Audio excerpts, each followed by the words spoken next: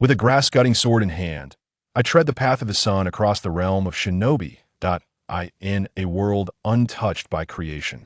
I wield the fragrance of blossoms and the touch of jade to sever the bonds of enmity and affection. My name is Feng. Ever since I traversed into this distinct universe of Naruto, I have become the much discussed and notorious figure, Sasuke, burdened with a system. I gradually unearth the truth. This seemingly idle system does not follow the path of signing in, but instead adheres to the principles of heavenly fate.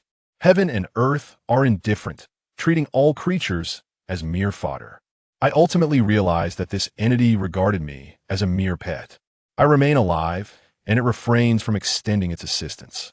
To enhance my strength, that requires diligent self-cultivation. To conquer the shinobi world, that demands relentless effort. Even more unfortunate was that this troublesome contraption sealed away a month of my memories right as I made my debut in the first episode, all in the name of game balance. It was not until the 27th episode, when I was on the brink of death, that my memories were restored. However, since the day my memories awakened, I noticed subtle changes in the shinobi world coinciding with my presence. You claim that Sakura has affections for me, yet Ino, Tenten, and even Hinata all weep and proclaim that they will marry no one but Muhat's sorcery. Is this? In a twist of fate, Naruto has become my close brother from the outset. Would he truly fight me over Hinata? Since charm is inescapable, I can only embrace all that comes my way.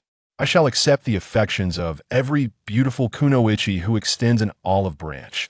The story of my rise began with a loss of memory, followed by a mission in the land of waves, where I spoke for the common folk, only to suffer the wrath of the Six Paths. Yet, through a twist of fate, I obtained the power of yang release bestowed by the sage of Six Paths. From humble beginnings, I shall support the crumbling edifice. The tale of my unification of the Naruto universe shall commence from that unforeseen coincidence. A gentle breeze caressed Feng's face, scattering flecks of light upon him. In the next moment, he slowly opened his eyes. This feeling is truly delightful, Feng mused, squinting up at the towering tree that shaded the sky. Its sprawling branches resembled an immense canopy, while the twinkling specks of light, akin to stars, danced through the lush foliage, casting a carpet of celestial brilliance. Beneath the swaying shadows, S.A.S.E.G. Is that you? I brought you a bento. A clear and somewhat shy female voice reached Feng's ears. The warm breeze beneath the tree harmonized perfectly with the youthful timbre of her voice, prompting Feng to turn and gaze in her direction.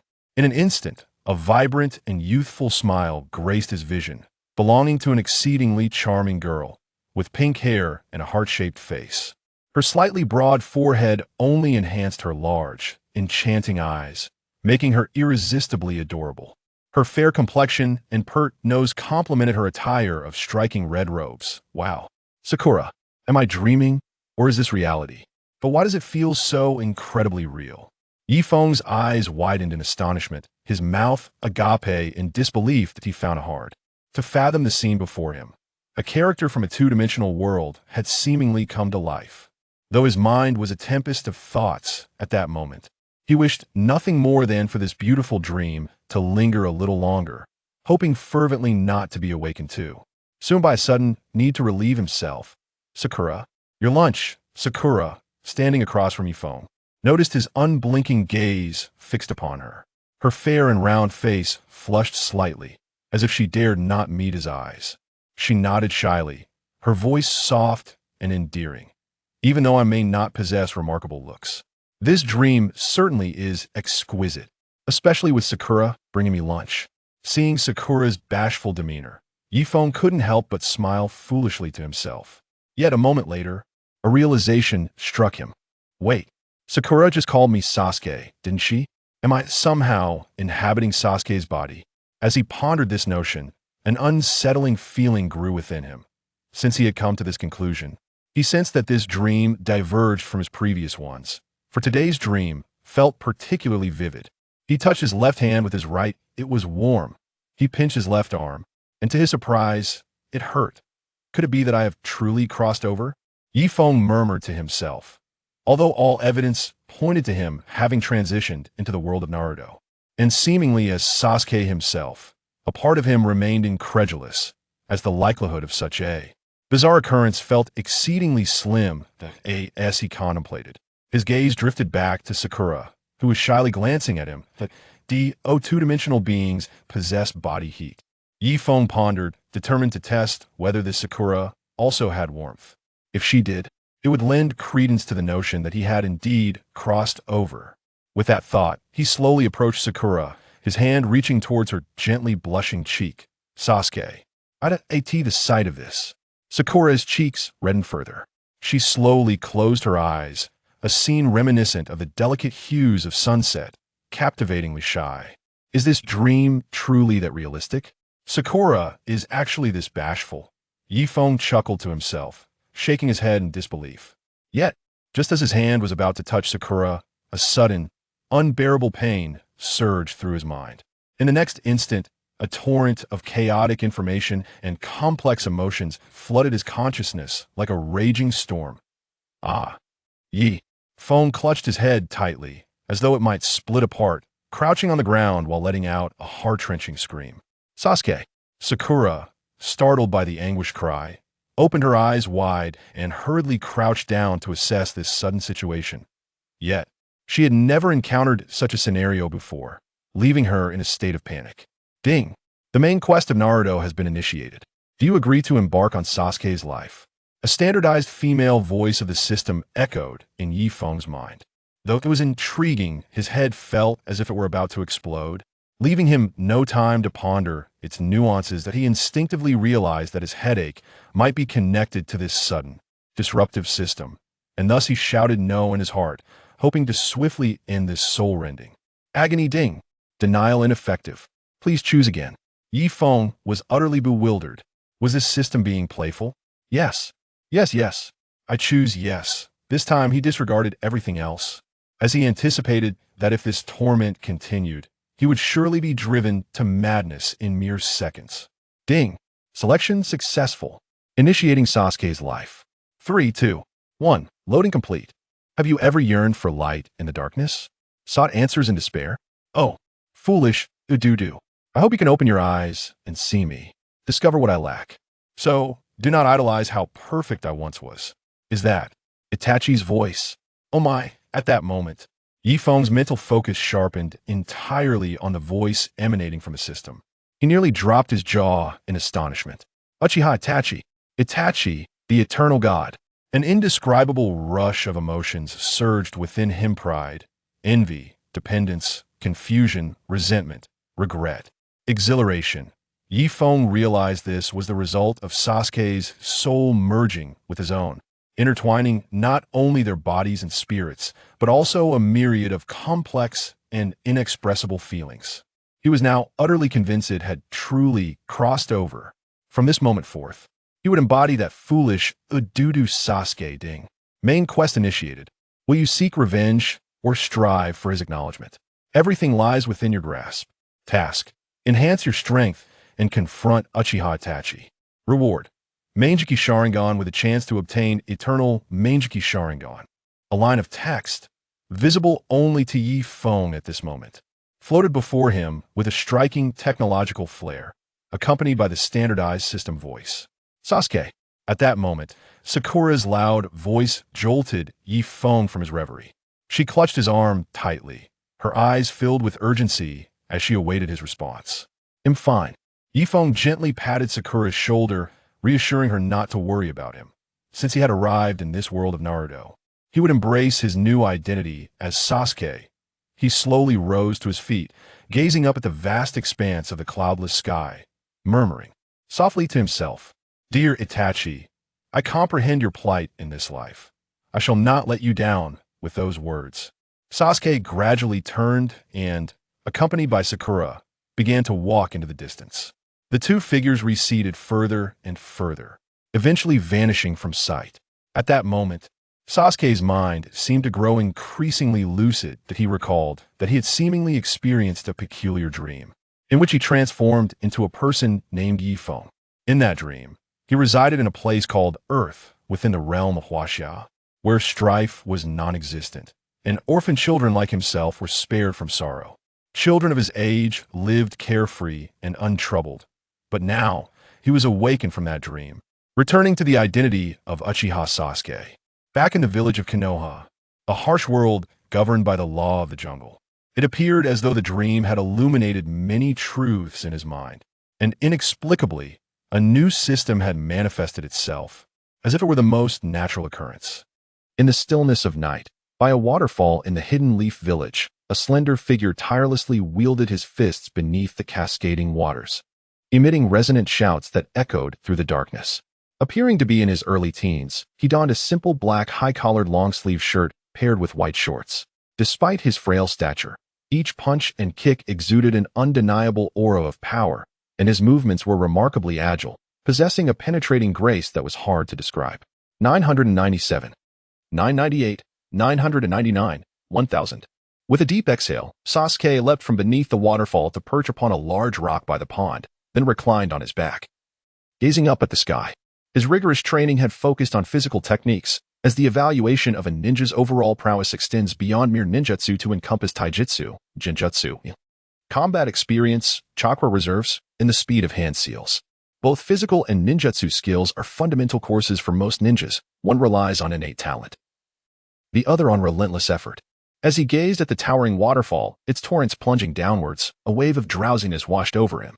The clouds swirling in his eyes morphed into visions of armies and raging tides, shifting and transforming in an unpredictable dance that imparted a profound aesthetic beauty to Sasuke. No, I shall practice ninjutsu tomorrow. He rested his head on his arms, his eyelids fluttering in a battle against sleep. Just as he was about to succumb to slumber, a sudden cool breeze brushed against his cheek, the evaporation of sweat leaving a refreshing chill that enveloped his body. In the next moment, Sasuke abruptly opened his eyes, unable to suppress a shiver. A mysterious wind howled past him, and he beheld two colossal human-like stone statues emerging from the mist at the waterfall's summit.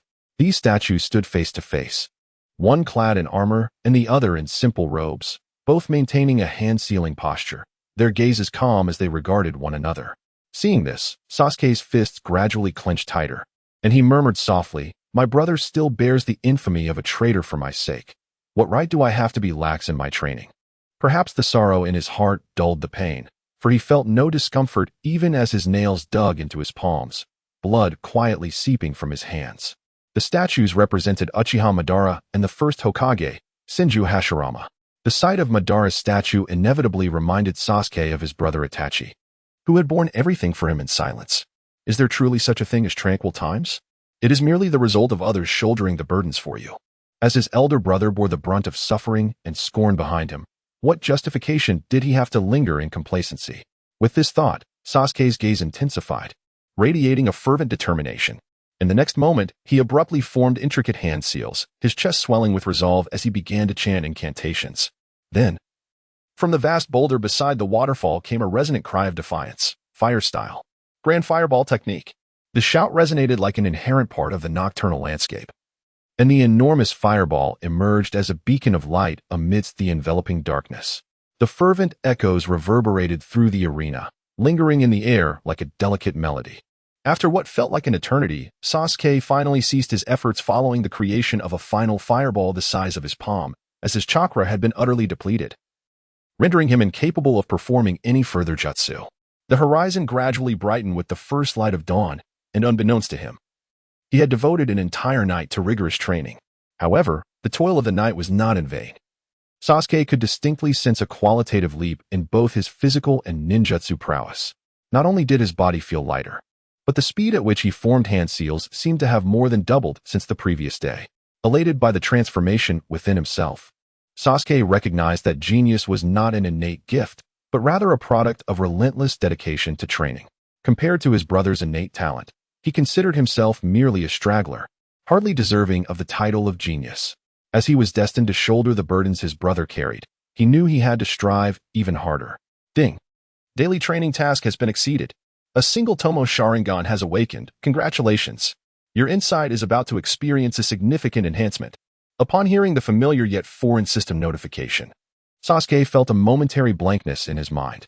The voice stirred a sense of familiarity, as if he had encountered it before. yet he could not recall when or where. It seemed to resonate with an innate essence, almost as if it were intrinsically linked to him. After much contemplation, Sasuke resignedly shook his head, unable to unravel the mystery. He decided it was best not to dwell on it any longer. After all, this entity, which he presumed to be a system, exuded an aura of being beneficial rather than harmful. Thus, why not accept it as a hidden mentor? As he activated the Sharingan, Sasuke immediately sensed something amiss.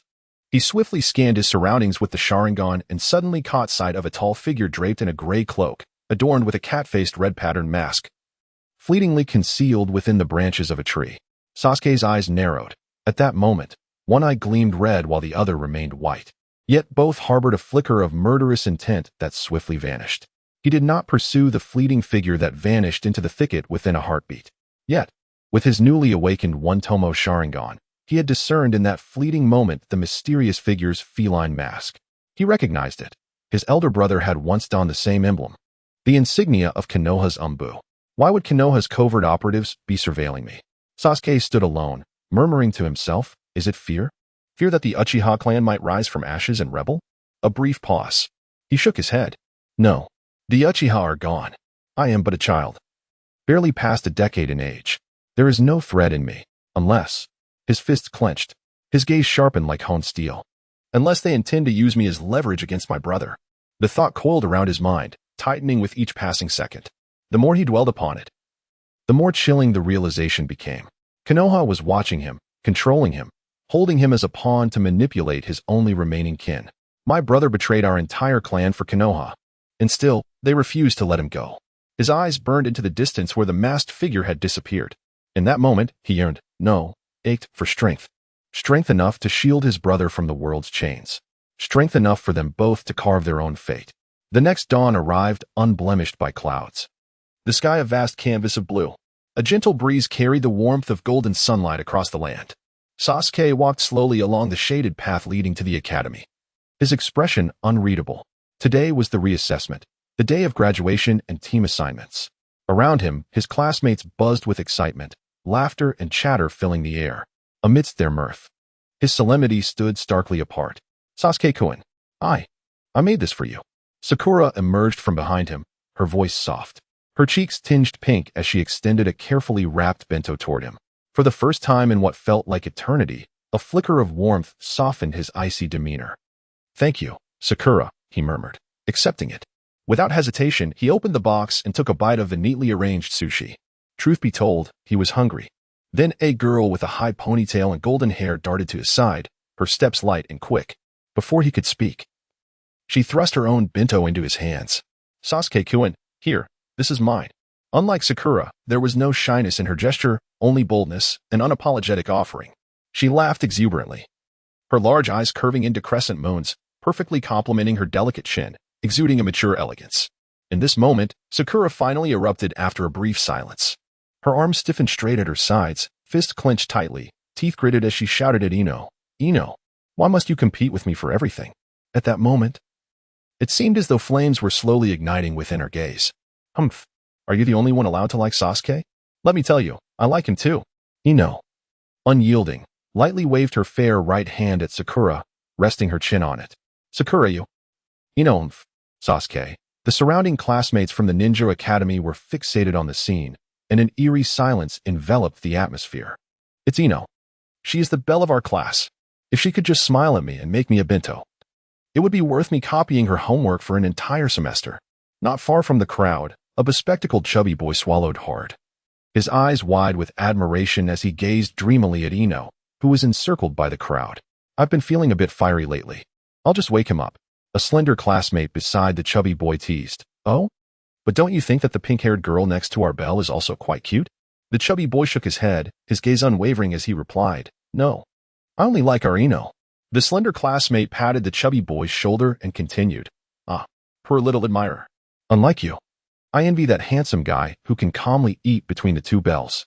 At that moment, Inoue, who had remained silent beside them, seemed to be touched by something painful, suddenly widening his eyes and harshly declaring, what gives him the right to have Ino make him a bento? Before he could finish, he saw Sasuke nonchalantly opening the bento that Ino had handed him, devouring it as if Sakura's bento had not satisfied him at all. In truth, the intense physical training over the past few days had immensely increased his appetite. But he had been so focused on his training that he hadn't noticed these minor details. You jerk. Damn it. Witnessing Sasuke brazenly eating Ino's bento in front of everyone, Inoue's mental defenses crumbled, and he shouted, completely losing his composure. His outburst immediately drew the attention of a significant portion of the crowd, leaving Inoue feeling a mix of anger and humiliation, as though he had experienced a social death today. Gazing at Sasuke, who was diligently enjoying his meal not far away, Inoue's eyes brimmed with frustration. He believed that all the misfortunes of today were solely caused by Sasuke. Thus, Inoue glared at Sasuke with a face full of resentment, turning to the crowd around him and gritting his teeth as he shouted, "What do you envy him for? Can't you see the clan emblem on his back? He belongs to the Uchiha clan." Upon hearing this, some individuals displayed peculiar expressions, while others remained utterly bewildered. Observing this reaction, Inoue burst into laughter and continued to shout at those who looked perplexed. "Perhaps some of you are unaware? I once secretly overheard my father mention that the Uchiha clan are actually traitors of Konoha. They once plotted to seize control of Konoha through rebellion. But all those people ended up dead. So what you envy now is actually an orphan from the Uchiha clan. He has no mother. So he likes to eat other people's bento. Ha ha." Whoosh. In an instant, a streak of black light flashed by, and before the crowd could react to Inoue's laughter, a wooden bento box abruptly appeared on his face. Bang! In a split second, everyone felt as though a bolt of blue lightning had swept past. As the bento box slid off Anbei's face, a slender figure materialized, gripping Inoue's neck with one hand. As the dust from the sudden movement settled, the figure emerged clearly before the crowd, revealing a frost-laden Sasuke. A profound silence enveloped the area. Even Sakura and Ino, who were not close to the eye of the storm, sensed an unusual atmosphere and ceased their pointless bickering. "Dare you repeat what you just said?" Sasuke hissed through clenched teeth, his gaze seething with murderous intent fixated on his prey, his voice chillingly cold. He could endure the accusation of the Uchiha clan's betrayal, for it was indeed the truth. However, he could not tolerate the insinuation regarding his dearest family. While he could bear the discomfort of remaining in Konoha, he would not stand for the insult directed at his parents, who had chosen to sacrifice themselves for the peace within Konoha. Inoue, with Sasuke's hand tightly gripping his neck and his feet dangling 3 inches off the ground, flailed desperately. An overwhelming sense of suffocation brought forth an unprecedented terror. "Classmate, why must you stoop to his level? He is merely a blabbermouth. Besides, if you kill him, the village will punish you, and it's simply not worth it." "Indeed, classmate, what has happened. No amount of discussion will amend it. Perhaps Inoue could apologize to you, and we can let this matter rest. What do you think?" The chubby and slender boys who had previously stood by Inoue rushed forward to mediate, becoming peacemakers in this tense situation. Upon realizing that this was both an opportunity for Sasuke to save face and a glimmer of hope for himself, Inoue hastily nodded, stammering in agreement. His neck remained firmly grasped by Sasuke, and with a slight nod, a searing sensation surged from his throat, accompanied by a wave of debilitating dizziness. Tears involuntarily streamed from the corners of his eyes, and he felt that this time, he was truly on the brink of death. Suddenly, with a resounding thud, Sasuke's grip on Anbei's neck slowly loosened, leaving him gasping for breath on the ground. The brief attempts at consolation from the 2 individuals beside him, one stout and the other lean, gradually restored his composure. As he regained his senses, a thought struck him. He recalled the Konoha Umbu who had been covertly observing him in recent days. If the Umbu had commenced their clandestine surveillance, then surely there existed higher-ranked ninjas with superior abilities, lurking in the shadows to monitor him as well. If his conjecture held any truth, would his assault on Inoue, a student of the Ninja Academy, still prove successful? Clearly, it would not. Even if his stance was justifiable, it mattered not.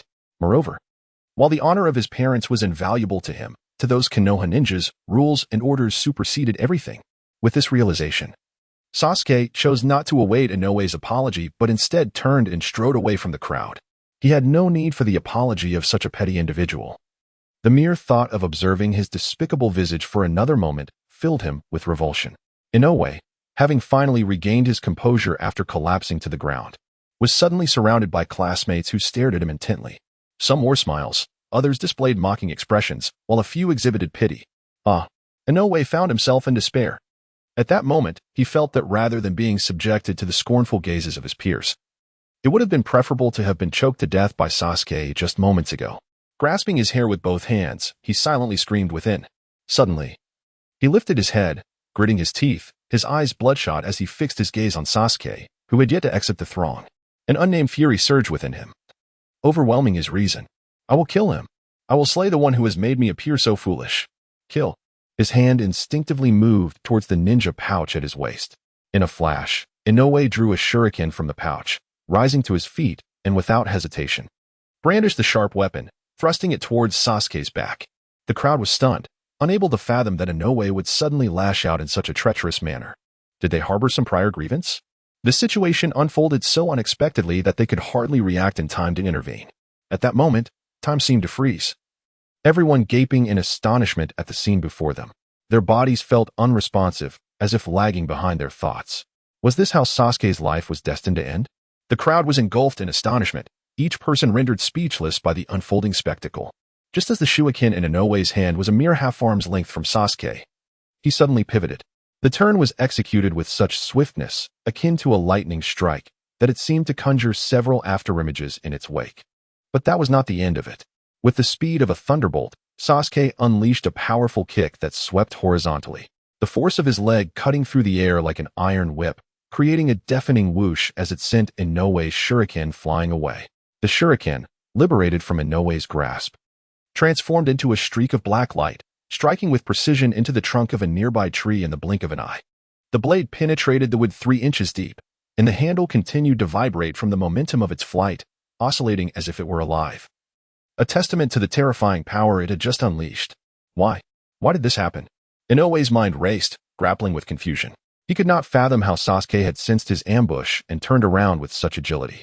It was as if his nimble body technique proclaimed him a capable genin, executing his movements with remarkable efficiency, devoid of hesitation.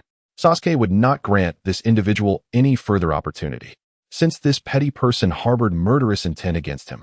Even if he could not eliminate this threat within the confines of Konoha, he was determined to subdue him now, refusing to allow such a sly adversary the chance to retaliate. Bang! Bang! Bang! Before Inoue could fully recover from his shock, Sasuke advanced with a decisive step, transforming his palms into fists, and unleashed a relentless barrage of 3 punches directly at the now vulnerable Inoue. Inoue was sent hurtling backward, his body curling into a shrimp-like position mid-air, spewing fragments of sushi and salmon from his mouth, instantaneously transforming into a veritable projectile warrior. The scene quickly turned into a spectacle of dark humor. Whoa, Inoue, you really had a hearty breakfast this morning, didn't you? With all that salmon and sushi. Oh dear, my nose can't handle this. The scent is overwhelming. I swear you should consider becoming a poison ninja. You have a promising future. At that moment, time seemed to resume its flow, as the pungent aroma of Inoue's vomit wafted through the air. Groups of onlookers engaged in varied conversations. Some jeered at Inoue, while others wore expressions of disgust as his underhanded attack on a classmate was at odds with their aspirations to embody the will of fire as ninjas of Konoha. Yet, a larger portion of the audience hurriedly fled, tears streaming down their faces. Although Inoue had a decent breakfast, the aftermath of his actions now emanated from him with an unbearable pungency. Sakura and Ino, at this moment, gracefully approached Sasuke, each wrapping an arm around him, their eyes glistening with tears that shimmered like dewdrops. Upon observing the 2 girls' sorrowful expressions, Sasuke, who was typically accustomed to a demeanor of icy indifference, found himself smiling faintly at them, before shaking his head and saying, "Thank you for your concern. I'm fine. There's no need for you to worry." Sakura tightened her grip on his arm, her delicate brows furrowing with concern as she implored, "Sasuke, let this matter rest. If you continue to retaliate, you will face the consequences of Konoha's rules." Ino, echoing her sentiment, nodded in agreement. Indeed. Sasuke, this person had the audacity to ambush a fellow student at the Ninja Academy. He is not worth the trouble you would incur by retaliating. Sasuke chuckled lightly. You're right. Given how despicable he is, it hardly warrants my continued involvement. We should leave. It's nearly time for our report. With that, he turned away, leaving Inoue seething with envy and resentment. As he watched the trio gradually fade from view, Inoue felt a sudden wave of confusion and helplessness wash over him. Despite his initial sneak attack, he had not even managed to ruffle a single hair on Sasuke. Yet he had been swiftly reduced to a pitiful state by Sasuke's counterattack, feeling akin to a lifeless dog. What was Sasuke's current level of strength? Had he already ascended to the rank of a genin? Yet, he had not even graduated from the ninja academy. With this realization, a profound sense of defeat surged within in no way. What truly constitutes a genius? Before him stood Sasuke, an epitome of brilliance, the most extraordinary talent he had ever encountered. Meanwhile, he had merely played the part of a petty fool today. Sasuke strolled along the shaded path, flanked by Sakura and Ino. Despite the envious, jealous, and resentful gazes of his peers surrounding him, he exhibited not a trace of arrogance or complacency.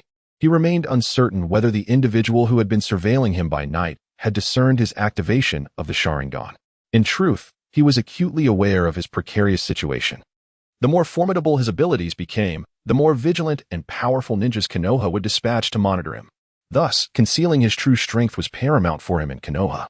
Previously, the direction in which he had kicked the shuriken towards a large tree was not a mere happenstance. It was a calculated prediction that if Konoha had indeed sent someone to observe him, that tree, struck by his shuriken, would serve as the optimal hiding spot. However, to his dismay, he found nothing. Had Konoha abandoned its watch over him? A cold smile crept across his heart at the thought. Such a possibility was utterly implausible. As long as his brother remained outside, covertly serving Konoha, such an occurrence would never transpire. Thus, with a serene expression, Sasuke gradually made his way towards the classroom where he was to report, amidst the envious gazes of those around him. At that moment, beside the tree that had been struck by the shuriken, in a patch of grass, an observer marveled at the prodigious talent of this Uchiha youth. No wonder the adults had instructed me to keep an eye on such a junior. To possess strength rivaling that of a lower-ranked ninja at such a tender age, how astonishing. I nearly became aware of my presence. After a moment's hesitation, the shadow beneath the robe murmured, "This discovery must be reported up the chain without delay." With that, the shadow suddenly vanished in an instant. As the figure disappeared, the shuriken embedded in the tree trunk also inexplicably vanished. At this moment, within the classroom of the ninja school where Sasuke was situated, a girl with twin buns exclaimed, "Wow, that classmate in the round-neck blue shirt is so handsome." Her excitement was palpable, as if she had stumbled upon a rare treasure. "Humph, did you not notice the two beauties sitting beside him? Those are the class's most admired girls." Another girl scoffed dismissively, gesturing towards Sakura and Ino. "So what? We might soon be in the same class, and who knows?" The girl with twin buns responded with determination, her right fist raised triumphantly against her chest. Her companion smirked, teasingly replying, "Well, you'd better put in the effort." He defeated Ino with a single move. Moreover, I heard that Ino was caught off guard and fell in just one strike. What? One move? Could it be that this handsome guy is already a ninja? Alas, it appears that hope eludes me. No wonder he is accompanied by the two most beautiful girls in class, never leaving his side. The girl with twin buns was so astonished that she covered her mouth with both hands, only to gaze forlornly at the dashing Sasuke in the distance, her face marred by regret. Sasuke, listening to the incessant chatter of the girls around him, remained indifferent, his expression a perfect mask of cool composure. A gentle breeze tousled his bangs, captivating Ino and Sakura, who were momentarily entranced. Once they regained their senses, their faces flushed crimson, akin to two ripe cherries adorning Sasuke's side, a sight to behold. Why must there exist such a handsome boy in this world? Regardless, I cannot passively relinquish my feelings for him. Sakura and Ino, blushing, gazed intently at his chiseled features, their hearts unable to contain their excitement. "Ah, Sakura-chan, I'm here." Just then, a fellow with short, yellow hair burst into the classroom, shouting. It was him. Sasuke's gaze sharpened, his demeanor growing increasingly serious. While other classmates may be unaware of Naruto's background, he had heard his father speak of it in the past. In some respects, he considered himself akin to Naruto, as both were now orphans, bereft of parental guidance. Yet, from another perspective, the reality was quite different. As the sole heir of the fourth Hokage of Konohagakure, Naruto was a cherished subject of clandestine protection. Consequently, despite his reckless antics within the village, he faced no repercussions. And Sasuke? He too was under surveillance, albeit for reasons entirely different, monitoring rather than safeguarding. Fate was dictated by their origins, though the foolish boy with yellow hair remained blissfully unaware of this truth. With a slight shake of his head, Sasuke turned away, no longer looking at the bewildered Naruto at the doorway. "Naruto, please refrain from calling my name in front of so many people." Sakura felt the collective gaze of her classmates shift from Naruto to her, an overwhelming wave of embarrassment crashing over her. shattering her defenses. She sensed a pressure far too great for her tender age. Ino, witnessing the scene, covered her mouth, laughing uncontrollably like a little chick. Sakura, stop laughing. Sakura protested, her annoyance palpable. Before anyone could react, Naruto had leapt onto the desk where Sasuke sat. He bared his teeth, his gaze fixated on Sasuke, who sat beside him with an air of nonchalance. The birthmarks on his cheeks, reminiscent of a cat's whiskers, seemed to contort with his mounting frustration. The onlookers nearby were momentarily stunned, wondering if the blonde-haired boy was oblivious to Sasuke's recent display of aggression towards Ino. Was another tragic incident about to unfold, reminiscent of the earlier debacle involving Ino? The crowd exchanged anxious glances. Meanwhile, Sakura and Ino, witnessing the tension, clenched their fists. Acutely aware that although Sasuke possessed striking charm, his temperament was notoriously volatile. They recalled the earlier incident involving the oblivious Ino and feared that if things escalated, Naruto might find himself in a similar predicament. What are you staring at? Sasuke asked coldly, lifting his head and leisurely lowering his hands from his chin, directing his question towards Naruto, who was crouched at his desk. Naruto gritted his teeth, glaring with his cerulean eyes, and spat back defiantly. I'm wondering what kind of fool dares to sit next to Sakura. Sasuke chose not to respond further, instead fixating his unwavering gaze on the prince who perceived him as a rival. Though he preferred to avoid conflict, he was unafraid of it. Should Naruto dare to strike him at that moment, he would not hesitate to gift him a memory as sweet as Ino's. Time seemed to freeze once more. The classroom enveloped in a silence so profound that no one dared to utter a word. The atmosphere grew heavy and tense, akin to a volcano on the verge of eruption, inducing a suffocating sense of apprehension. Shikamaru, at this juncture, rubbed his temples and slowly rose from his desk, for he had unknowingly dozed off. Ugh, it's all my father's fault for dragging me into a game of shogi yesterday, he muttered irritably to himself, feeling discomfort from having slumped over his desk. Awakening midnap had left him with a pounding headache. Upon lowering his hands from his temples, the scene before him filled him with bewilderment. Am I still dreaming? He pondered, furrowing his brow and shaking his heavy head vigorously. At that moment, it appeared that everyone in the classroom was staring in his direction, their mouths agape in astonishment, as if they might dislocate their jaws. Did I make a fool of myself? Is there something on my face? He questioned his own sanity. Yet, in the next instant, realization dawned upon him. The classmates standing not far behind him were not observing him, but rather the row behind him. The Nara family was renowned for their intelligence, and Shikamaru was the most distinguished representative of his generation. Thus, he quickly deduced the situation, given the limited space between his desk and the chairs. His curiosity got the better of him, prompting him to lean back and turn to see what was amiss.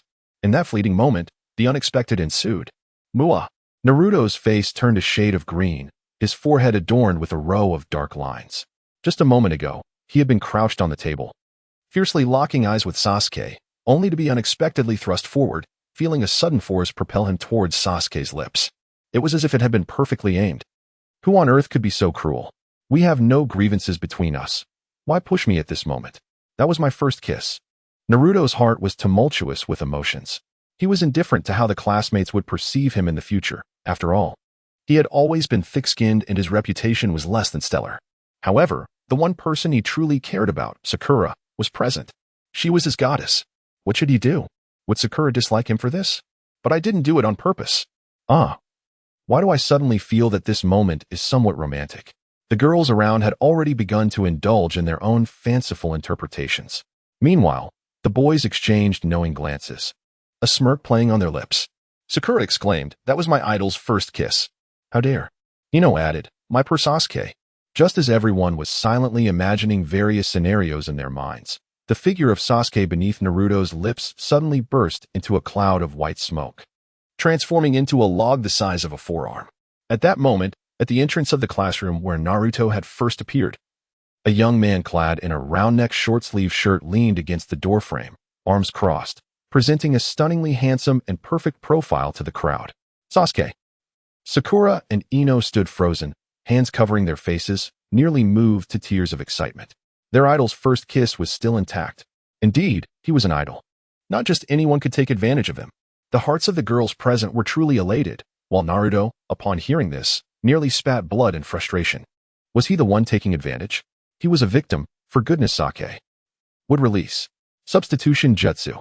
At this moment, Irika-sensei appeared in the corner of the classroom, utterly shocked by the scene that had just unfolded. Would release. Substitution jutsu. That was legitimate ninja technique that required a substantial amount of chakra to execute. Could it be that Sasuke was not only a ninja but also a skilled genin? How was that possible? He was the same age as us. Had he been training since birth, gaining an advantage from the very start? Irika's revelation sent shockwaves through the classroom, leaving all the students in a state of disbelief. Why is it that despite being of the same age, Sasuke stands out as exceptionally talented? Is he the epitome of what one might refer to as the ideal child, as described by parents? For 3 arduous years at this ninja academy, they have strived with the aspiration of becoming honorable ninjas, even though the probability of success is dismally low. They do not expect to triumph after just 1 year. If necessary, they could repeat a grade and endure a few more years of study. After all, everyone is dedicated to realizing their dreams of becoming ninjas, which is nothing to be ashamed of. Yet, what is this phenomenon before them? At such a young age, he has already distinguished himself among the ranks of genin. One might wonder if he commenced his training in the womb. This is surely a display of extraordinary talent. Unlike his classmates, Irika's gaze remained fixated on the composed Sasuke.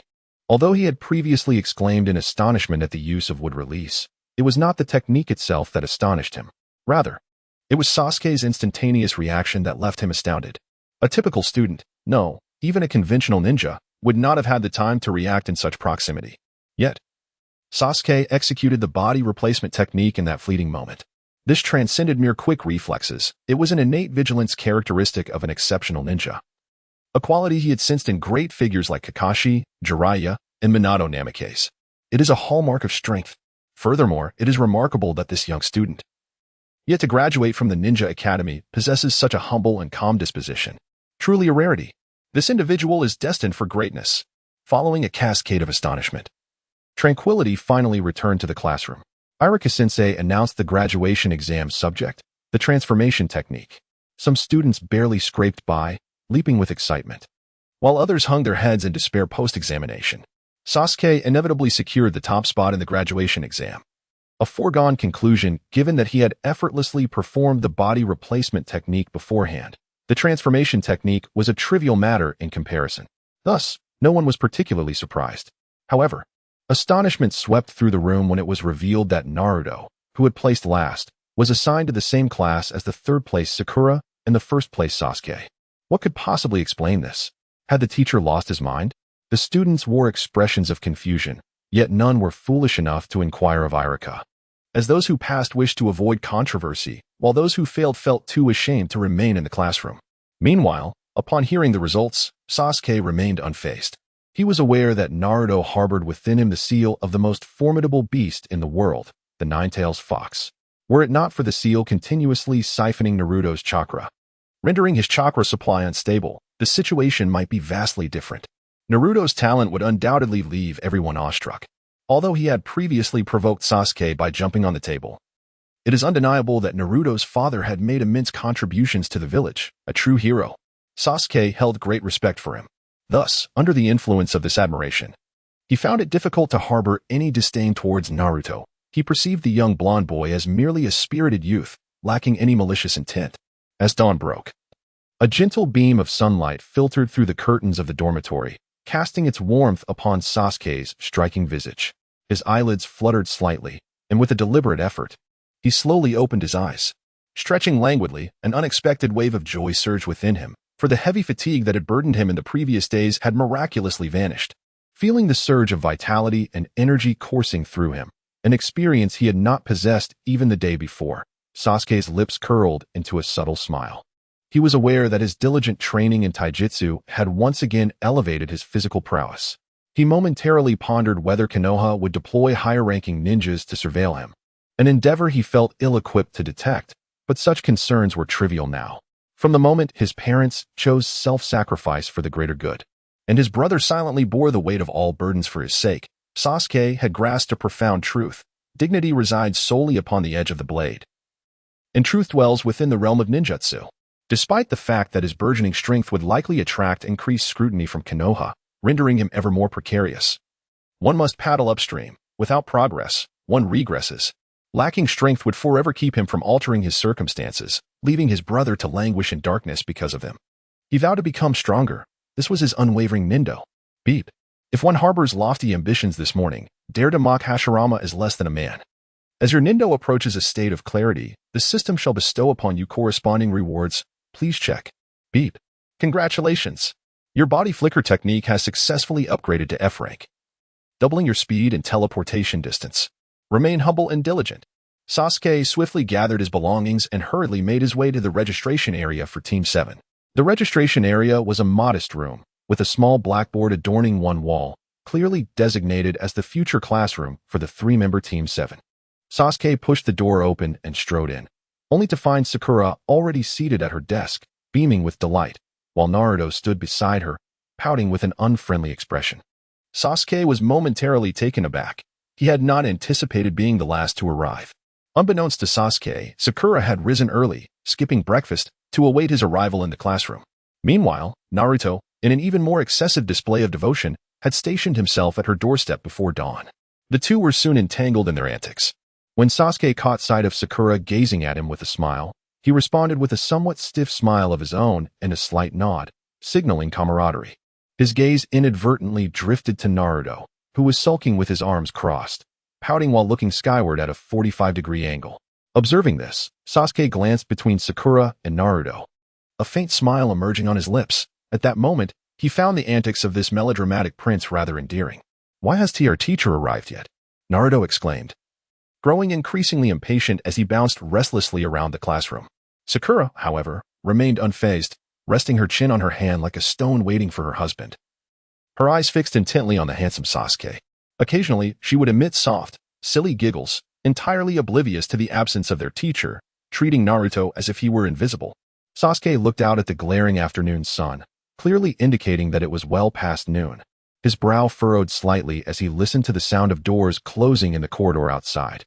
He remarked, "It is indeed rather unusual for it to be this late." Upon hearing this, Naruto suddenly seemed less annoyed with Sasuke, excitedly striding to the front of the classroom to grasp the chalk-covered eraser. He cautiously wedged it between the doorframe and the door, then turned back to the two with a grin, declaring, "Let us play a little trick on him. After all, he has kept us waiting for so long."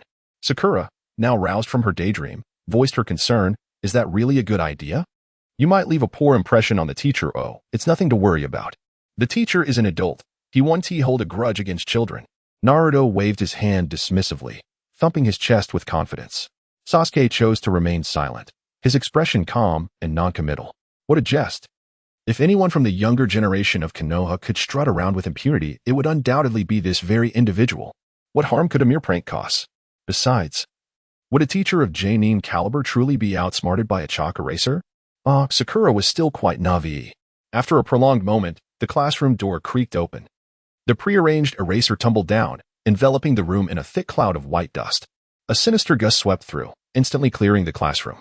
Then the trio beheld the abrupt appearance of a towering figure clad in a ninja vest, crowned with shockingly white hair.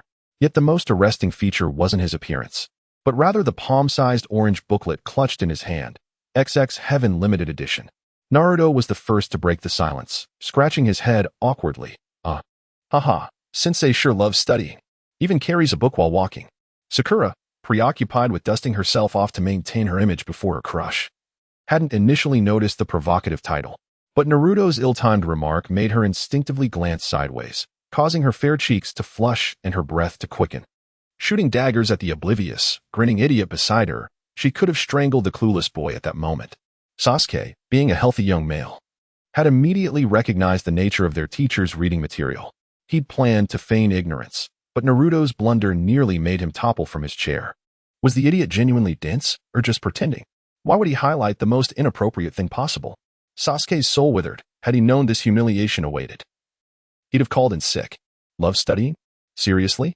After this social catastrophe, how could their sensei ever face them again? At that moment, Sasuke had never encountered anyone with Naruto's talent for verbal disaster. He'd have gladly vanished into the floorboards, and suspected their handsome white-haired Jonin instructor might request a transfer after this debacle. The silver-haired teacher, however, remained unflappable. With measured steps, he closed the door and approached the podium, carefully tucking away his orange literature before smiling. "I'm Hatake Kakashi. From now on, I'll be your instructor."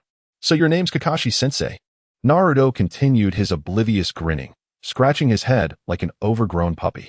Sakura nodded with lingering embarrassment, while Sasuke timely added his greeting. After all, when the involved party shows no discomfort, whoever feels awkward becomes the awkward one. Sakura's silent nod could be excused as maidenly reserve. However, Sasuke must feign indifference. Such is the last bastion of a man's pride. Kakashi, observing this, nodded slightly, his sole visible eye narrowing into a crescent of mirth. He then addressed the trio before him, continuing, "Let us take turns introducing ourselves to foster a sense of familiarity." Upon hearing this, Naruto recognized an opportunity to impress Sakura. He eagerly interjected, "I'll go first. I'm Naruto, and I love eating ramen. My favorite is the one from Irika-sensei's favorite shop, Ichiraku. My dream is to become the greatest Hokage of Konoha." After proclaiming this, Naruto pranced a little towards Sakura. Yet when he noticed she showed no inclination to look his way, he immediately felt disheartened and lowered his gaze. After awkwardly dispelling her embarrassment, Sakura resumed her covert admiration of Sasuke. Seeing that Naruto had finished and that her Sasuke did not seem inclined to speak next, she timidly said, "I'm Sakura Haruno. I adore beautiful things, and what I love most is..." Here, Sakura slightly nodded, casting a barely perceptible glance at Sasuke beside her. It became clear. This girl's greatest delight is gazing at the handsome boy before her. Kakashi observed the bashful expression on Sakura's face, a knowing smile hidden beneath his mask. "I am Uchiha Sasuke. I possess no particular hobbies or cherished interests, but if I must name one, it would be training. My dream is to attain freedom and gain the acknowledgement of someone special." Upon uttering these words, a fierce determination radiated from Sasuke. He refrained from explicitly mentioning his desire for his brother's recognition or the freedom he wished to restore to his brother within Konoha. Thus, everyone assumed he referred to Kakashi-sensei's approval. Unlike Naruto's optimistic and naive demeanor, Sasuke's eyes reflected sheer defiance. For in Konoha, he could rely on no one. The only way to assist his brother was through relentless effort and unwavering progress. Naruto found himself momentarily stunned. The jovial facade had vanished from his countenance. Strangely, he felt a profound connection with Sasuke at that moment, a sense of kinship that was hard to grasp. But hadn't he always despised this guy? Why was this feeling surfacing now? Pondering this, Naruto furrowed his brow. In contrast to Naruto, Sakura, a teenage girl in the throes of adolescence, had a much more innocent perspective. She internally exclaimed, "Wow, mother was right. Serious men are undeniably attractive. My Sasuke, my idol." Kakashi subtly tightened his fist, for he sensed something extraordinary within this young man before him. With fervor, tenacity, and indomitable spirit, he discerned within the depths of Sasuke's gaze a glimmer of resolute strength, a determination to pursue the impossible. This revelation caused Kakashi's pupils to constrict suddenly. He had witnessed such an aura once before, on the day his father chose to end his own life before him. That genius, known as the White Feng of Konoha, had repeated weekly to Kakashi until his last breath. He did not regret sacrificing the mission to save his comrades, nor did he regret the scorn of the masses that followed. If given another chance, Tsukumo Hatake would make the same choice without hesitation, striving for the unattainable despite the odds. Kakashi had always struggled to comprehend his father's unwavering commitment to what seemed an absurd cause. It was only with the arrival of a certain individual that he truly grasped his father's conviction. This young man, donned with protective goggles and a perpetual smile, often late due to his acts of kindness towards the village's elderly, had once resolutely buried himself beneath a massive boulder to save his friend. "Brother, I miss you," Kakashi murmured softly, instinctively brushing his fingers against the black cloth that veiled his left eye while gazing at Sasuke before him. The oppressive atmosphere in the classroom lingered for a time before gradually dissipating. Kakashi, regaining his composure, cleared his throat and spoke first. "I am aware of your exceptional talents. However, I have never encountered mediocrity in my presence." After a brief pause, he continued, fixing his gaze on the trio, "that you have been assigned to my Team 7. There remains a test that you must all pass." With that, he approached the classroom door and, enunciating each word, declared, "Gather at the training ground behind the dormitory at dawn tomorrow. Those who fail the test will not be accepted." Upon hearing this, Naruto was the first to react. Anxiously calling out to Kakashi at the doorway, "Teacher, aren't we already members of Team 7? Are we to return to the Ninja Academy if we fail this test?" Kakashi halted momentarily, then slightly inclined his head and replied, "The details are inconsequential. If you cannot pass my examination, I shall not accept you." He smiled knowingly and glanced back at Naruto, adding, "Of course, you may seek out other instructors for a plea. Perhaps If fortune favors you, you might be able to join as a transfer student. With that, Kakashi turned and exited the classroom, vanishing from sight around the corner. Transfer student? Naruto muttered, staring blankly at the spot where Kakashi had disappeared. He had never heard of such a concept. Yet it dawned upon him that Kakashi's words implied a dire consequence. Should they fail the upcoming test, they would be compelled to return to the Ninja Academy for another 3 years of study. If that were truly the case, it would be better to have never passed the exam at all. To slink back in defeat now, wouldn't that make him the laughingstock of the next 3 years at the Ninja Academy? At this thought, Naruto gritted his teeth, silently vowing that even if it cost him his life, he would pass this so-called test tomorrow. Sakura, on the other hand, remained emotionally unperturbed. After all, she had graduated third in her class, a model student by all accounts. In her estimation, among the 3 of them present, the one who should be most concerned was undoubtedly Naruto, who had somehow scraped through as the dead last in their graduating class. Perhaps no one had voiced it then. But now that Kakashi-sensei had seen Naruto's abysmal records, this test might very well be a ploy to weed out the failure. Not that it concerned her or her beloved Sasuke. As for deeper implications, well, she was just an innocent girl, too timid to ask or speculate. Unlike the simplistic thoughts of the other 2, Sasuke remained silent after Kakashi's departure. He sensed that things were not as straightforward as they seemed. Though framed as a simple test, the chasm between a Jonin and a Jonin was as vast as heaven and earth. Unlike Sakura and Naruto, he couldn't afford to gamble. If he failed tomorrow due to carelessness, his tormented brother would suffer 3 more years of agony. Failure was not an option. If necessary, he would unleash the Sharingan. With this resolve, Sasuke slowly clenched his fists. The next morning, as the first light of dawn crept over the horizon, Sasuke stood waiting in the training grounds behind the dormitory, a stark contrast to his tardy arrival the day before. In truth, he hadn't slept at all. After completing his usual training regimen, he had remained there, meditating. The grounds were empty, save for his solitary figure seated in quiet contemplation, a habit inherited from his father, Fugaku. At some point, he had grown fond of this practice, finding that it calmed the storm of his anxieties. In the stillness that followed, clarity emerged like a lone lantern in the darkness, guiding him through his solitary struggle. Sasuke-kun, you're here early today. Sakura's voice drifted lazily from a distance as she approached, her eyelids still heavy with sleep. Trailing behind her, as ever, was her devoted shadow, Naruto. He looked even worse, stumbling along with his eyes closed as if sleepwalking. How he had managed to follow Sakura in such a state was anyone's guess. He clutched a pillow, still wearing his nightcap, which bobbed with each step of Naruto. In a fleeting moment, as Naruto lifted his foot, he stumbled over a step and promptly embraced his pillow, slipping into a slumber reminiscent of an infant's.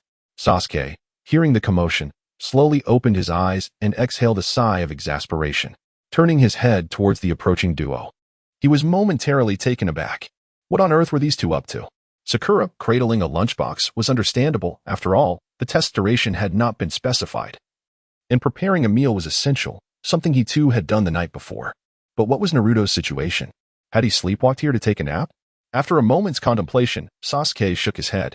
Observing the dark circles under Naruto's cap, he realized the truth. The prince had spent the previous night in anxiety, unable to find rest.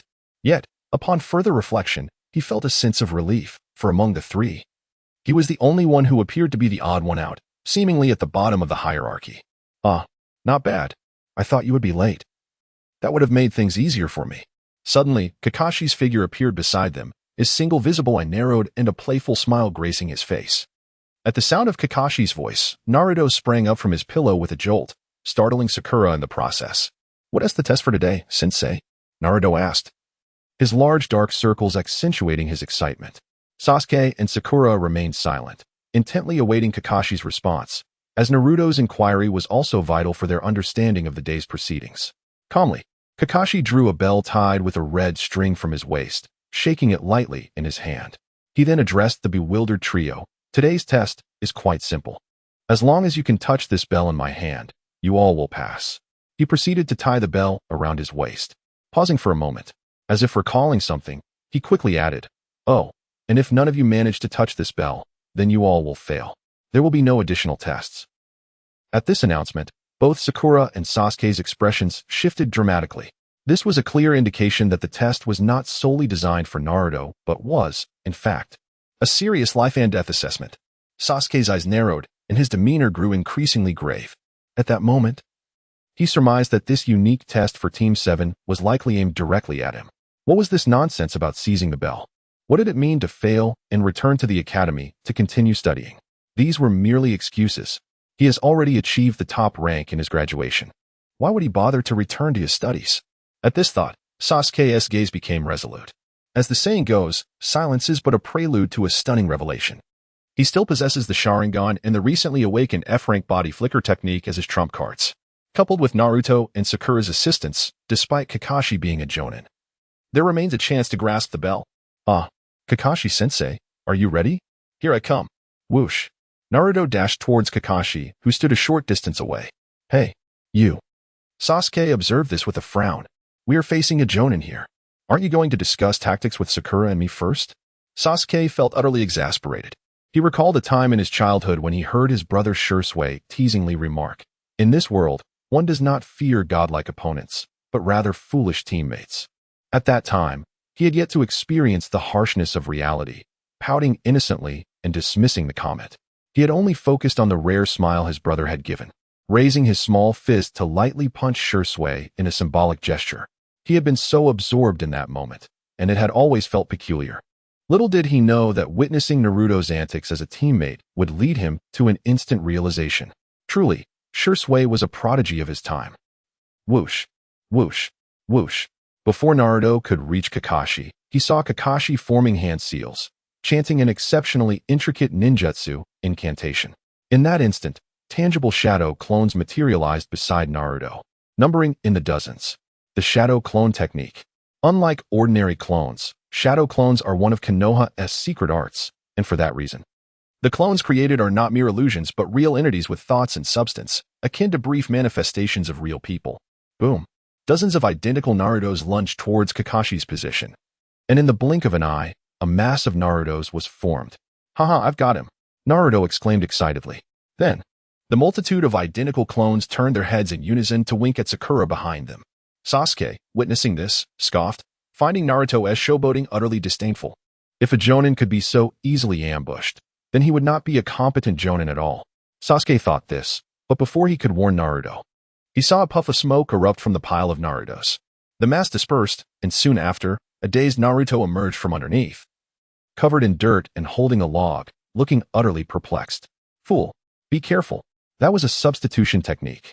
Upon witnessing Naruto's bewildered expression, Sasuke was instantly filled with exasperation, pondering how this fellow could so easily forget the lessons of the past. Just days prior, he had demonstrated the art of the substitution technique right before Naruto's eyes. And yet, the memory seemed to have vanished from his mind. How utterly infuriating. In that moment, while Naruto remained distracted and lost in thought, Kakashi's silhouette abruptly materialized in midair. Sasuke and Sakura, who were nearby, were taken aback, and they instinctively prepared to call out a warning to Naruto.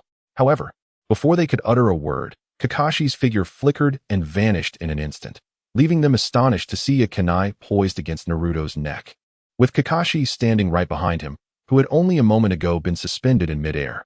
Naruto's mouth fell agape, frozen in place, while Sasuke and Sakura stood dumbfounded by this astonishing display. How remarkable! Was this truly the chasm that lay between a Jonin and a Genin? At that moment, Sasuke remained rooted to the spot, his fist clenched tightly, beads of cold sweat forming on his forehead. He began to question whether he had overestimated his own abilities, or perhaps underestimated Kakashi's prowess as a Jonin. Could he truly hope to bridge the gap and approach Kakashi if he unleashed all his hidden cards? Sasuke now harbored grave doubts, fearing that even with all his might, he would likely end up like Naruto, captured in a single move. Unexpectedly, in a turn of events no one could have predicted, the restrained Naruto suddenly dissipated in a puff of white smoke. Kakashi's pupils dilated in shock. Haha, Kakashi-sensei. I've caught you. With a rustling of earth and the next heartbeat, a Naruto, sporting a tuft of grass atop his head, appeared right at Kakashi's feet. Half of his body was buried beneath the ground of the training field, with only his arms protruding as he clung tenaciously to Kakashi's legs. How impressive, Sasuke thought, nearly overwhelmed with the impulse to rush forward and plant a hearty kiss on Naruto. The boy had executed a brilliant feint, luring his opponent into a trap. He had never anticipated that the seemingly carefree and somewhat foolish Naruto possessed such tactical acumen in battle. Sakura, witnessing this spectacle, couldn't help but feel a surge of joy.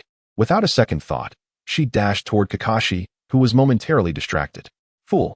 Sasuke exclaimed inwardly, nearly infuriated by her reckless abandon. He thought to himself, "Naruto has just gained a slight advantage, and you rush in without caution. Are you truly so oblivious? Is it so simple to confront a Jonin?" As anticipated, Sakura's impulsive charge inadvertently provided Kakashi with an escape from the predicament. In the next moment, Kakashi swiftly subdued Sakura, who had approached him, then used her life to threaten Naruto into letting go. Seeing the look of disappointment on Sakura's face, Naruto could only helplessly release his grip on Kakashi. "Idiot! Get away from the teacher." Sasuke finally couldn't stay still any longer. With Sakura already restrained by Kakashi, if he lost Naruto's suppression as well, their chances of completing the test would plummet to their lowest. The battlefield was ever-changing. Hearing Sasuke's shout, Naruto immediately became alert. With a light tap of his toes, he retreated several steps in an instant, putting distance between himself and Kakashi in the blink of an eye. Whoosh! Kakashi glanced at Naruto with a smile before suddenly leaping into the nearby thicket with Sakura in his arms. Their figures vanished without a trace. Silence. A deathly silence. Sasuke stood frozen in place, vigilant against any sudden ambush from Kakashi. Naruto, too, was no longer carefree, his kunai held defensively across his chest, the whisker-like birthmarks on his cheeks seemingly bristling with tension. The battlefield was once again submerged in eerie stillness. Whoosh! A shuriken, like a black meteor, abruptly materialized midair, hurtling toward Naruto's back. "Watch out!" Sasuke reacted instantly, hurling his own shuriken to intercept the incoming projectile. Clang! A crisp metallic clang echoed as two violet gold shurikens embedded themselves deep into a nearby tree trunk, their trembling afterimages almost tangible. Too close. Naruto tightened his grip on his kunai, beads of sweat rolling down his face. "Behind you." Before Naruto could steady himself, Sasuke's urgent shout rang out. Though his chakra control was unstable, his combat instincts, inherited from Minato, were sharp. In a flash, he formed a hand seal, and an identical, solid clone appeared beside him. Their hands clasped together. Seizing the moment, Naruto yanked the clone's arm and flung it behind him, sacrificing the pawn to save the king. Brilliant! Sasuke couldn't help but cheer. Naruto's god-tier battle sense kept shattering his preconceptions of the so-called dead last. Truly, the cub of a tiger is no dog. As expected of the fourth son. Poof! The throne clone burst into a puff of white smoke midair the moment it made contact with Kakashi. As Naruto propelled himself backward with the force of his leap, he was taken aback to find that Kakashi had inexplicably vanished from his sight. Where could he have gone? Naruto scanned his surroundings with heightened vigilance. Time seemed to stand still, and at that moment, Sasuke, who was not far away, wished to call out a warning to Naruto. But it was already too late, for the outcome of their confrontation had been determined. Unbeknownst to Naruto, Kakashi had taken a crouched position behind him.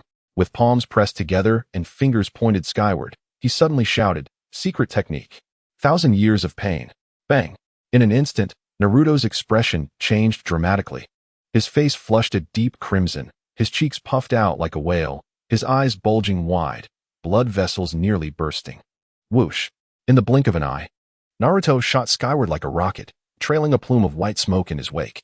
At that moment, Naruto found himself in a whirlwind of emotions, a three-part indescribable bitterness, a three-part unforgettable agony, a three-part unbearable memory, and most perplexing of all, a final portion of inexplicable exhilaration.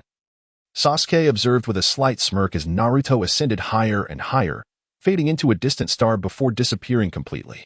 He couldn't help but recall Naruto's words on the day they first met. No way. Teachers are adults. They wouldn't hold grudges against children. Grudges? He thought to himself, "Oh, esteemed prince, this time you miscalculated. In the Hidden Leaf Village, having offended a Jonin, did you think you could simply walk away?" After sending Naruto off with a swift maneuver, Kakashi turned to Sasuke, his eyes crinkled in a gentle smile, and said, "Are you ready? It's your turn." Sasuke's pupils dilated in sudden fear, retreating a few steps, appearing helpless and despondent. Although Kakashi's visible eye radiated warmth and kindness to Sasuke, it was as menacing as a wolf's gaze. Whoosh! Kakashi's form vanished in an instant, only to reappear with an elongated shadow, thrusting a shuriken directly at Sasuke. Sasuke remained paralyzed with terror, his expression one of utter despair. Seeing this, Kakashi couldn't help but sigh inwardly. Despite the fact that Team 7 boasted Sasuke, the top graduate, and Sakura, who ranked third, they were woefully inadequate. Naruto had potential but was often too naive. Sakura possessed formidable strength. Yet her simple-mindedness led her to charge in recklessly. As for Sasuke, the so-called top student, he was remarkably lacking. Kakashi had initially thought him to be the most cunning in the group, as he had refrained from recklessly approaching someone of such overwhelming power until now. Witnessing the trembling figure of Sasuke, Kakashi couldn't help but feel he had overestimated the situation. It seemed he was merely a mediocre prodigy. What on earth was Irika thinking during his selection? The quality of students seemed to be diminishing with each passing year. This might very well be the most lackluster cohort of ninjas I have ever mentored. Just as Kakashi prepared to confront Sasuke, the latter's form, which had been motionless, suddenly transformed into a cloud of white smoke and erupted into a burst of energy. To Kakashi's astonishment, it morphed into a kunai attached to a small piece of wood, adorned with an explosive tag, would release, body substitute technique. Kakashi cursed inwardly, realizing he had been deceived. He quickly attempted to retreat, but at that moment, the explosive tag affixed to the wooden piece ignited with a blinding golden light, unleashing a torrent of energy that radiated outward. Boom! The explosive tag detonated, engulfing the area where Kakashi stood in a fiery blaze that shot into the sky. A searing white light expanded in a circular pattern, gradually dissipating in the surrounding space.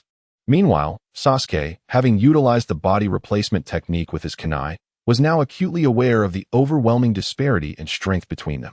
Clinging to any notion of a fair contest would be futile. Surrendering would be the wiser choice. After all, Kakashi was a legitimate jonin, and this explosive tag was hardly a significant threat to him. However, as Sasuke contemplated this, he noticed a somewhat disheveled figure materializing not far from him. The individual, covered in soot, was bent over with hands resting on their knees, gasping for breath in a pitiful display. Sasuke frowned upon seeing this, recognizing that Kakashi had just executed one of his own trump cards, the body flicker technique. Observing the distance and speed at which Kakashi had moved, it was evident that it far surpassed his own low-grade version of the technique. Truly, a testament to Kakashi's prowess as a jonin. Well then, sensei, I suppose I shall not hold back any longer. Kakashi had narrowly escaped disaster through the last-minute use of the body flicker technique. Despite being a jonin, he was not an indomitable tank like a Kimichi Choji. He remained vulnerable. Had he taken the explosive tag head-on, he would have likely faced severe injury or worse. What kind of reckless individual was this Sasuke? Was it really necessary to risk everything for a mere test? Just as Kakashi was lost in his thoughts, a youthful voice rang out nearby, sending chills down his spine. Fire release, great fireball technique. A massive, searing fireball surged toward him, blotting out the sun as it descended upon the grass where Kakashi stood. All he could perceive was the overwhelming scent of burning foliage, and in that moment, he felt an acute sense of danger. A profound sense of crisis instantaneously triggered an alarm in his mind. Kakashi's brow furrowed sharply. Initially, he intended to rely solely on taijutsu to assess these younger generations. However, he was now faced with a life-threatening situation, compelling him to resort to ninjutsu. Alas, it matters not if it lacks martial virtue or if he is toying with the younger generation. His life takes precedence. In the next moment, he abruptly raised his hands, the hand seals blooming like a profusion of flowers, intricate yet delicate. Earth style. Earth wall. Boom. In an instant, a formidable earthen wall, constructed from gray bricks and black tiles, surged forth, interposing itself between the colossal fireball and Kakashi's true form. Hiss, hiss. The immense fireball, radiating terrifying heat, barreled straight into the earth wall summoned by Kakashi. The sizzling sound of flames melting the wall echoed continuously. Crack, crack. Under the searing blaze, the earth wall began to reveal a network of cracks. Those fissures expanded, ultimately resembling a spider's web, sprawling across nearly the entire surface of the earth wall. This is bad. Kakashi, recognizing the dire situation, swiftly formed another set of hand seals. Boom. A wall, several times thicker than the previous one, emerged in response. It visibly dwindled the advancing flames. Kakashi exhaled a sigh of relief. Although two earth walls stood between him and the scorching air, the heat remained unbearable. He couldn't help but ponder how fiercely this young one was attacking. Not only was it fierce, but it was also insidious. He nearly suffered a significant defeat at the hands of this young ninja. Yet, simultaneously, he felt a swell of pride, as he had finally taken on a promising prodigy. In this young man, he saw a reflection of his own youthful self, brimming with exceptional talent and charm. In short, Kakashi suddenly found this young lad increasingly amiable, yet he was now troubled by how to gracefully exit this situation. His beloved student had reduced him, the teacher, to such a pitiful state. Would conceding defeat mean that the student had passed the test? Truth be told, it was somewhat embarrassing for him. After all, how could a seasoned jonin concede to a mere genin? That would indeed be a tarnish on his reputation. But if he did not concede and continued to fight and win against him, would that even count as a passing mark for the test? Just as Kakashi was caught in this dilemma behind the earth wall, a figure suddenly materialized in the air not far from him. Kakashi's pupils constricted into slits as he beheld the figure. It was Sasuke, the very embodiment of the F-rank body flicker technique. A mere graduate of the Ninja Academy, still not even a genin, had managed to execute the F-rank body flicker technique. Kakashi shouted in his heart without cease. Like a humanoid echo machine, he incessantly repeated a singular phrase, for truth be told, in all his years, he had never witnessed such an extraordinary ninja. Time seemed to freeze at that moment as Kakashi beheld Sasuke soaring toward him from a short distance above. His right hand extended slightly forward, fingers curling in a predatory gesture, embodying an overwhelming aura as he aimed directly for Kakashi's waist. Despite the astonishing prowess Sasuke displayed, the disparity between a genin and a genin remained vast. Moreover, today, Sasuke faced the Leaf's prodigious copy ninja, Kakashi. Alas, what could he do? His admiration for the boy's talent was undeniable. He hoped their rivalry would not ignite into conflict, as that would complicate matters later on. Thus, he resolved to wait until Sasuke drew nearer, intending to subdue him gently, sparing his pride. In an instant, Kakashi had devised a general plan for the forthcoming encounter. Yet just as Sasuke closed in, a flash of crimson light abruptly pierced his vision. Boom! Kakashi's eyes blurred, and when the double vision dissipated, he found himself confronted by a smiling youth clad in a blue tracksuit, wearing goggles. The youth's smile radiated like blooming flowers, pure as a crystal spring. Now grinning foolishly at Kakashi while scratching his head. "Is that you, Obito?" Kakashi exclaimed, tears streaming down his face.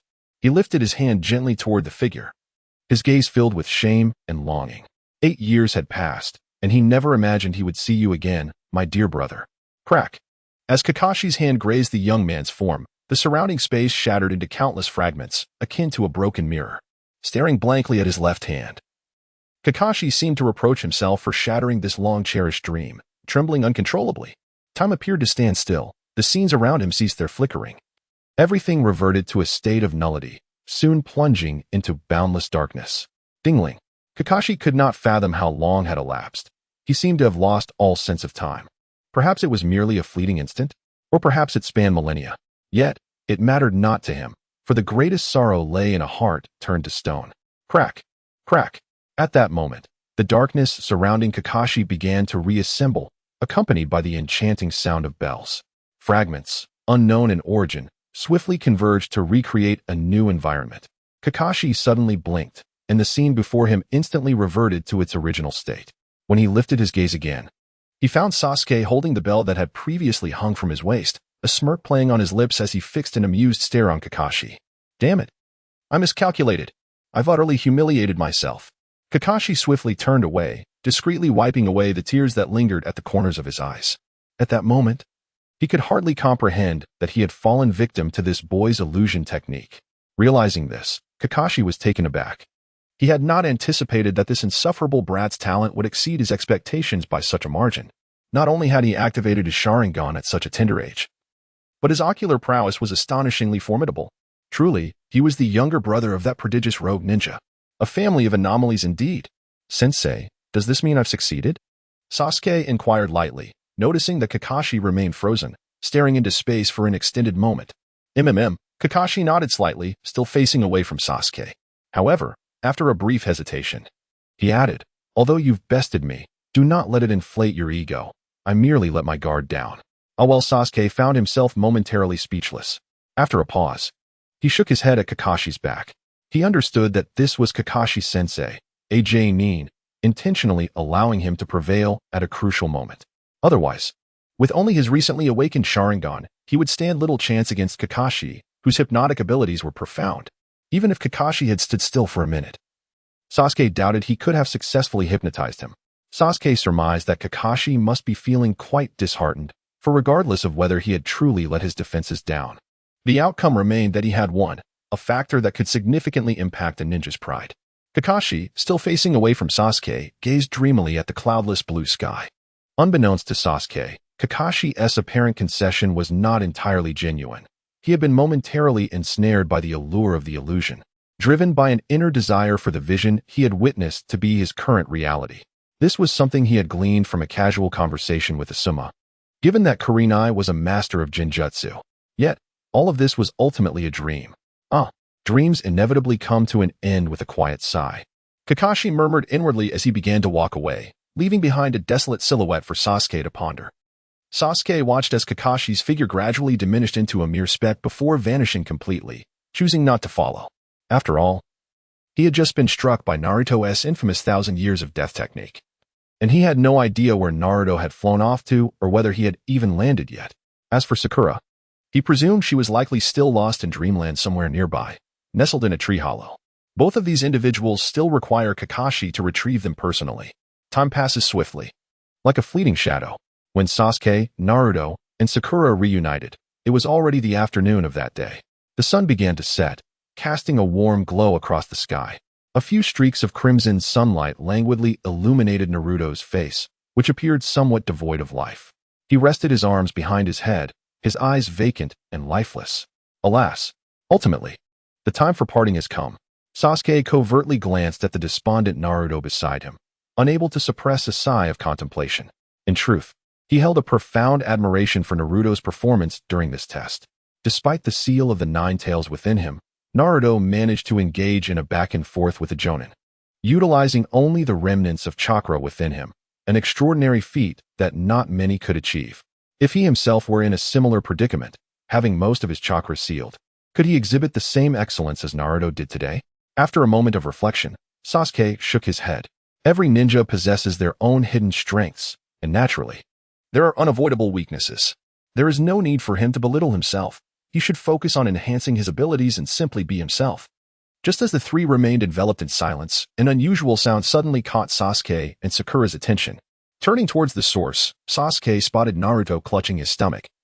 Wearing an odd expression, his gaze evasively avoiding Sasuke's. A hint of amusement flickered within Sasuke. Hey, eat up. I know you didn't bring lunch. You haven't eaten all day, and your body won't hold up. Saying this, he retrieved a bento from his ninja pouch, patted Naruto on the shoulder, and handed it over. Naruto abruptly sat up, astonished, staring at Sasuke as if unable to believe his gesture. Sasuke smiled at him and continued, to be honest. I was truly amazed by your performance today. I didn't expect your strength to be so formidable. In that moment, Naruto felt a rush of emotion surge within him. Akin to a sudden torrent sweeping through his mind, his nose tinged with a hint of warmth. Since he could remember, he had never experienced such acknowledgement from his peers in Konoha. For reasons unknown, he found himself increasingly fond of Sasuke at that moment. A friend. This person before him was his only friend now. With this thought, Naruto reverted to his usual playful demeanor, scratching his head bashfully as he accepted the bento from Sasuke. As they sat facing each other, sharing laughter and enjoying their meal, Sakura observed the scene with a sense of astonishment. It was as if Sasuke had transformed into a different person. The aloof and handsome demeanor he once had now softened, making him more approachable in this moment. As this thought crossed her mind, Sakura pulled out her bento and joined the others, and the three of them sat together, the atmosphere gradually becoming warmer. Is this the outcome I desired? Kakashi, observing from a distance, nodded approvingly at the trio.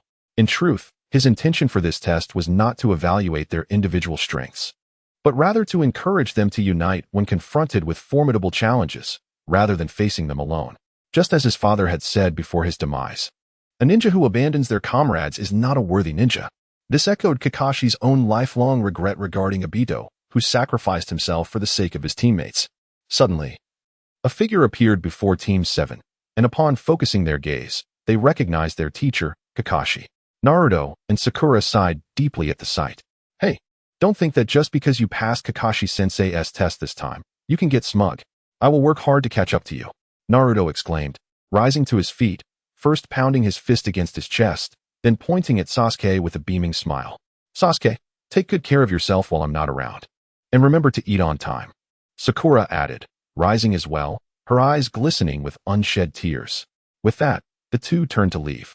Sasuke remained rooted to the spot, suddenly feeling an emptiness in his heart, as if a part of him had been hollowed out.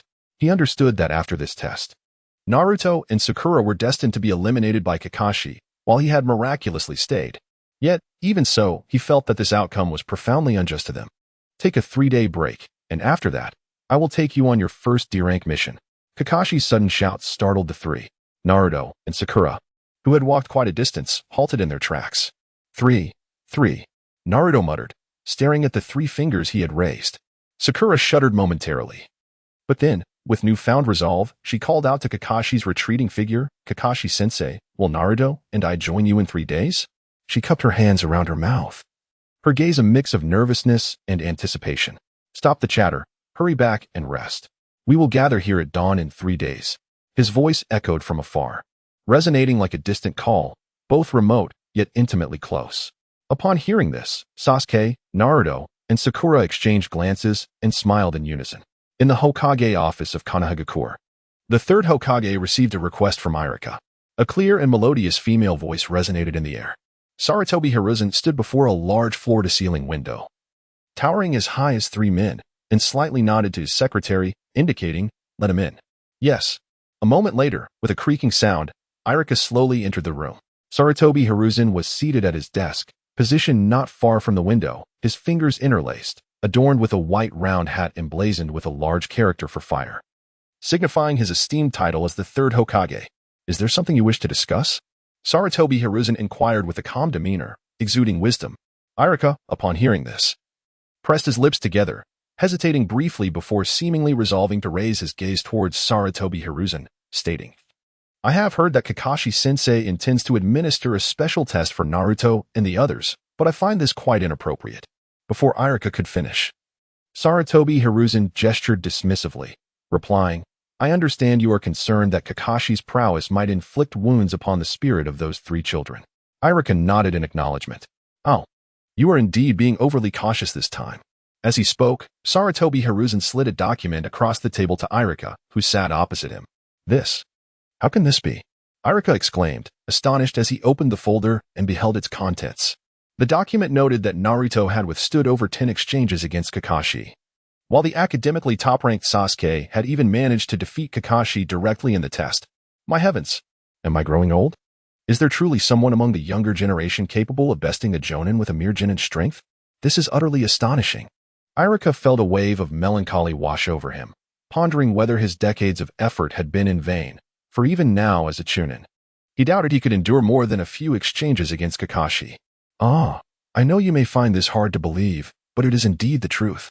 If you wish, you can verify it with that rascal Naruto. Sarutobi Hiruzen chuckled softly, a hint of nostalgia gracing his seasoned face as he realized that the child he had watched grow up, Naruto, could endure against Kakashi for so long.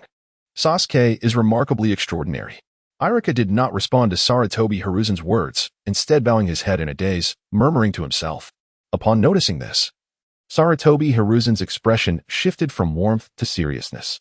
Sasuke, the younger brother of that prodigious rogue ninja, his rapid progress is exceedingly unpredictable. It appears that closer surveillance will be necessary moving forward. Yuan Fei Risen narrowed his eyes, acutely aware that his actions were somewhat unscrupulous. After all, others might remain oblivious to the fact that Itachi was a double agent for Konoha. However, he and Danzo were fully cognizant of this truth. Was his course of action truly justifiable? At that moment, he could not help but recall the legendary Hashirama Senju, who had mercilessly slain Madara for the sake of Konoha. Although they had previously agreed to coexist peacefully, the villagers harbored a persistent arrogance and prejudice against the Uchiha clan, which was undeniably unfair. Perhaps this was the principal reason for the eventual rebellion of the Uchiha. Yet, Hashirama had been able to decisively act for the safety of Konoha. Although no one explicitly voiced it, his actions had left an indelible stain in the eyes of the world. Why could I not dedicate myself to Konoha with equal fervor? With this thought, Yuan Fei Risen turned to gaze out the window at the imposing Hokage rock, one of which bore the likeness of himself as the third Hokage. Ding! Congratulations, you have acquired the Fire Release, Phoenix Fire Technique. Please promptly follow the provided visualization diagram for training to avoid unforeseen complications. Thank you. Sigh. Sasuke, with a face devoid of hope, climbed out of bed, furiously striking his pillow. He was on the brink of madness. Driven to insanity by the sudden notification from the system.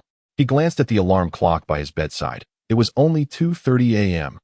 This meant he had barely slept for 3 hours. Regardless of his efforts, who didn't he occasionally wake up on the wrong side of the bed? His father had once remarked that a ninja's physical exertion far exceeded that of ordinary people, and consistently getting less than 8 hours of sleep significantly increased the likelihood of dying young. After a brief moment of impotent rage, Sasuke resigned himself and prepared to practice the Phoenix Fire technique. He was not motivated by fear of anything else, rather. He was intimidated by the ominous phrase unforeseen complications that had emerged from the system. Despite perceiving the blatant threat in those words, he could not afford to relinquish the opportunity to learn a new jutsu simply for the sake of a good night's sleep. Once again, he found himself in that familiar valley where the waterfall cascaded down from great heights, crashing against the rocks by the pond with a resounding splash. The two towering statues remained in their opposing positions, while the night sky was still sparse with stars. Within 20 minutes, Sasuke had arrived at this place. Feeling increasingly at home compared to before, he traversed the area as if it were his own abode, and during this time, he had also unearthed some information regarding the valley. This valley was originally named the Valley of the End. The peculiar name is not due to its inherent qualities, but rather because it was here that the first Hokage, Hashirama, and the founding leader of the Uchiha clan, Madara, forged a truce between their clans. It is said that during their final confrontation in this Valley of the End, Hashirama gravely wounded Madara and ultimately took his life. Reflecting on this, Sasuke let out a sigh. It appears that the Uchiha clan was destined to be extinguished by Konoha sooner or later. It is no wonder that the clan's leaders have been clamoring for resistance against the village. If even their founding leader could be slain, how far could the clan's influence be from annihilation? Conflict is inevitable. Only one side can survive. However, at that time, his brother and father had chosen to sacrifice themselves to prevent external enemies from taking advantage of their plight. Would he choose the same path? No. He would fight to the bitter end, even if it meant expending every ounce of his being, even if it cost him his life. What of sacrificing oneself for righteousness? In the end, they would still be met with suspicion at every turn. What of peaceful coexistence? Ultimately, weren't the members of his clan treated like defeated slaves? Scorned by Konoha? At this moment, Sasuke found himself admiring Madara for his audacity to stand against the unjust fate of his kin. Yet, he also harbored disdain for Madara's solitary rebellion, for he acted alone rather than uniting the potential strength of his clan. Was this not mere bravado? If it were he would lead his clan in a relentless counterattack against Konoha. Faced with external threats, as a member of Konoha's guard, he would fight valiantly for the village. But in the face of oppression and discrimination? Absolutely not. The citizens of Konoha, protected by Hashirama, are deemed human. Do the Uchiha not deserve the same recognition? Even if it came down to the last survivor, they would stand and die with dignity. They would take a piece of flesh from Konoha with them. They would not simply be extinguished in silence, like frogs slowly boiled in water. Suddenly, a floating text appeared before him. Ding. Congratulations. Your heart of a ninja has successfully reached enlightenment. Training speed doubled, comprehension ability enhanced. Wow. They absolutely adore you. What is this? Sasuke stared at the unexpected floating words with a bewildered expression. Could it be that uttering a few grandiose declarations would earn him rewards from the system? The more he pondered, the more convinced he became, as his previous awakenings of the Sharingan and the acquisition of the F-rank body flicker technique had occurred under similar circumstances. Resolute, Sasuke shouted to the heavens once more. I am invincible. Do as you please. The system is incredible, but there was no effect. After a long while, Sasuke, still disappointed, ceased his attempts. In a concealed thicket by the waterfall of the Valley of the End, a shadow draped in a black cloak stared in astonishment at Sasuke, murmuring to himself, "What is happening? This kid is wide awake in the middle of the night, shouting about being invincible in some system? Could it be that his mind has faltered?" As he spoke, the shadow cautiously retrieved a palm-sized notebook from the ninja pouch, meticulously documenting all of Sasuke's actions from the night. He intended to discuss this matter thoroughly with the third Hokage, for it was imperative to address any ailments at a young age, particularly those of a mental nature. The Phoenix Fire technique differed significantly from the Great Fireball technique, although both belonged to the realm of fire release. The former excelled in tracking targets for precise strikes, while the latter was a broad area damage skill, requiring twice the time to cast compared to the former. In essence, the distinction lay in consumption and lethality, devoid of any superiority, reliant solely on the ninja's timing and execution.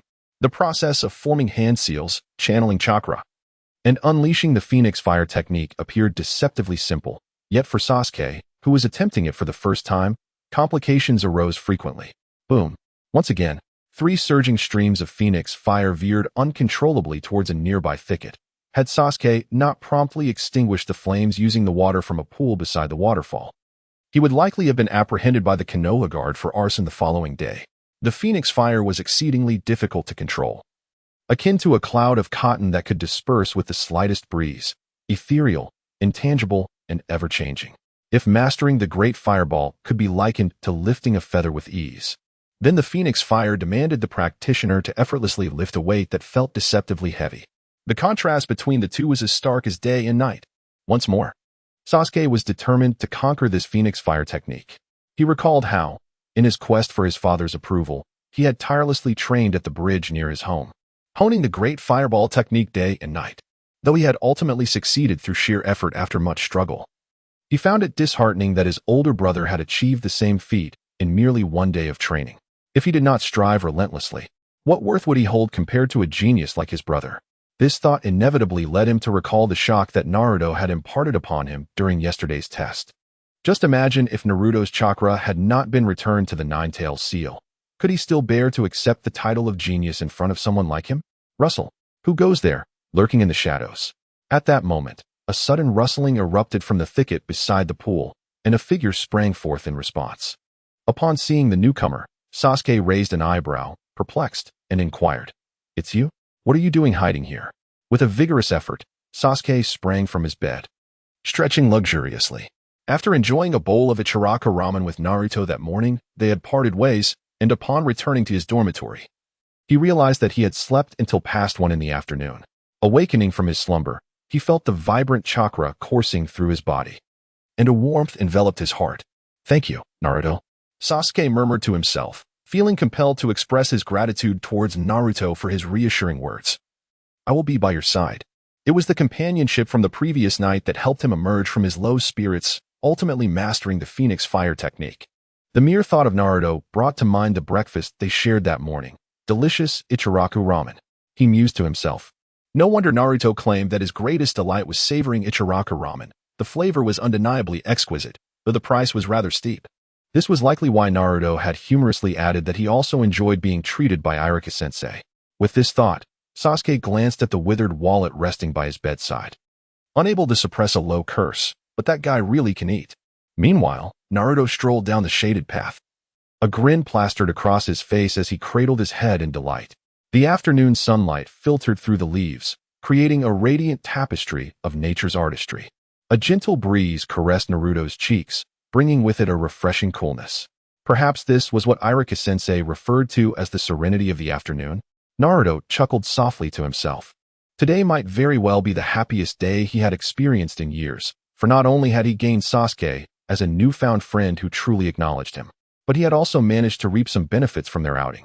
It seemed that Uncle Ichiraka's culinary skills had significantly improved. Satisfied, Naruto rubbed his belly, recalling how fervently Sasuke had insisted on paying at the ramen shop, only to find his wallet abruptly empty. He couldn't help but laugh, thinking, well, who could resist treating such a handsome guy? Sakura, as Naruto playfully teased himself. His gaze fell upon a familiar figure seated gracefully on a bench in the distance, a girl in a red robe, undoubtedly Sakura, the one he had long admired. Sakura sat elegantly on the bench, resembling a goddess who had stepped out from a storybook, evoking a sense of reverence in Naruto, one that was both distant and untouchable. Indeed, Sakura had always been the goddess of his heart. Yet, his reputation in Konoha was notoriously poor, causing Sakura to often shy away from him, whether intentionally or not. Nevertheless, Naruto firmly believed that if he showcased his most genuine self to Sakura, she would eventually alter her perception of him. He was not the calamity that others claimed. Not at all. As for winning Sakura's affection, Naruto found himself devoid of any concrete plans at the moment. The reason was simple. He could not compete with Sasuke's striking looks. What a world of ninjas that judged by appearances. Suddenly, a thought struck him. Why not take on Sasuke's appearance to test the waters? The idea of his good friend Sasuke sparked a brilliant notion in Naruto's mind. He pondered over his diligent efforts towards Sakura during this period, believing that even if he had not achieved any merits, his toil should be acknowledged. Now, the prospect of winning her affection seemed utterly hopeless, especially since her heart belonged to his good friend. Nevertheless, Naruto remained curious as to whether Sakura's perception of him had undergone a positive transformation. After all, he was not the calamity that others claimed him to be. He wished for Sakura to embrace and affirm her own worth just as Sasuke did. Recently, Sakura found herself perplexed by her own feelings. Ever since the onset of spring this year, after meeting Sasuke, she felt as though she had transformed into a different person, often lost in thought. Upon awakening from her reveries, she discovered that the visions that captivated her mind were solely of Sasuke's visage. Her mother had seemingly noticed her unusual behavior and urged her to focus more on her ninja training rather than indulging in whimsical thoughts. Meanwhile, her father jovially inquired which handsome lad had caught her fancy, leaving her utterly embarrassed. As a result of this incident, she had been avoiding returning home to face her parents, opting instead to reside in the dormitory of the Ninja Academy. "Sakura-chan, is that you?" Just as Sakura sat on a bench beneath the shade of a tree, she was suddenly drawn from her musings by Sasuke's voice nearby. "Sakura-chan?" A shiver coursed through her, and her cheeks flushed a deep crimson, akin to the delicate hues of dawn, rendering her adorably bashful. "As Sasuke, you're here." She fidgeted with the strands of hair cascading before her forehead, her gaze shyly averted from him, embodying a timid demeanor. Sasuke approached the bench and sat beside her, his arms casually resting on the backrest, exuding an air of effortless charm. "There are some matters I wish for you to answer sincerely." He turned his head to regard Sakura with a serious expression, his previous nonchalance replaced by an earnest gravity. Sakura, blushing, lifted her gaze to meet his, her eyes shimmering like autumn waters, wide and glistening as they fixed upon him. She sensed a subtle shift in Sasuke today, though she could not quite articulate what was different. All she knew was that he emanated an aura that suggested he no longer resisted her presence. Had Sasuke finally perceived her genuine feelings? The thought set her heart racing with exhilaration. Indeed, hard work bore fruit. Her father's words rang true. Was he perhaps preparing to confess his feelings to her? As her mind raced, Sakura clasped her hands tightly, her cheeks burning hotter than ever. "Why, yes. There is no need to elaborate, Sasuke-kun. I understand you." As Sasuke observed Sakura gently leaning toward him with her eyes closed, he found himself momentarily bewildered. "What do you mean you understand me? I haven't even expressed what I wanted to ask. How can you claim to know? And what is with your sudden shyness, blushing, and leaning in like that?" Irika-sensei was indeed right. The thoughts of a girl are unfathomable. As Sasuke inhaled the fragrance wafting toward him, his pupils dilated in surprise. Suddenly, a realization struck him. Could it be that Sakura is thinking, "Oh dear, my stomach feels a bit uneasy. Sakura-chan, please wait here for me. I'll return to question you shortly." In a moment of panic, Sasuke clutched his abdomen and dashed away. Sakura watched as a swirling illusion, reminiscent of a wheel, appeared beneath Sasuke's feet, pouting in annoyance as she raised her small fist to lightly strike her thigh, murmuring in a playful huff, "Umph. Am I really that frightening? You scared me to death."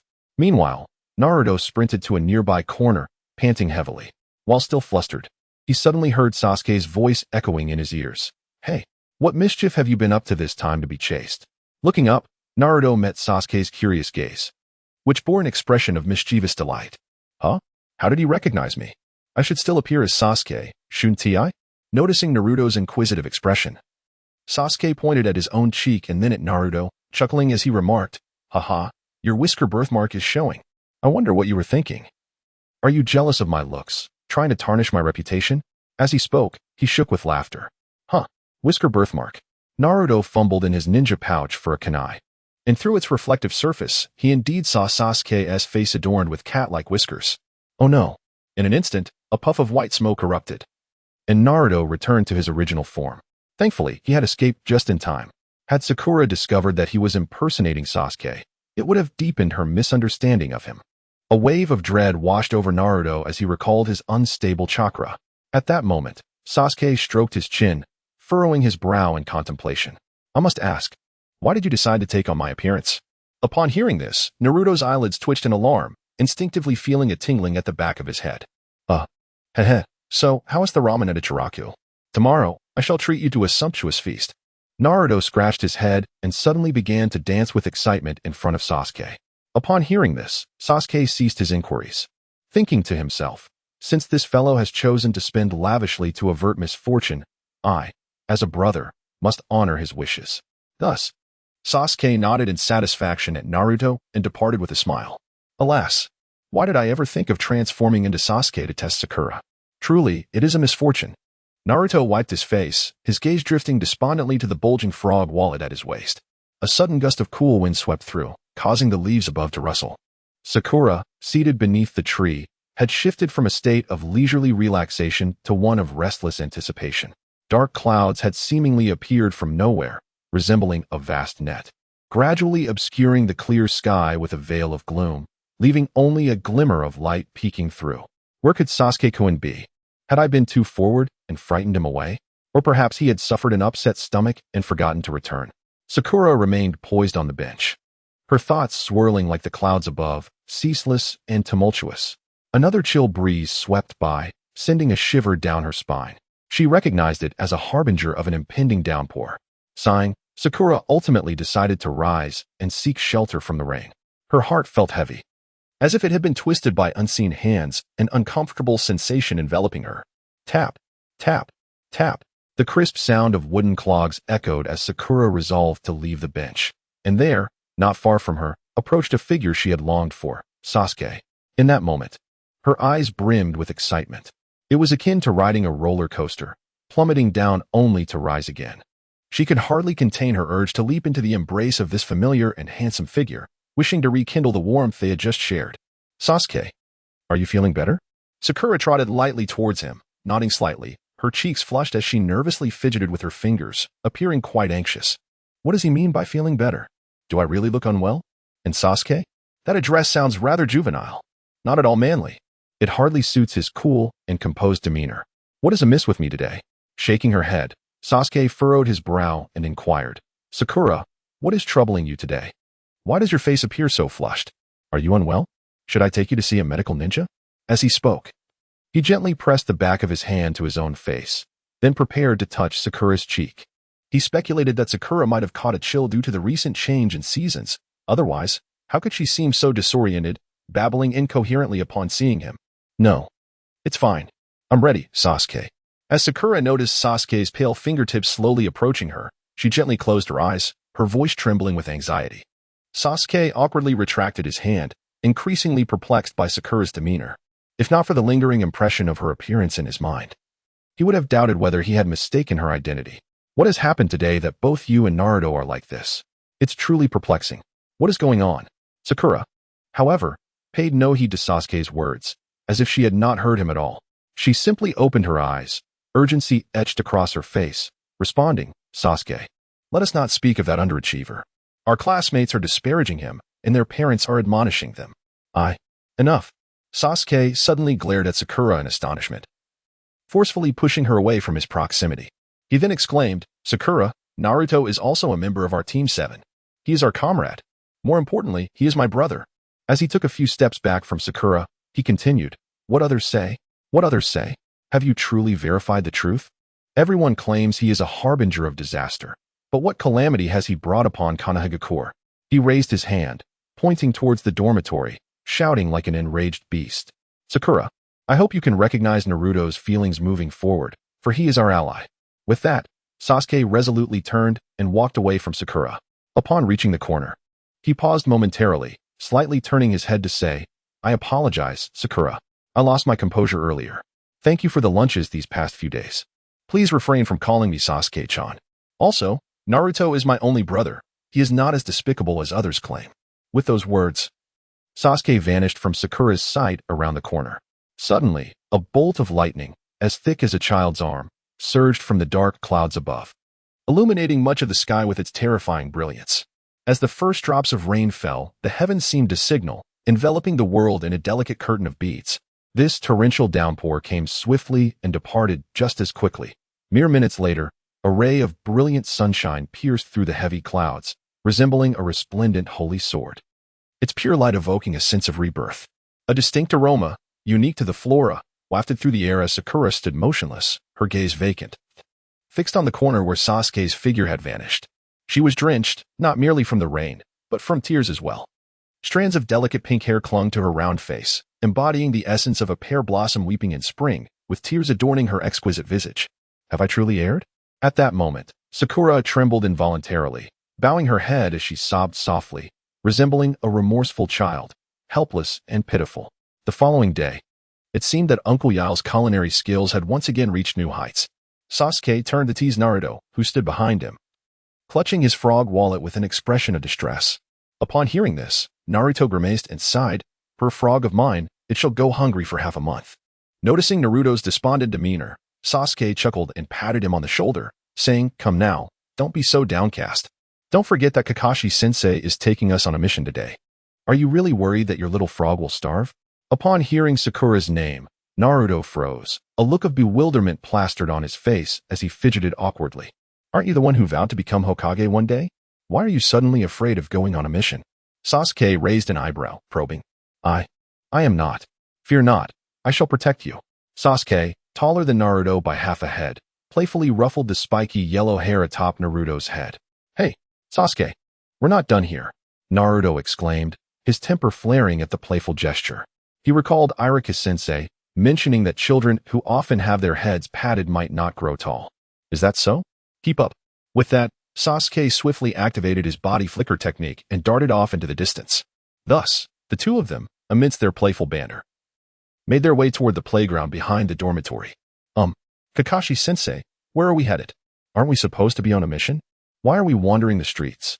The bustling, vibrant streets were lined with shops of various sizes, orderly and inviting. The trio from Team 7 followed Kakashi at a leisurely pace until Naruto, unable to contain his curiosity, finally voiced the question that lingered in all their minds. The tall and lean Kakashi, hands in his pockets, replied nonchalantly, "You'll find out soon enough," and fell silent thereafter. "Welcome. Please come in, esteemed guests." A tall, graceful woman clad in a pink kimono greeted them with a warm smile as she noticed Kakashi and his companions approaching. She was young and beautiful, her demeanor respectful yet captivating. As she slightly bowed in greeting, the taiko drum motif on the back of her kimono resembled a cherry blossom on the verge of blooming, irresistibly drawing attention.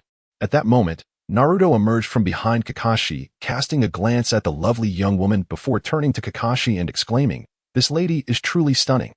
Kakashi-sensei, your employer must be quite wealthy to come here." Kakashi merely nodded in response, thinking to himself that this boy was not entirely foolish, as he had deduced they were here to meet the employer. In stark contrast to Naruto's boldness, Sakura and Sasuke remained tightly tucked behind Kakashi, their heads lowered and cheeks flushed, their eyes daring not to wander. As the four entered the room, the beautiful woman couldn't help but glance back at their retreating figures, murmuring to herself, "Are boys developing so early nowadays? Coming here to drink at such a young age?" Shaking her head in bewilderment, her expression transformed from confusion to one of polite warmth. Suddenly, a wooden door slid open with a sound reminiscent of a train rumbling over tracks. Subsequently, Kakashi and his companions stepped into a lavish private room. The floor gleamed with polish, and a magnificent crystal chandelier sparkled in the occasional sunlight, resembling a cascade of luminous jewels. Opposite the door to the room lay a courtyard that resembled a paradise on earth. In the center stood a cherry blossom tree, thick enough for two to embrace, serenely rooted in the yard. As a gentle breeze stirred, petals fluttered down like butterflies, creating a scene that felt dreamlike. Beneath the tree, a bespectacled drunkard leaned against the trunk, slightly inebriated, humming a tune while occasionally sipping from a cup of sake, utterly at ease. Truly, he was a man of means. Naruto's eyes sparkled with excitement as he instinctively caressed the frog wallet hanging from his waist. Kakashi stepped forward and addressed the drunken man, "Mr. Tazuna, may we set off now?" Tazuna, upon hearing the voice, half opened his eyes in a daze and, with a hint of irritation, raised his idle left hand to point at the group, exclaiming, "I paid for your protection, and this is no joke. I am the foremost bridge engineer of the land of waves." He took another sip of his drink and laughed derisively, adding, "Are you really sending such ninjas to protect me? Let us not even discuss the others. Just look at that shortest fool. He is a ninja?" You pushed him forward. Naruto was momentarily taken aback, instinctively retreating a step behind Sasuke and Sakura. What did you say?" Upon realizing that Tazuna was mocking him, Naruto could no longer contain his frustration. He clenched his small fist, charging forward with the intention of teaching Dasna a lesson. How could he demean himself so blatantly before his goddess and only friend? If he did not assert himself today, he would undoubtedly feel diminished in the presence of Sasuke and Sakura from now on. Just as Naruto was about to confront Dasna, a long and powerful arm suddenly crossed in front of him. "He is our employer, Naruto. You must remain composed. Kakashi's voice pierced through the air, carrying an undeniable authority that flushed Naruto's cheeks, not with anger but embarrassment, leaving him momentarily at a loss. Let it go, Naruto.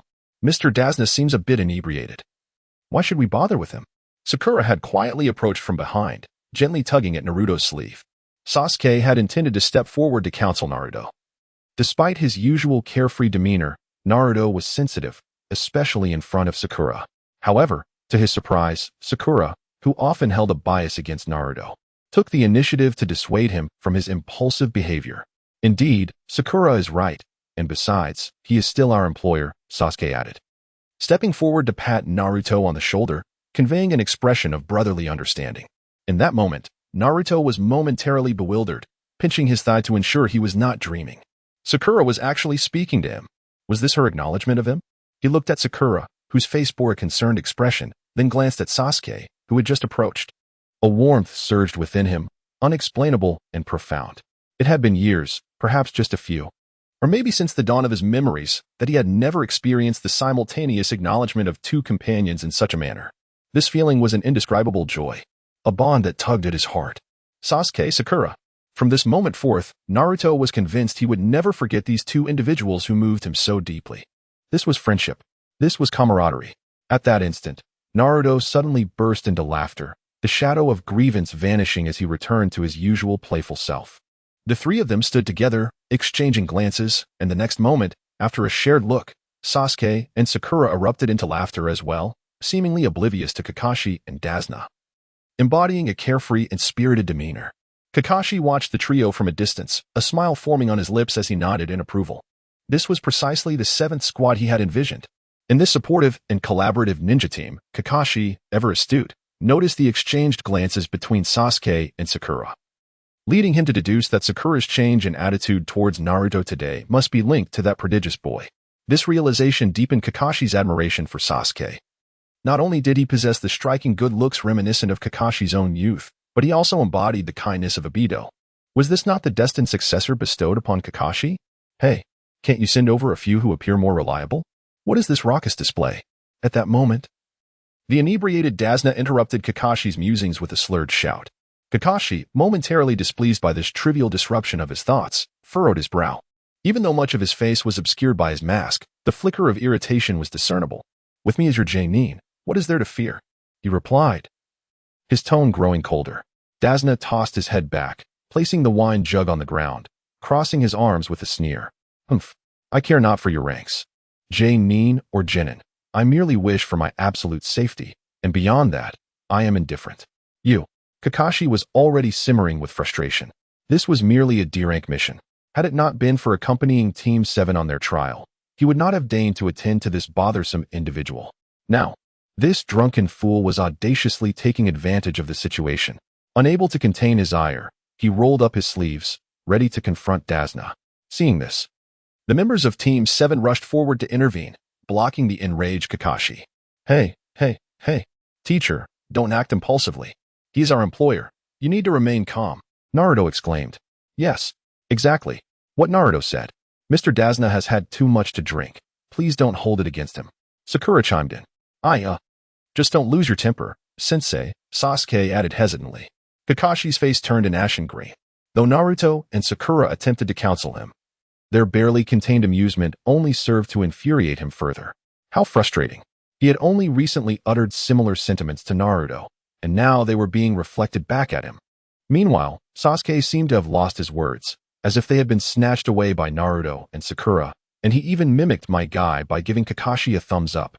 Kakashi was baffled by Sasuke's intentions. The atmosphere suddenly felt frozen, yet soon reverted to its previous state, with everyone nonchalantly pretending that nothing had transpired.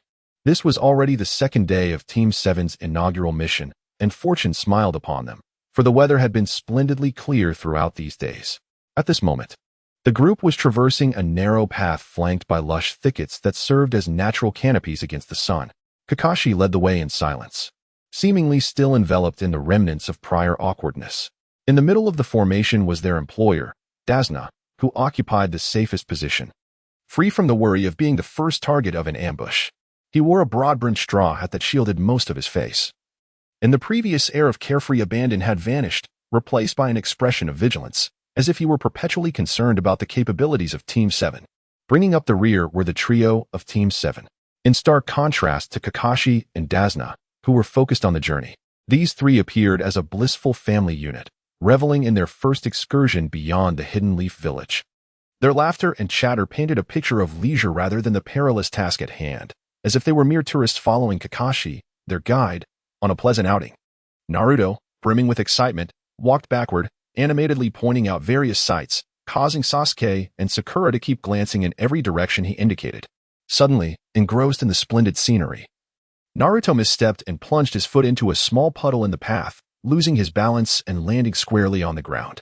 With a splash, he fell into the unexpectedly deep puddle, and before Sasuke and Sakura could react, he had sat down with a thud.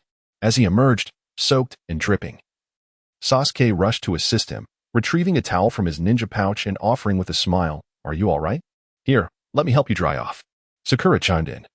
"You really should pay more attention to where you're walking. No more backward steps." Despite her admonishment, she couldn't help but giggle. Blushing, Naruto took the towel from Sakura and wiped his face, adopting out of sight, out of mind attitude. Meanwhile, Sasuke glanced back at the puddle that had caused Naruto's tumble, perplexed. "It's strange, it has been sunny for days. Why is there a puddle here?" He circled the water's edge, furrowing his brow in contemplation.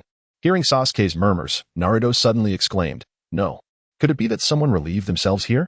He then brought his forearm to his nose for a whiff, prompting Sakura's expression to darken in disbelief. Relieve themselves? It is rather inconceivable that anyone would resort to such indiscretion in the midst of a thoroughfare. What a keen sense of hearing our esteemed Kakashi possesses. Yet, upon overhearing the conversation of the trio, he couldn't help but furrow his brow. "Is everything all right, Naruto?" Kakashi called out from the forefront of the group, directing his attention towards Naruto and his companions. "And no, it's nothing. I just tripped, that's all," Naruto hastily replied, his voice raised in a hurried manner, fearing that a delayed response would prompt Kakashi to come over and mock him. After all, just a couple of days prior, he had teased Kakashi regarding the incident with Dazna. Naruto was acutely aware that beneath Kakashi's seemingly amiable and sophisticated demeanor lay a propensity for holding grudges. This was evident from their last encounter during the so-called entrance exam, where Kakashi had retaliated with what could only be described as a crude form of vengeance, administering a rather painful 1,000 years of pain technique. The aftermath had left Naruto with a sore backside for a fortnight. Reflecting on this brought a shiver of trepidation to Naruto, prompting him to subconsciously rise and brush off the non-existent dust from his rear.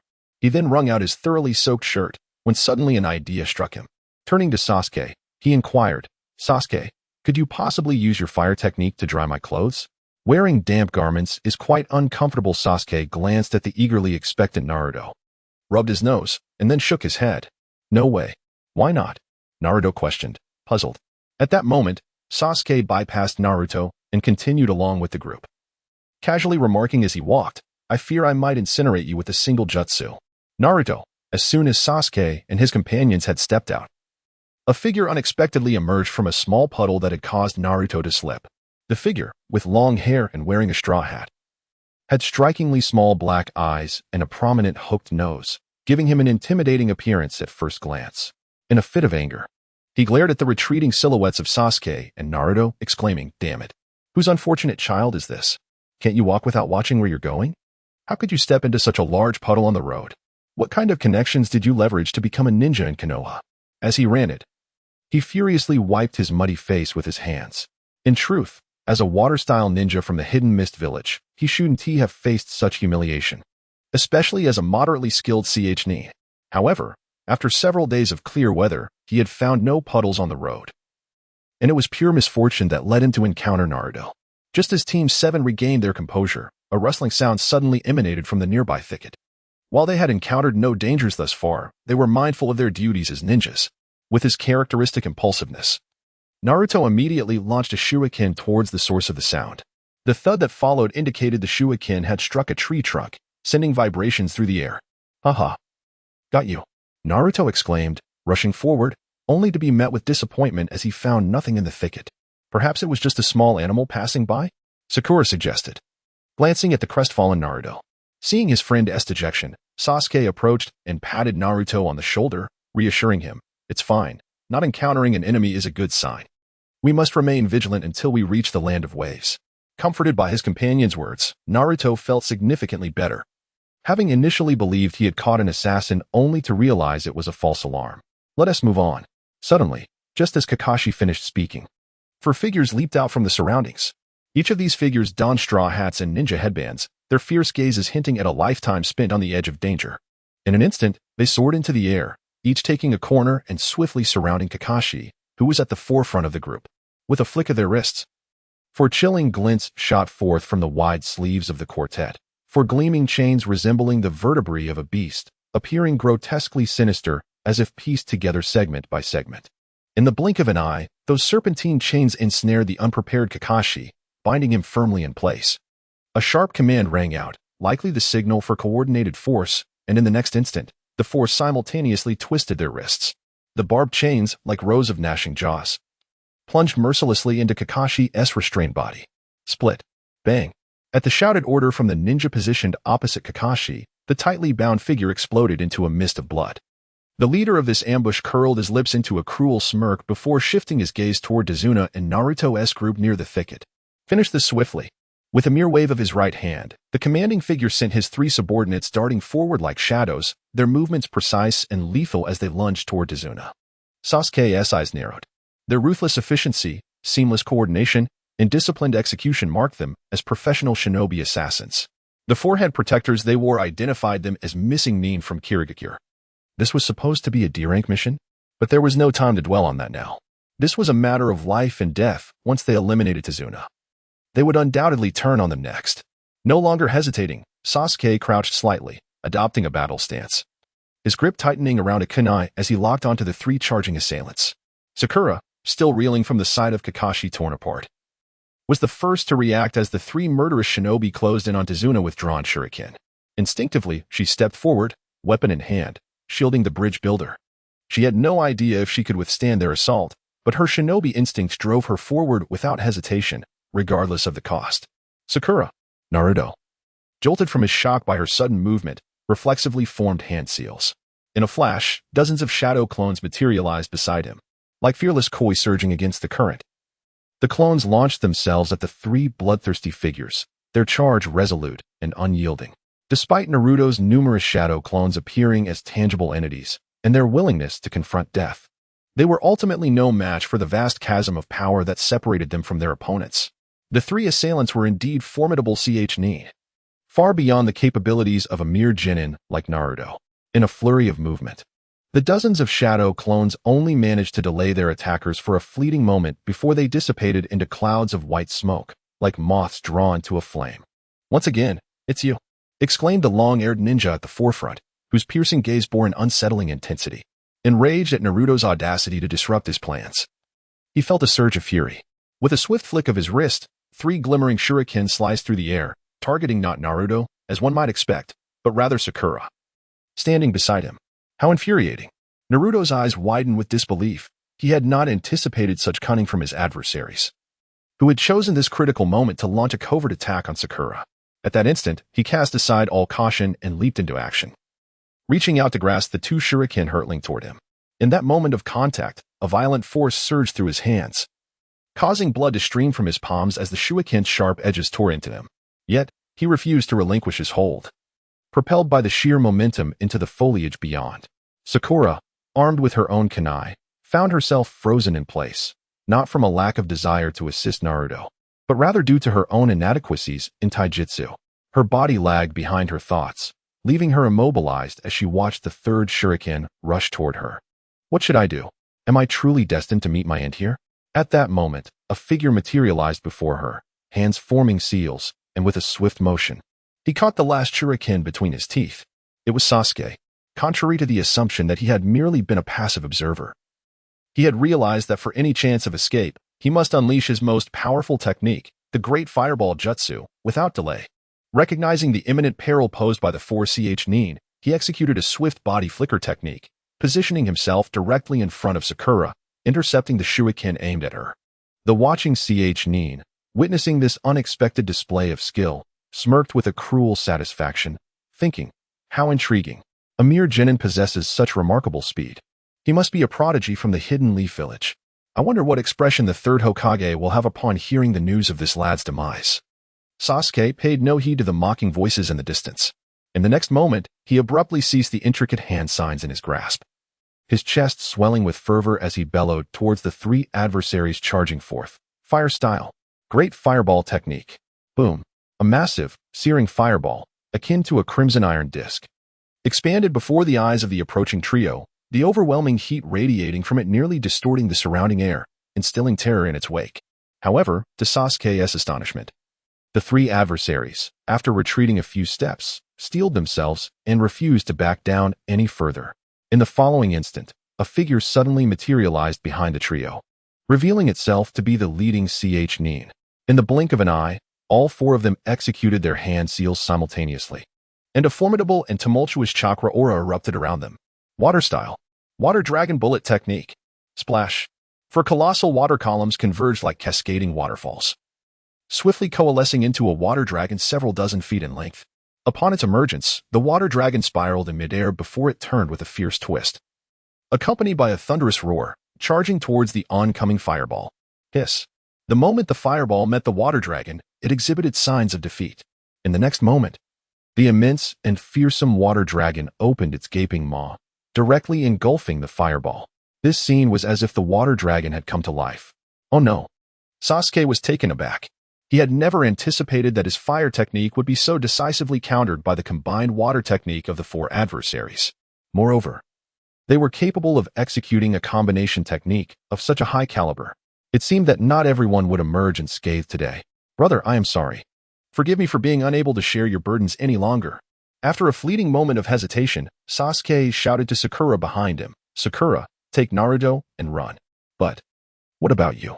Sakura's voice trembled, tinged with sorrow. Forget about me. If you don't leave now, no one will escape. As he spoke, Sasuke activated his Sharingan, ready to fight. This time, it was not for any other reason, but solely for his two dearest friends. For that night when he vowed, I will stay with you. I want to leave. Before his words could fully resonate, Naruto leaped forth from the bushes, his hands drenched in blood, the gory remnants of his palms barely concealed. A gruesome sight indeed. I want to leave. You are the first to acknowledge me as a friend. He is truly my only brother now. How could I possibly abandon you? Naruto declared, turning to Sakura beside him. Sakura, you should go. We will hold off those for ahead. With that, Naruto formed a series of hand seals, and in an instant, more than 10 shadow clones emerged in response. He and Sasuke stood side by side, their gazes resolute and unwavering. Earth style, earth flow wall. Boom. Just as Naruto and Sasuke were engulfed in anxiety, a thunderous shout suddenly reverberated throughout the arena. The cry burst forth like bamboo shoots after a spring rain, entering the ears of Naruto and Sasuke, as if imbued with the power of rebirth, igniting a flicker of hope within the hearts of Team 7. The four adversaries were caught off guard, instantly thrown into disarray by this unexpected maneuver. Furthermore, as they had intended to execute a combined technique, their positions were tightly clustered, causing them to behave like kites severed from their strings. Suddenly upended by the earth flow wall that had erupted from beneath them, they temporarily lost control of their bodies. A golden opportunity. Sasuke silently rejoiced as he gazed at the four airborne figures, now resembling targets suspended in midair. In a mere instant, his expression turned cold. He swiftly formed hand seals and then shouted, Fire style. Phoenix fire technique. Uft, uft, uft. With Sasuke's incantation synchronized with his gestures for fireballs, each the size of a human head and radiating terrifying heat, shot forth like thunderbolts towards the helpless four. Bang, bang. The searing fireballs detonated the moment they made contact with their targets in midair. Then, amidst the profound silence, the air was pierced by anguished cries that echoed relentlessly, heart-wrenching and spine-chilling. One could only wonder what torment and suffering those engulfed in flames were enduring. Yet, none of the onlookers felt any sympathy for them, for the cruelty of these individuals was all too evident, and just moments ago, they had plotted to eliminate everyone present. Well done, Sasuke. All of this transpired in a heartbeat, and as Naruto finally processed the scene, he erupted with excitement, shouting towards Sasuke. Incredible, so powerful. Sakura swallowed hard. Standing behind Sasuke and gazing at his striking figure, she felt an overwhelming sense of sanctity emanating from him. Could I truly be worthy of him? Sakura murmured to herself. Known for her banter with Ino, She had always prided herself on being equal to any girl her age, yet the sight before her now shook her to her core. Whoosh! A fleeting shadow appeared in the arena, and when the crowd turned to look, it was none other than Kakashi, who had been blown to a mist of blood moments before. Upon the appearance of Kakashi, Naruto stepped forward with a discontented expression, pouting somewhat sarcastically as he complained, "Kakashi-sensei, we all thought you had been reduced to a bloody mist." He crossed his arms, evidently feeling a sense of indignation due to Kakashi's prior malicious inaction. However, Kakashi paid no heed to Naruto's jibes, instead maintaining a smile as he approached the trio of Team 7, patting Sasuke and Naruto on the shoulders before expressing his satisfaction. "Very well. I am quite pleased with your performance this time. Not abandoning your comrades. This is a quality that a competent ninja must possess." Sasuke's expression darkened. The moment these words escaped Kakashi's lips, he realized that this was merely a test of Team 7's cohesion. Naruto, on the other hand, instantly brightened, feeling a wave of approval from Kakashi-sensei. Finally, someone acknowledged his efforts. He suddenly recognized that since he had befriended Sasuke, it seemed as though his fortunes had shifted, with an increasing number of people beginning to alter their perceptions of him. Contemplating this, he turned his gaze appreciatively towards Sasuke, who wondered, why does this person have such a strange look in his eyes? This encounter took place 3 days after Team 7 had been ambushed. On a small boat, the 3 members of Team 7 sat opposite Kakashi and their employer, Tazuna, while a visibly anxious ferryman manned the rear. Surrounding them was a thick fog, reducing visibility on the river to less than 10 meters, creating an atmosphere that was both serene and somewhat eerie. "So dull," Naruto exclaimed, resting his head on his hands and leaning against the side of the boat, embodying utter boredom. Sasuke and Sakura, noticing Naruto's gaze upon them, nodded solemnly in agreement. Indeed, both Sasuke and Sakura shared his sentiments. After their previous journey through beautiful landscapes, the sudden plunge into this foggy realm was undeniably oppressive. "Shoo, keep your voices down. This area is not safe.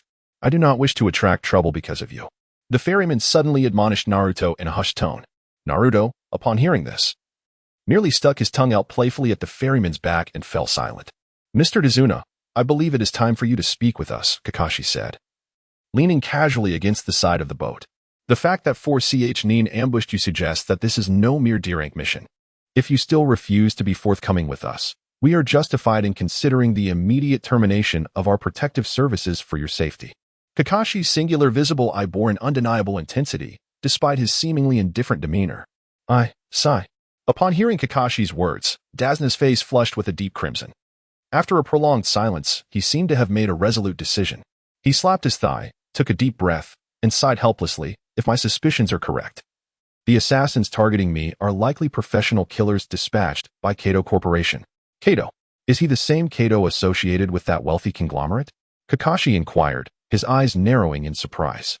"Indeed, however, Kato is not the benevolent figure you may have heard about. He is a devil." Dazna clenched his fists in fury. On the surface, he appears to be a philanthropist, but behind the facade, he engages in the detestable business of human trafficking. Just 2 years ago, he seemed to have caught wind of our situation and set his sights on our land of waves. In merely a year, he managed to seize control of all our transportation and manufacturing industries. Countless enterprises have been crushed, and many of our citizens have been reduced to cheap labor for his benefit. Last year, a group of patriots organized a movement, hoping to construct a bridge that would open trade routes and provide a lifeline for the underprivileged in our nation. As the chief engineer of this bridge project, I naturally became a target for Kato's assassination. Alas, upon hearing Dazna's words, Naruto, who had initially intended to mock him, fell silent, contemplating the situation. If Konoha were to face such brutal oppression, would he remain indifferent? If the villagers were enslaved, would he simply go with the flow? Clearly not. He might even react more vehemently than Dazna's compatriots. Then why did you misrepresent this as a D-rank mission? Kakashi broke the somber silence, his fingers rhythmically tapping on the ship's railing, his expression serious and his gaze penetrating as he fixed it on Dazna. Our nation has been so economically suffocated by Kato's monopolistic practices that we simply cannot allocate more funds. Alas, Dazna, facing Kakashi's piercing stare, felt no fear. Instead, his countenance shifted to one of profound shame. He fidgeted with his fingers, appearing quite awkward. "Kakashi-sensei, I believe their country has suffered enough. Perhaps we should let this matter rest." At that moment, Naruto looked at Kakashi with a pleading expression, attempting to persuade him. He understood the pain of losing one's homeland all too well, the agony of being alone, without family. Thus, hearing Dazna's plight stirred a flicker of compassion within him. Upon encountering his dear brother, it seemed that some sorrowful memories were stirred within him. He then gazed at Kakashi with a suddenly pleading expression. How could Sasuke not step forward to support his brother? Alas, Naruto, we from the Hidden Leaf Village are renowned embodiments of justice. How could Kakashi-sensei possibly turn a blind eye to such circumstances? Sasuke patted Naruto on the shoulder and then turned towards Sakura, affirming, "Isn't that right, Sakura?" Sakura replied, Kakashi rubbed his temples, feeling as though he was being unwittingly flattered to his doom by Sasuke and Naruto's duet. However, there was an element of truth in what Sasuke said. He thought, if the third Hokage were to learn of this matter, he would surely extend a helping hand out of sympathy for the small nation. At that moment, the ship emerged from the mist, and everyone's vision became clear. "We've arrived, Mr. Dazuna. You must take care. This is as far as I can accompany you," the boatman remarked. Anchoring the vessel at a deserted little dock and casting a complicated glance at Tazuna. Tazuna smiled at the boatman and said, "Thank you. Rest assured. I will do my utmost to fulfill the mission entrusted to me." With that, he followed behind Team 7 as they disembarked. Buzzing. It seemed that with Tazuna's departure, the boatman no longer cared for discretion and manually paddled the boat, starting the engine and creating a splash as he sped away. Kakashi gazed at the receding boat. Musing to himself, it began with a ch neen, so surely the next arrivals will be Jonin. Contemplating this, he no longer hesitated and accepted the arduous task. For the storm would inevitably arrive, it was merely a question of when. Once again on the verdant and picturesque land, Naruto was no longer his usual playful self. From the moment Tazuna revealed the situation, he understood that the perilous trial was just beginning. Suddenly, a rustling sound from the bushes reached their ears. Naruto, ever vigilant, swiftly turned and with a flick of his wrist, a dark shadow shot forth from his hand, a gleaming shuriken. Unlike before, Naruto did not recklessly charge into the thicket alone. Instead, he cautiously approached with his companions, maintaining their vigilance. What? It's merely a white rabbit. Upon getting closer and discerning the reality, Naruto's face flushed with embarrassment. He had overreacted. Sakura, ever timely, patted the dejected Naruto to offer comfort. Meanwhile, Kakashi fixated intently on the trembling white rabbit huddled on the ground, seemingly lost in thought. At that moment, Sasuke suddenly stood up, furrowing his brow as he analyzed. This is not right. I have encountered this white rabbit before in my clan. It only appears in winter and typically emerges during the chill of late night. Hearing this, Naruto and Sakura looked up at the solemn Sasuke, their faces marked with confusion. Perhaps it's just a coincidence? Naruto suggested. Otherwise, this is rather strange. Kakashi interjected. It's not strange at all. For this is merely a rabbit used by a ninja to perform the body replacement technique. What? Sakura, Naruto, and Dazna's faces collectively paled upon hearing Kakashi's words. What could this mean? Although Kakashi and Sasuke had not explicitly stated it, even the dullest among them could discern that this indicated the presence of an undetected ninja nearby. Naruto's thrown shuriken was not a mere overreaction. It was indeed a serious matter. Ha ha ha, truly, you are the famed copy ninja Kakashi of Konoha. Meeting you in person is far more impressive than merely hearing about you. A sudden uproar of laughter erupted in the vicinity, and it felt as if the voice was right beside them. Yet, upon closer inspection, it seemed to emanate from the distant horizon. The laughter echoed around them, as if omnipresent. Kakashi and the members of Team 7 exchanged solemn glances, realizing that this trickster bore ill intentions. And they were evidently far more formidable than the previous 4 ch they had encountered. This individual must be a J-nin. A J-nin. That represented the pinnacle of ninja ranks. Unless a Kage intervened, even besieged by several J-nin of equal rank, one could easily escape. Moreover, Kakashi had to safeguard Team 7 and the defenseless Dazna. Suddenly, a dark whirlwind surged forth, akin to a propeller imbued with lethal intent, hurtling straight towards Team 7. Get down! Kakashi shouted, his reflexes sharp as he channeled his chakra, instantly darting like a bolt of lightning to tackle the members of Team 7 and Dazna to the ground. Bang! The deadly whirlwind swept past them, striking a tree trunk as thick as 2 men embraced, and only then did the group raise their heads in the aftermath of their panic. They beheld a towering figure with a countenance ashen as death, standing with his back to them, ominously poised atop a gleaming, enormous blade. The weapon was a fearsome sight, resembling both a knife and a ruler, its blade towering as high as 2 men, with a sharp edge that gleamed with a dazzling luster. Unmistakably a weapon of exceptional craftsmanship.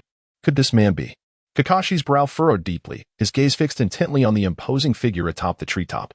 No longer concealing himself? Then let me experience his prowess firsthand. At this moment, Naruto transformed his left hand into a palm and clenched his right fist, preparing to charge towards the figure perched upon the tree with fervor. However, he was abruptly seized by Sasuke, who cautioned him with a firm grip. Naruto, don't act recklessly. This individual is beyond our capabilities. Sasuke, holding tightly to Naruto's collar, displayed a demeanor full of apprehension, ready to act at any moment. Despite having triumphed over Kakashi in the initial assessment of their class, he was acutely aware of the formidable nature of AJ Nin. Had Kakashi not been deliberately lenient with their team, they might have been subdued in an instant. Such was the true strength of AJ Nin. Naruto had never witnessed such trepidation from Sasuke, not even during their encounter with Kakashi. In that instant, he realized that the situation was far more dire than he had anticipated, and he ceased his impulsive charge. Together with Sasuke and Sakura, they formed a defensive stance, shielding the defenseless Tazuna behind them. Through their numerous battles, Sakura had shed her previous recklessness, standing alongside her companions, poised to execute a precise and coordinated attack. The atmosphere was thick with silence. It felt as if the very air had solidified in that moment. A profound stillness enveloped the scene, with Team 7, Kakashi, and the protected Tazuna all rendered mute, their gazes fixed intently upon the towering figure atop the treetop, its back turned to them. At a certain moment, the imposing figure finally broke the silence, slowly addressing the group, thus shattering the oppressive tension. Sasuke, truly, you are the elite Nin of Konoha. I never expected those overconfident fools to be dispatched so effortlessly by you. Impressive. The tone was laced with mockery, heightening the vigilance of everyone present, leaving them uncertain of the true intentions of this dangerous individual. Just as Team 7 and Tazuna were still in a state of bewilderment, Kakashi spoke up. His voice solemn, decapitating sword? Could it be that you were Zabuza Momochi of the Hidden Mist Village? The tall man erupted into laughter, turning to Kakashi with applause, exclaiming, well done. I never imagined that someone like me, a supposed nobody, would be recognized by you on the spot. It seems Zabuza is not as inconsequential as he appears. As he spoke, Zabuza nodded in affirmation. Half of his face was obscured by layers of white bandages, and his small, round, black pupils contrasted starkly with the stark whiteness surrounding them. This appearance, characterized by the menacing 3 white eyes, added an extra layer of terror to the already fearsome impression of Zabuza, the notorious criminal. Kakashi remained vigilant towards Zabuza, cautiously inquiring, Zabuza, although you are a fugitive sought after by the 5 great nations, we have no enmity between us. What brings you here today? Zabuza erupted into a hearty laugh, his menacing demeanor sending shivers down the spines of Team 7 and Tazuna. I do not presume to offer guidance, as a mere outcast.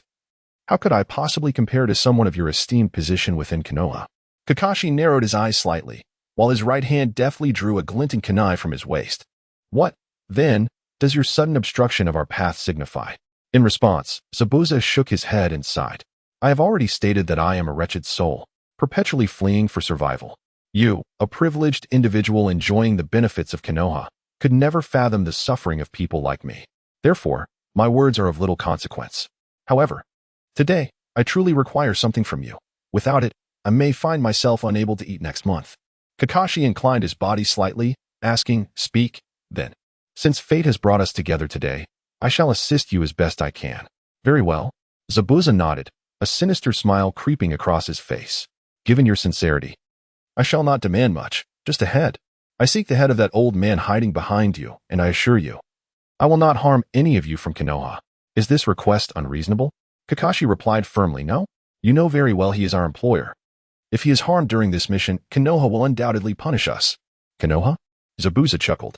Your umbu are spread throughout the shinobi world, monopolizing resources left and right. What, then? Must you even strip away the meager means of survival from people like me? As for right and wrong, I am but a small figure with no right to question. I merely wish to fulfill my mission. Kakashi refrained from continuing the conversation, his intense tone even eliciting a hint of unease from Sasuke. With a sudden leap, Zabuza descended from the tree, his eyes ablaze with fury as he bellowed, You intend to complete Konoha's mission? Disregarding right and wrong? How absurd.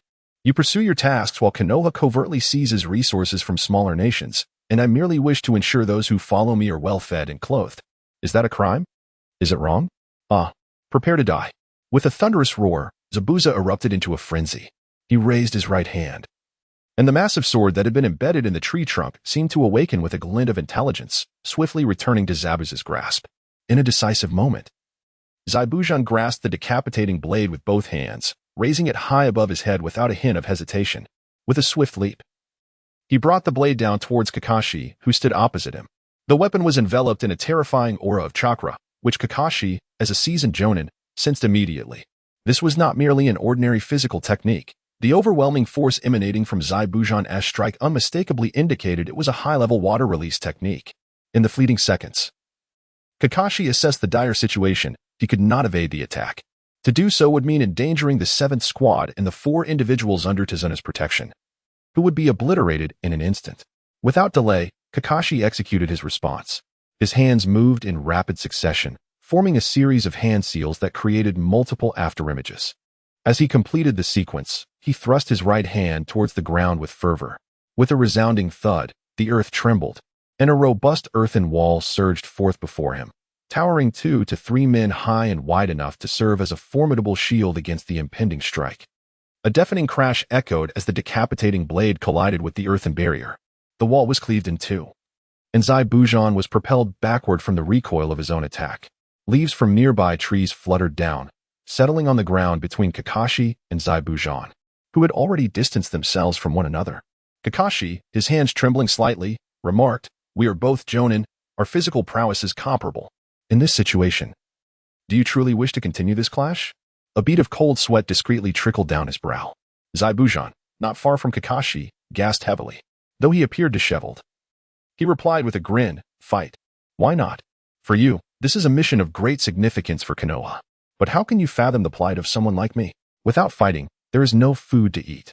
As he spoke, Zaibujan clenched his right fist tightly, his nails piercing his palm. Blood flowed down his wrist, pooling at the bend of his forearm, dripping ominously. Yet, he displayed no fear, seemingly impervious to pain. As he lifted the decapitating blade planted firmly in the ground and let the crimson droplets touch the blade without hesitation. With a sharp clang, the sound of the blade resonated through the air, echoing like a clarion call. Suddenly, it became apparent that the great blade of execution in his hand, which had previously sustained a notch from cleaving through the earthen wall, began to mend itself at a visibly rapid pace. In an instant, the blade was restored to its original form, yet Zabuza had no intention of wielding it again. Instead, he slung the weapon across his back and called out to Kakashi, "Come, since our taijutsu is evenly matched, let us engage in a proper contest of ninjutsu." Silence. An eerie, chilling silence enveloped the scene. It was evident that Zabuza was not inclined to relent.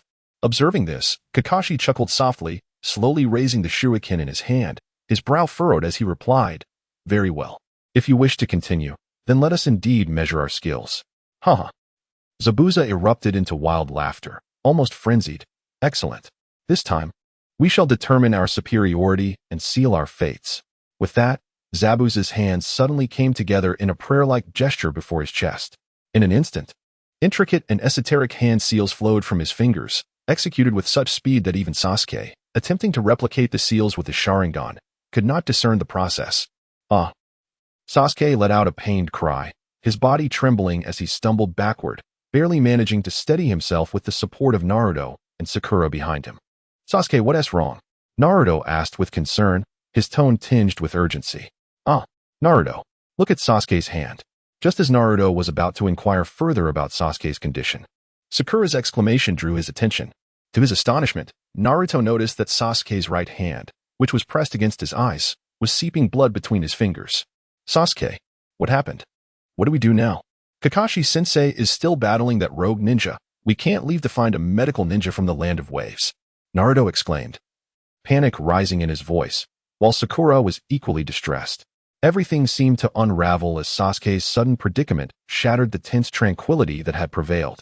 Yet at that moment, they heard Sasuke, leaning against them, muffling his bleeding eyes, painfully and laboriously reassure them, "Naruto, Sakura, there's no need to panic. I'm fine. I simply made an error in judgment regarding certain things and suffered a backlash. You need not worry about me." Though he spoke with such conviction, Sasuke's heart was racing in turmoil. While he urged Naruto and Sakura to remain composed, he inwardly beseeched the system in a state of anxiety. "System, do you know if my eye, which has been harmed due to replication, can be restored? As he uttered those words, Sasuke felt an involuntary tightening in his heart. He could scarcely fathom the notion that the omnipotent system within him had informed him he would eternally lose his Sharingan and be condemned to blindness. He questioned whether he could maintain his composure, standing as he was in that moment. Ding. Rest assured, my master. This is merely a normal phenomenon caused by the low level of your Sharingan. There is no need for concern. Upon hearing this, Sasuke gradually exhaled a breath of relief, his anxiety dissipating as he calmly inquired, "System, how long will it take for me to recover?" It was not long before the system hesitated momentarily, then conveyed its thoughts into Sasuke's mind. Ding. Based on your current condition, it will take approximately 3 days. Please take care to maintain a proper schedule during this period to avoid any unforeseen circumstances. 3 days. Sasuke wiped the large bloodstain from his eyes and murmured to himself. With Kakashi-sensei now engaged in battle with Zabuza, the thought that his Sharingan would take 3 days to recover left him in dismay. Lost in thought, he suddenly heard Zabuza's powerful voice ring through the air. Water style. Water dragon jutsu. Boom. As Zabuza's words fell, Sasuke beheld an enormous water dragon, spanning several meters, materialize out of nowhere. The dragon's eyes bulged, its long body swirling wildly. After a single revolution in midair, it let out a piercing roar that resounded through the heavens. Go! Zabuza commanded, and upon the water dragon forming in the sky, he rapidly began to alter the hand seals once more, his voice resonating with urgency. The dragon, seemingly possessing a will of its own, trembled and surged forward like an overwhelming tide, hurtling toward Kakashi with a terrifying momentum. Kakashi, however, remained unperturbed, as if he had anticipated Zabuza's deployment of such a formidable technique. With a swift motion, he revealed his Sharingan, which had never before been displayed to anyone. The crimson hue of the eye glimmered ominously, with its 3 black, sickle-shaped tomo exuding an aura of both enchantment and elegance. Whoosh! Upon unveiling his Sharingan, Kakashi appeared to operate at an extraordinary level, swiftly forming intricate hand seals with a speed that far surpassed Zabuza's earlier efforts. In an instant, he completed the seals and, perfectly mimicking Zabuza, shouted, "Water style! Water dragon jutsu!" A resounding explosion followed. A colossal water dragon, summoned by Zabuza, responded with a resounding roar, spiraling through the sky before. At Kakashi's command, charging directly toward another water dragon that was hurtling towards him. How could this be possible? Zabuza was well aware of Kakashi's Sharingan and its uncanny ability to replicate techniques. Yet, he had never anticipated that Kakashi could outpace him by an unfathomable margin after Zabuza had already cast his water dragon technique. This was something he could never have foreseen. Kakashi-sensei was truly formidable. It seemed we need not worry about the mission's failure any longer. Naruto's exuberant spirit flared once more, seeing Kakashi finally gain the upper hand. He leaped with excitement. However, Sakura was not focused on the intense battle unfolding before them.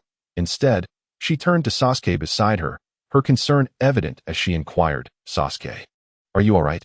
The tide of battle appears to be shifting in our favor. Perhaps we should seek the medical ninjas of the Land of Waves to tend to your injuries, and then—" "No need," Sasuke interjected, firmly rejecting Sakura's concern. Although he recognized her intentions were well-meaning, he could not shake the feeling of discontent towards her approach. Perhaps it stemmed from the subtle selfishness she had often exhibited? Yet, he was acutely aware that this selfishness had primarily arisen due to him. This inner conflict tormented Sasuke. They say to aid reason over kin. Yet witnessing Naruto's tragic childhood illuminated the truth. In times of dire straits, the only ones willing to extend a helping hand were, in fact, his own family. Presently, his brother Itachi had chosen to infiltrate an organization for the sake of Konoha. Thus, in strict terms, the only family he had left by his side were Naruto and Sakura. The clash of the twin dragons unleashed a tempest of chaos. Though Kakashi utilized his Sharingan to seize the initiative, his ultimate limit was merely to establish an even footing with his adversary. How could this be possible? A dense mist enveloped the scene, resembling a translucent curtain of rain, cascading from above, drenching the space between Kakashi and Zabuza. Meanwhile, Zabuza remained in disbelief, still reeling from the shock of witnessing Kakashi's astonishing speed in performing hand seals, muttering the same phrase repeatedly, as if unable to comprehend the events that had just transpired. Indeed, one cannot blame Zabuza for lacking the courage to face defeat head-on. As an elite jonin from the Hidden Rain Village, It was simply unbearable for him to witness the very elite jonin of the Hidden Leaf Village, whom he had always harbored resentment towards, demonstrating ninja talents several times superior to his own in such a blatantly visible manner. Yet, when all is said and done, he and Kakashi were supposedly jonin of the same caliber.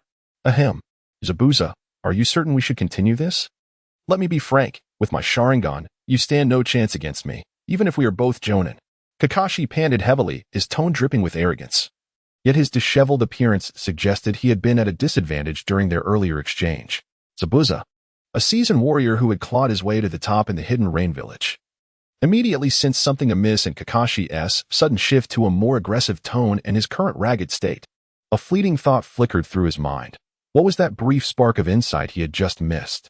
Muttering to himself, Zabuza suddenly widened his eyes in realization and burst into laughter, addressing Kakashi across from him. Ha! I see now. I understand, Kakashi. If I'm not mistaken, you're already at your limit, aren't you? At these words, Kakashi's pupils constricted sharply. Yet, having served under Dans and Konoha Sumbu for years and undergone elite counterintelligence training, he was no stranger to concealing his true state in moments of panic. Feigning composure, Kakashi arched an eyebrow and replied coolly, then by all means, test that theory. Huh? Psychological warfare? Do you take Zabuza for a paranoid fool? You're mistaken. Since you've dared me to try, I'll indulge you. I refuse to believe in superstitions. With that, Zabuza's hands flew through a rapid sequence of seals as he chanted, Water Release, Great Waterfall Technique. Whoosh. A colossal waterfall, towering dozens of meters high, materialized before Zabuza. Its roar deafening, mist saturating the air. Majestic as the Milky Way, overwhelming as the heavens themselves. As the suspended waterfall took form, Zabuza's hand seals shifted again with practiced precision. With a taunting grin, he jeered at Kakashi across the deluge. Kakashi, wasn't he it you who boasted? Who challenged me to try? Well then, now is your chance to prove it. Go on. Copy this very technique and show me another waterfall of equal grandeur. Before his words fully faded, his seals concluded. In an instant, the breathtaking celestial cascade, now seemingly imbued with a will of its own by Zabuza's completed seals, surged toward Kakashi with unstoppable, earth-shaking force. The surging waves roared with deafening fury. Kakashi's eyes reflected the overwhelming force bearing down upon him, his brow beaded with cold sweat. Indeed, Zabuza's assessment was flawless. Kakashi's chakra reserves were nearly depleted. His bluff had failed utterly. Faced with Zabuza's merciless water release technique, Kakashi couldn't evade, for behind him stood Team 7 and their client Tazuna. Thus, though the odds were against him, he had no choice but to stand his ground. Gritting his teeth, Kakashi abandoned any thought of copying Zabuza's great waterfall technique. Instead, his hands flew through a series of seals, summoning one of his signature techniques, Earth Release, Earth-style Wall. With a thunderous rumble, a massive earthen barrier erupted from the ground, its damp soil scent filling the air as it shielded Kakashi and his charges. He wouldn't really be out of chakra, would he? Tazuna stammered, trembling. As a civilian, witnessing such high-level ninja combat was beyond anything he'd ever experienced. Hey, quit being such a pain, Naruto snapped. Arms crossed behind his head, his whisker-like birthmarks twitching with irritation. If it weren't for you risking everything for Wave Country's people, we wouldn't be fighting this corpse-faced freak to begin with. We're not complaining, so why are you scared? Should I call Kakashi-sensei back right now and leave you to deal with Mr. Corpseface yourself? Tazuna opened his mouth but said nothing, his gaze shifting from Naruto to the solemn Sasuke and anxious Sakura. Eventually, he simply nodded with an awkward, polite smile. That's more like it, Naruto crowed triumphantly. The third Hokage always said real men take responsibility. What, didn't your grandpa teach you that? Oblivious to how his words might sound, Naruto continued his verbal assault. You should write a book with that mouth of yours, Tazuna spluttered. Sakura finally intervened, trying to diffuse the tension. Enough, Naruto. Kakashi-sensei hasn't defeated Zabuza yet. As shinobi, we must remain vigilant. Yeah, whatever you say, beautiful, Naruto replied with his usual carefree grin. Sighing, Sakura turned her attention to Sasuke, who stood at the forefront, his brow furrowed in concentration. Concern laced her voice as she asked, Sasuke, is your eye injury still bothering you? Though Sasuke heard Sakura's concerned voice behind him, he merely shook his head lightly, his gaze unwaveringly fixed on the intense battle between Zabuza and Kakashi. He spoke softly. I'll be fine after a short rest, Sakura. Thank you for your concern during this time. Just as Sasuke was about to turn and express his gratitude to Sakura, he suddenly caught sight of the fierce clash on the battlefield and shouted, Fall back. just as Shikamaru's father, Shikaku, often advised him. Sometimes the outcome on the chessboard of reality does not lie within the game itself, but manifests in ways that a player cannot comprehend. Kakashi and Zabuza exemplified this truth at that moment, echoing Shikaku's profound yet eternally valid adage. The current situation was stark. Kakashi was clearly at a disadvantage in this psychological duel against Zabuza. With a thunderous roar, a colossal waterfall surged downwards, akin to a dragon, its overwhelming force crashing down. In an instant, it collided violently with the earthen wall that Kakashi had summoned. Phew, I managed to block it. Kakashi sighed in relief as he beheld the sturdy wall standing steadfast before him. However, a sudden realization struck him, and with a sense of foreboding, he swiftly turned and shouted, "It's bad. You all need to run." Though Kakashi had forcibly summoned the earthen wall with less than 20% of his chakra, he had not anticipated that, as his chakra waned, the wall would only be half as robust as usual. Zabuza, brimming with chakra, faced off against Kakashi, who was nearly depleted, and thus the full might of the waterfall technique overwhelmed the diminished earthen wall, swiftly determining the victor.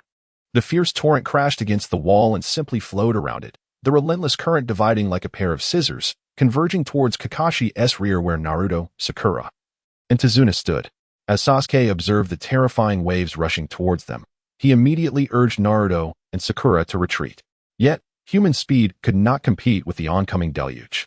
Naruto's chakra was unstable, leaving him with but a single shadow clone technique, while Sakura remained a mere apprentice medical ninja.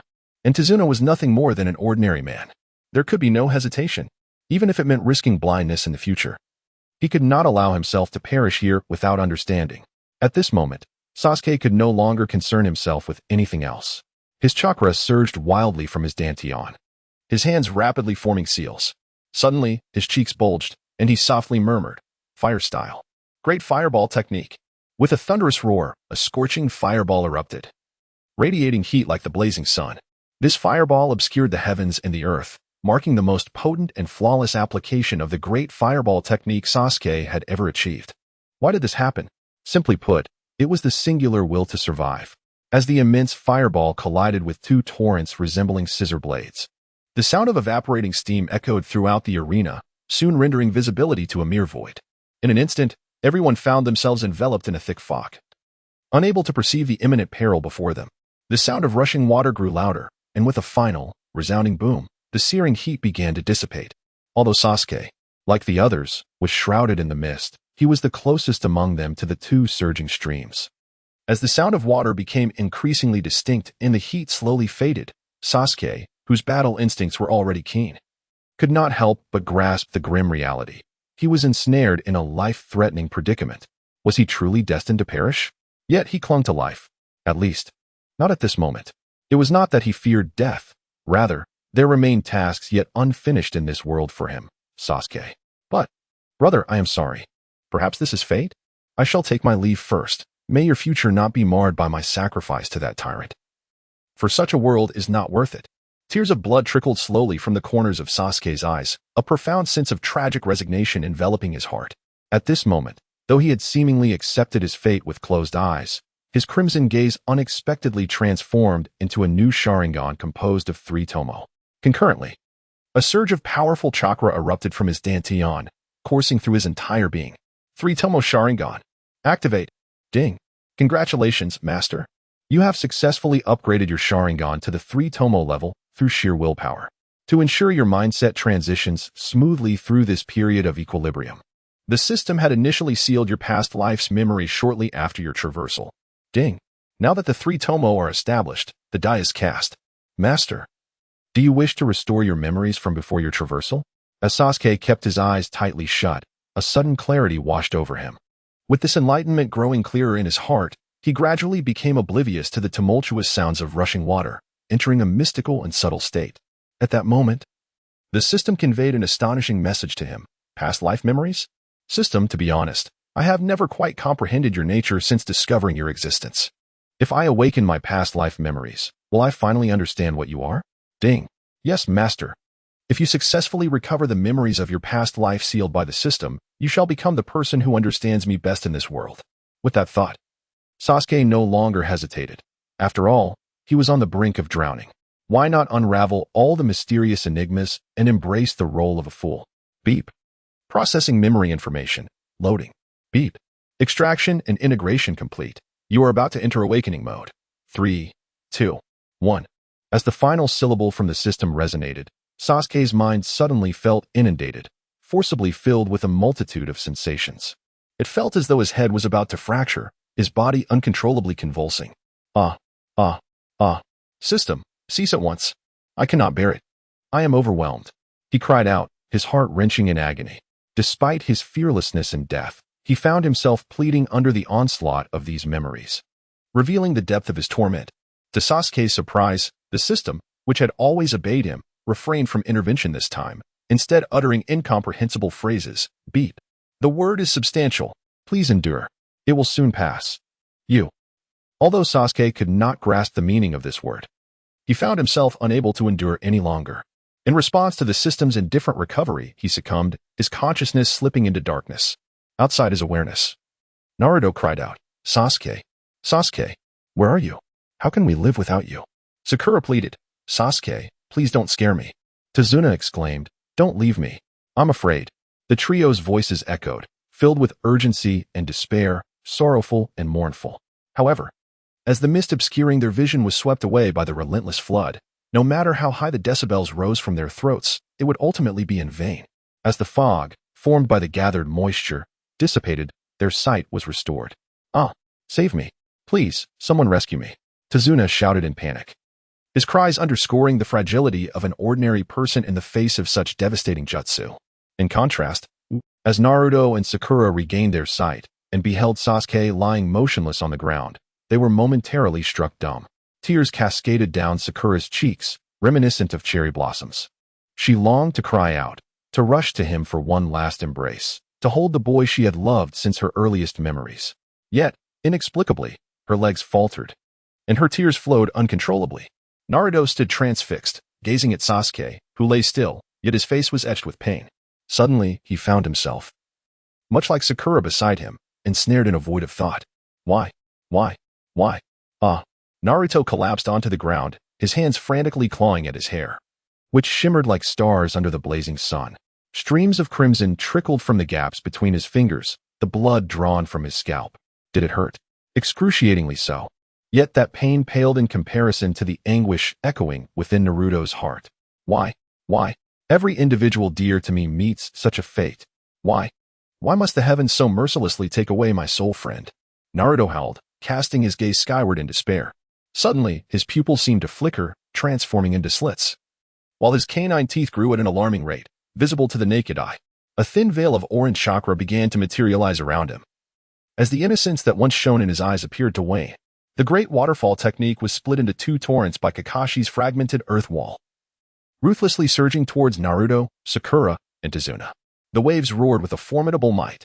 At that moment, Naruto, who had positioned himself at the forefront, inexplicably morphed into a mysterious beast with two tails, its body a deep crimson hue, eyes fierce, fangs bared, poised on the ground as if conjuring some dreadful force within. The chakra radiating from it bore an astonishing power, surpassing even the intensity of the two oncoming torrents, if one were to sense it closely. With a resolute roar, the transformed Naruto, as the fearsome two-tails beast, faced the incoming torrents without a moment's hesitation. With a swift motion of its head, it unleashed a terrifying blow, aimed directly at the surging forces. Boom. The moment the two torrents made contact with that dreadful strike, they erupted into vast clouds of mist, evaporating into nothingness. Yet Naruto's devastating assault, akin to a laser cannon, showed no sign of faltering against the formidable water techniques. That catastrophic strike surged forth, piercing through the dissipating torrents, heading straight for Zabuza, who stood in stunned disbelief at the unfolding spectacle. Could this be the manifestation of a tailed beast? Is this boy truly the legendary Nine-Tails Jinchuriki of Konoha, the son of the fourth Hokage? Zabuza's eyes widened, jaw agape, murmuring in disbelief. However, Naruto's tailed beast bomb, hurtling towards him, afforded him no time for contemplation. With a resounding thud, the incredible chakra of the tailed beast bomb enveloped Zabuza in a blinding brilliance. In that fleeting moment, the assault arrived with such swiftness and ferocity that Zabuza barely hesitated before he could utter a cry of despair. Bang! Once again, following a thunderous explosion, Zabuza re-emerged into view, yet he was no longer the formidable figure he once was. His body was marred with wounds, and his eyes were tightly shut. After plummeting from the sky, he collapsed onto the distant ground, motionless, leaving one to wonder if he had succumbed to death. Kakashi, observing this, could not help but exhale a sigh of relief. He was crouched atop a tree branch nearby, not out of unwillingness to assist, but because he had depleted his chakra entirely. Had it not been for his rigorous training in the Umbu, which honed his acute battle instincts, he might have been obliterated by the earlier rampage of Naruto's tailed beast bomb. Now, with a slight recovery in chakra, Kakashi's gaze fell upon the distant Naruto, whose eyes glowed crimson with madness. A sense of dread washed over him. Although he had regained a modicum of chakra, it was but a drop in the ocean. The prospect of reaching Naruto in his tailed beast form was daunting. Even rescuing Sasuke, Sakura, and Tazuna seemed an insurmountable challenge.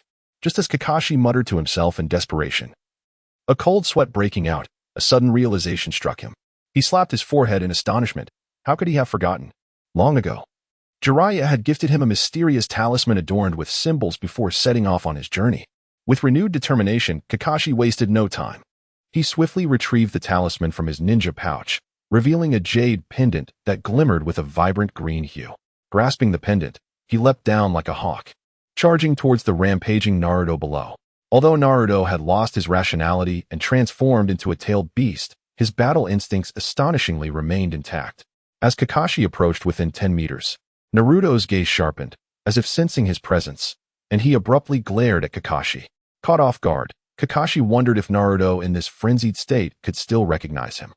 Just as he hesitated, unsure whether to advance or retreat, Naruto unleashed a powerful slap in his direction without a hint of mercy. In that moment, Kakashi uttered an exclamation. His first curse in years. Seeing Naruto's formidable strike approaching, he disregarded any notions of dignity. With a swift motion, he propelled himself backward, akin to a bolt of lightnings, retreating to the safety of the trees.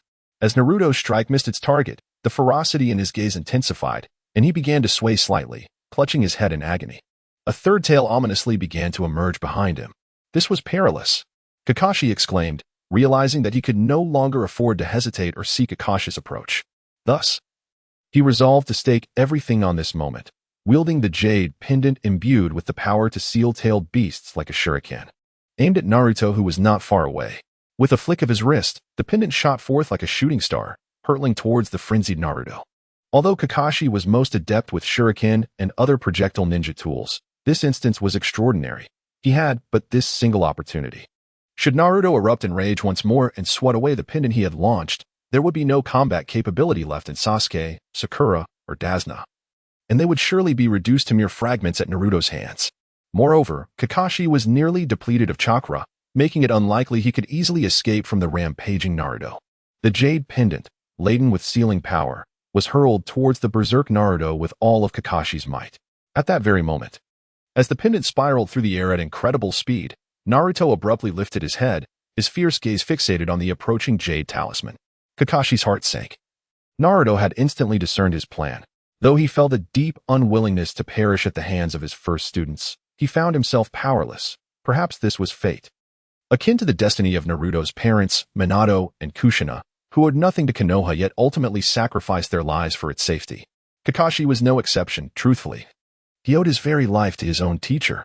He mused that he might return this monumental debt in a different form. My teacher. Kakashi sighed heavily.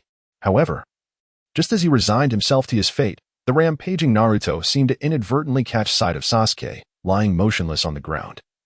And a flicker of clarity returned to him. He swiftly extended his tailed beast-enhanced left hand, forcefully pressing it down against the ground to intercept the flying pendant. A guttural roar escaped Naruto's lips, a sound that resonated with helplessness, pain, and rage, which Kakashi, standing nearby, could clearly discern. Yet, Kakashi had no time to dwell on sorrow. This was the opportune moment for him to act. Whoosh! The pendant, akin to a meteor, flew straight into Naruto's crimson form, seemingly melting away into nothingness. In that instant, the tailed beast-empowered Naruto momentarily froze, akin to a robot severed from its power source, standing still in bewilderment. At that moment, Kakashi appeared before Naruto in an instant. In an instant, he raised his right hand to support his left, which was fully outstretched with fingers spread wide, palm facing Naruto. Within that palm, unexpectedly, a character resembling a silver hook inscribed with iron emerged, Jun. As Kakashi assumed his stance, he chanted an incantation. In an instant, Naruto, transformed by the beast chakra, deflated like a punctured balloon, the crimson aura surrounding him ebbing away at a visibly rapid pace. With a thud, Naruto soon reverted to his former self, though he appeared far from normal. His body bore numerous mottled, bloody wounds, and his once azure eyes, reminiscent of a starry ocean, were now closed. His brows furrowed deeply, as if burdened by an insurmountable sorrow. Lying quietly upon the ground, he resembled a statue carved from stone. Alas, this unfortunate child, under the guidance of his teacher, has truly faced a tumultuous fate. Speaking thus, Kakashi approached Naruto and helped him sit up. He then turned to Sakura, urging, "Sakura, come quickly and assist." Yet, Sakura seemed oblivious to Kakashi's words, lost in her own world. She appeared to be murmuring softly, oscillating between fits of sobbing and bursts of laughter, as if her consciousness had detached from reality the moment she beheld Sasuke lying on the ground, conjuring an infinite dreamscape akin to the infinite Tsukuyomi. Is this madness? Kakashi pondered. In that moment, he recalled a rogue ninja named Orochimaru, who, despite later becoming a traitor to Konoha, had once confided to Kakashi that individuals confronted with jealousy and sorrow often enter a mysterious self-preservation mechanism, akin to madness. Could this be Sakura's current state? Shaking his head, Kakashi glanced at the already fainted Dasna nearby, confirming his safety before slowly making his way to Sasuke, who lay motionless on the ground, seemingly devoid of life. Why did Kakashi approach Sasuke last? It was not due to indifference. Rather, it stemmed from the fact that, among Team 7, Kakashi held a special affection for Sasuke. Gazing at Sasuke's still form, Kakashi dreaded the thought of confirming Sasuke's death, fearing he too might descend into the madness that had overtaken Naruto and Sakura. In truth, Sasuke, in his youth, was the embodiment of charm, blessed with prodigious talent and a somewhat aloof demeanor. Moreover, he harbored thoughts of someone who had long been buried in the depths of his heart, the one who fought desperately to protect himself and Rin before his demise, the one whose breath was faint yet still clutched his own Sharingan, smiled, and said to himself, "Elder White Fang is the most responsible Jonin I have encountered in Konoha. The birthday gift I owe you will be compensated with this today. I hope you will take good care of Rin for me." Suddenly, with a sharp crack, his thoughts shattered like glass, and Kakashi was jolted from his reverie. Kakashi swallowed hard, ultimately making up his mind as he approached Sasuke and knelt down before him. His hand slowly rested upon Sasuke's heart, yet soon withdrew again. Kakashi tilted his head back, gently closed his eyes, and fought back the tears that threatened to spill. It was over. There was no heartbeat. Why was destiny so cruel? First Obito, now Sasuke. Tears cascaded down his cheeks like a waterfall. Kakashi stood in silence, reminiscent of Naruto's fury and Sakura's despair, lost in contemplation. Meanwhile, Sasuke's consciousness stirred amidst a haze, struggling to move his body. It felt as though every action in this unfamiliar space was met with immense resistance. "System, are you there?" "System," Sasuke tentatively inquired. At this moment, he had regained all his memories from his previous life and had not forgotten the memories of his childhood in this world. In essence, he was Sasuke, embodying his emotions and his thirst for vengeance, while also possessing memories from before his transmigration that Sasuke did not have. "Ding. Dear Master, have you recovered your memories? How do you feel?" Upon hearing this, Sasuke was immediately displeased and retorted angrily, "How can you even ask? It's only been a few days since I crossed over, and you've already made me experience the sensation of wanting to die twice. And you talk about the world being vast, asking me to endure? Who do you think I am? Pretending to care about my experience? Let me tell you, there is absolutely no enjoyment in this game." With a dismissive wave, Sasuke sat down in the chaotic space, resigning himself to despair. "Ding. Please do not be angry, Master. The system merely acted to prevent you from experiencing discomfort upon your sudden transmigration by sealing a portion of your memories for a time, thereby maintaining the balance of this world's game and enhancing your experience. All right. No need for further explanations. Since it's already in the past, I won't dwell on it. But as compensation, we must establish some ground rules." "Ding. Please state your terms, Master." He. Sasuke chuckled softly and said, "Firstly, from now on, the system shall not undertake any actions against my will. Bus. The system acknowledges. Secondly, I am quite curious whether the Naruto world I have traversed is akin to the anime I watched prior to my journey. Can you provide me with an answer to this, system?" Bus. The system is currently analyzing. Please hold. Loading. Bus. The system has meticulously deduced that this Naruto world is largely congruent with the anime you observed in your previous life. Largely similar? Sasuke lowered his head, deep in thought. After a considerable pause, He seemed to grasp the crux of the matter and slowly inquired of the system once more. Does this largely pertain to the main storyline, such as the journey to the Land of Waves, the upcoming Chunin exams, and the subsequent Valley of the End battle, the Pain-S invasion of Konoha, the 5 Kage summit, and so forth? This time, the system paused for a significant duration before responding. Buzz. It is generally the case. But certain plot intricacies may be altered due to your presence, Master. Additionally, some storylines that align with the anime may not unfold as you recollect, being instead woven with intricate causal entanglements. Hiss. You do have a point. After all, the temperament of the Uchiha clan in the Naruto world is rather volatile. While I now embody a more elusive version of Sasuke, this inevitably disrupts the narrative of this world to some extent. Buzz. Indeed, Master. Yet, this is not necessarily a negative development, is it? My brother Itachi has infiltrated the Akatsuki for my sake and that of Konoha, while the external perceptions remain decidedly unfavorable. With the system at my disposal and an ability to foresee the future, I could cleverly extricate my unfortunate brother from the Akatsuki ahead of time. Furthermore, with Prince Naruto and Lady Sakura, I possess ample room for maneuvering. Buzz. Yes, Master. What is your third inquiry? I didn't expect you to be so prompt today. Sasuke nodded in satisfaction. Contemplating before articulating, I aspire to surpass even Sage of 6 Paths. No, I wish to attain the strength to utterly dominate the Sage of 6 Paths. System, can you fulfill this request? Sasuke's tone was laced with skepticism, for in the anime of his previous life, the Sage was an unparalleled force, renowned as the god of shinobi. Buzz. Invincibility may arrive tardily, but it will never be absent. Young Master, with me by your side, your gaming experience shall be nothing short of extraordinary. Excellent. Your assurance is all I require. Very well. In light of your prompt agreement to my quest for invincibility in the shinobi world, I shall reluctantly forgive your prior grandiloquence. System, do you have any further inquiries, young Master? Suddenly, Sasuke seemed to notice something and abruptly asked the system. Why are you acting a bit strange today? Why have you suddenly become so talkative? Zizzes. My dear Master, I can't help but speak more. What do you mean? Sasuke furrowed his brow, sensing an abnormality in the system's words. Zizzes. Because your consciousness is outside the system, your teacher Kakashi is preparing to bury you. What do you mean? Outside the realm of consciousness, Kakashi forcefully thrust a wooden plaque into the ground, which bore the inscription, Grave of Student Sasuke from Teacher Kakashi. Having prepared a tombstone for Sasuke, Kakashi, with a sorrowful expression, removed the ninja headband he had worn for 7 or 8 years and gently placed it in Sasuke's hand. Sasuke, rest in peace. Perhaps this war-torn ninja world is not where you are meant to be, and maybe the heavens have deemed it necessary for you to transition to a more peaceful realm. Do not worry, your teacher will always remember you, for you are a person who, like Obito, sacrificed yourself for your companions. You both deserve the utmost respect. As for Naruto and Sakura, rest assured, your teacher will take good care of them.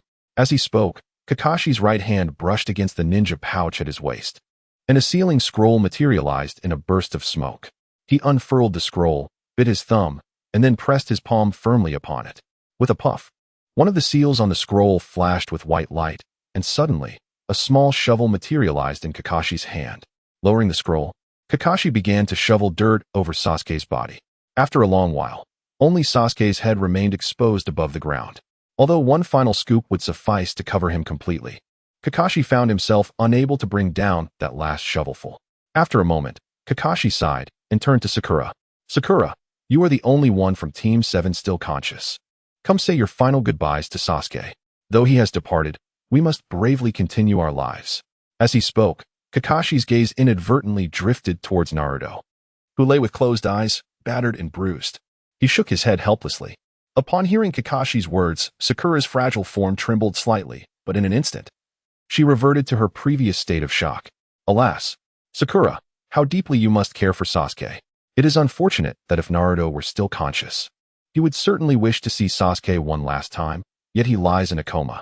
And you, though awake, are unwilling to confront the reality. Truly, life does not always unfold as we wish. With that, Kakashi once again lifted the shovel in his hand, shoveling mound after mound of yellow earth towards Sasuke's face. Thud, thud, thud. Kakashi-sensei, stop it. You're not Gaara. Don't bury me. Your beloved classmate Sasuke is still alive. Kakashi had already raised the shovel for a third time when he unexpectedly heard Sasuke's voice. I must be longing for Sasuke too much. It's just my imagination. He sighed. Rest in peace, Sasuke. Don't worry. I will take good care of Sakura and Naruto for you. With that, he added yet another shovelful of dirt atop the grave. Wait, Kakashi-sensei, you can't possibly be plotting to harm me, right? I can take care of my own wife, so please let me go. Kakashi was taken aback, this time certain that he had not misheard. It was indeed Sasuke's voice. But how could this be? He had confirmed that Sasuke had no heartbeat at all. Yet, Kakashi was nearly left speechless by the scene that unfolded next. He saw the dirt he had just piled on Sasuke's grave begin to flicker with tiny flames. Flames from the grave? Kakashi stared incredulously at the mound of earth before him, which was now spewing sparks. Yet, his heart sank further as he thought, Sasuke, I know you're unwilling to accept your fate, but dust returns to dust. Please rest in peace. I promise to take good care of Sakura and Naruto. As he spoke, Kakashi's gaze inadvertently drifted to Sakura, who remained frozen in place, her eyes vacant. He shook his head in resignation. Before Kakashi could wallow in sorrow any longer, a thunderous explosion erupted. A towering pillar of flame burst forth from the ground, shooting skyward. Kakashi, whose battle instincts were honed to perfection, sensed the tremendous power emanating from the grave in an instant. As the fire erupted, he reflexively pushed off with his toes, evading the chakra-infused onslaught without sustaining any harm. I, Sasuke, have finally emerged. I'm finally out. Kakashi looked on in astonishment at Sasuke, whose hair resembled a bird's nest. His face smeared with dirt, and his clothes tattered and torn. What on earth was happening? Had he risen from the dead? Sasuke, have you come back to life? Kakashi asked tentatively. Despite his status as a high-ranking shinobi of Konoha, he had personally confirmed that Sasuke had no heartbeat, making it difficult for him to accept the reality of Sasuke's revival. Sasuke turned around, dusting off the grime from his body, and smiled as he replied, Kakashi-sensei, do you really think that the dead Sasuke would be standing here talking to you? Sasuke, you're alive. This is truly wonderful. Kakashi's voice trembled slightly, his body still quivering uncontrollably, clearly apprehensive of Sasuke's current demeanor. All right, teacher, I heard everything you said, but let me take care of Sakura personally. After all, even if I agree, I doubt Sarada would consent. Sasuke approached Kakashi, patting him on the shoulder, reassuring him once more that he was indeed fine, truly alive. Not a mere reincarnation through impure resurrection. Feeling the chakra energy emanating from Sasuke's hand, Kakashi let out a subtle sigh of relief. While he was uncertain if the deceased could move, he had never witnessed chakra fluctuations from someone who had passed away. Who is Sarada? Kakashi inquired, somewhat perplexed. It was evident that his past experience in the Konoha Umbu had honed his ability to grasp essential points swiftly, even from vague references.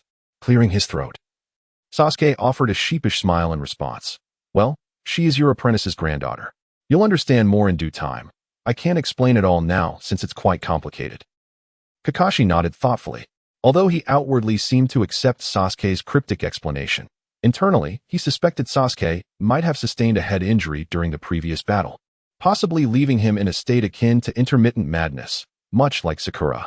Having deftly navigated that topic, Sasuke then turned his attention to Naruto, who lay unconscious beneath a nearby tree, his body marred with injuries, his exposed skin appearing as if it had been scorched by flames, an utterly tragic sight. Confounded, Sasuke asked Kakashi, teacher, what happened to Naruto?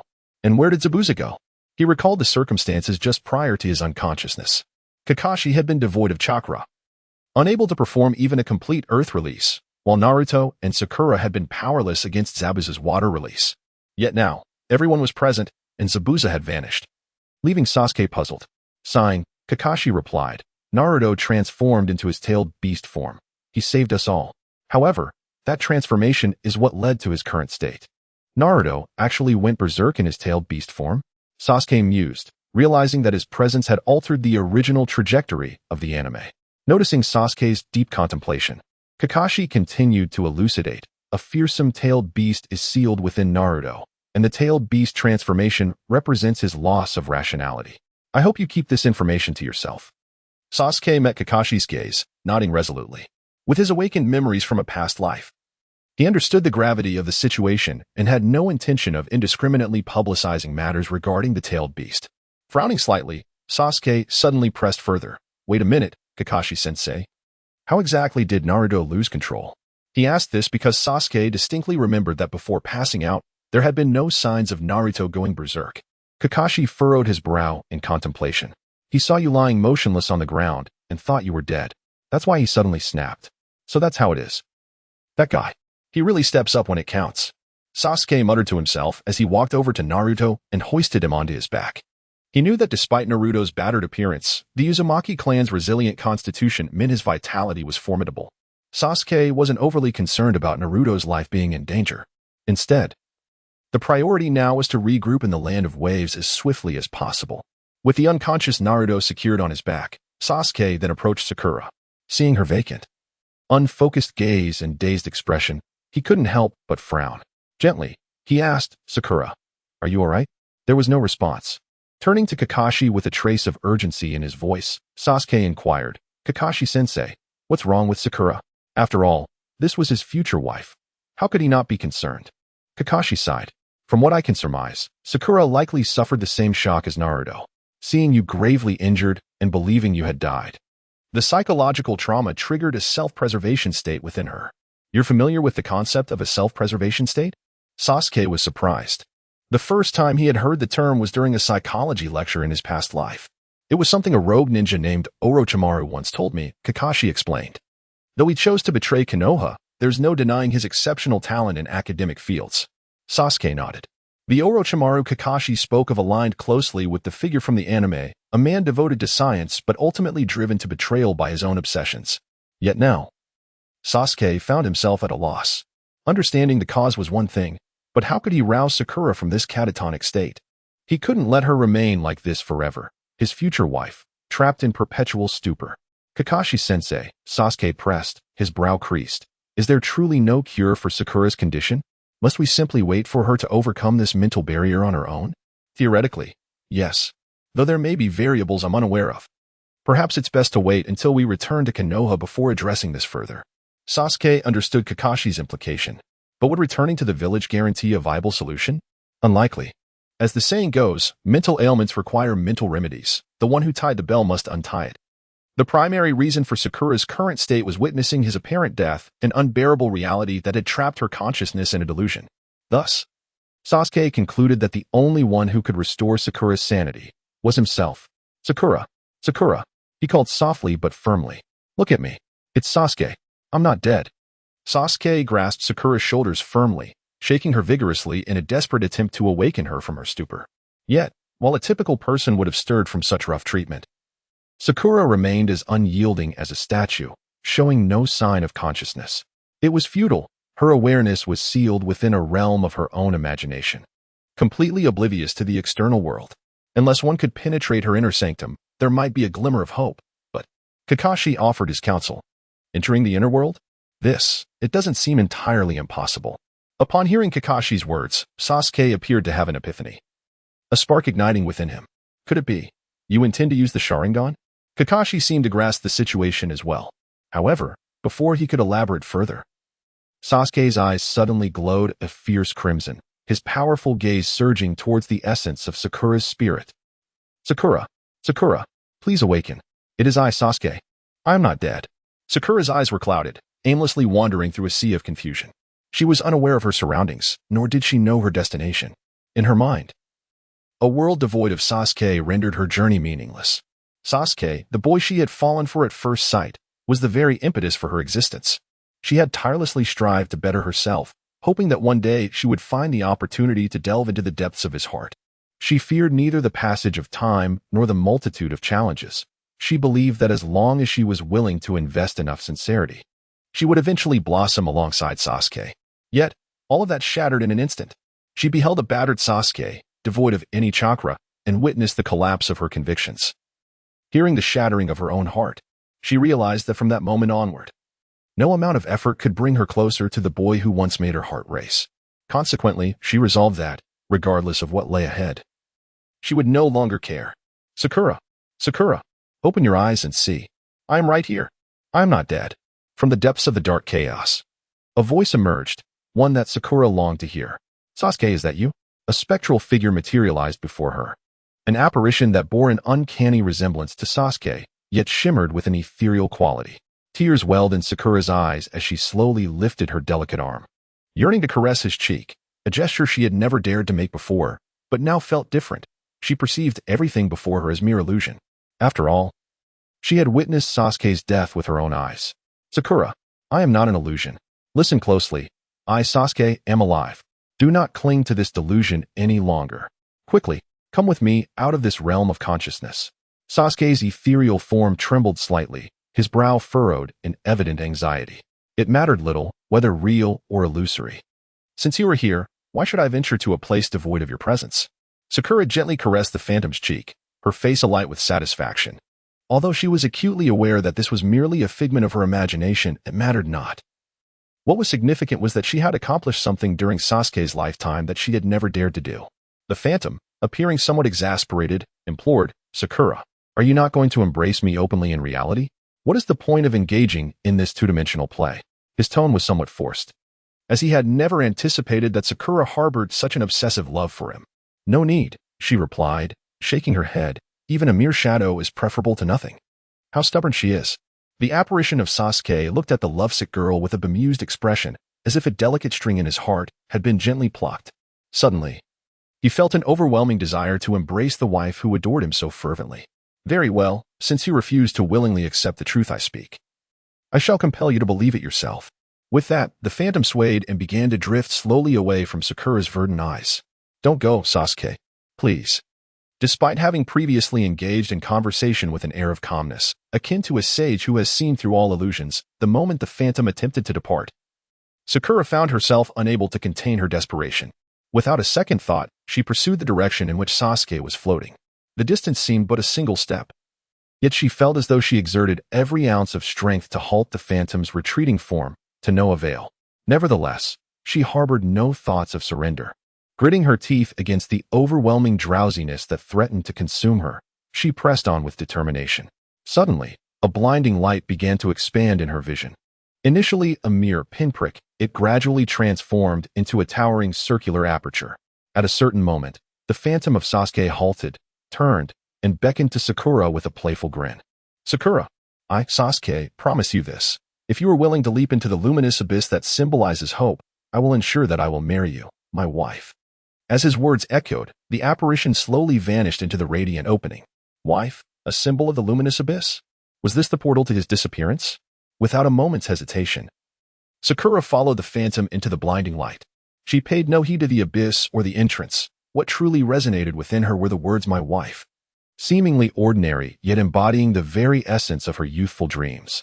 The scenes around him swiftly dissipated, and the surrounding darkness mirrored his own state, shattering into fragments the moment he stepped through the entrance. A blinding ray of sunlight illuminated Sakura's face once more. Have I returned? Yet, without his world, what was there to yearn for? As she pondered, Sakura unexpectedly heard a voice she should not have recognized. Sakura, welcome back. Slowly, she opened her eyes. And to her astonishment, the first thing she saw was Sasuke smiling at her. She was momentarily entranced. It seemed she had never witnessed such a smile from him since their acquaintance. Sasuke, much like an impenetrable iceberg, emanated an aura of unattainable sanctity. Yet, at that moment, he revealed a smile she had never seen before. Heavens, am I dreaming? Sakura could hardly believe it and rubbed her eyes vigorously. Sasuke stood before her, aware of her innermost thoughts, having delved deep into her soul. Without hesitation, he embraced her gently, whispering in her ear, Sakura, I am not dead. Moreover, I promised that if you dared to step outside the confines of your conscious prison, I would marry you, haha.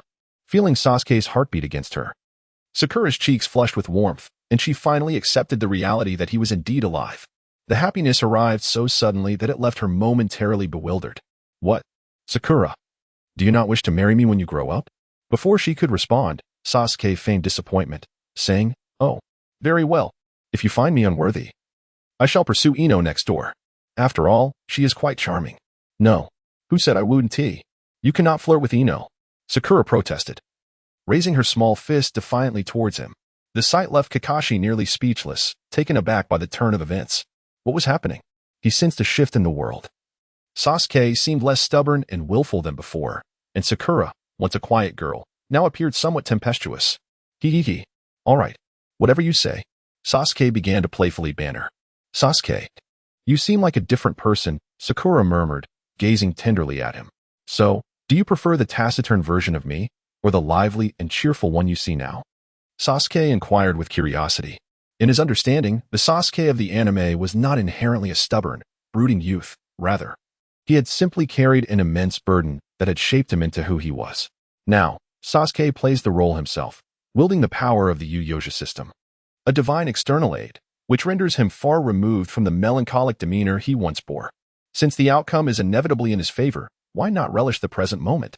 Sakura slightly tilted her head, her cheeks flushed with a rosy hue as she replied, as long as it's you. I cherish every aspect of your personality. Haha. Well said. Sasuke chuckled heartily, clearly pleased. Sakura's words were the perfect answer to his heart's desire. After all, what man wouldn't relish the thought of his beloved deeply caring for him? Seeing this, Kakashi, unable to bear the scene any longer, cleared his throat loudly and interjected. Sasuke, let us first take Naruto to the Land of Waves for treatment. Afterwards, you can take your time with Sakura. Doesn't that sound reasonable?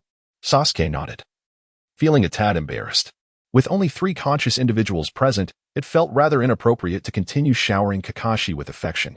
Adjusting Naruto, who had fainted, onto his back, Sasuke took Sakura's hand and followed Kakashi as they prepared to depart for the Land of Waves. At that moment, Sasuke seemed to recall something and suddenly inquired, Kakashi-sensei, what about Zabuza? Why have I not seen his body? This was undeniably a serious question for Sasuke, as in the original anime. It appeared that Kakashi had not completely vanquished Zabuza during their first encounter. Instead, he had been saved by Haku after sustaining a fatal blow. While he held a fondness for Haku's character, given their current opposition, some matters needed clarification. As Sasuke was about to set off with Sakura, Kakashi hoisted the unconscious Dasna onto his back, responding, I hadn't noticed that either.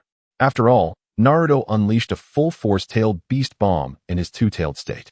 Without preparation, Zabuza could very well have been obliterated or gravely injured, perhaps even carried off by nearby beasts. Sasuke, upon hearing this, chose not to press further. In the anime, Zabuza had not endured a fatal strike from the tailed beast bomb, despite Zabuza's formidable strength as a Nin. Even a ninja of the shadow level would find it implausible to withstand a tailed beast bomb and emerge unscathed. As for whether Zabuza lived or died, Sasuke was indifferent. He believed that even if Zabuza were still alive, he would no longer seek trouble with Team 7. After all, they had successfully escorted Dasna back to the Land of Waves, thus completing their mission. Zabuza, having failed his task, would have no reason to risk his life for a mere few hundred ryo. Thus, the 3 conscious individuals and the 2 unconscious ones set forth towards the Land of Waves. Inside a thatched cottage, a voice echoed, cough, cough. How could a Jinchuriki suddenly appear within Kakashi's team? Have they lost their minds in Konoha? How dare they send our village's Jinchuriki on a mission? Suddenly, Zaibujan, stricken by a terminal ailment, sat up in shock, clutching his chest, and angrily cursed aloud.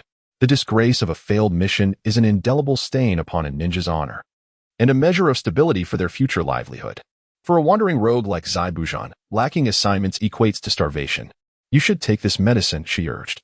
A failed mission is a reality we cannot change. It has already transpired. By removing her mask, revealed a countenance of extraordinary beauty. She typically projected herself as a male ninja, seldom revealing her true face due to the perilous nature of her surroundings, particularly around this man. She understood that Zaibujan was exceedingly proud and feared that her beauty might bring him misfortune. Yet, when Zaibujan gazed upon her, his tempestuous emotion subsided. He deftly accepted the bowl of medicine that was handed to him. Thank you. Bye. It is often said that the only way to calm a man's heart is to find him a woman he loves. And perhaps this is precisely what is unfolding before us. Bai smiled softly and shook her head, unwilling to allow the man who adored her to bear such a heavy emotional burden. Yet, this only deepened Zaibujan's feelings of guilt. I am sorry, Bai. With your beauty, you could have a far better life, yet you squander it on a worthless wretch like me, leading a life of turmoil. At times, I truly loathe myself for lacking the ability to provide you with a better existence. Before he could finish, Bai pressed her delicate hand to his lips. I desire none of the better life you speak of. All I wish for is that we can live our lives in peace. From the moment Zaibujan fought to rescue himself from the chaos of war, Bai knew she could never part from this man. She did not crave a better life. For in the world of ninjas such as themselves, a better existence is often carved through struggle. Bai, Zaibujan, have drifted through half a lifetime.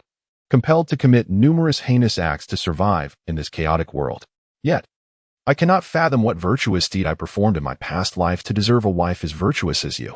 Just as Zai Bujan was about to continue, his gaze suddenly sharpened.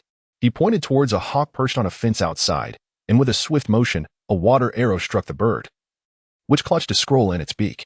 Rising from his bed, Zai Bujan retrieved the fallen creature and examined it. You swore your loyalty, yet you have proven utterly useless.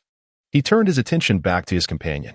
If you wish to continue in this line of work, eliminate Kakashi and his comrades from Konoha. Rest assured, I shall compensate you double if you succeed. But what if you fail? Do not ever appear before me again.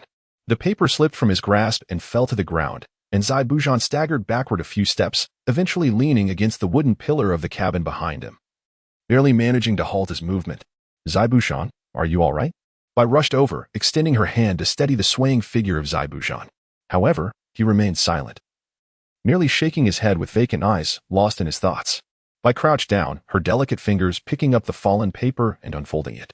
After a long pause, she suddenly grasped Zai Bujan's shoulders and urged, Zai Bujan, we cannot heed that person's words. Moreover, you are already injured. We cannot simply throw our lives away for him. As he swallowed hard, Zai Bujan's gaze regained its composure, and he turned to Bai, saying, Bai, it is not that I disregard your counsel, but do we truly possess the luxury of choice in our situation? I understand you wish to suggest that we find a secluded place to hide, living as ordinary people. Yet, look around at the war-torn shinobi world. Where is there still a sanctuary? I comprehend your desire for me to withdraw from the power struggles of these high-ranking individuals to avoid becoming an unwitting pawn. However, if I do not sell my soul, how can we survive in this chaotic era? A barrage of questions left Bai momentarily speechless. She suddenly felt that her previous advice to Zai Bujan had been rather naive. Indeed, where there are people, there will be ceaseless conflicts. This is not dictated by one individual or even a group. It is determined by an era, by the rules set forth by the influential figures of various nations. And beyond them, all others possess only the choice to be pawns, devoid of the right to resist. It is the times. It is fate. It is not that people do not wish to rebel, but they simply lack the strength to do so. Zai Bujan, perhaps I was truly mistaken in the past. I am sorry. Bai lowered her head, her face etched with remorse. Zai Bujan embraced her gently and sighed deeply. Bai, there is no fault in you. The only wrongdoing lies within this world.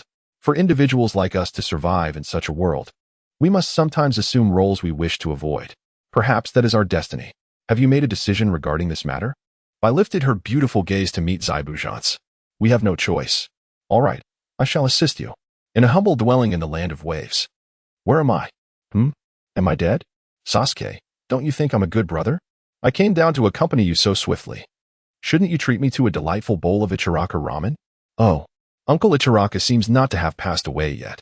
Naruto languidly opened his drowsy eyes, grumbling towards Sasuke before him. Sasuke's lips curled into a sardonic smile as he retorted, Hey, Naruto, I kindly carried you here. And the first thing you do upon waking is curse me to death. Still calling me your brother? Doesn't your conscience ache? Naruto suddenly sprang up from the bed. At first, he was taken aback upon seeing Sasuke. But when his peripheral vision caught sight of Sakura nestled beside Sasuke and Kakashi standing at the foot of the bed with an icy demeanor, he exclaimed, Sasuke, you're alive? Naruto touched Sasuke's face and then his own, exclaiming, Huh? I'm not dead either. How wonderful. Observing Naruto's instantaneous transformation into a dramatic youth, Sasuke couldn't help but feel a wave of exasperation. He thought to himself, Isn't this a bit too carefree? At that moment, Kakashi, standing at the foot of the bed, remarked, It seems Naruto is all right now. Let us prepare thoroughly tonight. We shall depart for Konoha first thing in the morning to hand over the mission. Upon hearing the mention of the mission handover, Naruto suddenly seemed to recall something and eagerly turned his head, asking, Kakashi-sensei, what do you think the final rating of our mission will be? His intent was clear. The ninjas they encountered in the Land of Waves were formidable, and the actual rating would undoubtedly be substantial. A higher rating would also mean a greater compensation bonus, which correlated directly with how many bowls of Ichiraka ramen Naruto could indulge in. Sasuke immediately discerned Naruto's thoughts, musing to himself, This guy doesn't appear as foolish as he seems. I hadn't even pieced that together so quickly, yet he pinpointed the crux of the matter right away. Indeed, every foodie is a potential asset. Well, Kakashi stroked his chin thoughtfully, it's hard to say. After all, even if we were to speak candidly with the third Hokage, he might not believe us.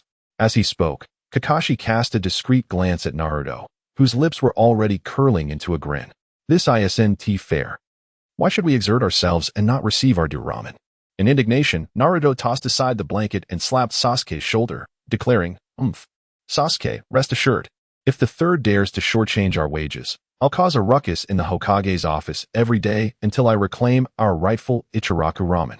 As he spoke, Naruto raised his small fist in a defiant gesture, embodying the spirit of a proletarian leader. Good grief. He has already converted his wages into ramen in his mind. Sasuke thought, oh dear. Naruto, don't drag me into this. I'm content with little. Missing a few bowls of Ichiraku ramen won't bother me. But you, Naruto, will be in quite a predicament. Sasuke subtly stoked the flames, confident that while Naruto might not typically comprehend when it came to ramen, Naruto would undoubtedly grasp the essence without guidance. Kakashi subtly gave Naruto a thumbs up while carrying him on his back, and soon, a shared understanding blossomed between him and Sasuke, two seasoned foxes, as they exchanged knowing smiles. The following morning, Kakashi led Team 7 as they began preparations to return to Konoha, adhering to the plans established the day before.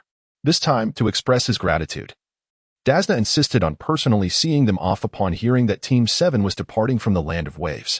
The five of them resembled their earlier journey through the country, yet their emotions were far less tense than before. Everyone, I sincerely thank you for your understanding of my difficulties, Dasna said. If one day the port connecting the Land of Waves to the outside world is successfully built, I shall certainly invite you all here for a feast. A feast? Sasuke unconsciously recalled memories from a past life, but quickly shook his head, dismissing any unhealthy thoughts. There is no need for such formality. We were merely fulfilling our duties. Kakashi replied with a nonchalant demeanor. Indeed.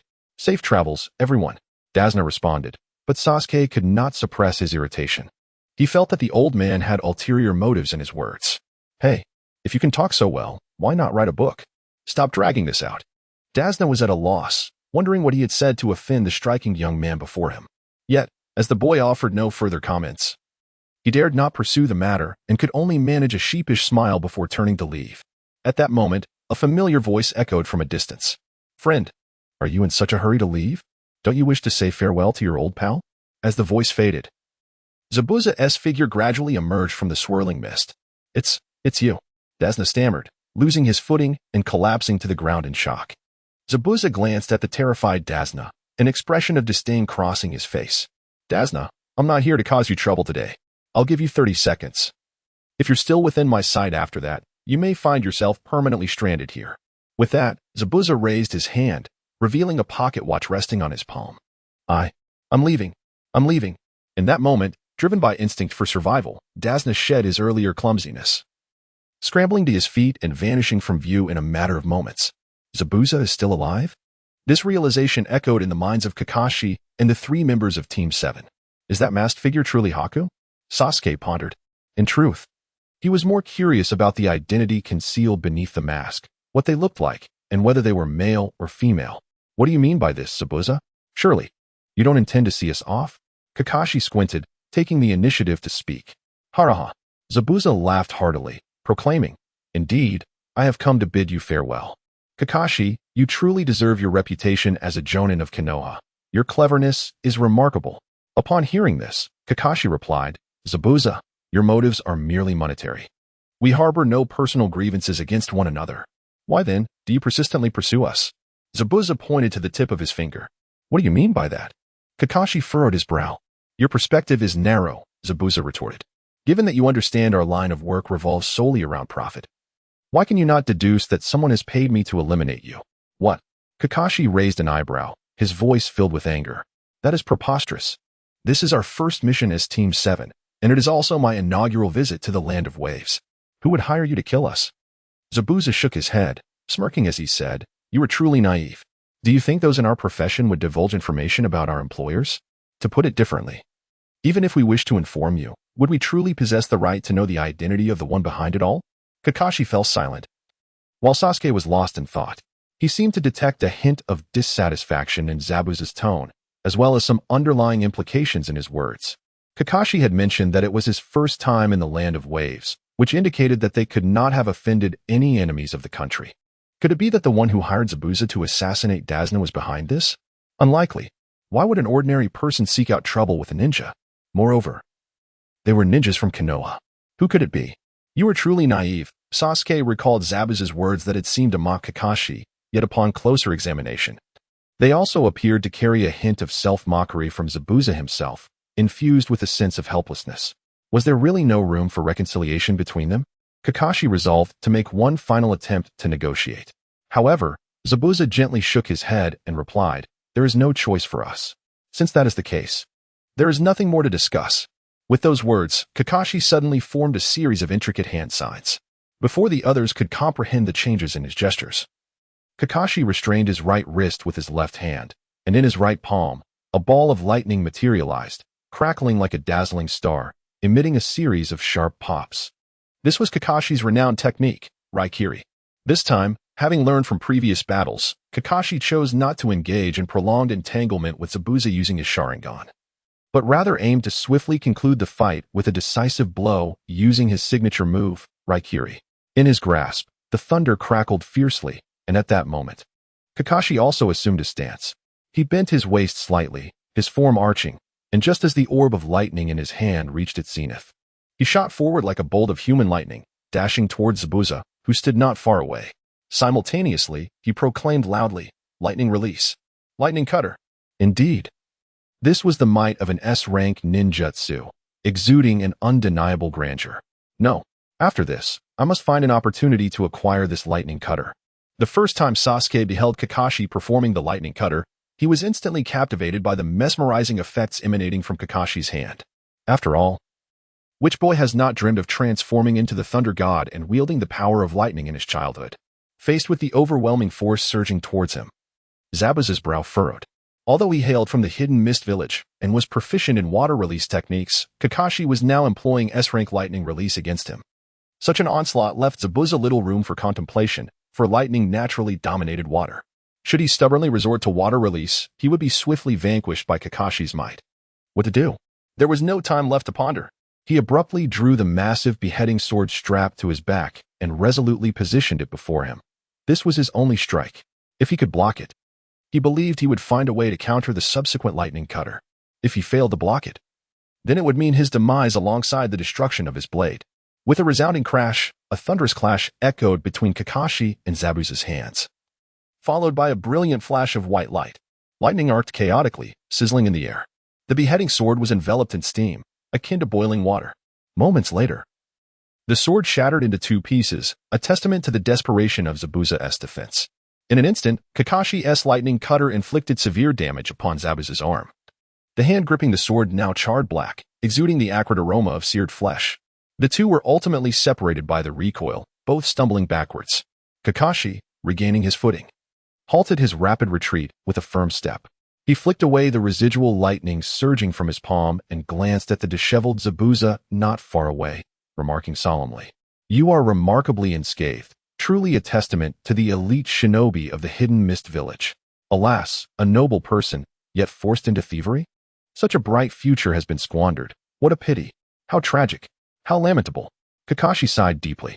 This was not mere lamentation without cause, but rather a sigh shared among elite shinobi of the same caliber, acknowledging their vastly different circumstances, a sentiment of heroes recognizing one another.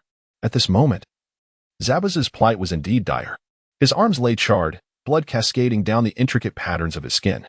He gasped for breath, beads of sweat rolling down his forehead. Suddenly, he mustered a strained laugh, saying, "Heh, we are alike, indeed. Indeed, as an elite jonin of Konoha, your combat awareness and prowess are truly commendable. However, let us not forget that I too am an elite jonin, and thus I shall not be easily vanquished by you." Cough. Before Zabuza could finish his words, a torrent of blood erupted from his mouth, and his complexion paled further, his body swaying precariously. Kakashi sighed inwardly, his lips moving beneath his mask, hesitating to speak. Ultimately, he resolved to make one more attempt, gazing at Zabuza as he slowly articulated, "Zabuza, we harbor no deep-seated animosity. Do you truly wish for our conflict to be to the death?" This statement bore two meanings. Firstly, it underscored the significant implications behind Kakashi's position. After all, Kakashi represented the formidable Konoha. Even if Zabuza were to exhaust his last resort and eliminate Kakashi today, One must ponder, would Konoha easily forgive a provocateur like Zabuza? Secondly, Kakashi offered a gentle reminder to Zabuza, hoping he might reconsider his course, infused with a touch of pity. Zabuza planted the remaining half of his beheading sword into the ground, then hastily bandaged the incessant wounds on his arms. Before turning his gaze back to Kakashi and slowly responding, "You will never understand. You will never grasp the plight of us ninjas," he continued. Just as the wealthy among the ordinary, chakraless populace claim to comprehend the struggles of the poor, they will never truly fathom the hardships of poverty. While your decisions rarely require sacrifice, we endure the perpetual dance between life and death daily. Enough. No matter how much I say, you shall remain oblivious. Come at me. With that, Zabuza lifted the beheading sword from the ground once more. As he summoned strength to his arm, a fresh stream of blood flowed from his wounds, yet miraculously. The sword, which had been cleaved in two, began to mend itself at a visible pace, soon returning to its original form. Kakashi let out a soft sigh, his hand signs shifting once again. In a moment, a dazzling and violently crackling bolt of lightning manifested in his hand. Sasuke fell into contemplation. Upon hearing Zabuza's words, he felt a pang of sympathy for the wandering ninja. The wealthy may claim to empathize with the poor, yet they will never truly grasp the burdens borne by them. Can such words be uttered by a merciless killer? In contrast to a heartless monster, Sasuke found Zabuza more akin to one driven by life's relentless adversities, reluctantly turning to a life of banditry. Konoha, amid the great nations, is perhaps considered benevolent and righteous. Yet, the prosperity of Konoha has come at the cost of countless unspeakable deeds committed by its umbu, forcibly cultivated from the shadows. What appears compassionate often reveals itself as merciless. While what seems unprincipled may indeed be deeply honorable, perhaps it is not a particular individual or faction that is at fault, but rather this very era itself. In that moment, Sasuke felt an inexplicable surge of ambition, akin to a tempest, rising within his heart. He yearned to unify the tumultuous ninja world. He aspired to restore an era of peace and prosperity to this realm, a time of clarity and harmony. Suddenly, the sky above Team 7 was engulfed in a dramatic shift. Just a moment ago, the sun shone brightly, yet now dark clouds loomed ominously. Thunder roared. Amidst the heavy, leaden clouds, a bolt of lightning, as thick as an infant's arm, erupted forth with a crack, before Team 7 could react in any manner. That formidable flash of thunder struck Sasuke directly. His body trembled, devoid of any power to resist, and he fell unconscious. Sasuke! Sasuke! Naruto and Sakura exclaimed in horror, bewildered by the sudden turn of events. It was only when Sasuke collapsed to the ground that they began to comprehend the gravity of the situation. Do not move. The lightning enveloping Sasuke is a manifestation of the heavens. You lack the lightning chakra to endure it. Kakashi, a distinguished elite shinobi of Konoha and an accomplished user of lightning techniques, understood the terrifying power of lightning in nature. After halting Naruto and Sakura, he found himself pondering, why on earth did Sasuke get struck by lightning? Could it truly be mere coincidence? Though Kakashi struggled to grasp the circumstances surrounding Sasuke, Zabuza laughed heartily. Kakashi, you truly live up to your reputation as a renowned lightning ninja. You have summoned the heavens to strike your own student. Alas, you have made a grave tactical error. Had you struck me instead, even as a Genin, I would not have withstood that ferocious bolt. Heavens, the heavens! Naruto and Sakura gasped in unison. For if the truth were indeed as Zabuza suggested, then Sasuke had been dealt a lethal blow by Kakashi, utilizing a lightning technique more fearsome than Raikiri. Could Sasuke, possessing only the strength of a Genin, possibly survive such an assault? Yet Kakashi shouted vehemently, impossible. How could I be responsible for summoning that lightning? I did not. Truth be told, a part of Kakashi found himself swayed by Zabuza's words. The lightning's arrival was too peculiar, striking precisely where Sasuke stood, closest to Kakashi, at the very moment when Kakashi wielded Raikiri at its peak power. This left little room for doubt regarding Zabuza's insinuations, creating a palpable tension within Team 7. Observing Kakashi's apparent disarray, Zabuza thought to himself that this was indeed the perfect opportunity to strike. Without hesitation, Zabuza raised his right hand, fingers pointed towards his chest, while his left hand reached skyward, and he bellowed, "Ninja art, hidden mist technique." As his thunderous voice echoed, an eerie mist began to rise, enveloping the surroundings like layers of translucent fabric. Before Kakashi could recover from his astonishment at Sasuke being struck by lightning, he found himself in a realm where visibility was utterly obscured. With a swift whoosh, a cutting sound sliced through the air near Kakashi's left ear. Acting on instinct, He deftly propelled himself backward, his form transforming into a streak of light. Thud, thud, thud. The sound of kunai embedding themselves into the ground and vibrating rapidly reached Kakashi's ears, prompting him to furrow his brow.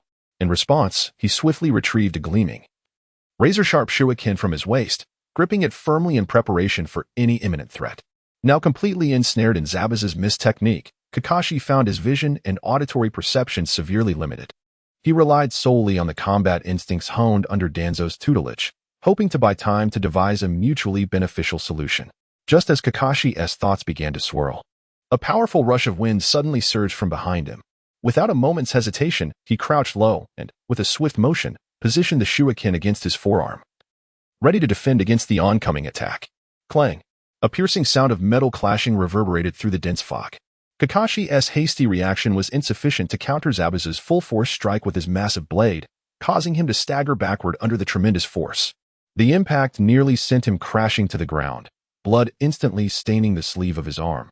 Ironically, it was Kakashi who bore the brunt of the assault, not Zabuza, who had previously been left in disarray.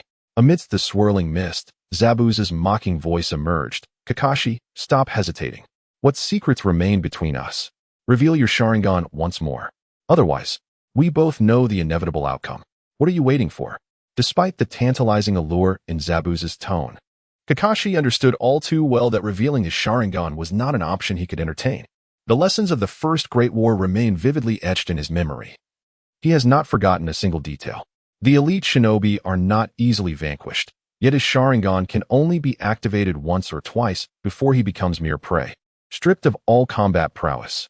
Thus, he must not rely on his Sharingan to pierce through the dense fog unleashed by the formidable Zabuza. Even though his arm is grievously injured, rendering him passive in this dire situation, he finds himself utterly powerless against the thick mist. Relentless defensive tactics will only lead to his inevitable demise. But what can he do? With a sigh, the sound of a blade slicing through the air rushes toward him once more. Kakashi tightens his grip on the shuriken, displaying no sign of retreat as he boldly faces the oncoming threat. A flurry of clashes ensues. This time, Zabuza fails to gain the upper hand in physical combat. Yet Kakashi inexplicably finds his stamina waning, left breathless and fatigued. Despite the overwhelming fog, he musters every ounce of focus, remaining tense and alert for any impending danger. Desperation breeds resilience. Suddenly, a fierce determination flashes in Kakashi's eyes as he seems to resolve himself amid this predicament. At the same time, his left hand stealthily reaches towards his ninja pouch, as if to retrieve something significant. Ah, young one. I have heard you aspire to unify the shinobi world and usher in an era of peace, a raspy voice echoes, causing Sasuke to slowly awaken. Yet, before he can fully open his eyes, he hears a voice that grates on his nerves. Who are you? His bleary eyes gradually widen as he sees an elderly figure draped in white, a mocking smile adorning his face as he hovers in the air, fixated on Sasuke. Upon recognizing the old man, Sasuke is struck with horror, exclaiming, "The Rinnegan, the Sharingan, you are the Sage of Six Paths." Sasuke's astonishment is understandable. The figure before him bears an uncanny resemblance to the sage from the previous world of anime. With a pair of Rinnegan and a slightly open nine-tomo Sharingan on his forehead, he is accompanied by the ominous black orbs of the Six Paths, along with the sage's familiar attire. Damn it, am I dreaming? Sasuke murmurs softly, then recalls the existence of his system. He hastily thinks, System. I see the Sage of Six Paths. What does this mean? Is he here to transcend the script and bestow upon me the power of the Six Paths, propelling me toward the pinnacle of my destiny? Sasuke tentatively inquires, a hint of excitement lacing his voice. He considered it not entirely impossible, for after all, he might be the only individual traversing this realm with a system.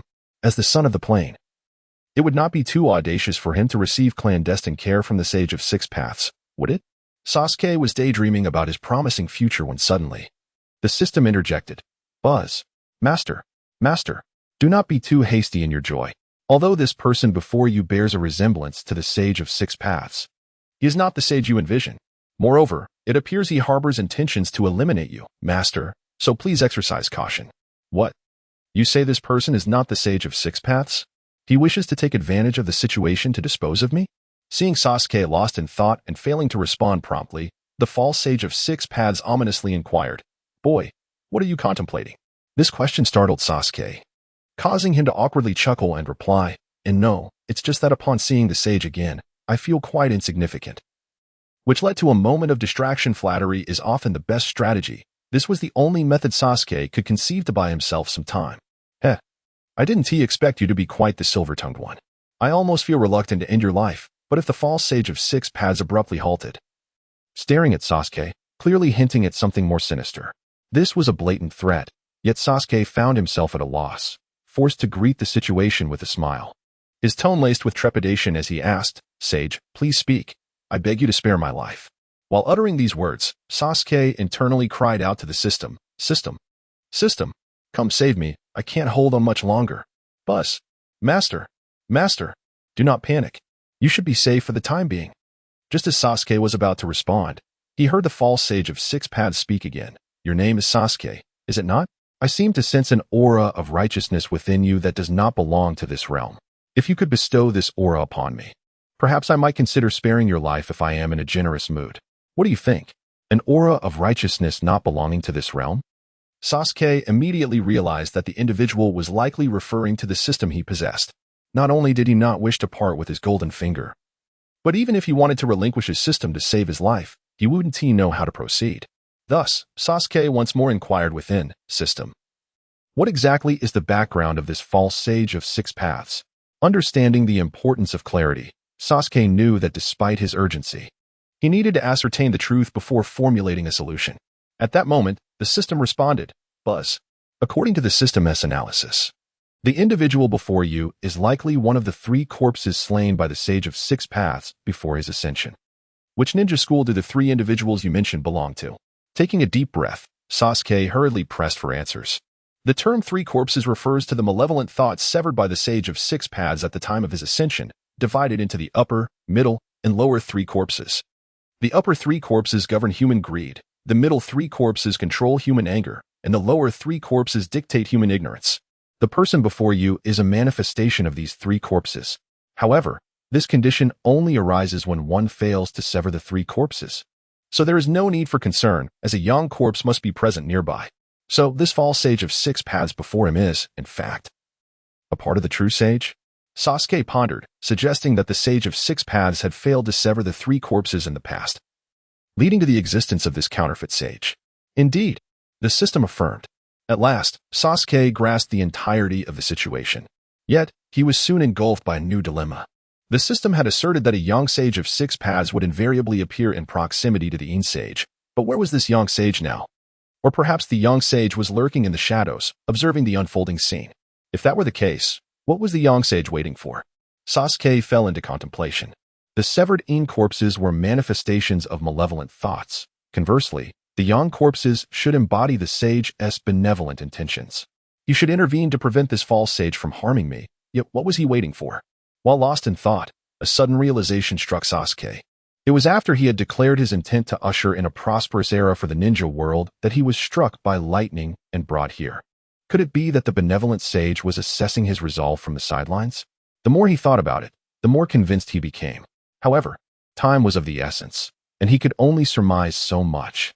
Fine then. If death is to be my fate, so be it. I have no path of retreat. I shall gamble everything.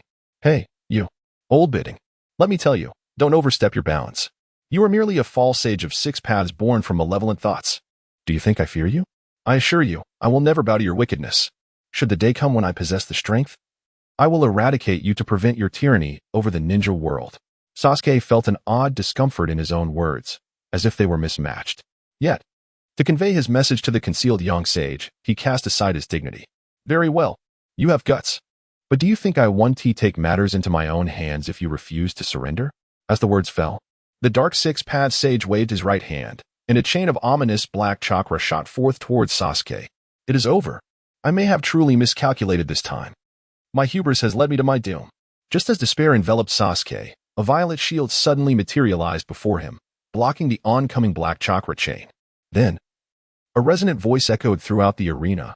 You know I am here. Do you still wish to commit evil before my eyes?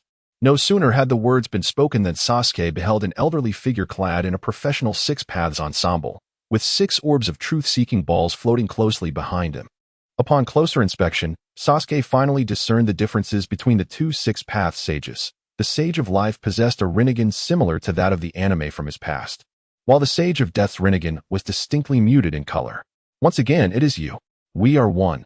You are me, and I am you. Do you truly intend to thwart me for all eternity? Before the Sage of Life could respond, the Sage of Death interjected angrily. I cannot tolerate your indiscriminate slaughter of the innocent. Though I may not be able to eradicate you at this moment, you shall not wreak havoc under my watch. The Sage of Life spoke with conviction, his tone resolute. Have you forgotten how I came to possess independent consciousness? Do you not desire to attain immortality? The Sage of Death retorted hoarsely. If your path to enlightenment is paved with the suffering of innocence, then I would rather remain mortal for all time. You. Obsolete. Hypocritical.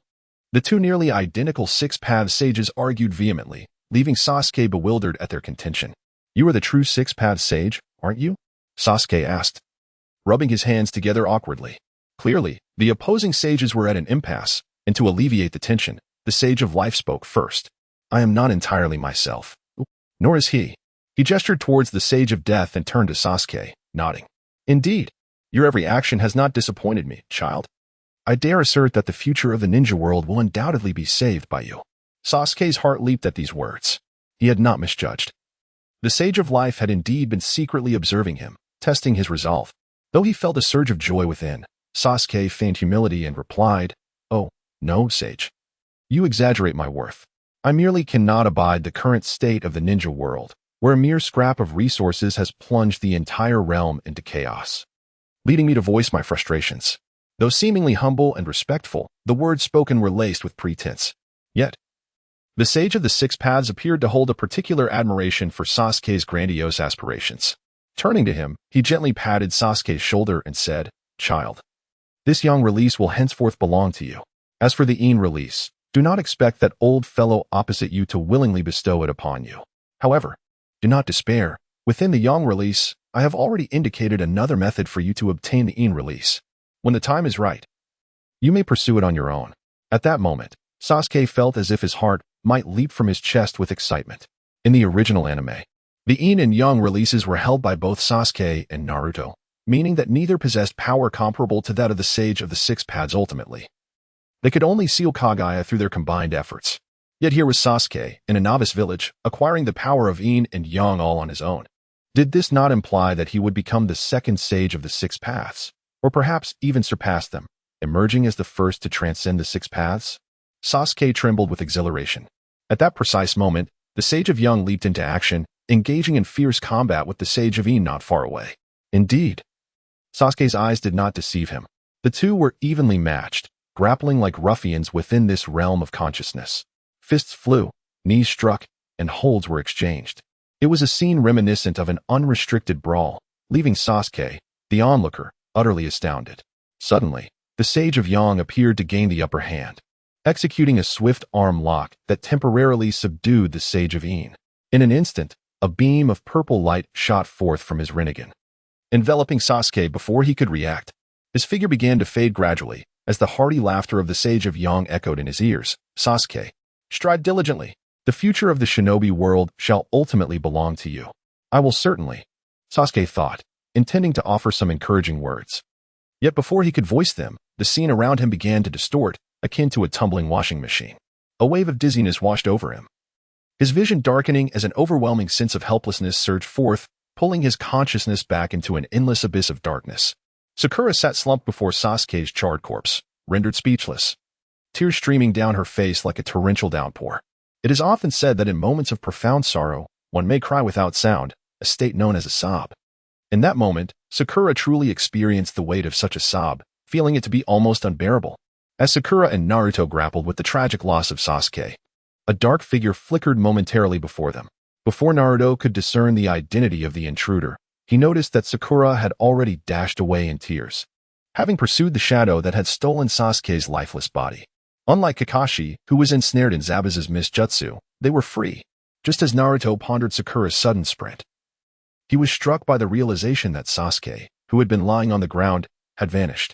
In that instant, even Naruto, typically slow to react, grasped the grim reality. Someone had abducted Sasuke's corpse right before their eyes. With a flash, he surged forward, catching up to Sakura, and raced towards the obscured figure ahead. Sasuke had suffered enough. As his sole friend, Naruto could not allow his comrade to be denied a proper burial. Consumed by desperation, Naruto altered his hand seals, summoning dozens of tangible shadow clones that erupted from a cloud of white smoke. One clone seized the arm of another, creating a chain of Narutos, each gripping the next tightly as they propelled themselves toward the enigmatic figure. At a pivotal moment, one of the clones reached the mysterious individual, and though it exploded upon contact, it managed to impede the figure's escape, encircling them with the multitude of Narutos. Release Sasuke. The chorus of Narutos bared their teeth, their azure eyes ablaze with resolve, making their intent unmistakable. They would not allow the mysterious figure to depart without Sasuke's body. Just then, Sakura arrived, and upon spotting Sasuke cradled by the masked stranger, she disregarded all caution and charged recklessly towards the encircled assailant. Unfazed, the mysterious figure raised her fingers in a gesture, murmuring softly, "Ice release. Ice mirror." In an instant, 8 crystalline ice walls emerged, reflecting the images of Naruto and Sakura trapped within. The masked figure, with a swift motion, inexplicably melded with Sasuke, vanishing into the icy barrier. "Sasuke!" Sakura screamed in despair, colliding with the unyielding ice wall. Yet she could not merge into it, as the mysterious figure had. This seems reminiscent of the bloodline limit that Irika-sensei once spoke of. The multitude of Narutos murmured in unison, brows furrowed in concern. The formidable nature of bloodline limits was something Naruto had heard from Irika. For instance, he was well aware of the would-release bloodline limit belonging to the first Hokage of the Hidden Leaf. Irika had also cautioned Naruto that upon encountering a ninja with a bloodline limit, one must swiftly devise a means of escape. Naruto never imagined that on his inaugural journey beyond the village, he would actually confront a ninja possessing such a power. What to do? Kakashi-sensei was ensnared within that eerie fog. "No, I cannot concede defeat so easily. I am destined to become Hokage. I am Sasuke's only true friend. How could I possibly be vanquished by such a trivial setback?" With that thought, Naruto once again formed the familiar hand seals. On his first mission, he unexpectedly faced a bloodline limit ninja, a scenario Irika had warned him about sternly. Despite having no retreat available, Naruto did not relinquish his hope for survival simply because of the enemy's strength. Even if not for himself, he must fight for Sasuke. And even if not for Sasuke, he would exert every effort to ensure Sakura's escape. This was the last display of stubbornness as a man, and the final act he could perform for Sasuke. As the hand seals transformed, Naruto suddenly summoned dozens of corporeal shadow clones, each wielding kunai, their gazes resolute as they charged toward the icy walls surrounding them. At Naruto's command, they began to chisel away at the ice barriers with their weapons. The sound of metal colliding with ice resonated within the confined space, echoing incessantly. Ignoring the despondent expression on Sakura's face, Naruto relentlessly attacked the formidable ice wall. Suddenly, the icy barriers projected images of masked figures, akin to a massive screen. "You are quite persistent, aren't you? However, I must warn you, if you remain compliant here, I shall not harm either of you. But should you continue to resist, do not blame me for acting without mercy." Bai watched helplessly as her ice techniques were systematically dismantled by Naruto's multitude of clones. Though she abhorred violence, she had no intention of harming the members of Team 7. Her sole consideration was to use them as hostages to secure Zabuza's life should he fall in battle against Kakashi. Yet now, Naruto's actions compelled her to act, for if she failed to respond, her ice techniques would soon be shattered. Seeing Naruto show no signs of halting his assault, the icy walls suddenly erupted, unleashing ice spikes the thickness of fingers, shooting towards Sakura like bullets. This maneuver was calculated. If she were to attack Naruto directly, the hundreds of clones would undoubtedly shield him, rendering her considerable effort futile. However, if she were to directly aim at Sakura in the manner she currently is, the situation would be drastically different. She could perceive that Naruto intended to protect Sakura, which meant that, caught off guard, Naruto would surely be vulnerable. Whoosh! A flurry of ice spikes shot towards the statue-like Sakura. Upon witnessing this, Naruto's expression turned to one of sheer horror. In his haste, he could not summon back his hundreds of shadow clones to shield himself. Instead, with the last remnants of his chakra, he swiftly materialized in front of Sakura. Whoosh! The ice spikes pierced directly into Naruto's back. He staggered, and a spray of crimson erupted from his lips, collapsing to the ground. Despite enduring the severe injury inflicted by the ice spikes, Naruto gritted his teeth, determined not to retract his hundreds of clones. For one of them was on the verge of shattering due to a vertical crack appearing in the ice wall. In the shadows, I let out a sigh. At this juncture, she could only incapacitate Naruto's true form, lest her plans fall to ruin. Whoosh! A few more ice spikes, accompanied by a piercing whistle, surged toward the incapacitated Naruto, who lacked the strength to rise. The slightest movement sent waves of agonizing pain coursing through his body. Naruto, Sakura, upon hearing the sound of slicing wind once more, finally regained her senses, gazing at the wounded Naruto and then up at the menacing array of ice spikes above. She gasped in alarm and, without hesitation, stood up, arms outstretched, positioning herself before Naruto. No, in a flash, it was as if Naruto summoned strength from the depths of his being. Although he had been rendered immobile by pain, he gritted his teeth and surged forward once more to stand before Sakura. Sasuke, I promised to take care of Sakura, and I have not broken my word. The scene was profoundly heroic. Tears welled in Sakura's eyes, while Naruto, resigned to his fate, closed his eyes as if seeking relief. Indeed, over the past few days, he had experienced a tumultuous journey unlike any in his lifetime. He was weary, yet he felt no regrets. After all, he had given his all, even at the cost of his life, fulfilling his promise, thus finding peace with Sasuke. Just then, whoosh! A shadow darted past before Sakura could even utter a sound. Naruto heard a familiar teasing voice from behind him. Hiss. Naruto, why do I always find myself making the same mistakes as Kakashi-sensei? My dear Sakura is well taken care of, so you two need not worry. Hiss.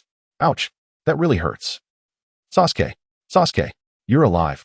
Naruto, overwhelmed with joy, embraced Sasuke tightly, while Sakura leaned against Sasuke's shoulder, tearfully sobbing. Sasuke cradled Naruto in one arm while embracing Sakura with the other. Given the noticeable height difference, it created a rather nuanced scene reminiscent of a reunited family of three. Sighing in resignation, he observed the touching moment encased in ice, feeling an unexpected reluctance to proceed with harshness. Perhaps it was best to consider it an act of kindness. Hoping that the heavens would grant mercy, allowing Zabuza to escape this calamity. Sasuke, are you trying to scare both me and Sakura to death? Why must you die every few days? Are you addicted to it? Naruto exclaimed, playfully punching Sasuke's chest in frustration. Sasuke, feeling quite helpless, pondered how one might control a conversation with the Sage of Six Paths over tea. However, he refrained from disclosing this to Naruto and Sakura, instead offering a sheepish smile and inquiring, have you two ever heard the famous saying by the Sage of Six Paths? Exchanging glances, Naruto and Sakura shook their heads in unison. Sasuke then wore a mysterious smile, as if unveiling a grand secret, and whispered, the sage once stated that handsomeness has three realms. The handsome are envied, the moderately handsome are cut down, and the exceedingly handsome are struck by lightning. So, do you understand?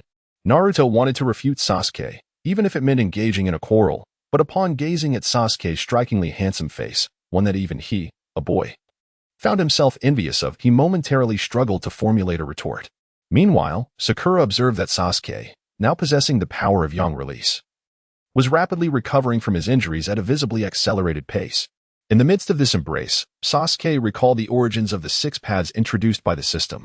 Suddenly, a crucial thought struck him, and he furrowed his brow, silently inquiring of the system, if the Sage of Six Paths once severed his three corpses in pursuit of immortality and failed, does it imply that had he succeeded, he would have embodied true indifference, devoid of desire and obligation?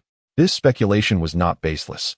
It emerged as he held Sakura's soft form, inadvertently recalling the concept of the three corpses governing desires. Indeed, my lord, should you wish to attain immortality through the severance of the three corpses, you must first achieve a state of no thoughts, no desires, and no demands, the system replied. A wave of discomfort washed over Sasuke. Wasn't a state of no thoughts akin to being utterly alone? He recalled a quote from Dumas, all human wisdom is contained in these two words, wait and hope. Indeed, if one exists without a single thought, what distinction remains between life and death? Furthermore, the notion of achieving immortality through the renunciation of desire is something that Sasuke finds utterly intolerable. He still has Sakura and aspires to bring Sarada into this world. What is this concept of complete desirelessness? To leave Sakura in solitude while he adorns himself with such burdens? Is there any difference between this path to immortality and the necessity of castration to master the evil-slaying sword technique? This seems utterly absurd. System, do you possess any alternative methods to attain immortality? In my previous life, I read novels that spoke of myriad paths to enlightenment. None stipulated that one must become a eunuch to achieve immortality. Sasuke had contemplated this before speaking. Should the system insist that one must sever the three corpses to attain immortality, without any other options, he would simply resign himself to despair. After all, abstaining from desire is an impossibility for him. He has Sakura. Even if he were to abandon all hope, he would never compromise his own happiness. Ziz. Severing the three corpses is merely one of the quickest methods to immortality, yet it carries significant risks and costs, such as the killing of loved ones or a lifetime of celibacy. As the master of Yang release, you may follow the guidance of the 6 paths of Yang to seek the Yin release and prepare for your path to enlightenment. Upon hearing the system's words, Sasuke breathed a sigh of relief. Thank goodness, or I might have become the first slacker traversing with a system. A thunderous explosion suddenly jolted Sasuke from his reverie. Before the members of Team 7 could ascertain the situation, they saw the previously overlooked white darting towards the source of the explosive sound with great urgency. Has Kakashi-sensei engaged in battle with Zabuza again? Sasuke murmured. Just then, Naruto approached Sasuke with an air of nonchalance. Don't worry, everything is fine. Before you lost consciousness, I witnessed Kakashi-sensei effortlessly defeat Zabuza with a single lightning technique. What Naruto spoke of transpired after Kakashi had unleashed his Raikiri, yet at this moment, Sasuke had been drawn into the consciousness space created by the 6 paths of Yin. Meanwhile, Sakura remained in a state of withdrawal, oblivious to the unfolding battle. We should proceed cautiously to investigate, Sasuke suggested. The others were unaware of White's true nature. But as a traveler, Sasuke understood that her temperament was not as brutal and bloodthirsty as Zabuza's appeared. However, that masked individual. It's all right, after all. Kakashi-sensei can easily overcome Zabuza. What do we have to fear? Besides, we are 3 now, Naruto reassured. Ultimately, Sakura, under Sasuke's insistence, followed him and Naruto hastily toward the scene of the conflict. Kakashi gripped his shuriken tightly in his right hand, maintaining a defensive posture amidst the dense fog. His left hand, which should have been at ease, subtly inched toward his ninja pouch, seemingly preparing to retrieve something enigmatic. Suddenly, Kakashi's gaze sharpened, and in an instant, a fierce gust of wind surged toward him. He pivoted sharply, but this time, instead of using the shuriken pressed against his arm as a weapon, he launched himself forward, arms outstretched, directly towards Zabuza, who wielded a massive executioner's blade aimed at him. Zabuza's pupils contracted as he sensed an underlying scheme he was unaware of. Yet, with his executioner's blade already in motion, he could not afford to hold back. The arrow was already on the string. Thus, he pressed forward, intent on defeating Kakashi with one decisive strike. With a thunderous crash, a wall of earth, barely over a meter tall, erupted unexpectedly, startling Zabuza. Before he could fully comprehend the situation, Kakashi discarded his shuriken and raised the 1-meter-wide earthen wall as a shield, charging upward towards Zabuza, who was in a commanding position. Another resounding boom echoed. The full force of Zabuza's executioner's blade clashed against the earthen wall, which was insufficient to withstand such a powerful strike. In an instant, Kakashi's elevated wall was cleaved in two, and the blade continued its relentless trajectory toward Kakashi's chest. As the executioner's blade approached, Zabuza felt a surge of triumph. However, before he could revel in his imminent victory, he was taken aback to see Kakashi, in a life-threatening moment, not retreating but advancing. He boldly embraced the blade with open arms, enduring the blow before seizing Zabuza's left arm with a vice-like grip. In that moment, the ominous sound of detonating explosive tags filled the air between them. Zabuza, now fully aware of Kakashi's intent, shouted a warning. Not good. There was no time for contemplation. Kakashi's audacity was commendable, but Zabuza was no stranger to peril, having emerged from the depths of death himself. Without a moment's hesitation, he severed his own left arm with his blade and, with a deft leap off Kakashi's shoulder, soared away like a wild goose. Another thunderous explosion resonated through the air. This time, the shockwave dissipated the fog of the hidden mist technique, leaving Zabuza, now deprived of his left arm, unable to perform any ninjutsu, including the mist technique that posed the greatest threat to Kakashi. Thus, Kakashi finally extricated himself from his dire predicament. How did Kakashi end up in such a state?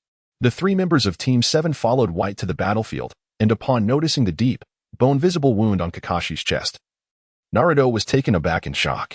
The greater the expectation, the greater the disappointment. This was a consequence of Naruto's excessive hope in Kakashi. He had believed that Kakashi would effortlessly defeat Zabuza with a single technique, Lightning Cutter, but the reality was an evident draw between 2 combatants. In contrast, Sakura, who had previously been withdrawn, maintained a more objective stance, only concerned about the potential cost Kakashi might incur in defeating Zabuza, never doubting his victory.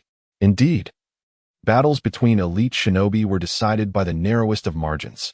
Sasuke observed the dire circumstances of both sides and couldn't help but sigh. Unlike Naruto and Sakura's assumptions, in the anime, Kakashi had triumphed over Zabuza without a scratch, yet Sasuke now witnessed a scene of mutual devastation, indicating that his involvement had altered the dynamics of the confrontation. Thus, he believed it was premature to draw any conclusions. "Zabuza, stand down. We are not worth sacrificing ourselves for others," White exclaimed, seeing Zabuza's tragic figure with his severed arm. She urged him not to throw away his life for the sake of those in power. If it became impossible, they could retreat into hiding.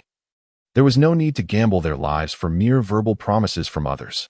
However, Zabuza, gripping his sword tightly, bellowed, "Do not approach." White halted her advance towards him, seemingly grasping his intent. If today were to be his end, perhaps liberation was not such a terrible fate after all. She ceased her pleas, softly murmuring words whose meaning eluded her. Zabuza had turned to Kakashi, raising his massive blade and solemnly declaring, "Kakashi, it is not my desire to kill you today. But I have no choice. Survival of the fittest. Let us settle this with one final move, shall we?" His voice was bold and tragic, devoid of jest. In this vast world, one could easily retreat from society. There was no deep-seated grudge between them. Why then must he fight to the death for the sake of others? Kakashi voiced the question lingering in the minds of all present. In truth, everyone was perplexed as to why this obstinate man was so determined to clash with him. The world is fraught with conflicts, and there is no sanctuary to be found, though no animosity existed between them. They were mere pawns in the struggles of the powerful. Why feign camaraderie? Let us not hesitate any longer. For those like us, perhaps death is an eternal release. Living in this world is exhausting. Kakashi chose not to elaborate further. As Zabuza's words faded, he formed hand seals, and in an instant, a familiar, blinding arc of lightning re-emerged in the palm of his right hand, pulsating like a tempestuous star, eager to spring into action. As Zabuza stood opposite Kakashi, he swiftly initiated his assault. He raised his decapitating blade high above his head, despite having only one arm. The immense chakra coursing through him allowed him to wield it with a force comparable to that of his previous two-handed strikes. With a sudden roar, Zabuza charged forward, leaping into the air with his blade glowing fiercely with white light. As he swung it down with great force, the chakra's potency surged exponentially. This was a new technique that Zabuza had devised through the enhancement of the Kubikirib CH. Although the Kubikirib CH and the decapitating blade each possessed unique merits, Zabuza believed the legacy of the Kubikirib CH's techniques surpassed that of the decapitating blade. Thus, he had created a move, equally formidable to the Kubikirib CH's release, named Butterfly Dance. "Earth Release. Earth Flow Wall," Kakashi shouted, and the earth wall erupted to a towering height of several dozen meters. This was not the previously diminished earth wall, but a genuine high-level earth technique. The butterfly dance unleashed by the decapitating blade was no trivial matter either. Despite Zabuza's single-arm limitation, the ferocity of his attack was unmatched. With a clash of titanic forces, the butterfly dance collided with the rising earth wall. There was a resounding bang. The decapitating blade experienced only the slightest resistance before continuing its downward arc Raikiri. At that moment, from the swirling dust, a figure emerged, enveloped in crackling lightning, resembling a rebellious bolt of thunder. It was Kakashi wielding the power of lightning in his palm.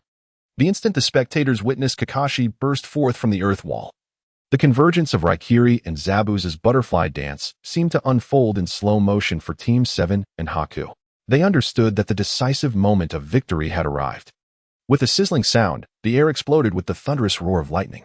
The overwhelming force of Raikiri cleaved the decapitating blade in two.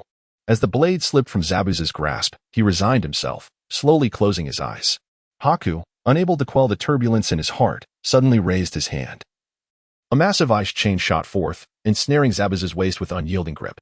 In an instant, Haku transformed his hand seals, appearing before Zabuza as if the stars had shifted in the heavens. Raikiri, Kakashi, undeterred after severing the decapitating blade, surged forward, wielding the might of thunder, directly approaching the resigned Zabuza.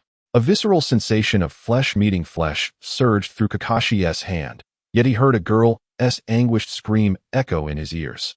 The sound was mournful and sorrowful, yet it bore an essence of liberation, evoking tears in those who heard it, stirring the depths of their hearts. Kakashi suddenly lifted his gaze, yet instead of the familiar figure of Zabuza before him, he encountered a mysterious woman clad in a mask. A chilling laughter echoed as the chakra enveloping her dissipated swiftly, causing the previously conjured ice chains to shatter into countless fragments. Several of these icy shards struck her mask, deepening the cracks upon it, until with a sharp sound, the mask shattered into a multitude of pieces. Kakashi stood frozen, staring at the breathtaking woman who now stood before him. Her beauty was ethereal, reminiscent of a delicate lotus emerging from the water, pure and unsullied. Her pallid complexion bore a trace of blood at the corner of her mouth, yet her countenance wore a smile that seemed to convey a sense of relief. "Lin, I'm sorry. I truly didn't mean to." Kakashi trembled uncontrollably, transported back to that fateful night years ago. That night, the little girl had similarly sacrificed herself for others, standing resolutely before Raikiri. Every expression, every sigh of relief was strikingly similar, as if time had folded back upon itself. Lin. In a moment of desperation, Kakashi retracted his Raikiri and, almost frantically, rushed a short distance away. He knelt upon the ground, crying out her name. His voice a haunting blend of anguish, regret, and desolation, akin to a child who had erred grievously, leaving one to ponder what misdeed Kakashi had committed to provoke such profound remorse. "Obito, I'm so sorry. I failed to look after her. I did not fulfill your dying wish." Kakashi's voice cracked, clearly overwhelmed by torment. What has happened to Kakashi-sensei? Did we not emerge victorious? Naruto and Sakura exchanged puzzled glances, their expressions laden with concern. They were keen to understand what weighed upon him so heavily. Sasuke, observing their bewilderment, realized Naruto and Sakura approached the situation with a sense of curiosity. He refrained from divulging the intricate tale of Kakashi, Obito, and Lin, recognizing it as a matter of personal privacy. As a time traveler, it was not his place to possess such knowledge, and he felt compelled to keep it concealed. Gradually, Sasuke began to sense the necessity of preserving the original narrative of the anime.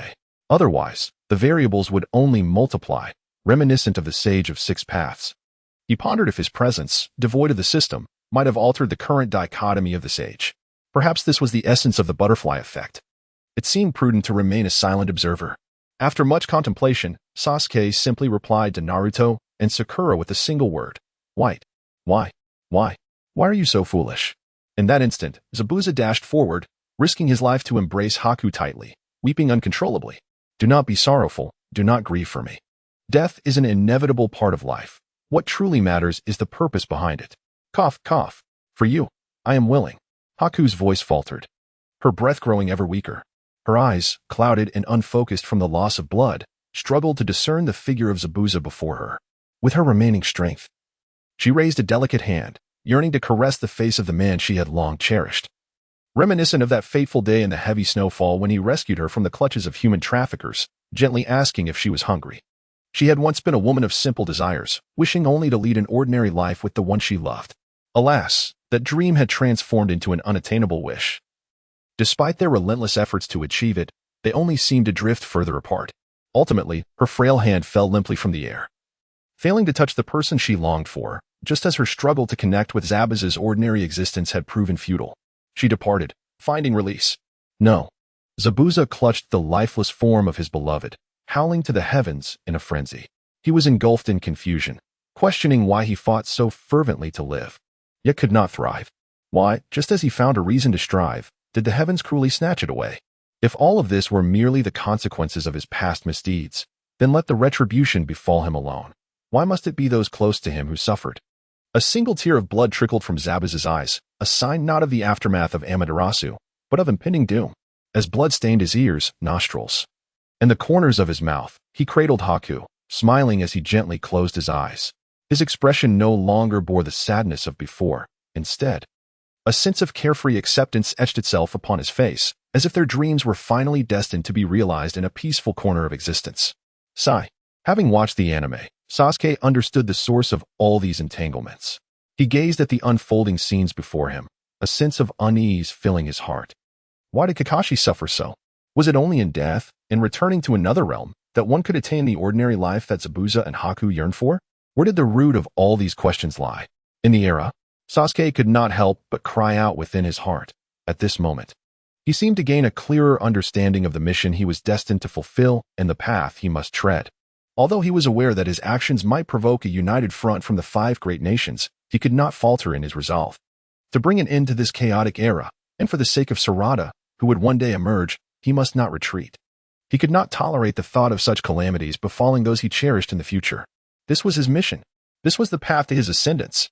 Suddenly, amidst the thick clouds in the sky, a beam of golden light pierced through, pure and sanctified, resembling a celestial staircase reaching toward the heavens. This light descended directly upon Sasuke, illuminating him without bias. Congratulations, young master. You have successfully activated Yang Release further. The system's voice resonated within Sasuke, igniting a mix of excitement and bewilderment. System, what remarkable benefits does this further activation of Yang Release entail? You may now forcibly splice together the various jutsu you have mastered without concern for the established rules of chakra attributes interacting with one another. Could it be that I now possess the opportunity for infinite fusion? If I diligently gather advanced techniques, might I not become a creator of divine pathways? Surpassing even the legendary Hashirama? The thought quickened Sasuke's heartbeat as he envisioned the monumental achievements that awaited him in the ninja world with this newfound skill. In a sudden flash of inspiration, he glanced at the decapitation blade beside Zabuza. An idea struck him, and he slowly approached Zabuza's side, lifting the severed blade from the ground. Gazing at the rectangular weapon, which resembled a ruler more than a sword, a mysterious smile graced Sasuke's lips. Without hesitation, he bit his finger, allowing a drop of his blood to fall upon it. In the next instant, the blade visibly restored itself to its former glory. What a magnificent weapon! With that, Sasuke slung the restored blade across his back and walked towards Kakashi, who still knelt on the ground. Kakashi-sensei, let the past drift away with the wind. Sasuke spoke softly as he approached Kakashi's side. A gentle breeze stirred Kakashi's silver hair as he slowly raised his gaze to the sky and replied solemnly, "Thank you, Sasuke." Though Kakashi said little, Sasuke could discern a sense of relief in Kakashi's eyes. After a brief pause, Kakashi stood and added, "Let us bury Zabuza and that woman together." As an act of kindness, Sasuke nodded in agreement. He understood Kakashi's thoughts. In truth, Zabuza and Kakashi were originally individuals from entirely different worlds, yet due to certain circumstances, it was destined that only one could survive among them. Thus, the mission to the Land of Waves concluded in a manner unexpected by Team 7.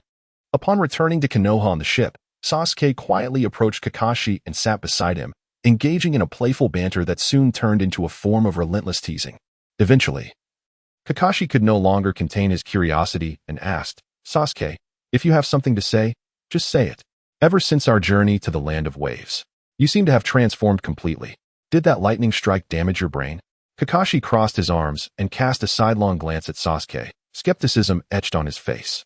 Truly, he was a seasoned jonin. His intuition was remarkably sharp. Sasuke scratched his head, feigning embarrassment as he replied, Kakashi-sensei, since you are our instructor and we have just faced life and death situations together, don't you think it would be appropriate to teach us some formidable jutsu? It would indeed enhance our teacher-student relationship, wouldn't it? As he spoke, Sasuke instinctively rubbed his hands together. Upon hearing this, Kakashi's expression turned wary. "What schemes are you concocting now? I want to learn Raikiri," Sasuke boldly declared, revealing his intentions without reservation. "No." Kakashi firmly rejected him without a moment's hesitation. "Why not?" Sasuke protested, raising his voice in discontent. "Your chakra is insufficient at present, and you have only just recently been promoted to Genin. Why the haste? Spend the next 2 years solidifying your foundation. Enough of this talk. Let's not dwell on it." That evening, after Team 7 had returned to Konoha, Sasuke stealthily slipped out of his dormitory and made his way to the back playground of the Ninja Academy. The night breeze left him momentarily dazed, yet at that moment, as he unsheathed the executioner's sword from his back, a surge of fervor ignited within him, dispelling any discomfort from his body. Ultimately, Kakashi did not acquiesce to Sasuke's request to teach him Raikiri. However, Sasuke felt neither disappointment nor the need to press the issue. Now endowed with the Yang Release bestowed by the Sage of Six Paths, he was indeed eager to master every high-level jutsu in existence. Yet he understood the importance of patience. "System, you mentioned that I could utilize Yang Release to connect various jutsu. How should I proceed with it now?" This was the first time Sasuke took the initiative to use Yang Release, yet he remained uncertain about how to wield the power granted to him. Thus, he sought assistance from his system once more. ZZZZ. The system will provide the young master with a set of hand seals for the activation of Yang Dan, enabling him to create at will. Before Sasuke could express his excitement, a torrent of memories and hand techniques was forcefully implanted in his mind. Moments later, Sasuke abruptly opened his eyes, a flash of golden light illuminating his gaze. He swiftly raised the executioner's great sword, awkwardly forming a one-handed seal. Suddenly, a beam of golden light shot forth from his fingertips.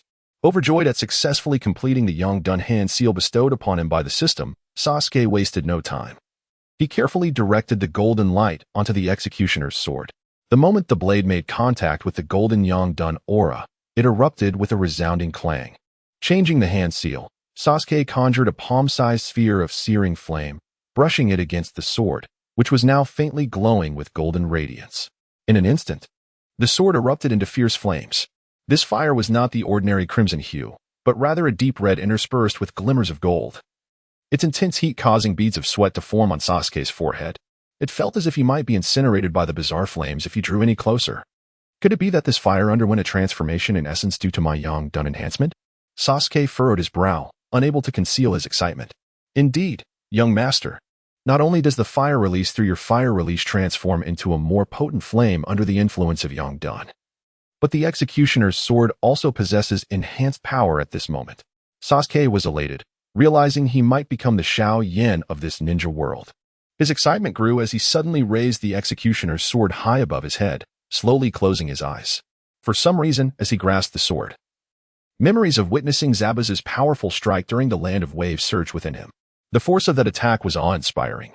At that moment, Sasuke felt that had Zabuza not been left with only one hand, it was uncertain whether Kakashi could have withstood that blade. He began to visualize the scene of Zabuza's strike, analyzing and simulating it. After a considerable time, Sasuke finally opened his eyes, which had been closed for so long. He slightly lowered his stance, and with a burst of power from his legs, leaped into the air. The executioner's sword was once again raised above his head, the flames roaring fiercely, illuminating the night sky, making Sasuke resemble a celestial warrior wielding a mighty blade. Suddenly, Sasuke brought the executioner's sword crashing downwards, shouting, "Decapitation! Butterfly strike! Flameside wave slash!" With a thunderous boom, the beheading blade, emanating a striking aura of crimson gold that extended several dozen meters, descended directly upon the vacant ground of the playground below. Flames surged forth like malevolent demons imbued with sentience, voraciously consuming the surrounding weeds alongside the blade's radiant arc. In tandem, the inferno swept through vast stretches of gravel, as though it were an extension of the blade itself.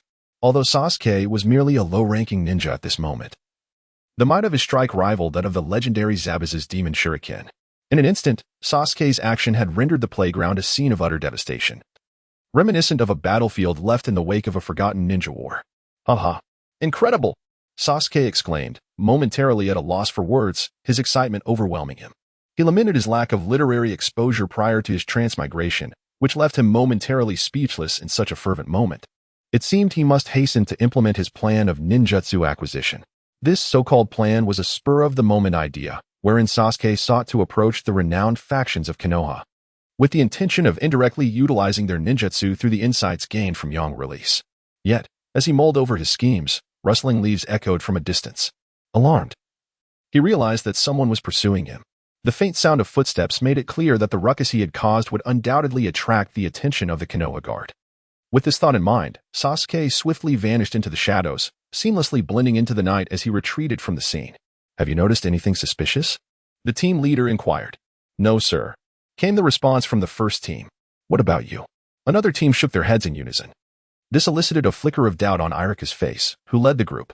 It was his first day in his newly appointed position as captain of the Konoha Guard, having been promoted by Sarutobi Hiruzen himself, a reward for his commendable service as a nin.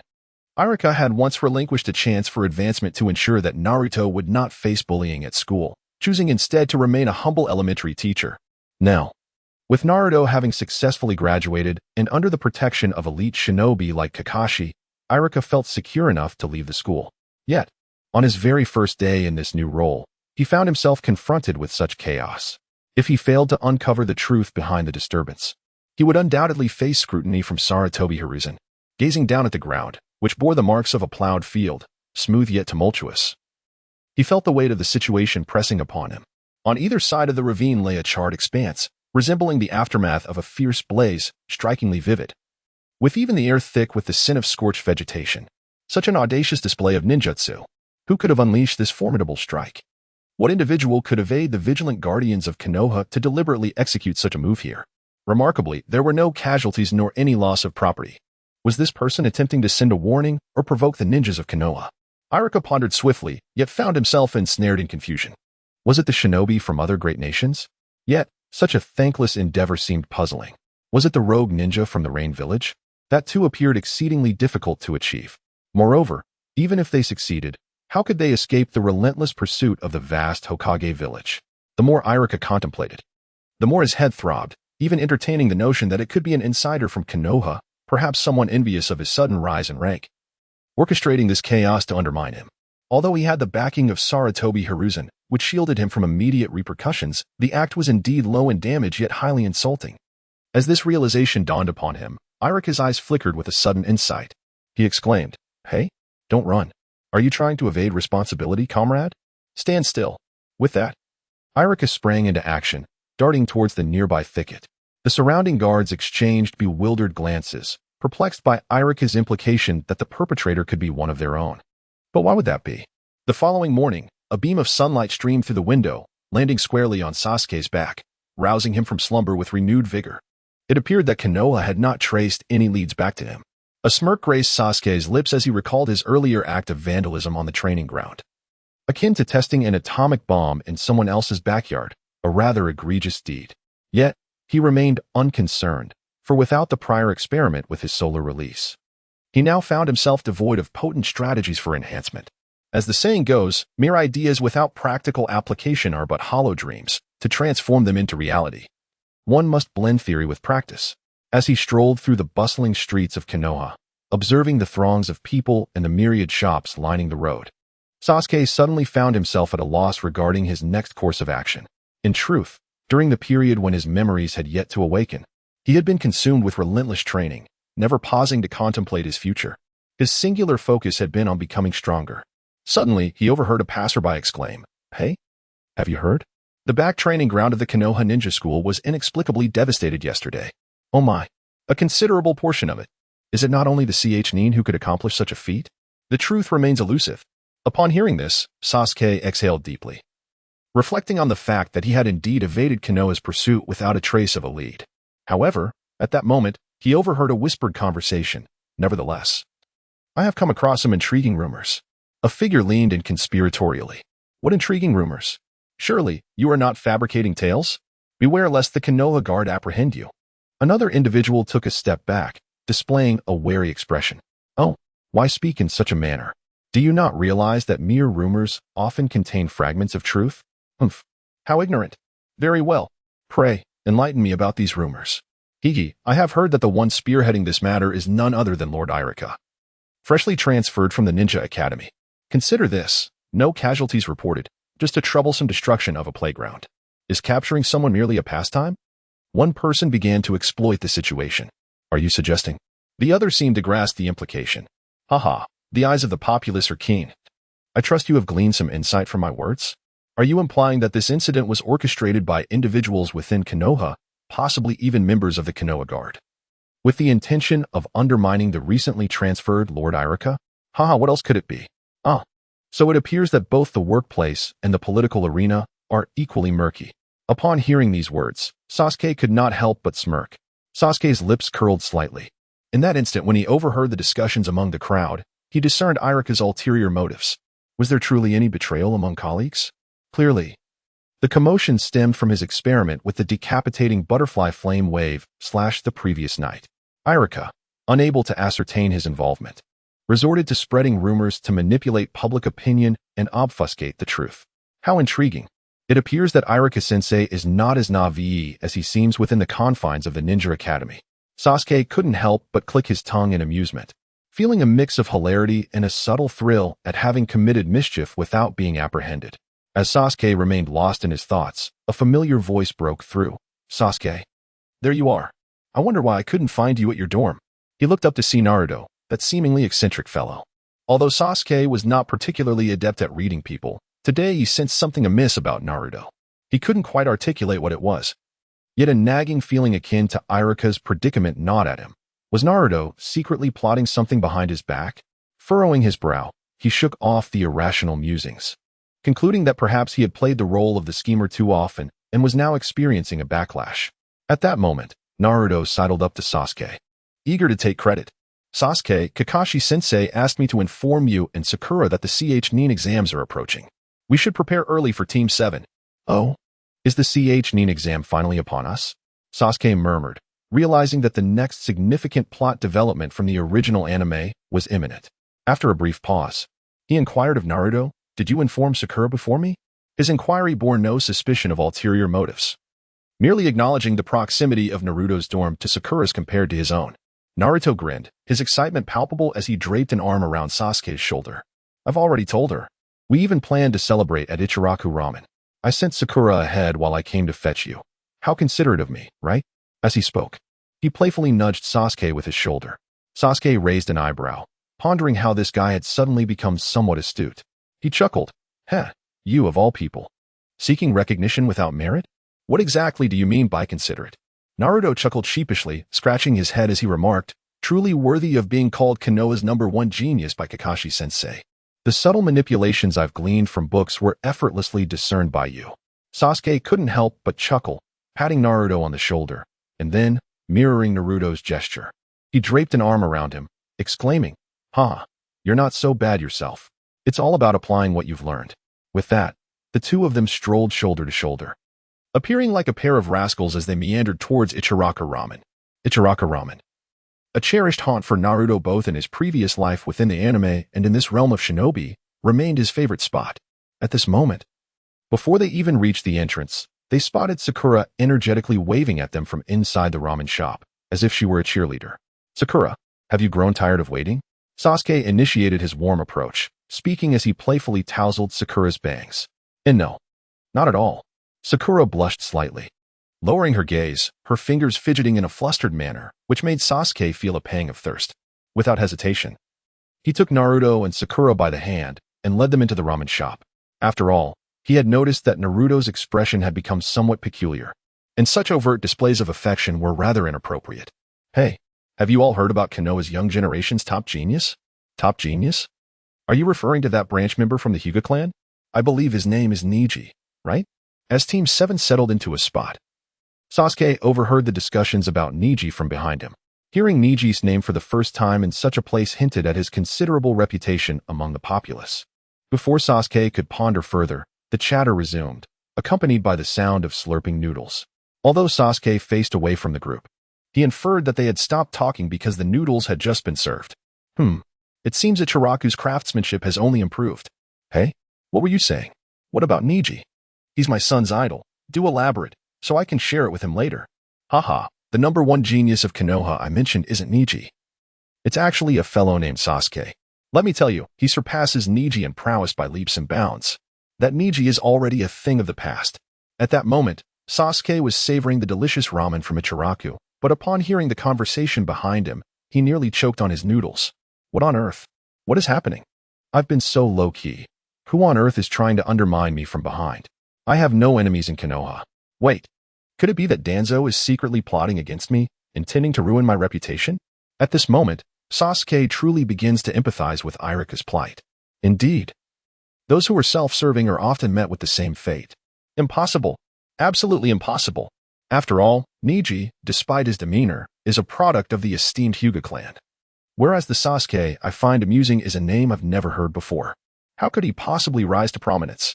That fellow must have surreptitiously hired supporters. Lacking true ability, yet attempting to create an illusion of grandeur? Is that so-called Sasuke not afraid of Neji's fans causing him trouble? You might not be aware, but he is no mere fool who resorts to buying supporters. This Sasuke, having joined forces with our Leaf Village's elite ninja Kakashi to defeat the Mist Village's Jonin, Zabuza Momochi, has nearly had his exploits turned into an audiobook. How could you be so oblivious at this point? Upon hearing this, Sasuke nearly choked on his noodles, with even a strand escaping through his nose. "Damn it. Sakura, don't look. Who am I? Where am I? No, this isn't me." Sasuke internally screamed, overwhelmed by an acute sense of social embarrassment, wishing he could dig a hole and disappear. "Sasuke, what's wrong? Are you all right? Sakura, noticing Sasuke's unusual and disheveled demeanor, immediately expressed concern, her tone laced with worry. Sasuke waved his hand, unable to lift his head, and replied, I'm fine. Just let me gather my thoughts. Social embarrassment may be a necessary part of everyone's growth, yet life must continue onward. After a while, once he had calmed down, Sasuke suddenly realized something was amiss. The events in the Land of Waves were nowhere near as sensational as they had been portrayed. In fact, during this mission, he had scarcely been alive, merely going through the motions. How could it be that people were discussing it so fervently? Moreover, hadn't Kakashi-sensei said to keep the encounter with Zabuza confidential? So why now? With this thought, Sasuke seemed to grasp the truth. Abruptly lifting his head to gaze incredulously at Naruto, who was engrossed in slurping noodles. Naruto, have you been secretly spreading rumors, claiming I'm the #1 genius of Konoha, and that I teamed up with Kakashi-sensei to battle Zabuza? Sasuke was so enraged he could hardly articulate his words. Meanwhile, Naruto leisurely sipped his soup, then, with a satisfied grin, set his bowl down triumphantly, as if claiming credit. Heh, how does it feel to be a star? I was planning to surprise you, but I didn't expect you to be this clever and figure it out yourself. Rest assured, I shall clandestinely craft a few new tales for you, ensuring that your popularity in Konoha soars without decline. Hehe, considering that Sasuke has already reached this point, shouldn't you express your gratitude towards me? Naruto proclaimed with a sense of pride and certainty, while subtly beginning to caress the ramen bowl before him, incessantly hinting at Sasuke. I thank you for warming the season. Sasuke's body trembled in indignation, yet despite Naruto's somewhat unscrupulous behavior, he remained merely a child, and his actions stemmed from self-interest. Taking a deep breath, Sasuke finally spoke, albeit slowly. Not bad, but let us refrain from this in the future, Naruto. Your actions have indeed been somewhat excessive this time. Girls tend to mature mentally faster than boys, however, setting aside Sasuke's soul from another world. Naruto failed to grasp the situation. Nevertheless, Sakura, though silent, began to piece together the gist of the matter from the snippets of conversation. Sakura, what is wrong with me? Naruto scratched his head, looking utterly perplexed. Clearly, he still did not comprehend what he had done wrong. Wondering why Sasuke and Sakura suddenly bore discontented expressions. Sakura, aware that Sasuke would not directly voice his concerns due to their brotherly bond, took it upon herself to speak. Naruto, your actions will not yield any positive benefits for Sasuke. Rather, they will invite him considerable trouble. Do you understand what I mean? Observing Sakura's serious demeanor, even Naruto, and his Navet, sensed that he had indeed erred, prompting him to lower his head and murmur, I'm sorry, Sasuke. I was clever for my own sake and caused you trouble. Seeing Naruto with his head bowed, though his expression was hidden, the quiver in his voice suggested he was on the verge of tears. Sasuke felt a pang of sympathy and reassured him. Naruto, it's fine. What has done is done. You are my brother. I bear you no ill will. Just remember, in the future, for any significant matters, it would be best to consult with Sakura and me whenever possible, as our Team 7 is indeed a collective. Sasuke smiled, his face regaining its usual warmth. Sasuke. Naruto raised his head, his eyes slightly reddened, but just as he was about to articulate his thoughts, a loud voice erupted from the entrance of Ichiraku Ramen. Is that self-proclaimed genius of Konoha, Sasuke, present? If so, come out. Sasuke was momentarily taken aback, questioning whether he had misheard. Yet upon seeing Naruto and Sakura, both equally astonished across from him, he realized he had not been mistaken. Someone was indeed standing at the doorway, hurling insults at him. Sasuke thought to himself, who on earth is this? I haven't wronged you in any way. Why the hostility so early in the morning? Have you traversed here from the land of Zuin? As frustration swelled within him, Sasuke, brimming with indignation, stood to confront the source of his ire. To his astonishment, he beheld a figure at the entrance of the shop, clad in a green tracksuit. Sporting a watermelon-shaped hairstyle and thick eyebrows, this individual was scrutinizing the interior with a hands-on-hip stance, evidently searching for Sasuke. Was that truly Rock Lee? Sasuke nearly dropped his jaw in disbelief.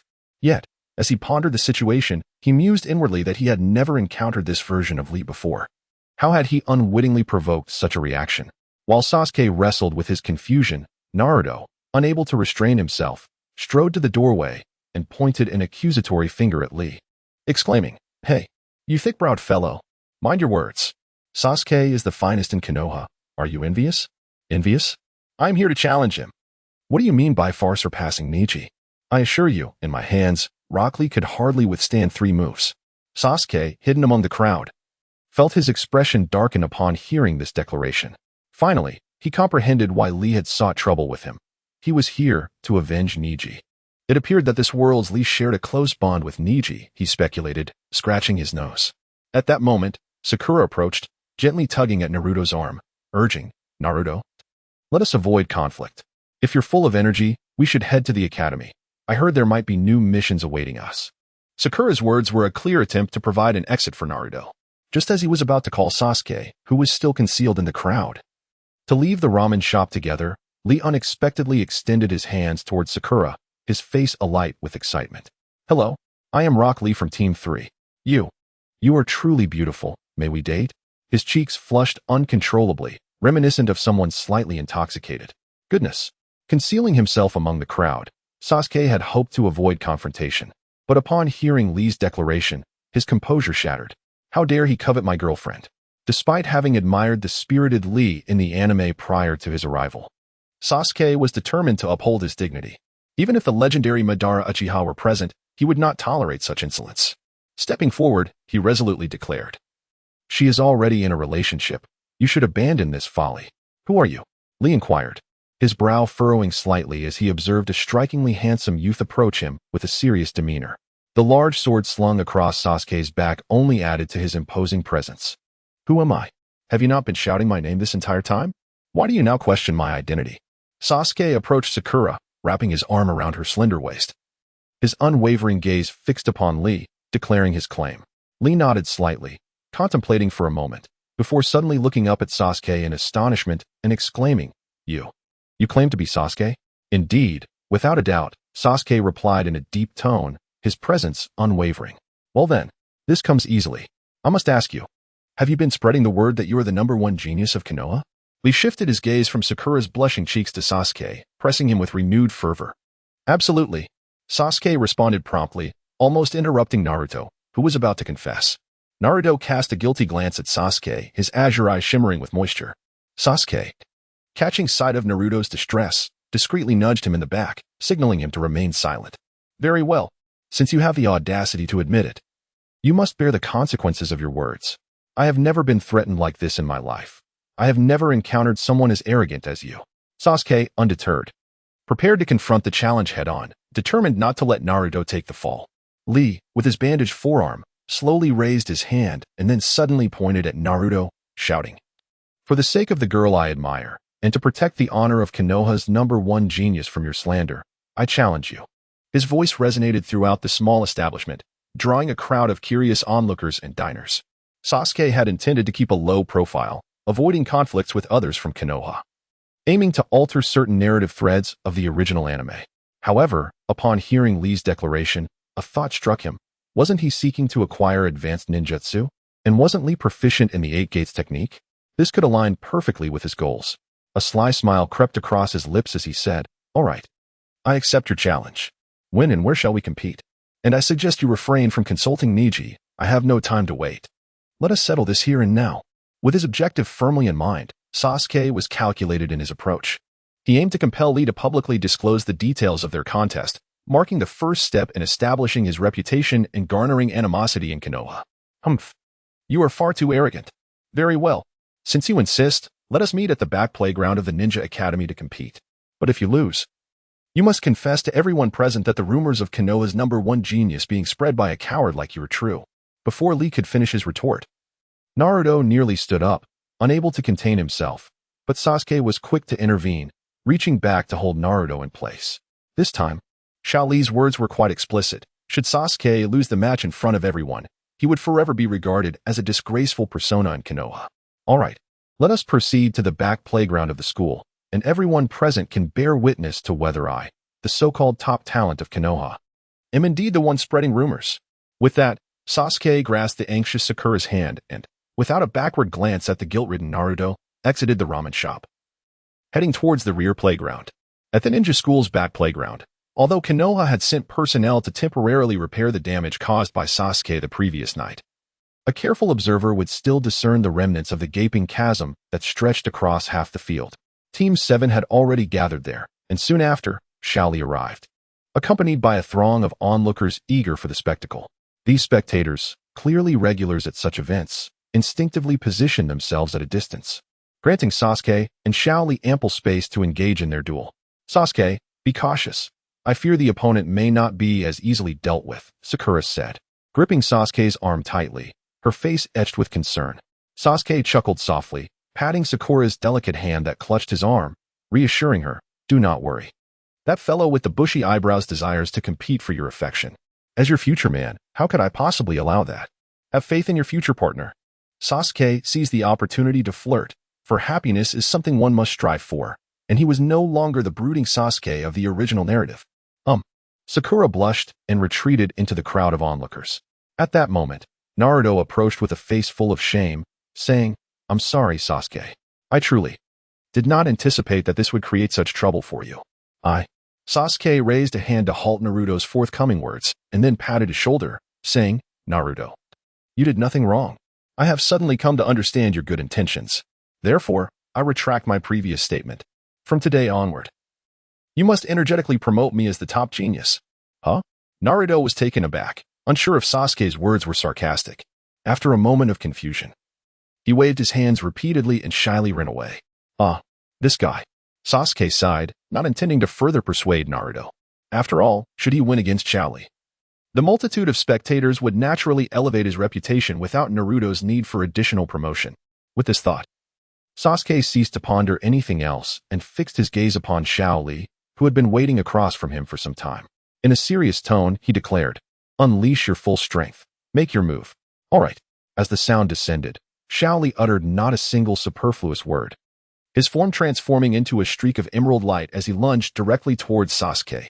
Sasuke, noticing Xiaoli vanish in an instant, remained unfazed. Although Xiaoli excelled in taijutsu, Sasuke's prowess in the same art was commendable. Simultaneously, to better capture Xiaoli's astonishing trajectory, Sasuke had, unbeknownst to him, activated his Sharingan. In an explosive flurry of movement, the two collided, fists and feet meeting with a thunderous resonance of chakra energy radiating outward. Though scarcely 3 seconds had elapsed, they had exchanged blows 100 times within that fleeting moment. The onlookers could barely discern two blurred figures darting across the small clearing, and those who arrived later were left bewildered, unsure of the unfolding spectacle. With a resounding thud, Xiaoli delivered a powerful left kick against Sasuke's broadsword, which was braced across his chest. The tremendous recoil reverberated through both combatants, causing them to be propelled backward. It seemed this opponent was indeed formidable. It appeared Xiaoli had resolved to employ his ultimate technique. Stabilizing himself at a distance, Xiaoli regarded the steadfast Sasuke, a serious expression etched on his face, as he quietly summoned the chakra from his dantian to circulate through his meridians. Sasuke, observing Xiaoli across from him, could not help but marvel at the effort-driven genius favored by Gai-sensei. This taijutsu was indeed impressive. Even with the Sharingan activated to partially diminish Xiaoli's speed and his perception, he found it still impossible to contend with him. Just as these thoughts crossed his mind, Sasuke suddenly witnessed Xiaoli cross his arms before his chest, intoning slowly, 8 gates release. First gate, open. Second gate, rest gate, open. Third gate, life gate, open. Fourth gate, hurt gate, open. Ya. As Xiaoli's voice resonated, a thin layer of crimson chakra mist enveloped him, clinging to his form like gossamer. Simultaneously, his skin took on an eerie, earthy hue, and the darkness in his pupils gradually dissipated, transforming into a peculiar state reminiscent of the Hyuga clan's Byakugan. "I can finally discern his form, but what is this? Look at his eyes, they're white. Is he perhaps of the Hyuga clan?" exclaimed one onlooker, but another cautioned, "Be careful, or the Hyuga family might come after you for such remarks." The crowd, puzzled by Xiaoli's transformation, entertained wild speculations, even suggesting he might be an illegitimate child of the Hyuga clan. Yet Sasuke understood, at last, that the 8 gates release he yearned for had arrived. With a swish, the battle intensified. Little Lee uttered no superfluous words. Upon opening the 4 gates, he vanished without a trace. By the time Sasuke noticed, he could only see the fleeting afterimages left behind. How swift! Sasuke was astounded. Despite having activated his Sharingan, he could merely perceive the remnants of Little Lee's movement, which signified that with each gate Little Lee had opened, Sasuke was increasingly unable to match the intensity of his taijutsu. This was dire. There was no time for contemplation. Sasuke's battle instincts were equally sharp. Aware that he was likely falling behind Little Lee's speed, he immediately shifted to a predictive mode. Before little Lee's afterimage could fully materialize before him, Sasuke raised his executioner's sword and struck at the air ahead.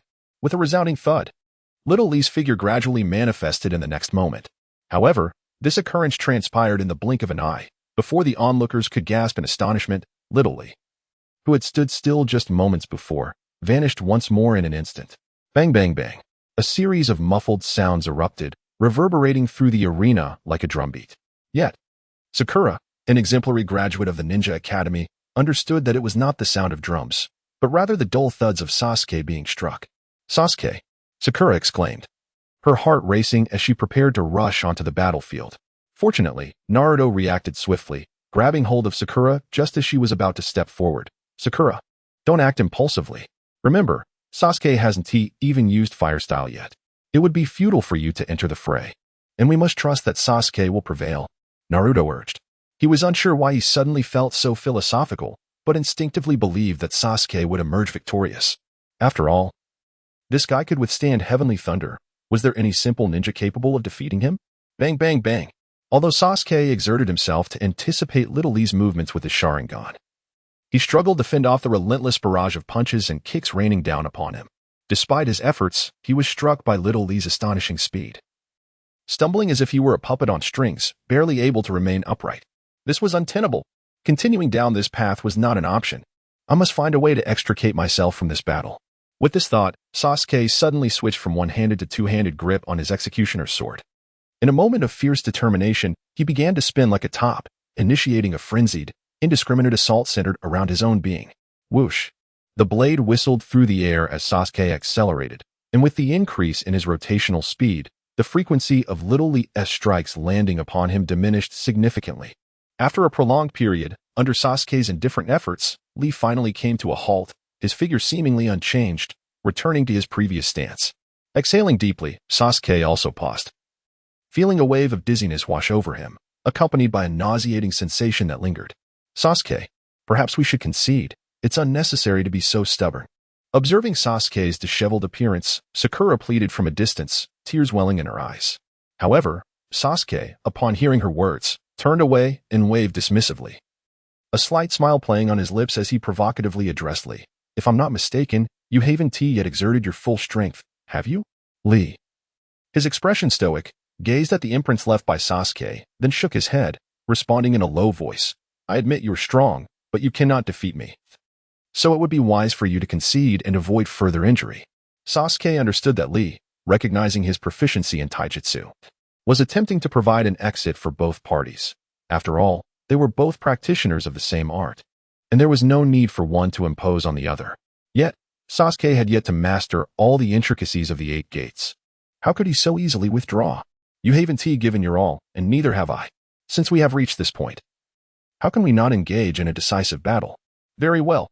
Lee, equally determined, noted the unwavering resolve on Sasuke's face and chose not to argue further. Instead, he crossed his arms once again over his chest and softly intoned, 8th gate of the 8 gates. 5th gate, the door of limit. Open. With a thunderous roar, an overwhelming aura surged forth, like an invisible tide rising from Lee, reaching skyward. In that moment, the azure flames of chakra surrounding Lee danced with even greater vibrancy. A sinister smile crept onto Sasuke's face as he mirrored Lee's earlier pose, crossing his arms over his chest. Could it be? At this moment, Lee could have seized the opportunity to strike while Sasuke was posing, as there were no prior stipulations against it. But he was momentarily taken aback by Sasuke's mimicry of his earlier actions. Before Lee could voice his astonishment, Sasuke demonstrated the answer through action. 8th gate of the 8 gates. 1st gate, the open gate, open. 2nd gate, the rest gate, open. 3rd gate, the life gate, open. 4th gate, the wound gate, open. As if enveloped in a delicate veil, a thin layer of crimson chakra surged around Sasuke, clinging softly to his form. At that moment, his skin took on an eerie earthen hue, and the black in his eyes gradually dissipated, transforming into a peculiar state reminiscent of the Hyuga's Byakugan. This spectacle bore an uncanny resemblance to the moment when Lee had previously unlocked the 8 gates. You too can utilize the 8 gates, Lee stammered, his voice trembling with disbelief. However, Sasuke stood bathed in a cerulean glow of chakra, reveling in the explosive exhilaration coursing through him. He clenched his fist excitedly and retorted, "Surely you understand that the 8 Gates technique is a sophisticated ninjutsu derived from the body's myriad chakra points. If you can master it, why can't I deduce its principles from the same meridians?" Though Sasuke's assertion was entirely fabricated, lacking the enhancement of yang release, he could never have grasped the first 4 gates so swiftly. Lee had no grounds to challenge him. Even if he disbelieved, he could not produce evidence to refute Sasuke's claim. "Even if you can unlock 4 gates, you won't stand a chance against me, who has opened 5. With those words, Lee transformed into a blur, charging like thunder towards Sasuke, who had activated the 4th gate. In a flash, Sasuke vanished from his original position in a manner strikingly similar to Lee's previous escape. The onlookers beheld a spectacle both bizarre and wondrous, as the arena was filled with the afterimages of both Lee and Sasuke. The ground and air swirled around them like a canvas being painted anew, enhancing the spectator's experience, while simultaneously allowing Sakura and Naruto to discern the true nature of the encounter. Sasuke was evading, and Lee was in pursuit. It resembled not a battle, but rather a game of tag. "Sasuke, did you unlock 4 gates merely to engage in a game of chase with me?" Lee's voice echoed from behind Sasuke, each syllable crystal clear, indicating the distance between them was rapidly diminishing. Panic surged within Sasuke. Although he had indeed opened 4 gates, he was utterly at a loss against Lee, a ninja skilled in speed and taijutsu.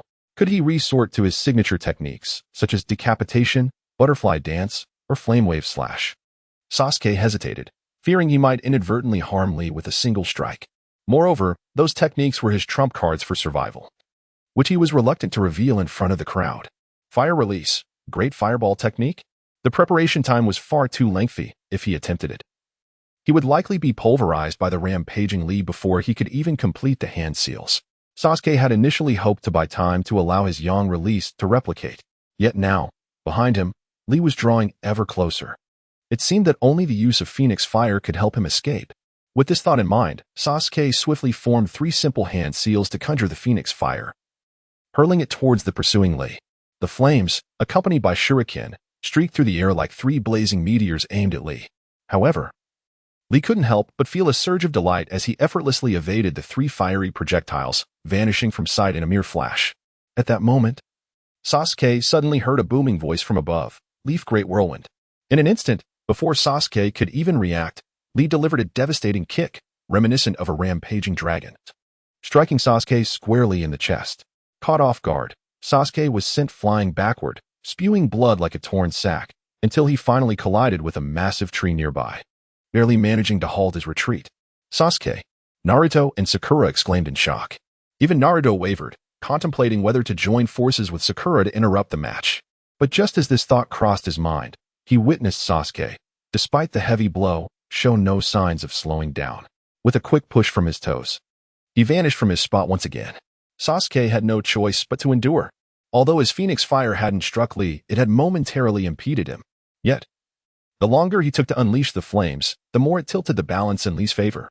As he fled, Sasuke rapidly analyzed the reasons for his failure in his mind.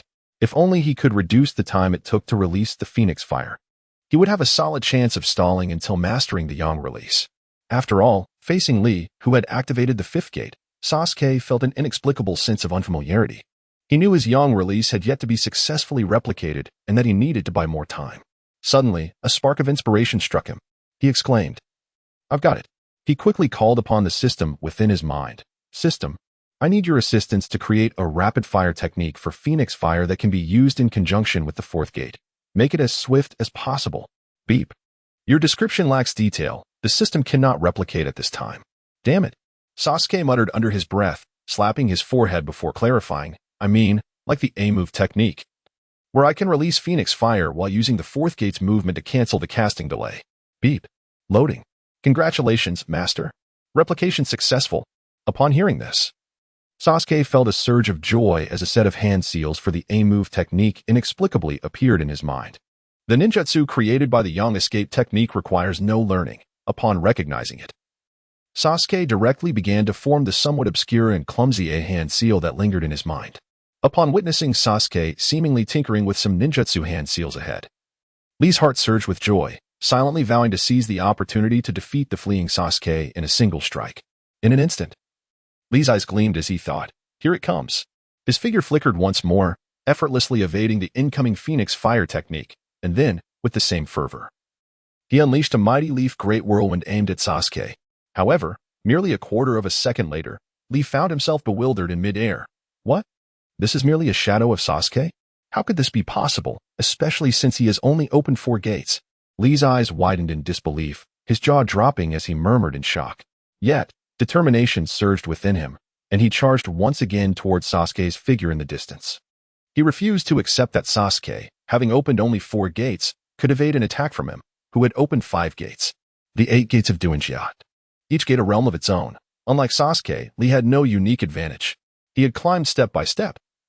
Fully aware of the staggering difference between the 4th and 5th gates, an abyss apart, with a fierce shout, Lee, in the state of the 5th gate, lunged once more at Sasuke's distant figure. Leaf Great Whirlwind.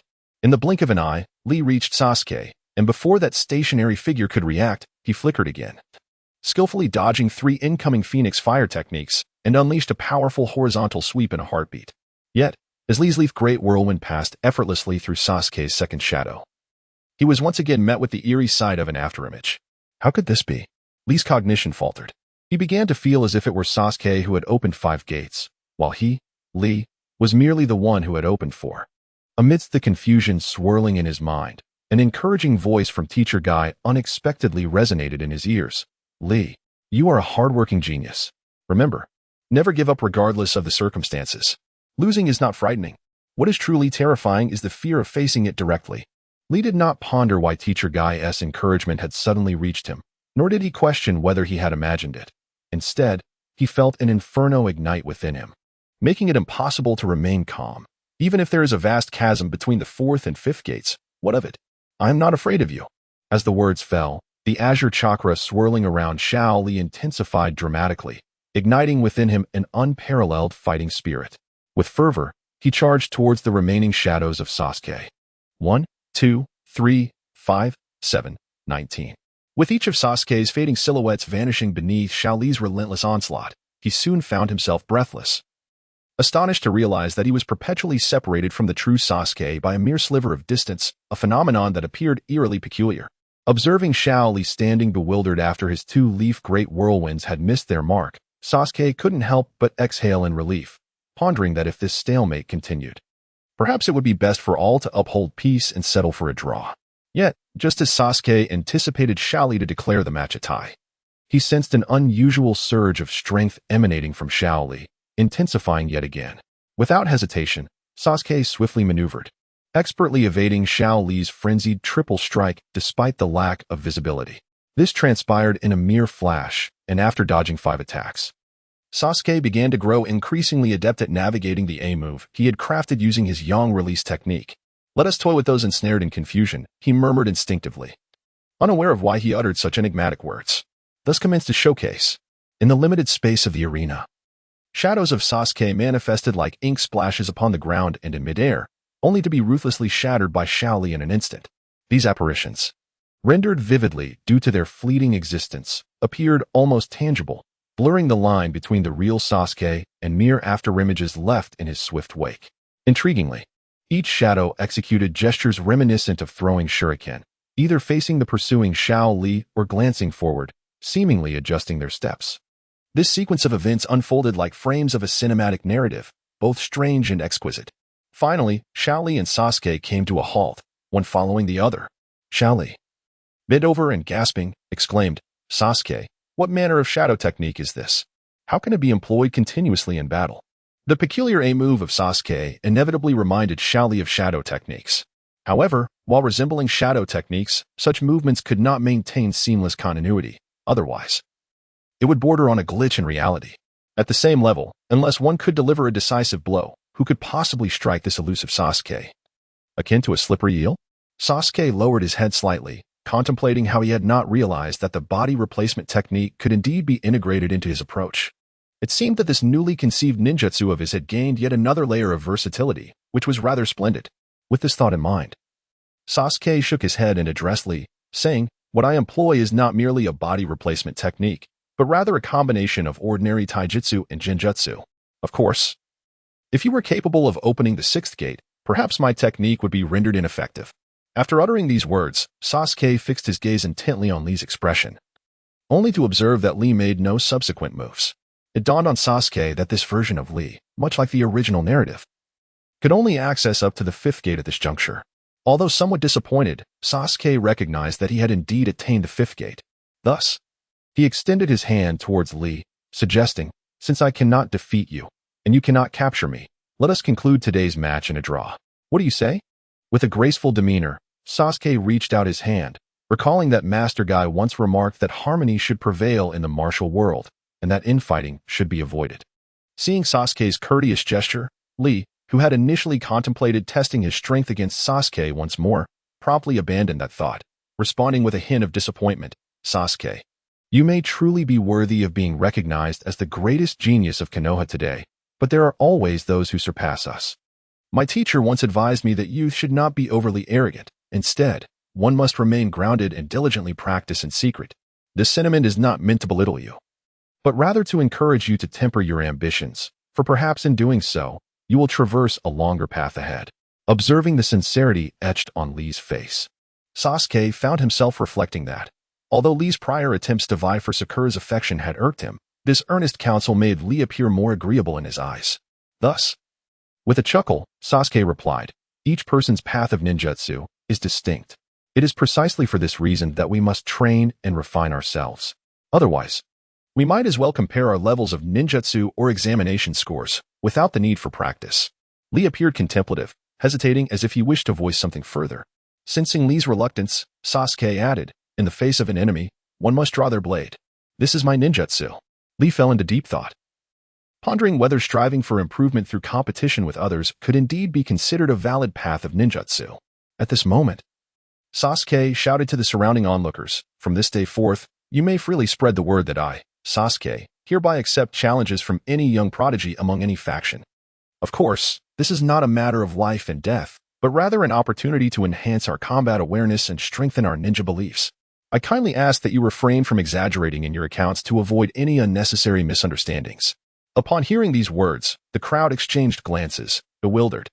Konoha had always championed peaceful development. When had it ever encouraged such private contests? At least, not openly. As a familiar yet strange memory surfaced in his mind, Sasuke's lips curled into a subtle smile. He was certain that this feeling of familiarity was linked to the fifth gate of the 8 gates of life, which he had painstakingly deduced. Indeed, this was a significant breakthrough. Not only had he gained insight into the path of A, but he had also acquired knowledge of the first 5 gates of the 8 gates, a truly splendid day. His newfound strength made the very landscape of Konoha appear more agreeable than before. Just then, Sakura and Naruto hurried over. Sakura anxiously inquired, "Sasuke, are you all right? Do you have any hidden injuries? Let me see." As she spoke, she attempted to lift Sasuke's shirt in public to check for any concealed wounds on his back. Unbeknownst to others, Sasuke was well aware of his condition. After awakening a portion of his yang release, such minor injuries were hardly a concern. After all, in the previous world of manga, Naruto had used yang release to save Guy's life. Naruto, with his head bowed in shame, said, "I'm sorry, Sasuke. I shouldn't have taken it upon myself to involve you in such trouble. If it weren't for Naruto's unintentional actions, how would Sasuke have obtained the knowledge of the first 5 gates of the 8 gates and the path of A?" Sasuke chuckled, patting Naruto on the shoulder. "In this world, there is no absolute right or wrong. Sometimes, what is wrong can transform into right, and what is right can become wrong. Therefore, I have always viewed matters through the heart of the doer. Naruto, your intentions have never strayed from your original purpose, so why burden yourself with guilt?" Sasuke was unsure how to encourage Naruto to refrain from isolating himself over his own issues, so he merely spoke some vague words to distract him, hoping Naruto might grasp the essence. "Sasuke, I will not concede so easily." Just as Sasuke was engaging in casual conversation with Sakura and Naruto, Li's voice resonated from behind him. Sasuke turned around, smiling and nodding. After all, this individual had unknowingly provided him with the opportunity to acquire the first 5 gates of the 8 gates technique. At headquarters, he would often throw his bowl after finishing a meal. Thus, with a smile, Sasuke inquired, "Very well. But are you not going to pursue your clandestine path of training in ninjutsu?" This question was not a mere pretense. The method of silently amassing wealth through ninjutsu training stood in stark contrast to his own reckless yet effective approach. The specific path of ninjutsu was of little consequence. What truly mattered was his desire to grow stronger. He must persistently strive. Effort was the essence, and whether through personal training or challenges against others, these were merely means to enhance his strength. At that moment, Sasuke was suddenly taken aback by a hearty laugh emanating from behind him. This unexpected sound startled him, as it was exceptionally loud. Upon turning around, he beheld a middle-aged man sporting a hairstyle reminiscent of Lee's watermelon cut, clad in a green tracksuit identical to Lee's. He had appeared out of nowhere and was now slowly approaching Sasuke. Could this be the esteemed Guy? The corner of Sasuke's mouth twitched upon hearing Guy's sudden remark. He realized that Guy had been observing from the shadows all along. Fortunately, Sasuke had not intended to reveal his use of the flame-severing wave, or else Guy might have unleashed the 8 gates and launched into a night Guy attack. Lee, effort is the essence. Everything else is merely a means. I am truly gratified to see you grasp this concept, Guy exclaimed, giving a thumbs up to the still-dazed Lee. Afterward, he turned his attention to Sasuke, saying, "You are quite impressive, having swiftly comprehended the essence of the first 4 gates of the 8 gates technique during your bout with Lee. Who is your teacher? Have you previously studied the 8 gates in secret?" Caught off guard by this sudden interrogation, Sasuke felt a surge of panic. Had he truly studied it? According to the original story, it seemed that only Guy and his father could teach the 8 gates in Konoha. How was it that he had acquired this knowledge? However, after a moment's reflection, Sasuke's lips curled into a slight smile as he thought, "Kakashi-sensei, I hope you can help me out here. I can only divert the blame to you, given your good rapport with Guy. After hearing my words, Guy might become quite irate, so bear with it." Thus, Sasuke responded sheepishly, "My teacher is Kakashi. We are both from Team 7. As for the 8 gates technique, it was indeed Kakashi-sensei who privately guided me. I remember him telling me that the extent to which I could learn it depended on my own fortune, and that he himself was taught by someone else, not having mastered it entirely. Could it be the person Kakashi-sensei referred to as his teacher is you?" Sasuke spoke with an expression of admiration, feigning innocence. "I taught you?" Might Guy gritted his teeth and exclaimed, "Ah, Kakashi, even your Sharingan has begun to pilfer from others, has it?" Then, as if struck by a sudden thought, he added, "I remember I have some matters to attend to. I shall take Lee to meet your teacher, Kakashi." As a gesture of reciprocity. By the way, Kakashi's lightning cutter is quite impressive. Sasuke, do inform that cunning old fox Kakashi that I shall soon pay him a visit with Lee. With that, Might Guy placed a hand on Lee's shoulder. And before Sasuke, Naruto, and Sakura could bid a courteous farewell, both he and Lee vanished like shadows into the ether. Did I say something wrong?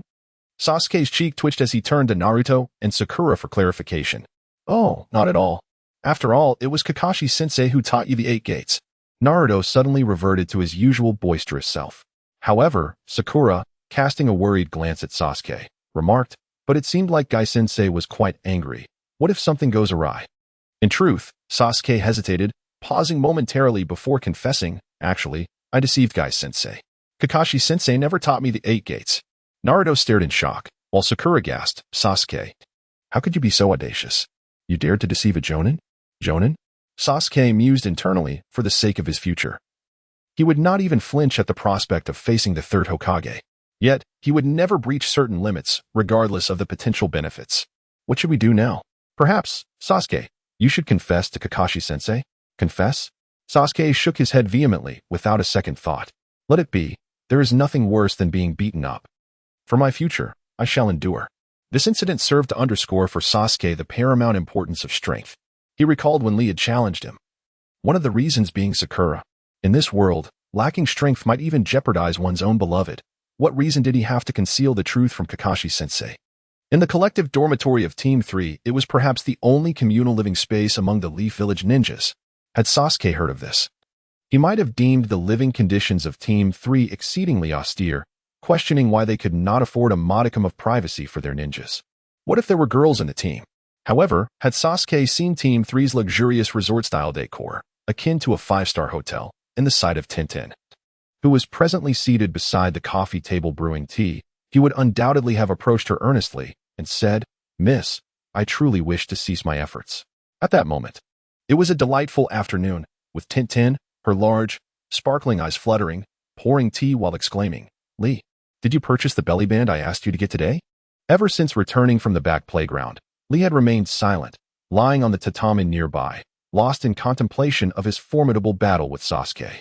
Upon hearing Tenin's words, he involuntarily shuddered, quickly feigning slumber, for in his heart, this sister who shared his class possessed all admirable qualities, wealthy, generous, and strikingly beautiful. Yet her carefree demeanor was somewhat overwhelming. As a man resolute in inheriting Gai-sensei's path of perseverance, how could he venture into a women's clothing store to buy a belly band for Tintin? If word got out, would he ever live it down? However, Li's efforts to conceal his discomfort were in vain, as Tintin called out to him. Hey, stop pretending. I saw your body tremble just now. Are you up to no good behind my back? Li sprang up in alarm. Sister, such words are not to be taken lightly. If anyone overheard, misunderstandings could arise. All right, Tintin chuckled, waving her hand dismissively. I merely sought a topic to rouse you. By the way, you seem a bit off today. What is troubling you? Tintin's large eyes fixed intently on Li's expression. Li swallowed hard, glancing at Tintin's teasing smile, feeling an unexplainable tremor in his heart. Ultimately, he resolved to share the entirety of his encounter with Sasuke, for he knew he could never deceive this forthright sister. It was better to lay it all bare. What? That Sasuke is spreading rumors that he can effortlessly defeat Neji, the true prodigy? As Li recounted the events leading to his match with Sasuke, Tintin sprang up in disbelief. The crucial point is that you lost to him. You scoundrel. Aren't you usually diligent in your training? What about the 8 gates? You haven't become useless, have you? Tintin's expression was one of disappointment, and her rising ire suggested she might even resort to physical reprimand to relieve her frustration. However, Li sighed. The crux of the matter is that Sasuke also practices the 8 gates, and believe it or not, he can open up to the 4th gate.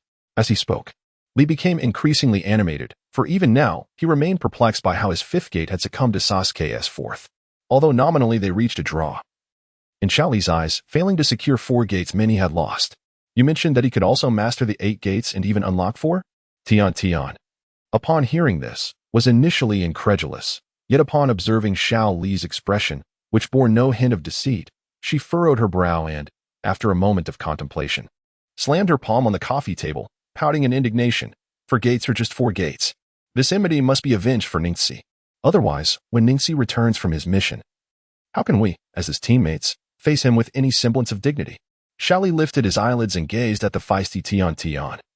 Silently pondering, how can you claim to not have feelings for Ningxi? Yet, he voiced his concerns hesitantly, but we cannot defeat him, can we? Although he can only open 4 gates, his speed surpasses even my 5 gates, making it impossible for me to execute the lotus flower technique, as I can't even find an opportunity to approach him. How can we fight? Li's words carried no ulterior motive. He merely spoke the truth, expressing his reluctance to get entangled in trouble with Sasuke, as he had no desire to lose another comrade. Tian furrowed her brow slightly, her fingers gently tapping the coffee table. After a considerable pause, she finally spoke with a smile. I've got it. Li leaned closer, puzzled. Sister, have you come up with a plan? His curiosity piqued. He wondered if she intended to enlist their teacher to teach Sasuke a lesson, which would seem rather unfair. Based on your description, isn't he quite the runner? But what's the use of speed? Competitions are about strength. They are about strategy. I will seek out Shikamaru. I am certain his shadow imitation technique will not disappoint. Li contemplated this, but soon expressed his concern. Although Shikamaru's technique is formidable, given Sasuke's speed, it seems unlikely his shadow could ensnare him, right? Strictly speaking, I feel Shikamaru's abilities may not even match my own.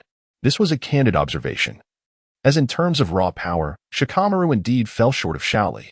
At that moment, Tian lightly tapped Li's forehead with her small teacup, exasperated. Fool. If the shadow cannot control him, then deceive him. If deception fails, then resort to ambush. You approach matters with such rigidity. She continued, Sasuke is not invincible. As long as we allow Shikamaru to strike first and subdue Sasuke, he is bound to lose. However, such a seemingly naive notion raised doubts. Would Shikamaru consent to such a plan? Haha. I told you that you were being inflexible, yet you wouldn't believe me. Tian raised her chin with pride. Although I have no love for money, I certainly am not interested in it. It is undeniable that, in most cases, wealth indeed allows one to act with impunity. Li, the Nara Chess Club, an establishment funded and constructed by the Nara family, serves not only to attract business and subsidize family expenses, but also to provide a space for the younger generation of the family to hone their skills in the game of chess. At this moment, Shikamaru finds himself in a private room within the Nara Chess Club, propping his head up with one hand while the other idly fiddles with the chess pieces inside the box, manifesting a demeanor of utter boredom. He mutters to himself. You want the horse to run but don't want it to graze? My father has envisioned all the good things in this world and indulged in all the daydreams. Yet why am I left to bear the burdens of reality? Why? I am merely a child, just a few hundred months old. At that instant, the door to the private room slowly opens, and before Shikamaru can discern the identity of the visitor, the voice of Tintin resonates through the air. Well said. In this world, who can achieve their wishes merely by dreaming? If that were the case, wouldn't we all in the ninja world gather together to dream? In a flash, as Shikamaru finally recognizes that it is Tintin who has entered, his interest remains apathetic. Although Tintin possesses striking beauty, to Shikamaru, women are an inherently troublesome species. He prefers to avoid interaction whenever possible. Thus, out of politeness, he inquires, Miss Tintin, is there something you require of me? Just to be clear, while I am indeed short on funds, I absolutely refuse to play chess with a wretched player. Such an act would tarnish the chess spirit I have painstakingly cultivated. As he speaks these words, a sense of pride envelopes him, and he tilts his chin, not even glancing at Tintin standing by the doorway. You. Her tone hints at a slight affront. Yet recalling that she did not come to quarrel with this peculiar individual, Tintin takes a deep breath, suppressing her irritation, and responds slowly, rest assured. I find chess to be an exceedingly dull pursuit. What, then, is your purpose in seeking me out? Shikamaru's eyes reveal a glimmer of wariness. After all, a young man must remain vigilant when out in the world. Observing Shikamaru's demeanor, Tintin smirks inwardly, thinking to herself that given her own qualities, she could easily attract a multitude of admirers, from the village entrance to its farthest reaches. Look at you, acting as if I am unworthy of you. Despite her internal musings, Tintin maintains a calm exterior and states, I am here to help you fulfill your wish. After all, I have heard that you recently had a falling out with Uncle Riku over your desire to purchase a long-lost chess manual. Thus, if you agree to my request, I could immediately assist you in fulfilling your wish. With arms crossed and an air of confidence, I stood ready. However, unexpectedly, Shikamaru imitated my stance, crossing his arms defensively, and warned, You, abandon that thought. I would never sell myself for money. I replied, perplexed, What are you thinking? Had we not been on Shikamaru's turf, I would have been inclined to take more drastic measures. What I mean is, assist me in a brawl. Rest assured. The appearance fee alone would suffice to cover your commission for the chess manual. What do you think? Upon mention of the chess manual, Shikamaru hesitated, contemplating whether to acquiesce. At that moment, I sensed that his agreement was merely a step away, so I continued to entice him. Shikamaru, you must consider this carefully. Life is but a fleeting few decades, and some opportunities, once missed, are lost forever. Do not assume you will have the chance to reclaim the past. It is akin to a cherished toy from your childhood. That you adored it then, your adult self might regard it with indifference. Time will take away some things unseen. Shikamaru, you truly must think this through. The inherently astute Shikamaru fell into deep contemplation, pondering the truth of my words. Indeed, time lost is never regained.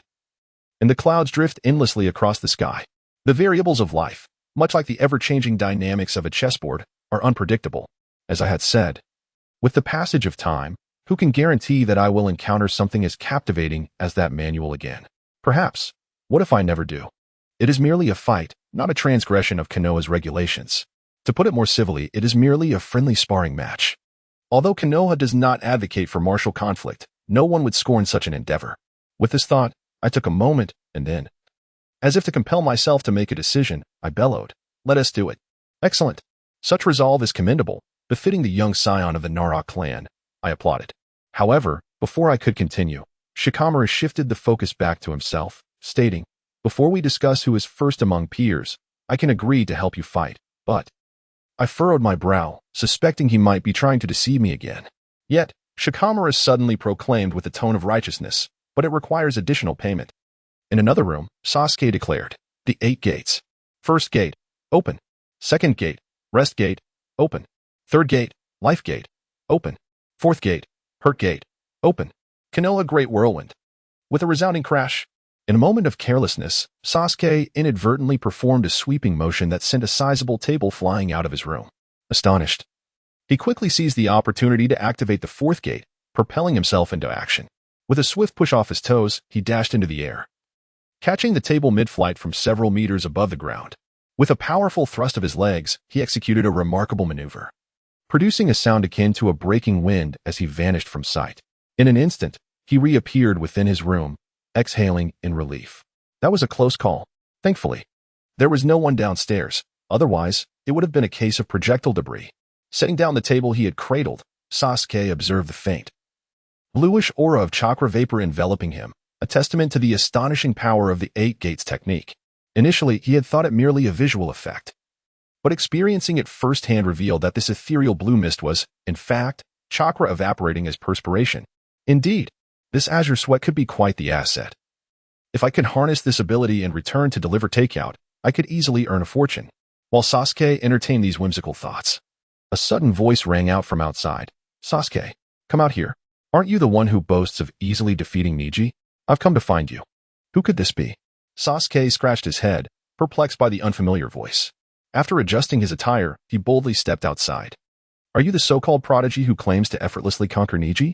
The young girl, strikingly beautiful and confidently striding towards him, momentarily stifled the impudent retort that had been on the tip of her tongue, transforming it into a mere inquiry.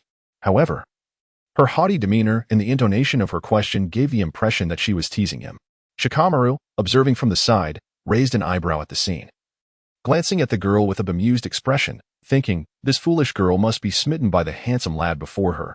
She ought to tread lightly, for crossing this elder sister could lead to repercussions. Sasuke, endowed with the Sharingan and bolstered by Yang release, possessed remarkable vision. From a distance, he noticed the girl's expressive eyes and felt a flutter in his chest, swallowing nervously as he approached her. Is that you, Miss Tenten? Have you truly come to see me? He stammered, inadvertently slipping into a more awkward mode of speech. Tenten's cheeks flushed, but she remained steadfast in her purpose. Pouting playfully, she retorted, Humph. Don't attempt to get chummy with me, though I am aware of how you came to know me. Does that absolve you from the responsibility of your prior words today? Upon hearing this, Shikamaru's mind began to race with speculation. Could there be undisclosed matters at play? Am I here to resolve a familial dispute? He stroked his chin thoughtfully, casting a furtive glance at Tenten, then casually observing the grinning Sasuke in the distance. He mused, this fellow's demeanor suggests he is no paragon of virtue. Has Tenten encountered a scoundrel? No. From my years of societal experience, I know that men who thrive on others' fortunes are far from simple. As the saying goes, it is difficult for even the fairest of judges to resolve domestic affairs. It appears that I must exercise caution when I intervene later. Heh. Sasuke could not resist the temptation of teasing the charming girl, saying, What are you talking about? I have not wronged you, nor do I owe you any accountability. You. Shocked by Sasuke's unexpected levity, she recalled her previous encounters with him, where he had struck her as obstinate. How did he transform so suddenly? We are here to challenge you. Did you not boast after defeating Lee that you welcomed challenges from all your contemporaries? Upon hearing Tenten's words, Sasuke grasped the situation, and only then did he notice Shikamaru, who had been standing quietly nearby for quite some time. What a splendid opportunity. Sasuke's heart raced with excitement. He had long coveted the Nara clan's shadow imitation technique. However, the Nara family was a prominent clan, and he had lacked the reasons or courage to challenge Shikamaru directly. Little did he know that the opportunity had presented itself. Tenten, being a support ninja with limited offensive prowess, seemed to possess little beyond her wealth and beauty. Moreover, since Shikamaru and Tenten were not in the same class, Sasuke was certain that Tenten had employed her resources to confront him. Very well. When shall we commence? Where shall we compete? Sasuke inquired hastily, fearing the opportunity might slip away. Right here. You against him, Tenten declared, pointing decisively at the silent Shikamaru. All right. Begin. This. Just as Sasuke intended to unleash a minimal power fire style technique to gauge Shikamaru's reaction, he suddenly realized that his body had become immobile without his knowledge. This is the shadow imitation technique, but you haven't even announced the start. How could you engage in an underhanded attack? This is unchivalrous. As Sasuke lowered his head, he noticed an eerily straight shadow that had mysteriously appeared beneath his feet. This shadow was quite subtle, connecting the bodies of both Shikamaru and himself. Hey, fool. In reality, would your opponent announce the start? Exclaimed Tenten, brimming with smug satisfaction, her face adorned with a mischievous grin. You sly one. Sasuke couldn't help but smirk. This was the first time he had encountered someone in this world of shinobi who was even craftier than his own traversing self. You might as well concede. Otherwise, Shikamaru will unleash the shadow strangle technique. Tenten teased, her hands playfully behind her back, exuding a sense of wickedness. Sasuke frowned slightly, pondering, no, there's not enough time. I must find a way to escape the shadow imitation technique and continue stalling like I did against Lee. His thoughts were hopeful. Yet the harsh reality was that he was currently under Shikamaru's control, and it was well known that fragile assassins were most vulnerable to hard control. He possessed ninjutsu but could not unleash it. What was he to do? Just then, a voice from the system echoed in his mind. Ding. Detection indicates that your movements are severely restricted. You may utilize Yang release to gain a stroke of luck. Would you like to activate it?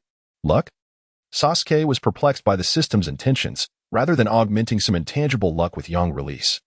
It would be far more beneficial to forcibly break the bonds of the shadow imitation technique directly. However, given his current predicament, he had no choice but to grasp at straws.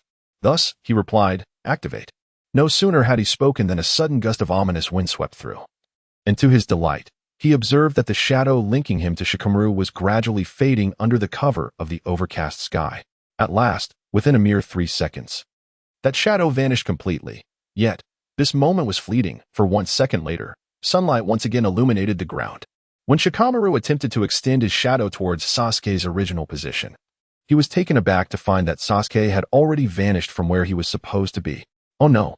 Tenten, who had retreated a short distance to spectate, exclaimed in alarm upon witnessing the turn of events, but it was too late. Whoosh, whoosh, whoosh. Hearing the sudden rush of wind behind him, Sasuke distinctly felt the air around him growing increasingly heated. Shikamaru sensed an impending crisis. Without a moment's hesitation, he swiftly retrieved a scroll from his ninja pouch, unfurling it like a splendid tapestry, and tossed it towards Sasuke. The scroll fluttered through the air like a banner, only to tremble mid-flight before bursting into a cloud of white smoke with a resounding pop. This was quickly followed by a torrential downpour of shuriken and various hidden weapons, surging forth like a tempest to confront the Phoenix Fire technique unleashed by Sasuke not far away. The technique Shikamaru hastily unleashed was none other than the renowned ninjutsu of a continuous barrage of hidden weapons, a feat that likely required the substantial financial backing only Tenten could provide within the entirety of Konoha. Damn, Sasuke muttered under his breath. He recognized that Shikamaru, his opponent, could not possibly summon such a large-scale attack on his own. Realizing the truth, he understood that this was indeed Tenten's support, a clear reflection of monetary investment. Tenten, if you have any grievances, come at me directly. I truly wish to cease my efforts, he thought. Sometimes, choices can indeed outweigh sheer determination. Sasuke mused that whoever could marry Tenten might save themselves 2 decades of unnecessary hardship. A deluge of hidden weapons cascaded towards the treetop where Sasuke had taken refuge. Dense as a flowing river, overwhelming in its ferocity. Without a moment's pause, Sasuke executed the body replacement technique with deft precision. Whoosh, whoosh, whoosh. In the blink of an eye after initiating the technique, the multitude of weapons found their mark, piercing the wooden stump that had replaced him. Observing the stump lying on the ground, resembling a porcupine, Sasuke couldn't help but click his tongue, thinking, Tenten's approach is rather ruthless. However, despite his thoughts, Sasuke's movements were seamless and swift. With a change of hand seals, a surge of searing, formidable chakra began to flood into his chest. Completing the first set of hand seals, he swiftly transitioned to the next, chanting loudly, fire style. Grand fireball technique. With a thunderous roar, a colossal fireball, radiating with the intensity of the blazing sun, erupted from Sasuke's mouth, its fierce heat hurtling towards Shikamaru with unrelenting fury. Upon witnessing the massive fireball racing towards him, Shikamaru's pupils dilated. He swiftly formed hand seals, blooming like a lotus, and within an instant, a dark shadow began to rise beneath his feet, coalescing into an egg-shaped shield that enveloped him completely. This was none other than the Nara clan's ultimate defensive technique, the Shadow Clone technique. Boom. The searing and blinding fireball mercilessly engulfed the shadow technique unleashed by Shikamaru. However, to Sasuke's astonishment, this peculiar shadow technique resembled a black hole, which, in mere seconds, forcefully devoured the very fireball it had previously absorbed. Truly, the genius of the Nara clan's younger generation was remarkable. Sasuke silently praised him. In the realm of his past life as anime, apart from the shadow imitation technique and his extraordinary intellect, Shikamaru had not left a profound impression on the current Sasuke. Yet today, Sasuke's horizons were broadened. He never anticipated that someone could so effortlessly extinguish the fireball he had released. Was this the legendary Six Paths Pain? It seemed that Shikamaru was not as easy to deal with as he had imagined. The Yang release had already been adequately replicated. It was time to conclude this meaningless farce. With that, Sasuke abruptly crossed his arms in front of his chest, lowered his head, and slightly sank his stance, simultaneously shouting, "The 8 gates. First gate, open. Second gate, rest, open. Third gate, life, open. Fourth gate, wound, open." Ah! Boom. A cerulean chakra enveloped Sasuke like a delicate veil, and as he shifted, he vanished from his original position. Feeling the fireball being gradually consumed by a shadow technique and the surrounding heat dissipating, Shikamaru let out a slight sigh of relief, subsequently retracting the defensive effect of the shadow technique. However, as he revealed himself, he was greeted by the blinding sunlight and saw a dark shadow flicker before him. Before Shikamaru could comprehend the situation, he suddenly heard Sasuke's voice call out, "Leaf Great Whirlwind." Whoosh! Sasuke's figure slowly materialized in Shikamaru's right rear, and in an instant, he unleashed a powerful kick, accompanied by the sound of rushing wind, aimed directly at Shikamaru's posterior. Caught off guard by such a sudden attack, Shikamaru found himself toppling over. So it turns out that Lee was not lying. You truly can open the 4 gates, Tintin exclaimed from a distance, her delicate hands covering her mouth, her wide eyes blinking in astonishment, the surprise evident on her lovely face. Clearly, while Tintin had previously acknowledged Lee's words, she had not fully believed them in her heart. Sasuke dissipated the cerulean chakra that surrounded him, turned towards Tintin, and with a cheerful smile said, "Hey, I'll be taking this sealing scroll as our wager." With that, he bent down to retrieve the sealing scroll lying nearby. In a moment of crisis, Shikamaru casually tossed a sealing scroll from his ninja pouch, while Sasuke speculated that it had been secretly prepared for Shikamaru by Tintin. Pausing briefly, Sasuke continued with a smile. Of course, if Tintin, the beautiful lady, feels unconvinced, she may challenge others at any time. I shall not decline. Heh. With a playful chuckle, he tucked the sealing scroll into his own ninja pouch. Humph. It's merely a sealing scroll. Take it if you wish. However, do not become too smug. I will be back to confront you until you are defeated. Tintin pouted. Miss, would you consider me? I truly wish to avoid exerting myself. Sasuke could no longer contain his laughter. You. Humph. With a huff, Tintin turned and stormed away, leaving Shikamaru feigning death on the ground. Sasuke chuckled and strolled over to Shikamaru, patting his back. Hey, stop pretending. Tintin has already left. As soon as the words left Sasuke's lips, Shikamaru sprang up from the ground as if resurrected, exclaiming with relief, finally completed the mission. Earning a bit of money these days is truly not easy.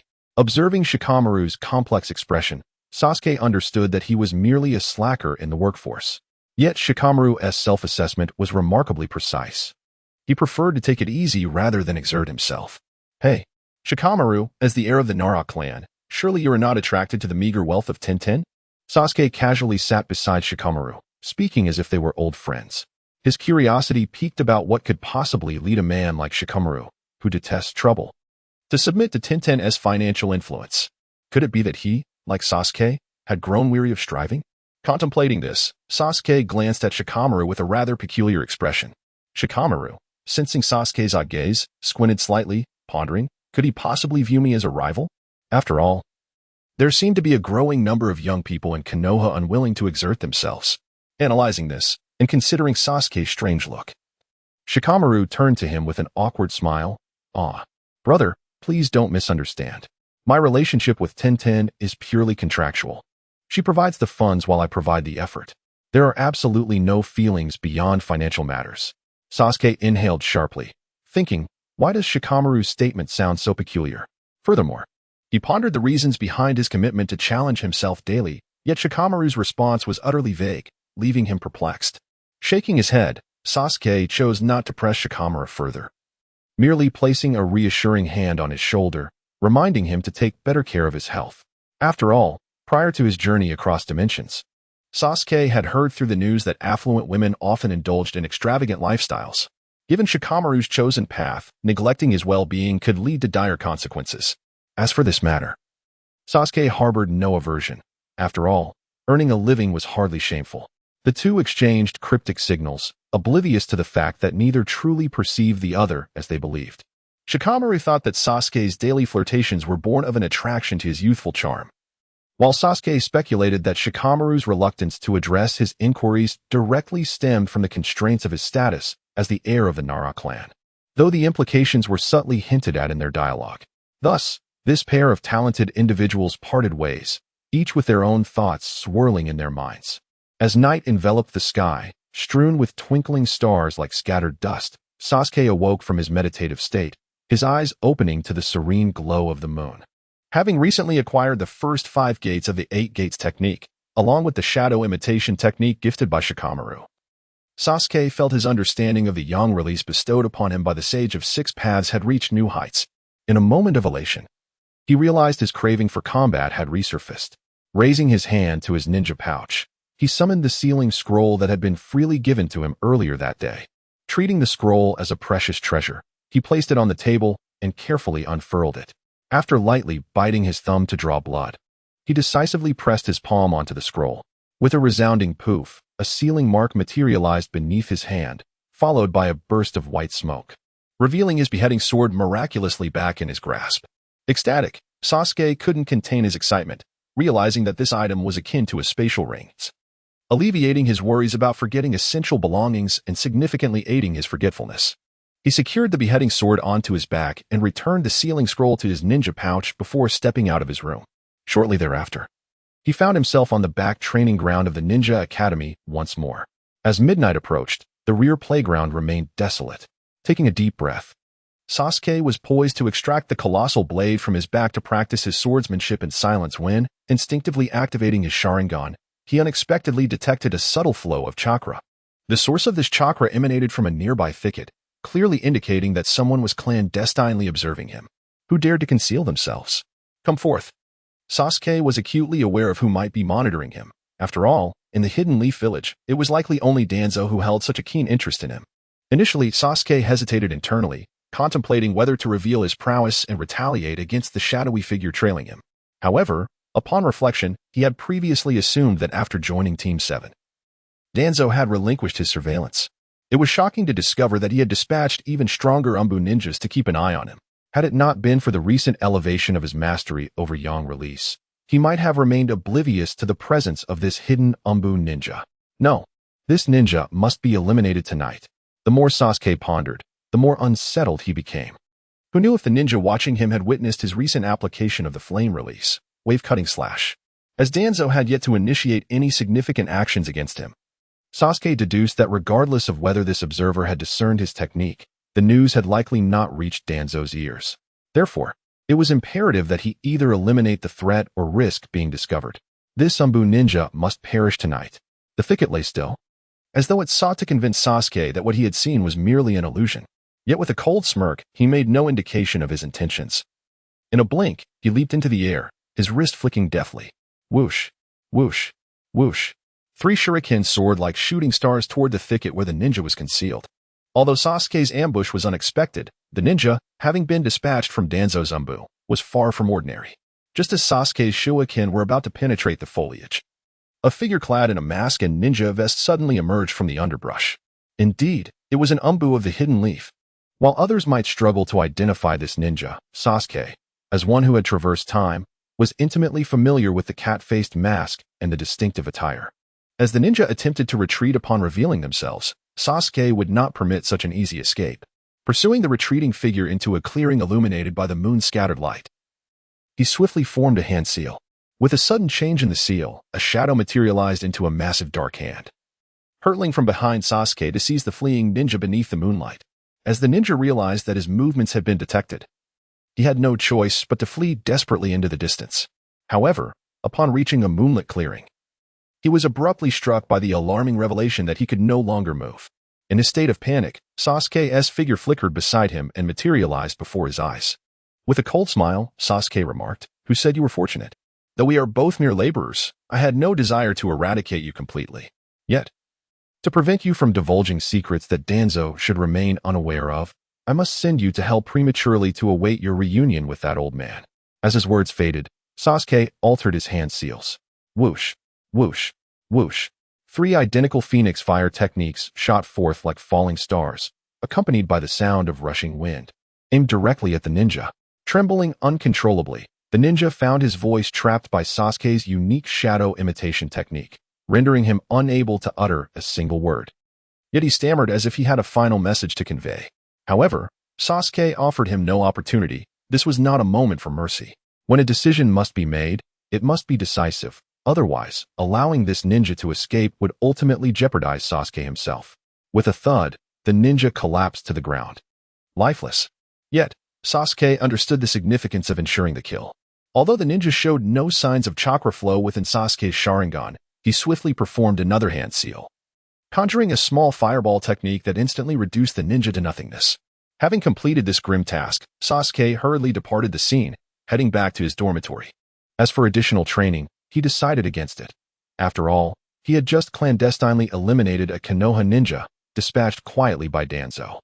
If Konoha were to uncover even the slightest trace, he would find himself in dire straits. Thus, in the coming days, Sasuke resolved to remain secluded at home, seeking refuge from the brewing storm. Phew, that was close. Is this truly the same boy I once knew? Fortunately, I exercised caution, otherwise I might have jeopardized Lord Danzo's plans. Nearly half an hour after Sasuke's departure, a figure, drenched in sweat and appearing utterly disheveled, stumbled from the very brush where the ninja had been discovered. Although the surroundings were devoid of life, he murmured to himself in a state of lingering fear, Lord Danzo must have returned from the land of cages by now. I must promptly inform him about Sasuke. With that, he retrieved a cat-faced mask from his ninja pouch and donned it once more. Under the cloak of night, his figure swiftly vanished into the shadows. In a silent underground chamber, Yamashiro Kaze spoke. Since you've returned, there is no need for concealment. Danzo, hands clasped behind his back, spoke with a voice that was deep and steady, betraying neither joy nor anger. As his words echoed, Yamashiro Kaze instantly appeared before Danzo, bowing respectfully. My lord, I have a significant discovery to report. I feared you might misconstrue my actions as negligence, so Yamashiro Kaze, anxious that Danzo might think he had been hiding and thus inviting trouble upon himself, directly stated the purpose of his appearance, emphasizing the gravity of his news. Danzo slightly tilted his head. The flickering torch cast a dim light, revealing only half of his profile. He responded calmly. I recall instructing you to covertly monitor Itachi's younger brother, correct? Yes, my lord, Yamashiro Kaze nodded, showing utmost respect. Could it be that the boy has further awakened his Sharingan? As he pondered this, a hint of uncontainable excitement surfaced in Danzo's voice. He discreetly rubbed the bandages wrapped around his right forearm. In truth, my lord, I have discovered that Sasuke's awakening of the Sharingan may be more profound than anticipated. Yamashiro Kaze's brow furrowed, his expression revealing a complex array of thoughts. Oh, pray, elaborate, Danzo urged, intrigued by Yamashiro Kaze's revelations. A few days ago, upon Sasuke's return from a mission in the Land of Waves, I adhered to your instructions and kept him under surveillance. However, that very night, I witnessed him wielding a decapitating blade on the back playground of the Ninja Academy, unleashing a strike that rivaled A-rank ninjutsu.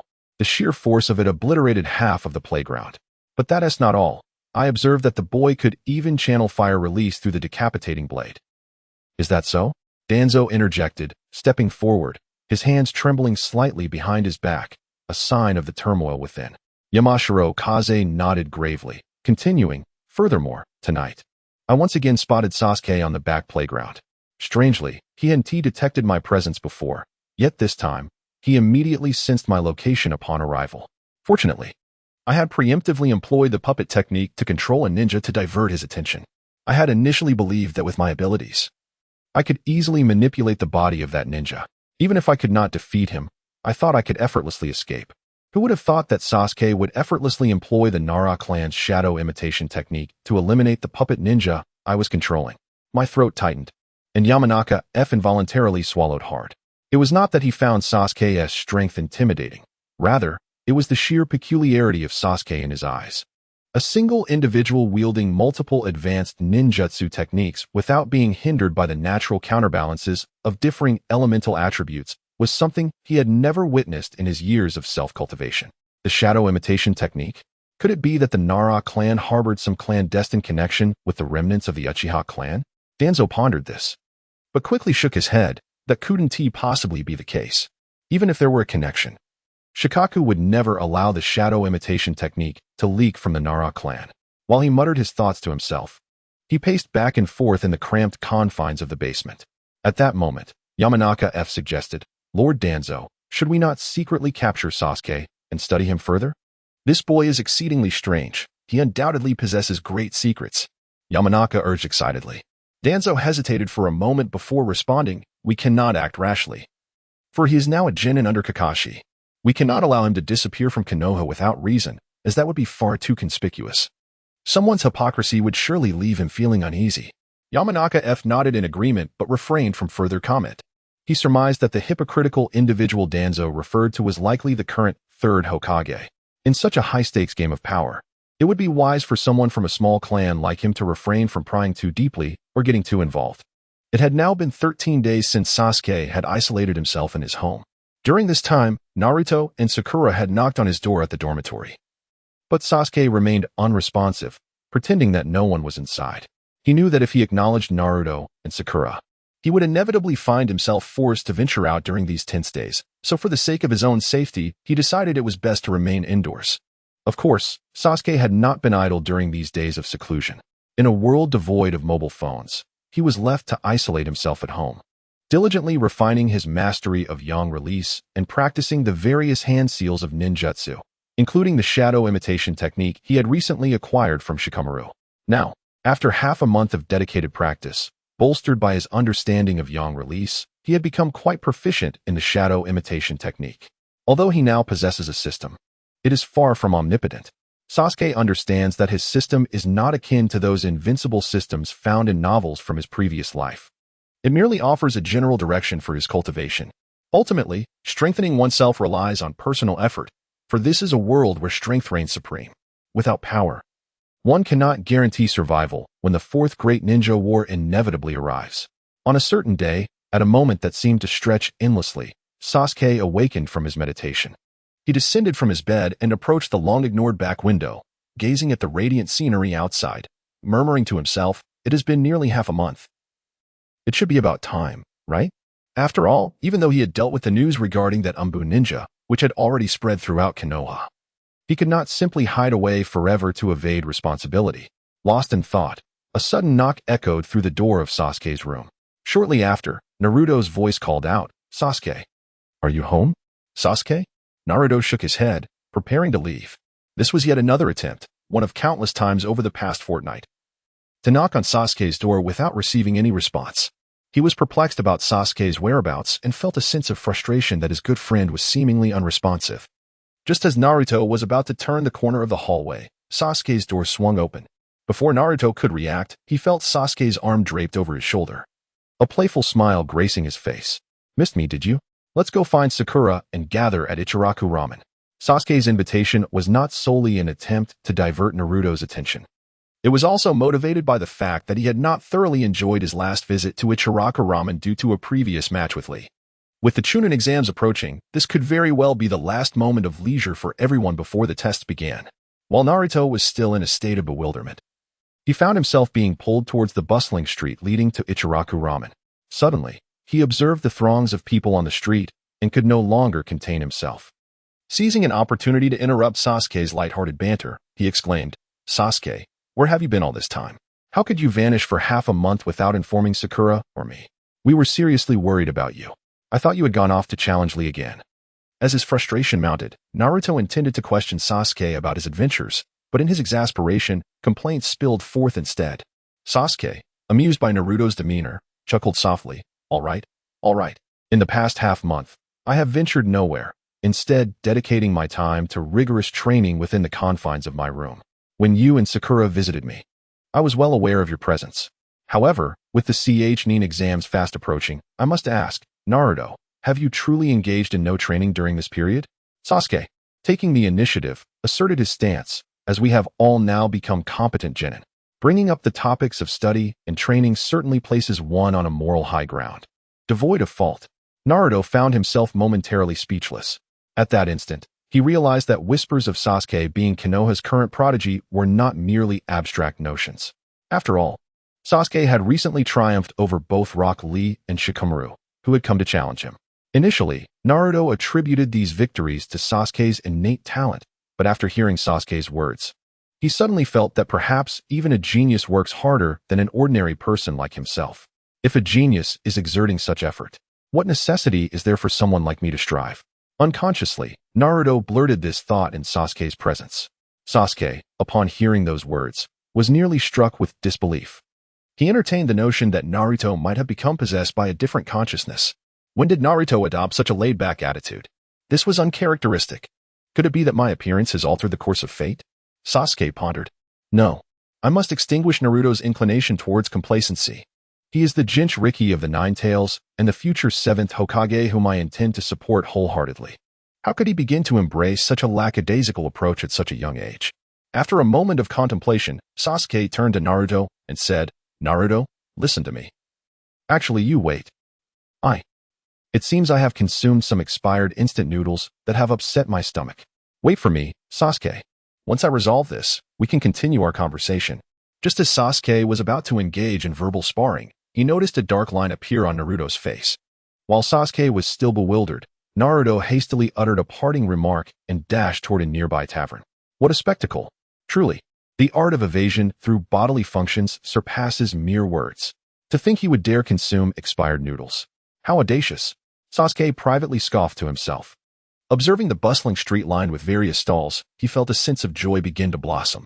If I am unable to return to my former world, perhaps living a carefree life in this Naruto universe after marrying Sakura is not an unacceptable fate.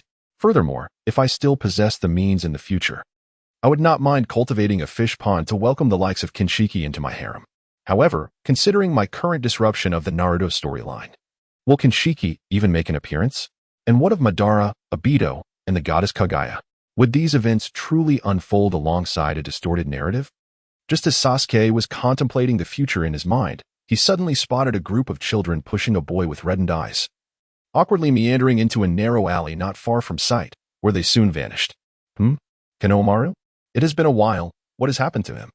I say, Konohamaru, it's rather unamusing for you to toy with us like this. Yamashiro Keisuke, rubbing his fist with a wicked grin, gazed at Konohamaru. His intent to intimidate unmistakable. Indeed, you had promised to treat us to fish balls. It has been several days since you last played us for fools. As the leader, Yamashiro Keisuke sparked the ire of the children behind him, who began to rally in unison. What has a child of Konohamaru's tender years encountered such a situation? Alarmed, he shivered and stammered, I truly forgot, dear brothers. Might you grant me a few more days? In a short while, I believe my grandfather will relent under my persistent entreaties and advance my allowance for next month. Then, a sudden thud echoed. Before Konohamaru could finish his plea, Yamashiro Keisuke had delivered a swift kick to his backside, exclaiming, Who are you calling your brother? Mind your words. Moreover, how many times have you uttered the same phrase? Do you truly think we are fools? Although Konohamaru was the eldest among this group of children, he was perhaps one of those who developed later. Thus, despite his age, he was the smallest in stature. The unexpected kick to his rear caused his already underdeveloped frame to redden around the eyes, nearly bringing him to tears. Whoa, brothers. I assure you that next time, I will treat each of you to lollipops and fish balls. Please, do not strike me any further. Though Konohamaru felt deeply aggrieved, the circumstances compelled him to acquiesce. Considering you have treated us before, I might lend credence to your words. However, while you may escape the death penalty, the punishment for your transgressions remains unavoidable. This time, your trickery cannot simply be overlooked. Here's what we shall do, to ensure fairness. Each of us shall deliver a kick to you, as a demonstration of justice. Of course, I have already kicked you. So now you only need to endure the rest of my companions, and this matter shall be settled. With that, Yamashiro Keisuke waved his hand grandly. No. Just as Konohamaru endured several kicks, nearly reaching his limit of pain, a swift whoosh echoed. A sudden whoosh pierced the air, and before the group of children could react, a gleaming shuriken had already embedded itself into the nearby wall. The weapon penetrated the brick by half an inch, yet it continued to quiver within the wall, producing a low, buzzing sound. The children, who were about to kick Konohamaru, instantly recoiled, frantically covering their heads and darting away, terrified that another shuriken might strike them. Nevertheless, amidst the chaos, one child furrowed his brow and defiantly shouted into the air, Who dares to play tricks and scare us? Show yourself. In the blink of an eye. Before the challenge could settle, another dark flash shot through the air like a meteor. Before the boy, Yamashiro Aizen, could comprehend the situation, the dark streak severed the forehead protector that symbolized his status as a Konoha ninja, sending it tumbling to the ground. Realizing that his protector had fallen so perilously close to him, Aizen quickly grasped the gravity of the warning from the hidden assailant. His life was at stake, and he must curb his arrogance. The normally brazen Aizen took a few steps back, his face turning pale, as he prepared to concoct an excuse to lead his companions away from the scene. A mocking voice drifted down from above his right. You truly have no sense of danger, do you? You dare to bring even the grandson of the third Hokage into your bullying schemes? I am curious, who has granted you such audacity? The group of children, shaken from their panic, turned to locate the source of the voice. They beheld a strikingly handsome young man, clad with a large sword on his back, standing atop a nearby tree, arms crossed and a smile playing on his lips as he observed the unfolding drama. Sasuke had initially believed his dramatic entrance would intimidate the group of bullies, but to his surprise, Aizen, upon seeing the Konoha symbol on Sasuke's forehead, sneered, "Humph. I thought it was someone important. Turns out, it's just a Konoha ninja." With that, Aizen picked up his fallen forehead protector, dusting it off, and called out, "Hey, you, the Genin. Do you even know who I am?" Sasuke smirked inwardly, thinking, goodness, this brat is far too arrogant. If it weren't for my composure, I would have already knocked him out. Taking a deep breath, he decided to endure this for the sake of his little brother, muttering, "Aren't you just from the Yamashiro clan?" Although Sasuke could infer from the name that the child named Yamashiro Kaitetsu belonged to the Yamashiro clan, he was unaware of the child standing within that family, whether he was the daughter of the clan leader like Ino or a mere side branch, akin to Neji. Regardless, he was indeed a member of one of the three prominent clans of Konoha, while he, the son of a fallen clan leader, had lost much of his influence in the village. At that moment, Yamashiro Kaitetsu smugly declared, "As long as you know who I am, you should refrain from meddling in our affairs. Otherwise, I shall inform my father, Yamashiro Mitsu, who is a distinguished elite shinobi of Konoha. Someone of your stature may never have the chance to encounter him. It is often said that dragons beget dragons, and phoenixes beget phoenixes." Yamashiro Kaitetsu had grown up with a silver spoon in his mouth, his demeanor dripping with entitlement, and his courage far surpassing that of ordinary folk. After all, he was akin to the district chief's son in the shinobi world. "Damn, I will be a council member of Konoha one day. What are you blustering about, you little brat?" Observing Yamashiro Kaitetsu's insufferable expression, Sasuke found himself on the verge of retaliating several times.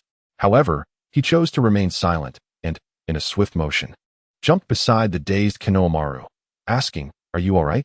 Konohamaru, appearing bewildered, shook his head and, after a moment of contemplation, realized he did not recognize the ninja who had come to his aid. Timidly, he inquired, "Who are you, brother?"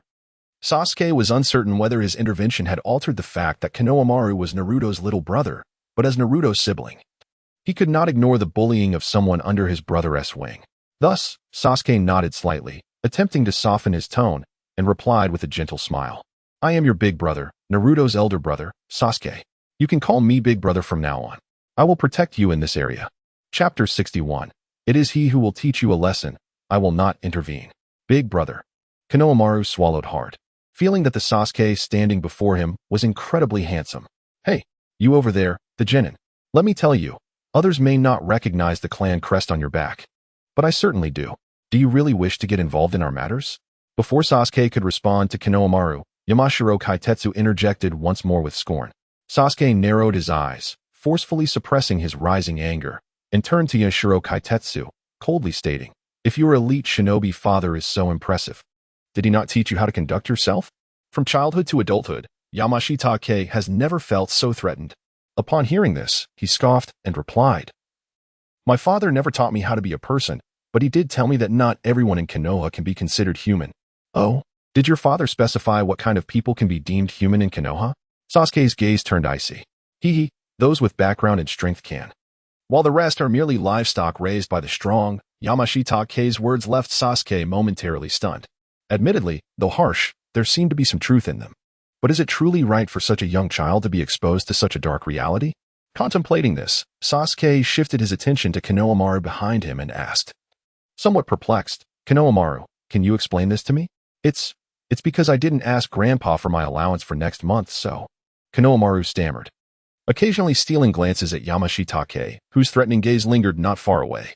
Sasuke waved his hand dismissively. "I'm not interested in your excuses. You're the grandson of the third Hokage, and from what you've said, you seem to be older than them. Why then, do you allow them to bully you without reason?" Sasuke was growing impatient. He couldn't fathom why Konohamaru would be bullied by a child from the Yamashita family in this world. It seemed illogical. Well, Konohamaru bit his lip, appearing as if he wanted to say something but hesitated. If you don't speak up, I will leave. Sasuke feigned a threat. Were it not for Naruto, he would never involve himself in such pointless matters. Besides, Konohamaru seemed unwilling to help himself. No one could assist him. Big brother. I've mentioned this to Grandpa several times, but he said that as leaders of Konoha, we must consider the feelings of other clans, and if we can endure, we should. This is what a Hokage's grandson should do. Konohamaru's voice broke, and he began to cry in distress. The fact that the third Hokage would insist on such a thing was utterly absurd. What kind of nonsense is this about what a Hokage's grandson should do? Despite the internal criticism of the third Hokage's actions, Sasuke turned to Konohamaru and inquired, "So tell me, do you think your grandfather is right?" Upon hearing Sasuke's question, Konohamaru's face contorted with conflict. After a long pause, fearing that Sasuke might indeed abandon him as he had previously suggested, he hastily stammered, "Big brother, although Grandpa's words are correct, I still believe he is wrong." Konohamaru's initial words were barely a whisper. Yet the next moment he was practically shouting at the top of his lungs. It was evident that despite his frail appearance, a rebellious fire had long been kindled within him. Good. Sasuke suddenly clapped his hands in approval. A real man should act with a clear conscience. What kind of man cowers in hesitation? Hearing this, Konohamaru's eyes lit up, and an unprecedented brilliance flashed in his gaze. Seizing the moment, Sasuke pressed further, "Konohamaru, since you claim to oppose your grandfather's views, then, as someone under my wing, you can't just talk without action. Here is what you do. Go up and kick each of them once. Then demand they each treat you to fish balls within a month. If they refuse, keep beating them until they agree. How about it?" Sasuke smirked as he watched Konohamaru's face turn ashen at the suggestion. "But, big bro Sasuke, they'll just come back and beat me up after you leave. What do I do then?" Konohamaru had hoped Sasuke would offer to step in after all. He had promised to have his back. Yet, to his dismay, Sasuke merely chuckled calmly. "If they hit you, hit them back. But big bro, there are too many of them. What if I can't win? Then fight with everything you've got. If they outnumber you, grab a weapon. A real man never backs down." Sasuke's expression suddenly darkened with a chilling intensity. "Do you know why your grandfather said such cowardly words to you?" Konohamaru trembled slightly. "Why? Because he looks down on you." Sasuke roared, pointing at him. "The grandson of the Hokage, reduced to tattling to the Hokage when bullied. Do you think he respects you? Such weakness. In this ruthless world, what future does a spineless person like you have?" Sasuke couldn't think of any other way to help Konohamaru. Only this brutal provocation. If it failed, he'd have no choice but to give up. Later, he could quietly inform Naruto to handle Shino Aburame, but that would only be a temporary fix. The root problem would remain, leaving Konohamaru a timid weakling. Big bro Sasuke, I'll fight them." With that, Konohamaru pushed himself up from the ground, wincing as he rubbed his bruised backside, now covered in footprints. Shino Aburame sneered at Sasuke. "Hey, a mere genin like you, do you really dare to help Konohamaru take action? Do not forget, even Konohamaru's grandfather is assisting us, isn't he? Truly, a born troublemaker." Sasuke mused silently. Turning around, he spoke softly. "It is he who must act to uphold his own dignity in teaching you a lesson, not me. This is something you must comprehend." As he spoke, Sasuke pointed towards Konohamaru, who was eager to engage yet hesitated to make a move. "Ha ha ha. Splendid. Konohamaru, we shall stand right here and allow you to strike. Come forth. I assure you, when you charge at us, we shall not retaliate."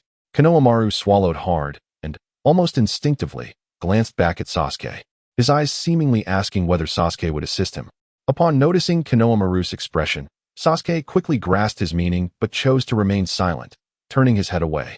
Standing with his hands clasped behind his back, feigning ignorance to Konohamaru's pleading gaze. Secretly, however, Sasuke formed a hand seal for the shadow mimic technique with his left hand, which was concealed behind him. After all, the training over the past half-month had not been for naught. Sasuke had already mastered the Nara clan's shadow mimic technique under the enhancement of Yang release. As Sasuke silently executed the hand seal, a peculiar shadow silently extended from beneath his feet towards Yamamoto, who stood proudly across from him. Upon reaching Yamamoto, the shadow branched out like a tree, gradually enveloping the feet of the children standing behind him. Konohamaru glanced at the unsuspecting Yamamoto, then quietly looked back at Sasuke, who had turned his back, seemingly indifferent. In a hushed tone, he inquired, "Big brother, Sasuke raised a hand to signal him to stop, stating, "Do not utter another word. If you lack the courage today, do not claim to associate with me and Naruto in the future. Do you understand? When we traveled to the land of waves, your leader Naruto confronted a Jonin head-on, and he was merely a low-ranking Genin. Do you truly believe you are fit to follow us?" Having said that, Sasuke turned away, choosing not to engage further. Confronting a Jonin as a Genin? Am I truly suited to follow Big Brother and the leader? Konohamaru murmured to himself. Seeing Konohamaru's hesitation, Yamamoto could no longer contain himself and burst into laughter, accompanied by his followers. "Konohamaru, right? You are indeed a sensible one, lacking strength yet refusing to yield? Is your older brother truly content to let us take a beating without reason? Let us be honest, I can overlook today's incident. But should you dare to play tricks on us again, we shall not hold back." Yamazaki Jin's words were like the final spark igniting a fuse, instantly setting Makotomaru's wrath ablaze, prompting him to charge forward with his eyes closed, shouting fiercely. Yamazaki Jin and his group of companions couldn't help but laugh, thinking, surely this fool doesn't believe we want to gang up on him when he reaches us. However, in an instant, a look of shock spread across Yamazaki Jin and his followers as they realized, inexplicably, that their bodies had become immobile. The sound of a fist striking flesh echoed, causing Makotomaru, who had been charging forward with his eyes shut, to open them in confusion. Upon seeing Yamazaki Jin's defiant expression and the fact that his full-force strike had landed squarely on Jin's chest, he was momentarily astounded. Why? Why didn't you dodge? Makotomaru blurted out, his surprise overwhelming him. In truth, this was also the question that Yamazaki Jin's lackeys wished to pose, though none dared to voice it. Moments later, with an irritated expression, Yamazaki Jin chose not to respond to Makotomaru's inquiry, instead directing his gaze towards Sasuke, who stood nearby with an amused smile. You pitiful Genin. How dare you strike at us from the shadows? Aren't you afraid I'll tell my father to deal with you later? Just a reminder, my father is Yamazaki Mitten. He is an elite reconnaissance Jonin of Konoha. Someone like you could never provoke him in your lifetime. Though Yamazaki Jin's small frame was immobile, the pompous rhetoric he had learned since childhood was not hindered by Sasuke's shadow imitation technique. Hearing these words, Sasuke couldn't help but chuckle, as if he had heard the greatest joke, and replied, "Your father is so formidable, yet he has passed on to you such trivial nonsense. Didn't he ever teach you the principle of catching a thief by seizing the loot?" Yamazaki Jin was momentarily speechless, but his quick wit soon found a retort. "We are all younger than you. Of course, we do not know what forbidden technique you employed. But here, it is only you and Makotomaru who have enmity with us. Could you not be Makotomaru himself, resorting to petty accusations when you cannot argue your case?" Sasuke merely scoffed in response. "Speak as you wish. If necessary, you may consult your district chief father afterward to discuss whether that so-called superior ninja has ever heard of any jutsu that can be unleashed without the need for seals. I shall remain here, steadfast and unwavering. However, at this moment, since you are unwilling to evade, you must not blame anyone else. Konohamaru, why do you hesitate to take action? Are you waiting for them to strike themselves in the face?" With that, Sasuke cast a serious gaze upon the bewildered Konohamaru, before gesturing towards the group of individuals immobilized before them. Turning his head, Konohamaru, with a flick of his tears, commenced an assault upon the 10 or so individuals in front of him. The cacophony of cries filled the air, yet Konohamaru appeared to grow increasingly frenzied, exhibiting signs of losing control. Observing this, Sasuke deemed it sufficient and executed a hand seal, liberating those who had endured nearly 5 minutes of punishment. At that moment, just as Yamashiro Kize felt the return of mobility in his body, he suddenly caught sight of Konohamaru's foot soaring towards his rear. Naturally, he was unwilling to be humiliated in front of so many onlookers. In the instant he regained movement, he swiftly sidestepped and leaped to the right. However, the kick, having altered its trajectory, hurtled directly towards the diminutive Yamashiro K. "Watch out. Don't hurt him." Sasuke, keenly observing from the sidelines to avert any unforeseen mishaps, sprang into action without hesitation. He executed a shadow imitation technique, ensnaring the now frenzied Konohamaru. A thread-like shadow extending from beneath Sasuke's feet barely managed to suspend Konohamaru in midair. Staring incredulously at the sight of Konohamaru abruptly halting before him, Yamashiro Kize took a moment to collect himself and promptly turned to flee, entirely disregarding the subordinates who had been following him. As Yamashiro Kize made his prudent retreat, Sasuke altered the hand seal behind his back, restoring Konohamaru's ability to move. Yet, before Konohamaru could turn to face Sasuke, a voice resonated from around the corner. You. Just wait. I'll inform my father at once, and when the time comes, I want you to kneel and apologize. Swoosh. Yamashiro Kize attempted to deliver another taunt, convinced that he was at a safe distance from Sasuke. But at that very moment, another 5-pointed star shot forth from Sasuke's wrist, embedding itself into the wall beside him. Buzz. The kunai trembled within the wall, its residual force undiminished, striking terror into the heart of Yamashiro Keitaro, who witnessed this scene. If it had been at the previous distance from which the kunai was launched, its lingering power might have been understandable, but now, at a distance of nearly 100 meters, this mere genin could achieve such a feat. Was he truly just an ordinary genin? He needed to flee. His father had always said that when faced with someone too formidable to contend with, one should first concede and then seek assistance. In such a case, Yamashiro Sanzen would undoubtedly find a way to resolve the matter, for he had once stated that this was an essential phase in a young boy's training to cultivate courage. With this thought, Yamashiro Keitaro wasted no time. He swiftly fled into the alleyway. Sasuke, observing this, could not help but chuckle wryly, shaking his head. He genuinely disliked such children, yet he found himself at a loss for words. After all, even the grandson of the third Hokage faced setbacks, so what could a rootless, downcast young lord like himself do? Konohamaru watched the panicked crowd fleeing before him, his eyes glistening with unshed tears. Turning to Sasuke, he expressed heartfelt gratitude. Wah. Big brother Sasuke, thank you. From now on, you shall forever be my greatest brother. With that, little Konohamaru threw himself into Sasuke's embrace, weeping openly.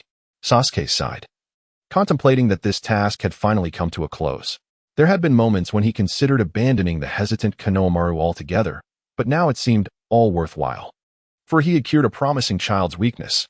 Lost in thought, Sasuke gently pushed the weeping Konohamaru away and wiped his tears, saying, Remember, dignity resides only at the tip of the blade. Truth exists solely within the realm of chakra. You shall no longer be the timid Konohamaru. In the future, should anyone attempt to bully you, you must find a way to retaliate. However, we must not provoke others without cause. If they conspire to bully you, seek out your brother Naruto. He can help you against anyone below the 6th grade in the Ninja Academy. And if they enlist a CH Nin or J Nin to assist them, you come to me. Should I discover which J Nin dares to bully you, I will stealthily pay them a visit and deal with them decisively. Wah. All right. I understand, big brother. Konohamaru wiped away his tears, his eyes now shining with determination rather than confusion. At that moment, he felt that his big brother was incredibly cool. He silently vowed to become a ninja as formidable and imposing as Sasuke.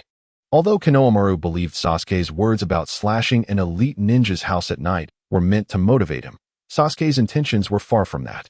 If any elite ninja dared shamelessly bully the weak, Sasuke's fiery temper wouldn't hesitate to deliver a blazing flame rendwave slash at their doorstep by dusk. After all, it had been nearly half a month since he last unleashed a major technique. Truth be told, Sasuke was practically itching for a good slash. Suddenly, as if struck by inspiration, Sasuke grabbed little Konohamaru beside him and declared, Come on, let's go find your big brother Naruto. With that, he dragged Konohamaru along in a whirlwind rush toward Ichiraku Ramen. Sasuke, where have you been? Huh, Konohamaru? Why are you with Sasuke? Before even reaching the ramen shop's entrance, Sasuke spotted Naruto and Sakura waiting anxiously outside, just like before. A warmth flickered in Sasuke's chest as he approached Naruto, clapping him on the shoulder with a teasing smirk. What? You think I'd just stand by while your little sidekick got beaten up? Had to step in, that's why I'm late. Naruto's whisker marks twitched in outrage as he whirled toward Konohamaru. Konohamaru, who had the guts to mess with you? I've only been a genin for 3 months. And already someone dares touch my people?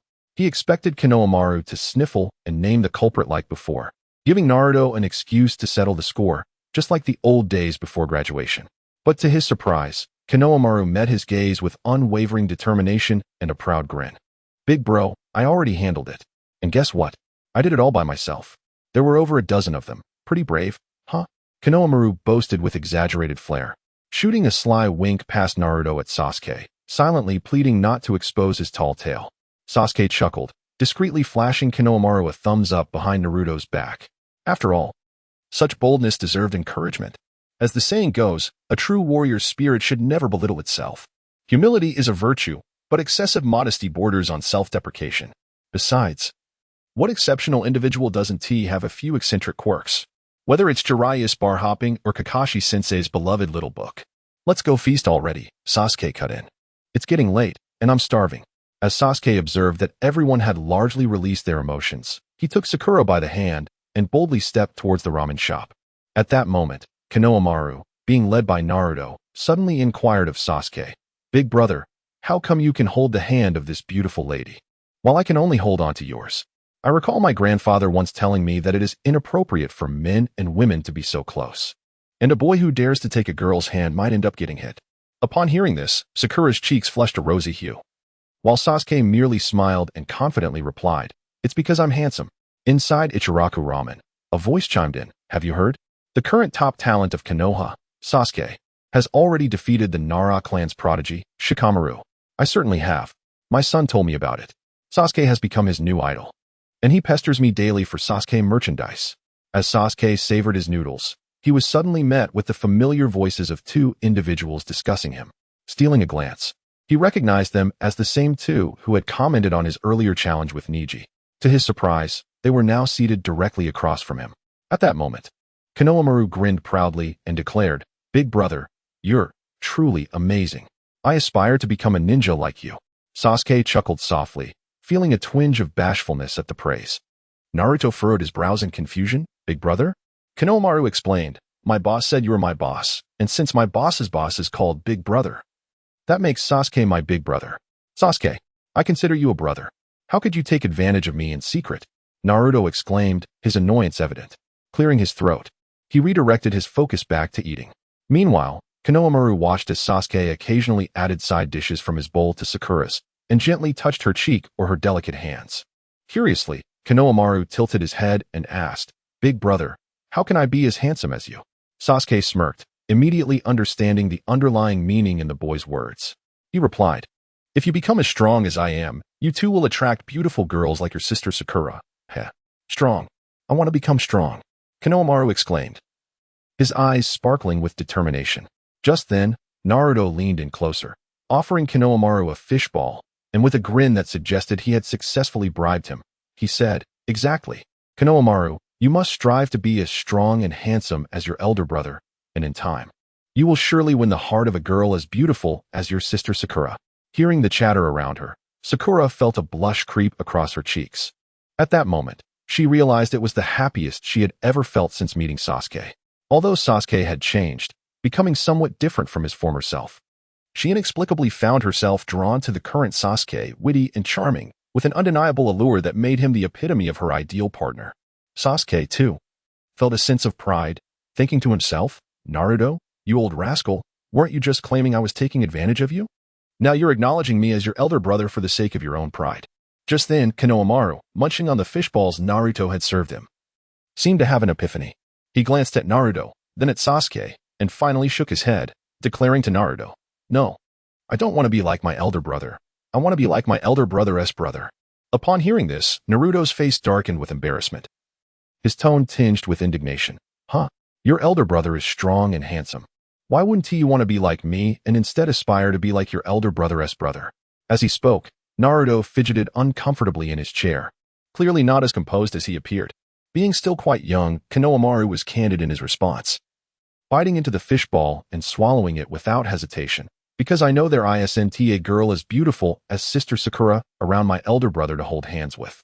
So, I believe my elder brother's strength and charm must be inferior to that of his brother." Naruto leapt up in a fit of irritation. "Huh, you little rascal. Have you forgotten your elder brother now that you have your elder brother's brother? Spit out the fishball I gave you." But I'm just speaking the truth. Why are you getting so worked up?" Konohamaru looked at the flustered Naruto with an innocent expression, leaving it unclear whether he was pretending or simply acting his age. Nevertheless, this exchange caused Sasuke to burst into laughter, thinking to himself that Konohamaru was finally showing some wit, even daring to tease his elder brother. In the midst of the merriment among Sasuke and his companions, an abrupt and discordant voice echoed from outside the shop. "Whoever has bullied my son, step forward. Otherwise, don't blame me for coming in to deal with you personally. I won't be so easy to talk to then."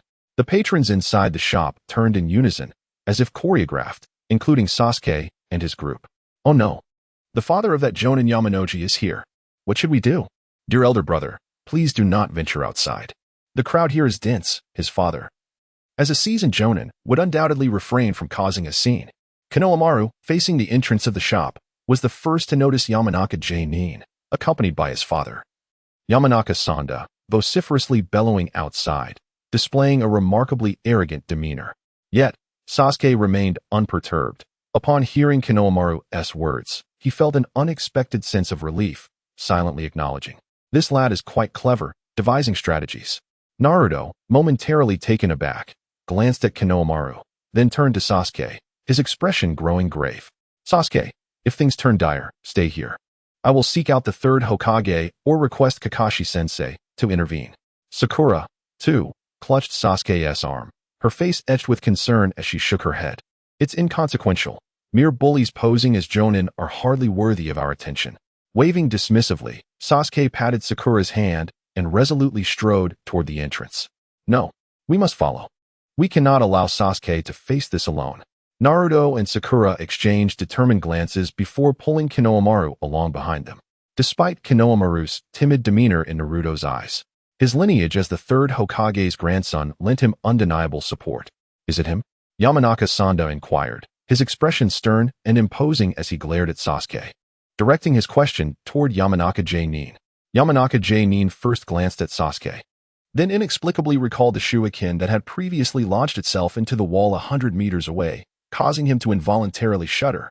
However, after a fleeting look at Yamanaka Sanda, he swallowed hard and feigned calmness, replying, "Why yes, it is him. Bullying the weak. Despicable and shameless." Yamanaka Sanda scrutinized Yamanaka Nin before shifting his gaze back to Sasuke. "Do you have anything to say for yourself?" Before Sasuke could respond, Naruto and Sakura rushed out of the ramen shop, pulling Konohamaru along. Meanwhile, the commotion created by Yamanaka Sanda swiftly captivated the attention of most bystanders, whether patrons of the ramen shop or passersby, all halting in their tracks to witness the unfolding drama. Some, particularly those acquainted with Uncle Ichiraku, went so far as to bring out small stools from the shop, settling down to munch on sunflower seeds as they watched. Upon witnessing this spectacle, Sasuke could not help but smirk. He turned to Yamanaka Sanda and calmly declared, "I had little to say before, but now I wish to pose a few questions regarding this leaf jonin in front of all these witnesses." Sasuke was determined not to passively submit to Yamanaka Sanda. It was the fear of the jonin that restrained him, but rather an epiphany of a more gratifying means of retribution. "In light of your somewhat forthright disposition, feel free to inquire. However, I shall entertain but a single question, for I have no time to squander on someone of your ilk, who resorts to bullying the vulnerable." Upon hearing the mention of the mountain's third day, the onlookers began to murmur amongst themselves. Could it be that this individual is indeed bullying the weak? Is this esteemed Leaf Village jonin here to defend his son? It certainly seems so. Did you not hear that lad declare he had nothing to say? Ah, that boy appears somewhat familiar. He seems to be the renowned prodigy of the Leaf Village, Sasuke. How could he stoop to such tactics? Confounding. Sasuke's identity was swiftly unveiled by the discerning few in attendance, prompting a flurry of chatter among the crowd, most of which condemned Sasuke for his foolishness, as he was on the cusp of jeopardizing his promising future through such actions, yet seemingly oblivious to the conspiratorial discussions surrounding him. Sasuke turned his attention back to the mountain's third day and asked, "I implore you, if you claim I have bullied your son, do you possess any evidence? At what time and in what place did I wrong your child? For what reasons and by what means did I supposedly mistreat him? Given your certainty, you must have come well prepared to present your case before this assembly. If you caught a thief in the act, then with so many witnesses present, I invite you to lay forth your evidence for all to see. Otherwise, you stand accused of slandering my name, and I shall report you to the third Hokage." The mountain's third day had rushed here without pause, having only heard his son hastily return home, exclaiming he had been bullied and imploring his father to intervene. Without further ado, the mountain's third day had sought this place using his sensory abilities, entirely unaware of the circumstances that had transpired. Thus, upon hearing Sasuke's inquiry, the mountain's third day turned to his side and addressed Yamashiro Kido. "Kido, in front of everyone here, please elucidate how this young man has wronged you, so that he may understand the gravity of the situation." At the mention of this, Yamashiro Kido involuntarily shuddered, but upon noticing all eyes upon him, he clenched his teeth and stammered, Just a short distance away in that alley, for reasons unknown." This older boy restrained me and kicked me several times before letting me go. As for evidence, behold, this is my proof. With that, Yamashiro Kido slightly turned, revealing the dusty marks upon his trousers. Although the imprints were no longer discernible, they clearly indicated the aftermath of being kicked repeatedly. Upon seeing his son covered in dust, the mountain's third day could no longer contain his fury, roaring, "What further words do you have to utter?" Sasuke, however, chose to completely disregard Yamashiro's furious indignation, reiterating, "Your son is deceiving everyone. Can't you see that? Or are you deliberately turning a blind eye? What possible reason could I have to strike a child I have never even met? Indeed, no matter how one perceives Sasuke, he is undeniably a renowned figure among the younger generation of Konoha. How could he possibly lay a hand on a child he does not recognize? Could it be that these two are deliberately attempting to tarnish Sasuke's reputation on behalf of the Yamashiro clan? After all, in this day and age, there are no shortage of envious individuals who resent the success of others. Is it possible? The onlookers began to murmur among themselves, their imaginations ignited. Yamashiro's countenance darkened as he retorted, "What nonsense are you spouting? How could I possibly know why you attacked my son? Besides, he is merely a child. How could he be lying?" At that moment, the crowd's attention shifted back to Sasuke, pondering the innocence of youth and the improbability of a child fabricating tales. Hearing this, Sasuke could not help but chuckle, refraining from offering any rebuttal. Instead, he turned to his companion Konohamaru, asking, "Konohamaru, when we were eating noodles earlier, you mentioned that you were also bullied today. Is it this utterly shameless uncle before us?" Sasuke winked at Konohamaru while gesturing towards Yamashiro. Konohamaru glanced at Sasuke, then at Yamashiro Ikitake, who was glaring at him from a distance. Gritting his teeth, he instantly grasped Sasuke's intent and unleashed all his pent-up anger towards Yamashiro. With a fierce expression, he shouted at Yamashiro, "Yes, it was that old bastard. He cornered me in a nearby alley and kicked me without a word, demanding that I treat him to fish balls and lollipops, threatening to beat me up every time he sees me if I refuse. Lollipops, fish balls." Sasuke could barely suppress a smirk, thinking to himself that Konohamaru's words were rather abstract. Meanwhile, the crowd erupted in astonishment. Wait, he assaulted a child just to coerce him into buying him lollipops and fish balls? Is that true? Heh, you may not know this, but he is a jonin. I've heard that the wealthy in Konoha often possess peculiar tendencies, much like how your family enjoys candles and whips. Enough of that. Yet, there was some truth to this, for how could innocent children ever lie? As the audience erupted in discussion, Yamashiro Santion found himself in a state of disarray. After all, he was not merely an individual. He represented the esteemed Yamashiro clan. With a hint of panic in his voice, he glared at Sasuke and exclaimed, "He is lying. As a prominent jonin of the Yamashiro clan, what reason would I have to attack him? Besides, I have never even seen him." Sasuke interrupted him with a dismissive wave, cutting short Santion's futile fury. "Stop with the excuses. I don't know your son either. I am also a prodigious talent of the new generation in Konoha, and I have no reason to have encountered your child. Yet you assert with conviction that I have bullied him? Furthermore, how could a child so innocent and pure ever lie? Wouldn't you agree, esteemed jonin?" In that moment, Yamashiro Santion found himself at a loss for words, feeling as if he had lifted a stone intending to hurl it at Sasuke, only to have it land upon his own foot. The frustration within him was indescribable. Observing his father's furious countenance, Yamashiro Keitaro, who had always shared a close bond with his father, suddenly grasped the reason for his father's ire. It was clear that Santion's resentment towards Sasuke surpassed mere anger, for Yamashiro Keitaro understood that their actions represented not just themselves but the dignity of the Yamashiro clan. Despite having learned the art of dissimulation from his father, Kitaro's youth and urgency led him to lose his composure, and he blurted out, "You are mistaken, Konohamaru. The footprints on the ground were not made by my father, but by me. Do not falsely accuse my father out of revenge. If you have grievances, let us settle them privately. I assure you, I am not afraid of you." At this declaration, a profound silence enveloped the crowd. Even Yamashiro Santion was taken aback, casting a surprised glance at his typically astute son. His astonishment did not stem from his son's willingness to engage in a brawl. He privately supported such youthful skirmishes, but rather from the audacity of his son to confront the third Hokage's grandson directly. This revelation shattered his understanding of fatherhood. What is happening here? Haven't you heard the jonin's son clarify the situation? This is merely a dispute between children. There is no question of the strong oppressing the weak. The onlookers, all adults, quickly began to dissect the truth of the matter following Kitaro's outburst. They felt a mix of indignation and confusion, angered that they had been manipulated like mere spectators in a farcical performance by Sasuke and Yamashiro Santion. Confusion enveloped them as their perceptions were once again challenged amidst the altercation between Konohamaru and Shintanshin.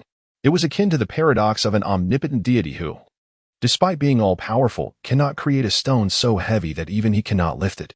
Similarly, the prevailing belief that children are innocent and incapable of deceit was shattered by the sight of two seemingly naive youths who, in pursuit of their own agendas, were capable of lying as effortlessly as adults. This revelation transformed their previous understanding into a new fallacy, leaving many sensitive onlookers unable to accept the dissonance. Amidst the sudden cacophony of discussions, Yamashiro Mito recognized the urgency of addressing the crowd, whether or not he bore any fault. He understood that to reclaim the narrative, he needed to divert attention elsewhere. Thus, feigning indignation, he directed his ire towards Sasuke, exclaiming, I care not for the grievances between the two children. However, my son asserts that you were bullying him. Tell me, were you present at the scene, and did you indeed intervene? This query was a fabrication born in Yamashiro's mind, intended solely to shift the focus of the crowd. To his astonishment, Sasuke calmly acknowledged, indeed, I was present. Upon hearing this confession, Yamashiro felt a surge of elation and pressed on. How despicable of you. Why does an adult meddle in a child's quarrel? The moment these words left his lips, the attention of the crowd was instantly captured. After all, the involvement of an adult in a children's fight altered the nature of the incident entirely. Yet, Sasuke replied unperturbed. While I did witness their scuffle, I did not interfere. If you wish to ascertain how I supposedly took sides, ask your son how I did so. As he spoke, he shrugged nonchalantly, wearing an expression of innocence. Yamashiro's spirits lifted. With Sasuke having been present, he believed that no matter how Sasuke defended himself, he could not evade suspicion. After all, one could hardly expect that a mere genin would be a passive observer, eagerly anticipating the display of their techniques. He turned to his son, asking, Shintanshin, do enlighten us on how this rascal purportedly intervened. Did he employ ninjutsu, or did he shamelessly restrain you, rendering you a mere punching bag? Yamashiro's words were crystal clear. Either Sasuke had threatened Shintanshin with ninjutsu to prevent him from retaliating, or he had directly restrained him, thus making him an unwilling participant in the skirmish. In either case, both scenarios were sufficient to cast Sasuke in an unflattering light, drawing the ire of the assembled crowd. In the mountains, Sanjong Santion unexpectedly began to speak in a manner that was utterly illogical, although I do not understand how he controlled me at that moment. I was completely unable to move. I am certain it was this person who acted upon me. Upon hearing this, the crowd, following Sanjong Santion's sardonic laughter, turned their gazes towards Sasuke. Despite the ambiguity of Sanjong's words, his youth and lack of experience made it understandable that he could not discern the specific ninjutsu Sasuke was employing from his concealed position. However, Sasuke, hearing this, merely smiled faintly and, with unruffled composure, inquired, Young one, you must speak with integrity. If you assert that I used ninjutsu to mislead, then please, I implore you to demonstrate, even in rough approximation, what hand seals I employed. As he spoke, Sasuke subtly harnessed a trace of solar release energy from within his dantian, allowing it to quietly merge with the activation of his Sharingan. Sanjong stared into Sasuke's crimson eyes, feeling an inexplicable jolt of fear surge within him, causing him to stagger backward involuntarily. Sanjong Santion, being a perceptive shinobi, quickly noticed his son's distress. Observing his son's sudden terror, he swiftly supported him, then glared at Sasuke with ire, exclaiming, If you suffer from red-eye disease, refrain from frightening others. Look at how you've terrified the child. Are you even human? Sasuke retorted, Old dog of Sanjong, I have tolerated you for far too long. I advise you to cease your unwarranted personal attacks and compel your son to answer my question promptly. Otherwise, I shall report your slander to the third Hokage. The witnesses here can attest to my claims. Unable to contain his frustration, Sasuke thought, How dare you denigrate my Sharingan as a mere ailment in front of my future bride? If circumstances permitted, I would swiftly eliminate you with my blade. Sanjong Santion found himself speechless once more. He surveyed the crowd, acutely aware that his primary objective was to compel his son to rectify Sasuke's claims, knowing that he could later settle accounts through his influence in Konoha. As I caught my father's gaze, Yamashita Jitian, found myself amidst the pervasive fear instilled by Sasuke's Sharingan. However, I steeled myself, trembling, and stammered. I did not witness him forming hand seals. Yet I am certain he employed some extraordinary forbidden technique, for my body was undeniably under his control at that moment. Otherwise, considering our physiques, I am evidently taller than Konohamaru. How could I possibly be outmatched by him? I refrained from mentioning that I was accompanied by over a dozen subordinates, as this matter was not particularly honorable. If it were to come to light, it could tarnish the reputation of the Yamashita clan, and the implications of such a revelation could be grave. I had believed my words were impeccably crafted, and with the advantage of my youth, I anticipated approval from the onlookers and my father. However, to my astonishment, upon uttering those words, I was met with expressions of either bewilderment or disappointment, leaving me utterly perplexed. Alas! Yamashita Santion sighed deeply and closed his eyes, unwilling to gaze upon me any longer. Among the crowd, those with insight began to voice their skepticism. Is this child naturally prone to deceit? Does he take us for fools? What nonsense is he spouting? My son also attends the ninja academy, and he once told me that a ninja can only perform techniques after forming seals. Look at this boy's absurd claims. He is merely a child. Could he really? A child? Have you so quickly forgotten how he ensnared us all in his web of lies just moments ago? Moreover, there is no technique in existence that can be unleashed without hand seals. Yet he insists that his opponent did not directly engage. If not for his tender age, we might have truly fallen for his ruse. What an irksome fellow. The crowd exchanged glances, swiftly branding Yamashita Jition as a natural-born troublemaker.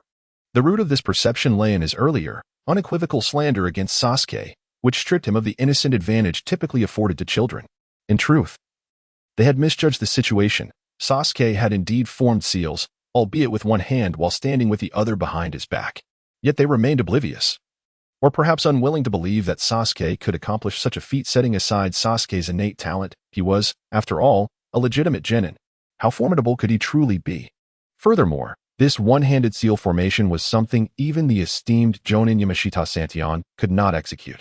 I did not lie. This time, I truly did not lie. Dear brothers, sisters, uncles, and aunts, I implore you to trust me this time. Despite the unjust tears shed by Yamashiro Keisuke, not a single soul among the crowd is willing to utter even a kind word in his defense. Unlike before, Sasuke, in a moment of secret delight, gazes upon the pitiful Yamashiro Keisuke, fully aware that he has indeed been wrong this time. Yet, he cannot bring himself to sympathize with a child who wears two faces, one before the public and another in private. He considers it a consequence of his own actions. Listening to his son wail and tug at his pant leg, yearning for a word of support, Yamashiro Sanda feels an overwhelming disappointment in his child. With a dismissive wave, he forcefully shakes off Keisuke's grasp and barks, "Stop crying. Are you not embarrassed enough for our Yamashiro family?" The sudden jolt causes Keisuke to tumble to the ground, and this time, he ceases to weep, staring blankly ahead, lost in profound contemplation. Having been molded by his father since childhood, he endeavored to transform himself into the mature prodigy that his father envisioned. In doing so, he has become increasingly unrecognizable, resembling the very figure he detests. Yet today, an epiphany strikes him. He is, after all, merely a child. After years of feigned dominance and intimidation, what has he truly gained besides instilling fear in his peers? With this realization, a spark of rebellion ignites within him. He yearns to embrace his true self, rejecting the mold his parents have crafted for him. Observing Keisuke's despondent state, caught in a haze of confusion, Sasuke feels an inexplicable disdain for Yamashiro Sanda. Unable to restrain himself, he casts a scornful glance at the irate Sanda and retorts, "What I despise most are people like you, who fail to achieve their own aspirations yet impose their unfulfilled dreams onto their children, all to satisfy their own vanity. If you possess such authority to compel him, why not challenge yourself instead?" Sasuke does not hold back his contempt for such individuals, causing the surrounding crowd to nod in agreement and murmur amongst themselves. As Yamashiro Sanda observes public opinion gradually shifting in Sasuke's favor, his teeth grind in anger. Turning, he sees through clenched jaws, "You insolent brat. You have insulted the Yamashiro family time and again. I hereby challenge you, the so-called genius of this day. Will you accept or not?" His words, almost a roar, reverberate through the crowd, eliciting a chorus of murmurs and a sense of unease. Ah, look at this shameless individual. Aware of his own faults, he brazenly raises the banner of the Yamashiro family once more. "Do you still challenge me? A superior ninja challenging an inferior one? Very well. If you, a seasoned ninja, are willing to disregard all decorum and assert your dominance in front of this multitude, then I shall accept your challenge." Though Sasuke's words hinted at his reluctance to engage with the agitated Yamashiro clan, it was not fear that held him back, but rather a desire to conceal his true capabilities from the prying eyes of the crowd. After all, just half a month ago, He had successfully dispatched a spy sent by Danzo, and revealing too much now could easily attract unwanted attention. Is this person truly so shameless? Continually proclaiming his lineage to the Yamashiro clan? Are all members of that family so brash? Young man, lower your voice. Do you value your life so little? The Yamashiro clan is one of the 3 great clans of Konoha. We are hardly in a position to criticize them. I understand, grandfather. However, the members of the Yamashiro clan do exhibit remarkable arrogance. You insolent brat, do not speak so boldly. I have not issued a challenge to you, rather. It is the prodigious talent of our generation, Ino, who dares to challenge you. Do you have the courage to accept? Observing the surrounding faces filled with a mix of fear and curiosity, the Yamashiro trio was on the verge of madness. Ino, you say? Sasuke's mind involuntarily drifted to some past encounters. Ahem. Well, Ino's involvement is of no concern. I accept. At this juncture, Sasuke suddenly recalled something and added, wait, what? Having second thoughts? The Yamashiro clan gritted their teeth. No, I merely realized that since this is a challenge laden with personal grudges, we must include a wager. Mustn't we? Sasuke stroked his chin, appearing contemplative. A wager, you say? Humph. How about this? If you win, I will personally apologize to you along with my son. If you lose, you shall kneel from here to the entrance of the Yamashiro clan and beg for my forgiveness. What do you say? Sasuke smirked, cursing under his breath. Have you no shame? Do you truly think you can toy with me? Why not suggest that if you lose? You will eat excrement all the way to my dormitory and then call me father? You. What do you mean, you? Is that all you can manage to say? Let me tell you, if I lose, you may do as you wish with me. However, if you lose, you must apologize to both me and Konohamaru and treat every person present today to a lavish bowl of ramen. Do you dare to wager? Sasuke's thoughts were undeniably malevolent. After his victory, he sought to instill a sense of participation among the onlookers, which would inevitably enhance his notoriety within Konoha. This would further his objective of consolidating the various challengers' jutsu. Although Yamashiro Santion was nearly driven to the brink of fury by Sasuke's words, he found the terms presented by Sasuke somewhat acceptable in light of his own circumstances. As a ninja skilled in intelligence gathering for Konoha, he had already investigated Sasuke's combat style upon witnessing his defeat of Lee. Santion was betting on the heart-to-heart techniques of the Yamashiro clan, believing that even Sasuke, with his formidable taijutsu and ninjutsu, would be rendered powerless against it. With this thought in mind, Yamashiro Santion let out a cold snort. You better not regret this, kid. No sooner had he spoken than he abruptly retrieved a palm-sized jade talisman from his ninja pouch, holding it in his hand. He winced at the thought of parting with it, but with a steely resolve, he crushed it. In an instant, the talisman transformed into a fist-sized illusion of a bird. And without hesitation, Santion approached the ethereal figure, murmuring something under his breath. Gradually, the bird's illusion vanished into the air like a fleeting dream. Humph, so it's you. Sasuke? Konoha's new prodigy, is it? Today, the Yamashiro clan shall see to your downfall. Sasuke seemed impervious to Santion's threats. Merely touching the tip of his nose with a smug expression, he retorted, whether I face ruin or not remains to be seen. But I know one thing for certain, you have already brought disgrace upon yourself. You. The familiar word you escaped Santion's lips, as though he held a peculiar fondness for it. Whenever he found himself at a loss for words, it tumbled out unbidden. Sasuke, however, paid no heed to the increasingly agitated Yamashiro Santion. Instead, he strolled to the side, seeking a comfortable spot to sit and patiently await the arrival of the esteemed Ino, a member of the Yamashiro clan. Half an hour later, Ino rushed onto the scene. Her voice youthful and melodious, captivating the attention of the young men present, who found themselves entranced by her beauty.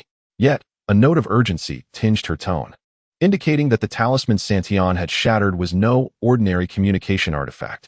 Accompanying Ino was a rugged-looking middle-aged man, her father, Yamashiro Kaichi, the current head of the Yamashiro clan.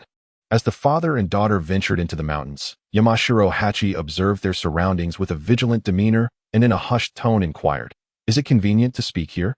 The Yamashiro clan, influenced by their ancestral secret technique, had nearly all its members engaged in intelligence work within Konoha. As the current clan leader, Yamashiro Hachi's alertness was paramount. Upon receiving a message from Yamashiro Mitsuya through Ino, he wasted no time and followed her to the scene of the information's origin, suspecting that Mitsuya had encountered some extraordinary danger in Konoha. However, upon arrival, he was met only by a throng of onlookers, leaving him perplexed and conjuring theories of potential adversaries concealed within the crowd. Yamashiro Mitsuya shook his head and then turned to Ino, saying, Ino, you must avenge your uncle and your brother, Yamashiro-zen. Witnessing her uncle's sudden display of exaggerated sorrow, akin to a dramatic performance, Ino felt a wave of bewilderment wash over her. She glanced at the disdainful expressions on the faces of the surrounding crowd and surmised the underlying implications. Consequently, she replied, Uncle, I have warned you before that Zen's arrogant demeanor would inevitably lead to trouble. If you wish for the Yamashiro clan to bully the common folk indiscriminately, know that my father and I will not stand idly by. We will inform the clan elders and ensure you are reprimanded within the clan for your misdeeds. Though the dozens of onlookers, intimidated by the Yamashiro clan's formidable reputation, refrained from voicing their opinions. Many felt a surge of admiration for Ino as she publicly articulated her stance against the clan's behavior, particularly among the younger males present. No, it is Zen who has been wronged. The assailant is a lower-ranking ninja, and Zen was rendered immobile by some unknown method, leading to his unwarranted beating. He is not at fault. Listen, Ino, for the dignity of the Yamashiro clan, I took the initiative to challenge that boy on Zen's behalf. You must ensure he is taught a lesson. If I lose, it would be a blow not just to my pride, but to the clan's honor as well. Upon hearing this, Ino and Yamashiro Hachi exchanged glances, falling into a contemplative silence. After a lengthy pause, Yamashiro Hachi sighed and slowly addressed Ino. Ino, for the sake of the Yamashiro family's reputation, please agree to your uncle's request this time. However, remember to refrain from using excessive force. Merely win back our honor. With that, Yamashiro Hachi closed his eyes and raised his hand to Ino, as if reluctant to confront the reality of the situation. Upon hearing her father's words, Ino struggled internally for a moment, yet ultimately she began to walk slowly in the direction indicated by the 3 fingers of the Yamashiro clan. Her steps graceful as she made her way towards Sasuke, who was seated cross-legged. As she progressed a few steps, she soon spotted a young man seated amidst the crowd. His large sword resting against his back, motionless and strikingly out of place compared to those around him. Ino pursed her lips, her expression a mixture of complexity. Despite her disdain for the arrogant behaviors of her uncle and his son, she felt compelled to act against her better judgment for the sake of the Yamashiro family's reputation. Alas, a subtle reminder to him might just provide a way out for all involved, she mused. Ino intended to quietly utilize her heart-turning technique to reach a peaceful resolution with the figure who faced away from her, unaware that this seemingly incongruous person was the very one she had long harbored feelings for. As Ino's face contorted with conflicting emotions, the young man among the onlookers suddenly wore a similarly complex expression. They yearned for the strength of a shadow-level ninja to assist this captivating lady and win her favor. Just as Ino was nearing Sasuke, preparing to activate her heart-turning technique, Sasuke unexpectedly spoke. Ino, you're here? I've been waiting for you for quite some time. This voice felt oddly familiar to her. Upon hearing Sasuke's words, Ino was momentarily taken aback. However, as he remained turned away from her, the imposing sword on his back obscured the clan emblem, preventing her from recognizing him at once. Sasuke then stood up, adjusted his bangs, and slowly turned to face the astonished Ino, saying, Ino, it's been a few months since we last met. By the way, the bento you and Sakura made for me back at the ninja school was simply exquisite. I wonder, will I still get to enjoy the bento you specially prepare for me in the future? Sasuke's smile radiated warmth, akin to a gentle spring breeze in March or the vibrant heat of midsummer in June, captivating Ino entirely as she stood there, entranced by the sight of him. Is Sasuke confessing to me? Could I be mistaken? Sasuke has always been so indifferent towards others. No. Did he not just express his desire to savor the bento I made for him? Moreover, it is rather astonishing that Sasuke referred to me as Miss Ino. After a tumultuous internal struggle, Ino, who had long harbored feelings for Sasuke, gently nodded and, with a face flushed like the dawn, softly replied, SS. Sasuke, if you are willing, I could. As she spoke, Ino's charming visage blushed even deeper, akin to one intoxicated. In truth, Sasuke's allure had surpassed even that of the renowned Sakura and Konoha. After all, which young girl does not yearn for romance? A boy endowed with exceptional talent, striking looks, and the ability to tug at the heartstrings. Such a figure might indeed be the embodiment of every girl's dreams. In that moment, Sasuke could almost hear the shattering of mirrors echoing in the hearts of the boys observing this scene. Their expressions were wrought with anguish, resembling that of unrequited love. This sight compelled Sasuke to shake his head in resignation, contemplating. rather than languishing in the torment of unattainable desires. I might as well extinguish the flicker of hope that remains. Dear friends, I shall graciously accept this exquisite lady from the Yamanaka clan. With this thought, as Sasuke prepared to intensify his advances, he suddenly felt a gentle tug on his left arm. Turning, he discovered Sakura pouting, her cherry lips quivering with a look of distress as she gazed at him. Sasuke, do you no longer love me? She spoke in a tender voice, her emerald eyes glistening with tears as she lightly shook Sasuke's arm, exuding an air of vulnerability. This. Sasuke comprehended Sakura's intentions. In fact, this aligned with the original anime narrative. Every girl desires to keep her treasured possessions, even those who have been friends since childhood, to themselves. Yet, Sasuke had no intention of becoming a mere toy to be contested between Sakura and Ino. He was a man poised to be the most promising figure in the ninja world. How could he allow himself to be swayed by his own harem? I am not a personal plaything for you to fight over. As for both of you, I desire you both. Sasuke cast a furtive glance at the two girls, his right fist slowly clenching behind his back, as if he were making a resolute decision. Ino, observing Sasuke standing there, gazed at Sakura with a look of tender affection. Yet a sense of melancholy welled up within her. She wished to bless them, but her heart was reluctant. Why was it that Sakura, who had always been willing to share everything from lunch to toys, would suddenly turn against her for Sasuke? Feeling despondent, Ino glanced at Sasuke and Sakura before her, her expression awkward as she murmured, I'm sorry, perhaps I arrived at an inopportune moment. As she spoke, her head lowered, seemingly reluctant to confront the scene unfolding between Sakura and Sasuke. Indeed, Sasuke was unaware that his errant speculations mirrored Ino's true sentiments. But at this moment, that was of little consequence. Good things seldom come to one unbidden. The proverbial fish and bear's paw are rarely attainable simultaneously. Yet, Sasuke remains undeterred by such notions. Having traversed into this realm, and with aspirations to bring peace to the entire shinobi world, what harm is there in Sasuke acquiring multiple wives? As for Sai from the original narrative, he can only express his silent apologies. While other matters may be open to negotiation, the issue concerning Ino is non-negotiable. Ino, with her head bowed, refrained from witnessing the tender interaction between Sasuke and Sakura. She yearned to depart but found herself inexplicably rooted to the spot, unable to take a step forward. At that moment, a hand unexpectedly clasped her right hand, and Sasuke's voice, soft yet resolute, echoed, No, Ino, you have arrived just in time. You and Sakura have always been the best of friends, and I truly wish for no discord between you two on my account. Promise me, reconcile with Sakura and restore your friendship, will you? Just like those bento boxes we shared back in the Ninja Academy, anything you both prepare, I, Sasuke, shall gladly partake. As he spoke, he cast fleeting glances at the two beautiful figures of Sakura and Ino. This was not an exhibition of crude behavior, but rather a subtle declaration of his intentions to both. As Sasuke implied, should the two reconcile, he would embrace them both, akin to savoring two distinct flavors of bento. However, should acceptance elude them, Sakura felt the warmth radiating from his hand and gazed at Sasuke and Ino's expectant expressions. Her heart began to flutter. Was it true that she harbored such disdain for Ino? When did this sentiment arise? Perhaps it began with Sasuke's entrance into her life? Did she truly despise Ino? Honestly, no. She feared that if Sasuke were to develop affections for Ino, he might forsake her. After all, Ino's beauty rivaled her own. And being a member of the Yamanaka clan, she possessed a more favorable background than Sakura's ordinary upbringing. Yet, Sasuke's words hinted that he would neither abandon Ino nor her, Sakura.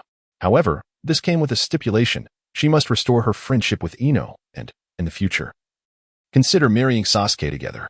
In contrast to Sakura, Ino bore fewer emotional burdens. In truth, her initial rivalry with Sakura concerning Sasuke was born out of a desire for retribution against Sakura's sudden antagonism. Eventually, Ino found herself subtly falling for the very Sasuke she once competed for, which placed her in a quandary, leading to her absence from Sakura and Sasuke's sights for some time. Little did she anticipate that the very person she had been evading would today unwittingly lead her into their embrace. Taking a deep breath, Ino ceased her hesitation. Observing Sakura fidgeting with her fingers, displaying a demeanor of indecision, Ino realized the moment for the perfect answer had arrived. Sakura, she said, seizing the delicate hand of her friend while revealing a smile that was both familiar and strange, your hesitation indicates that your heart has already chosen its answer. Why deceive yourself? With that, Ino stepped forward and embraced Sakura. Taken aback, Sakura was met with Ino's words. You once said we would be together for a lifetime. Now that Sasuke does not mind having both of us, wouldn't that be splendid? Upon hearing this, Sasuke's mouth twitched in surprise, pondering.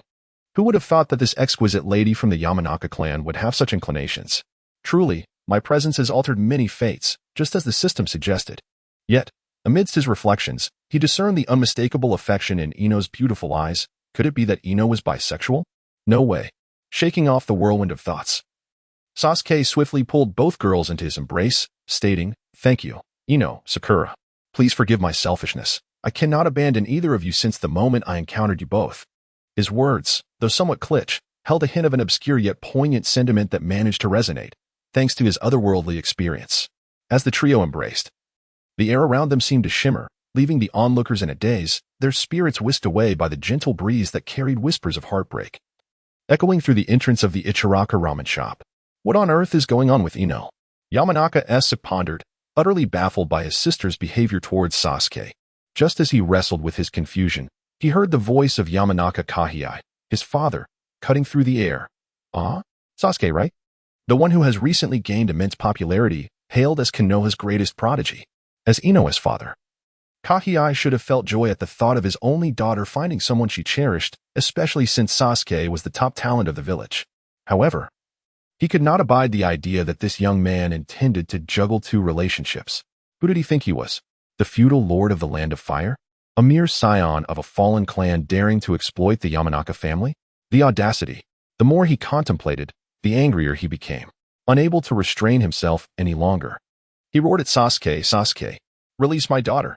Sasuke frowned slightly, wondering, who is this now? However, he soon reflected upon it, responding with a grin. "Is it true what you say, my esteemed father-in-law? This extraordinary woman is destined to be mine. Not even Jesus could prevent it. What qualifications do you possess to marry two wives? Do you fancy yourself a lord of the Land of Fire?" In truth, the trio was approaching the age of trial marriages in this world. Upon hearing this, Sasuke's mood soured instantly. In his eyes, the lords were akin to songstresses, indulging in their palaces, feasting and reveling, while the affairs of the Hidden Leaf Village were of no concern to them. Had they ever intervened in the chaos among the ninjas? Spare me the nonsense about the rich helping the world while the poor only seek their own good. Selfishness is selfishness. Not to mention that he had never once cared for the entirety of the ninja world. Let alone his own Land of Fire, what lofty ideals could he possibly discuss? He was single-minded in his pursuit of justice, desiring to unify the ninja world and bring an end to this century-long turmoil. What harm was there in taking more companions whom he cherished and who cherished him in return? Was he not more deserving than that pompous lord? Mutual affection. A willingness from both parties. Who could interfere? Though he harbored such thoughts, Sasuke's wings were yet to be fully unfurled, so he refrained from being overly blunt. With a smile, he remarked, "Father-in-law, are you suggesting that only lords in this world are fit to marry, while I am only worthy of one?" Of course. Yamashiro Haji hesitated momentarily before nodding. In truth, he felt that even the lords were unworthy of his daughter, yet serving in Konoha. He could not voice such sentiments in front of others, lest he tarnish the lord's reputation. Sasuke, pondering deeply, nodded and said, "I understand your concerns, father-in-law. You fear my strength may not suffice to ensure Ino's happiness in the future. Humph. I'm glad you understand." At this moment, Sakura and Ino, standing beside him, grasped Sasuke's arms tightly, their faces etched with worry. Sasuke smiled gently, patting the delicate hands of Sakura and Ino, then turned his gaze back to Yamashiro Haji, saying, "Then, father-in-law, may I propose a wager?" Yamashiro Haji furrowed his brow in anger. "A wager? Wait, do not call me father-in-law yet. I am not yet your father-in-law." Sasuke, with a confident smile, remained calm and stated, "Let us wager 3 years.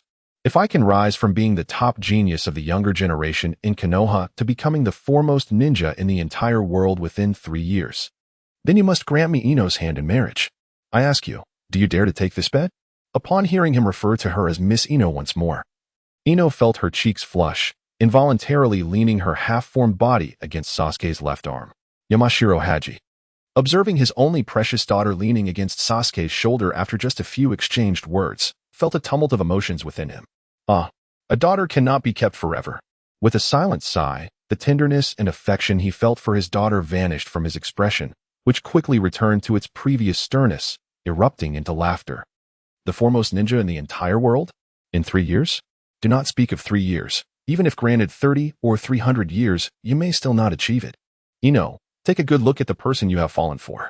My father initially believed he was a promising junior. Yet it turns out that the Sasuke is a complete madman. You must see clearly. Following someone named Sasuke will bring you no happiness. The words of Yamashiro Kaichi are not mere fabrications. They echo the sentiments of nearly everyone present regarding Sasuke's audacious claims. Unifying the ninja world? Throughout the centuries, Sasuke is not the only prodigy to have emerged. Let us not forget the legendary first Hokage, Senju Hashirama, and Tobirama, nor the subsequent third and fourth Hokages. Even Orochimaru, who defected from Konoha a few years ago. Who among them pales in comparison to you, Sasuke? And in the presence of such timeless geniuses, how dare you assert that you will be invincible in the ninja world in 3 years? Is this not madness? Sasuke, however, paid no heed to Yamashiro Kaichi or the onlookers who regarded him as a lunatic. Truth is often held by the few. Even if he possesses a system and the yang release bestowed by the Sage of Six Paths, could he truly lie back in this chaotic era with nothing? If that were the case, he might as well be oblivious to his demise in the Fourth Great Ninja War. As the saying goes, laughing to the heavens as one leaves the village, are we not those who refuse to give up? Sasuke knows that he will undoubtedly rise to the pinnacle of this world through various opportunities. And those who mock him today are merely jealous fools unable to achieve what he might accidentally accomplish. Sasuke turned to Sakura and Ino, smiling as he asked, "Others laugh at my insanity, but I only care for your opinions. Do you also believe I cannot do it?" Both Sakura and Ino were momentarily taken aback, but quickly nodded in unison, responding, "We believe in you. Even if you do not succeed, we will never regret standing by your side." Seeing the resolute gazes of Sakura and Ino, Sasuke could not help but smile with gratitude. Just then, Naruto pushed through the crowd, looking somewhat displeased as he exclaimed, "Hey, Sasuke, are you forgetting your friends in pursuit of love? I was the first to say I believe in you, yet you didn't even ask me." With that, Naruto turned his face away in indignation. Sasuke chuckled, patting Naruto on the shoulder, replying, "I was asking if my future wife believes in me. Are you, a grown man, planning to marry me alongside Sakura and Ino? Go away with that nonsense." Naruto, sensing the jest, retreated into the crowd to avoid social embarrassment. This scene caused Sasuke to burst into laughter. He thought to himself, "That rascal, now he speaks of brotherhood, but when Hinata clings to him, he may well forget about his unfortunate brother." In the mountains, Yamashiro observed his daughter stubbornly refusing to heed his counsel. With a disdainful grunt, he turned to Sasuke and declared, "Very well. I shall grant you your wish. However, remember this. If, 3 years hence, you have not ascended to the pinnacle of the ninja world, you must distance yourself from my daughter. She cannot be entwined with an unrealistic madman." Though his words were harsh, Sasuke's objective had been achieved. As for the matter of 3 years, Sasuke paid it little heed. With his potential, could he not become the second most formidable ninja beneath Kaguya in that time? The notion that the Yamashiro clan could oppose his union with Ino was laughable, even if it came to a point where they were to wed. What could the Yamashiro family do? The dynamics might well shift, and who knows who would be courting favor then. He would not let himself be seen as a pitiful son-in-law. This was no tale of dishonor. Ino followed her father, Yamashiro, as the crowd gradually dispersed, the lively commotion coming to an end. The Yamashiro father and son, having collected the ramen money from every passerby, hastily exited the scene. Sasuke chose not to demand an apology from them as previously wagered. After all, Ino's presence had altered the circumstances, and they might soon become one family, rendering further tension unnecessary. After all, the mercy of forbearance was reserved for his own kin. He was no saint. Sasuke and Sakura walked hand in hand, exuding sweetness, while Naruto and Konohamaru trailed behind. Young Konohamaru, having witnessed the day's extraordinary events, could not contain himself and remarked to Naruto, "Boss, just look at big brother Sasuke. Then look at you. It's truly a lackluster comparison." "What did you say, you little rascal?" Naruto retorted, caught off guard by his subordinate's sharp words. "Hey, I didn't say it. Big brother Sasuke did. The stronger a man, the more handsome he becomes, and the more attractive he is to girls." As he spoke, Konohamaru reminisced about the moment when Ino and Sakura nestled against Sasuke. At that instant, he felt that his elder brother was nothing short of stunning. Children shouldn't be preoccupied with such thoughts. Focus on training. Do you understand? Naruto scolded lightly, giving Konohamaru a playful kick. "Oh, right. Konohamaru rubbed his bottom. Though he nodded in agreement, his mind was far from attentive. While Sasuke led the way with Sakura, he couldn't help but frown at the exchange between Naruto and Konohamaru. He pondered, is it possible that Hinata harbors a secret affection for Naruto? That cannot be right. We are all nearing adulthood now, and Naruto and Hinata should have met each other by now. Could it be that my appearance with the system has inadvertently altered the course of fate? If that truly is the source of misfortune, wouldn't my existence condemn Naruto to a lifetime of solitude? This simply cannot be. I must devise a plan to help this foolish boy find a connection, otherwise his future disciples will be rendered non-existent even before their birth. Sasuke, seated before Ichiraku Ramen, basked in the glory of his remarkable achievement, which not only evoked envy and jealousy among every male witness present at that moment, but also became a legendary tale that transcended the borders of Konoha, spreading even to distant lands where men longed for a similar fate. Naturally, Sasuke learned of this through the words of Konohamaru and Naruto. Consequently, the pressure from this incident, coupled with the impending Chunin exams, compelled him to retreat into a state of deep seclusion once more. Meanwhile, in a secluded corner of the land of the birds, a conversation unfolded. Lord Orochimaru, must we truly collaborate with that cunning old fox, Danzo? Inquired Kabuto, clad in a casual yet simplistic ninja outfit, adorned with black-rimmed glasses. His hair, styled in a trendy side parting with streaks of white, gave him a somewhat scholarly yet disreputable appearance.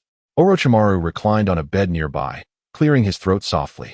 Although I share your view that Danzo is nothing but a self-serving old fox, it is undeniable that he possesses the capability to accomplish significant undertakings, far beyond the indecisive relic that is Sarutobi Hiruzen.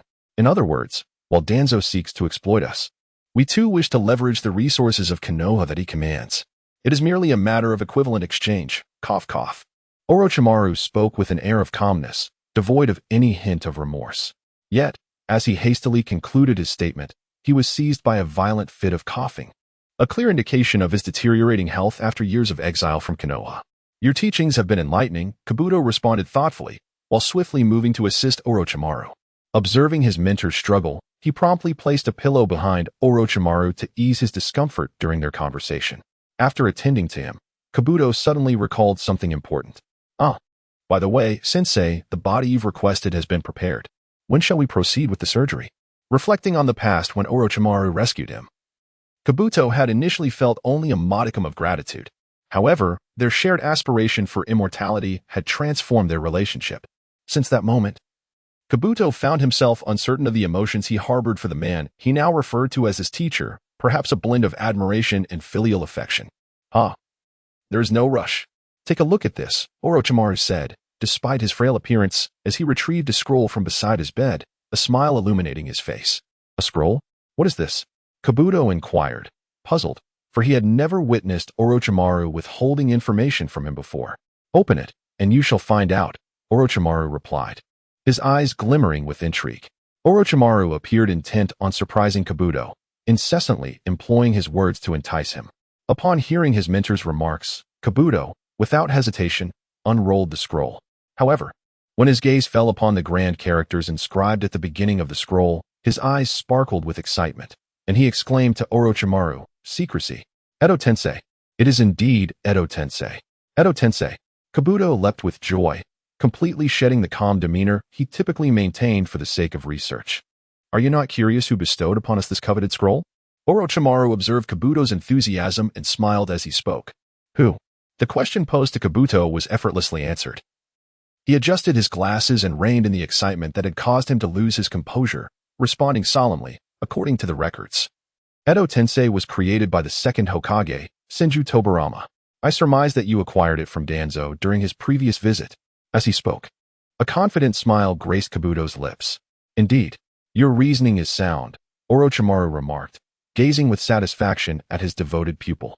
He was not merely nurturing this student for amusement, but intended to pass on his scientific legacy to this resilient young man. Pausing for a moment, Orochimaru inquired further. Now that you have deduced its origin, why do you think Danzo would undertake such an action? Why would he do that?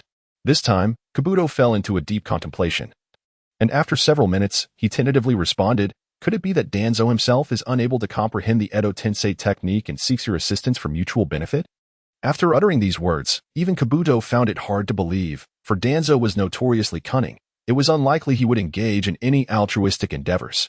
Orochimaru chuckled lightly, Your inability to grasp this is understandable. Not only you, but even I, who had the opportunity to meet Danzo personally, could not have anticipated this. Kabuto continued.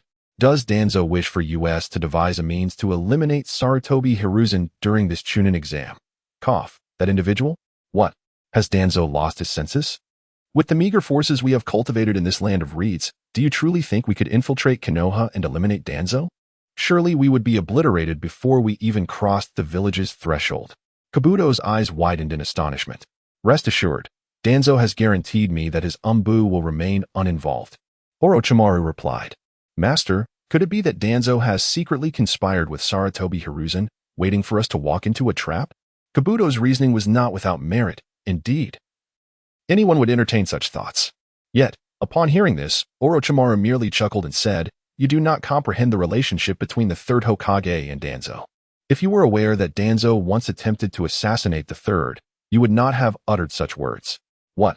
Teacher, the students are perplexed. If that is indeed the case, why is Danzo still alive? Has the third Hokage refrained from taking action against him all these years? To be honest, Kabuto finds it somewhat difficult to believe the claim made by Orochimaru. He suspects that it is more likely a rumor. You do not understand. When power grows, it ultimately leads to such a situation. Yin and Yang, complementing each other, is necessary for Konoha to temporarily find a haven amidst the chaos of the ninja world. Kabuto comprehended Orochimaru's words to a degree. He understood that despite Konoha's advocacy for peace, it must still rely on ruthless individuals like Danzo to covertly gather resources for the village. After all, Konoha stands as the most formidable force among the 5 great nations. And the resources and environment for cultivation do not simply appear out of thin air. Bring in Ginkaku and the others, he said. Are you suggesting that the 4 hidden ninjas participate in the upcoming Chunin exams? Orochimaru merely nodded lightly, and Kabuto grasped his meaning. Orochimaru then shook his head and remarked, My physical condition is precarious at the moment, so before they partake in the Chunin exams, I need to gather them for some special preparations in Sunagakure. Special preparations? Although Kabuto was puzzled by Orochimaru's vague statement, he chose not to inquire further and turned to leave the dimly lit chamber. Just then, Orochimaru suddenly called out to him. Kabuto, have you heard of someone named Sasuke recently? He seems to be from Konoha as well. Upon hearing the name, Kabuto's eye twitched slightly. Has the teacher also taken an interest in this individual? Oh, is there anything peculiar about that? Noticing his teacher's apparent curiosity regarding Sasuke, Kabuto continued. Sasuke has recently become quite the sensation in Konoha. After returning from the Land of Waves, he has been boasting about defeating Zabuza with Kakashi, and subsequently, he has bested a decent taijutsu genin and the Nara clan's top prodigy. Recently, I heard he publicly flirted with the Yamanaka clan's young lady. But that is not the most outrageous part. Can you guess what is? It seemed Kabuto's words piqued Orochimaru's interest, as he unexpectedly chuckled, his expression eager. He even wagered in public with the current head of the Yamanaka clan, claiming that if he, Sasuke, becomes the strongest in the ninja world within 3 years, the clan head must marry his only beloved daughter to him. What an audacious man. Kabuto grew increasingly animated as he spoke, even gesturing with fervor. It was unclear whether he envied Sasuke or mocked his arrogance. To everyone's surprise, Orochimaru chuckled lightly and remarked, This Sasuke is far from the simplicity you perceive. Do not underestimate him. Oh, is the teacher intrigued by Sasuke's physique? The words of Kabuto were not without foundation, for he had received news a month prior of Sasuke's self-proclamation as the current top genius of the Hidden Leaf. Orochimaru nodded and replied, While I am indeed curious about his body, my greater interest lies in his Sharingan. After all, how inferior could Itachi's brother possibly be? As he spoke, a glimmer of light ignited within the slitted pupils of Orochimaru's eyes, revealing his genuine fascination. Once Kabuto departed, Orochimaru slowly extended his hand and retrieved a letter from the bedside, whispering the names, Hyuga Akimichi Choji, Namanaka Ino, Nara Shikamaru, Rock Lee. It became evident that Danzo, the cunning old fox, intended to utilize these young talents to curtail the hidden trump cards in the hands of teacher Hisashi. Orochimaru smiled knowingly, though his grin was far from pleasant, and his sickly visage rendered it quite unsettling. Unbeknownst to Sasuke, who was in seclusion, there were already those in the distant land of cages who coveted his body. Yet, this was not a matter that should concern Sasuke at present. For just as one wave subsides, another rises. The net he had deliberately cast out was now poised to ensnare fish once more. And why would this particular fish stir apprehension in Sasuke? Because Niji had returned from a mission with Guy. Niji, you have returned. Why did you not think to bring me a gift? I distinctly remember slipping some money into your pocket before you departed. Did you not notice? Upon returning to Team 3, Niji found himself immediately accosted by the spoiled and stubborn Tintin, who clung to him relentlessly. He had initially wished to ignore her. But when Tintin mentioned the red envelope he had received before his departure, he nearly choked on the soothing tea he had been about to sip. After a few forceful coughs, Niji regained his composure and, with a slight cough to mask his earlier embarrassment, muttered, Please refrain from doing that in the future. Tintin, her large eyes blinking innocently, propped her chin on her hand and pouted in confusion. Niji, you seem rather upset. Is it because what I gave you is insufficient?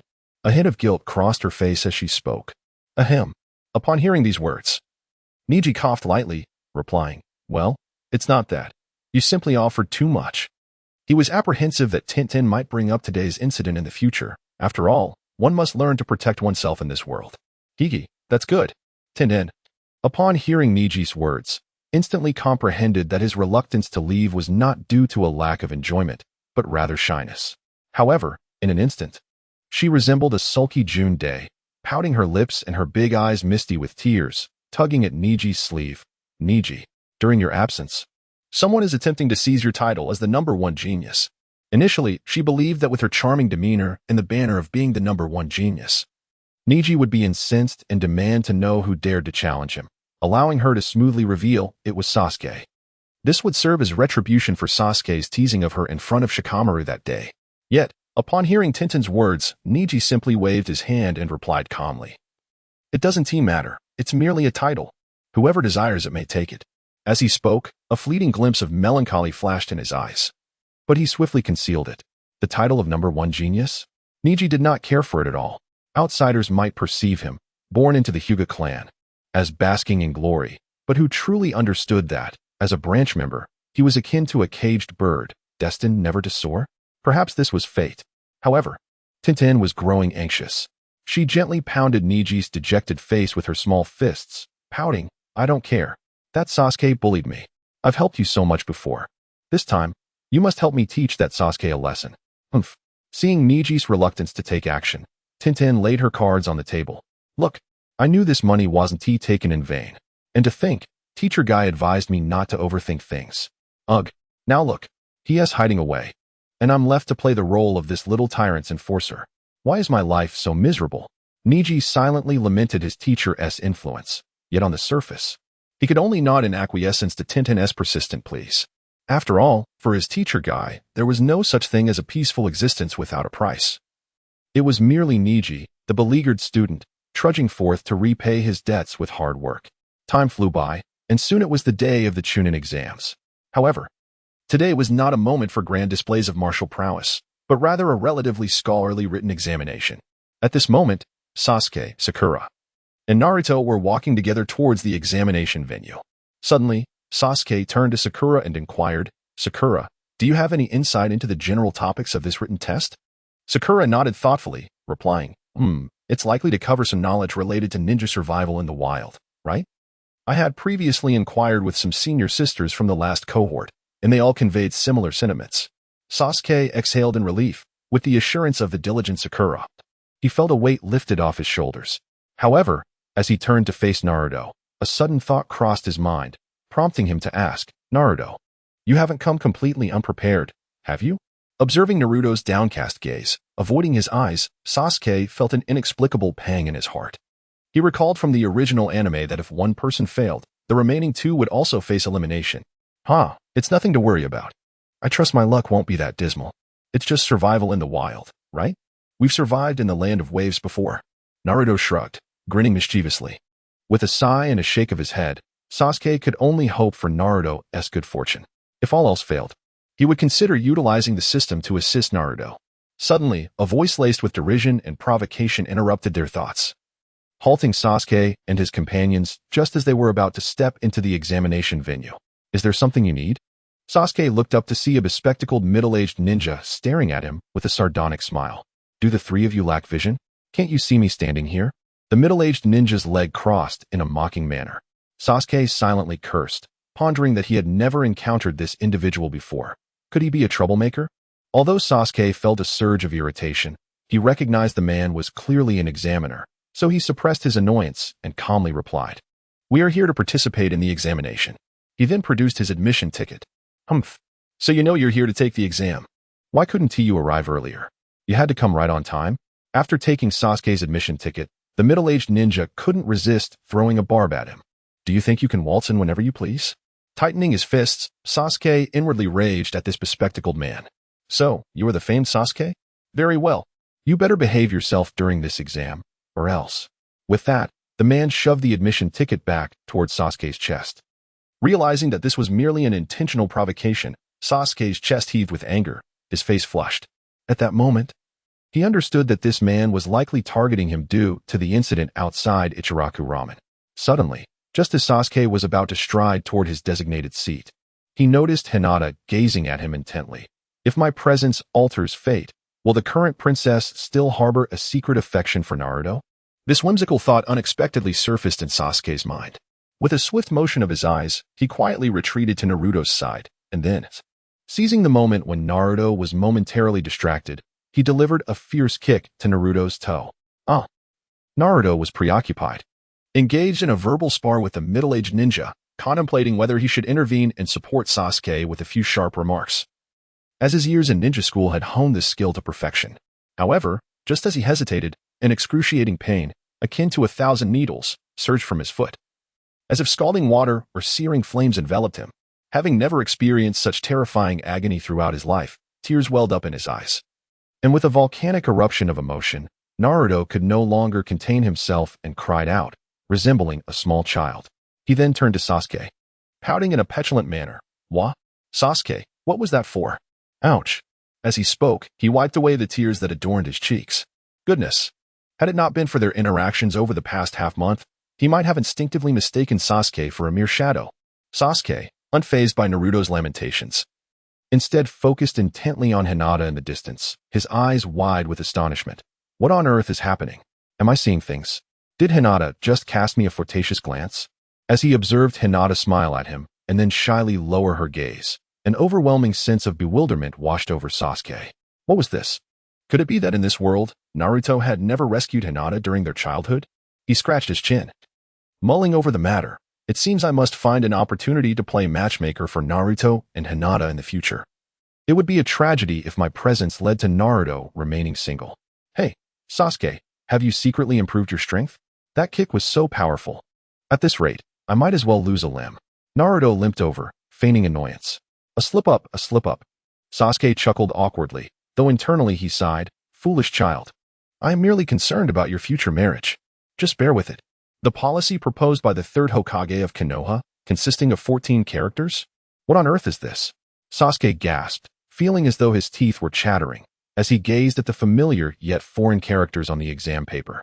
A wave of difficulty washing over him. For a long while, he ignored the first question, but as he continued to read, he found that nearly all the subsequent questions pertained to various policies and concepts, leaving him scratching his head in confusion. It appeared that he had no choice but to activate his Sharingan. Remembering that this exam was a showcase of individual talents in the original story, his eyes began to swirl with crimson. However, just as Sasuke lifted his gaze, unprepared to survey the targets, a familiar figure suddenly stood before him. "Huh? Teacher? Do you need something?" Sasuke feigned a look of confusion, gazing at the proctor before him in a seemingly naive manner. Yet the proctor, with a smirk curling at the corners of his mouth, disdainfully remarked, "Kid, don't try any tricks. I'm keeping a close watch on you during this exam." "Huh? How could that be? Please, go ahead." On the surface, Sasuke appeared cultured and amiable. But inwardly he longed to tear apart this person who seemed intent on targeting him at every turn. Nevertheless, the exam was undeniably ongoing. System, quit playing dead. Come to me now." The familiar voice of the artificial intelligence echoed in his mind. "Beep. I'm here. How may I assist you, my lord?"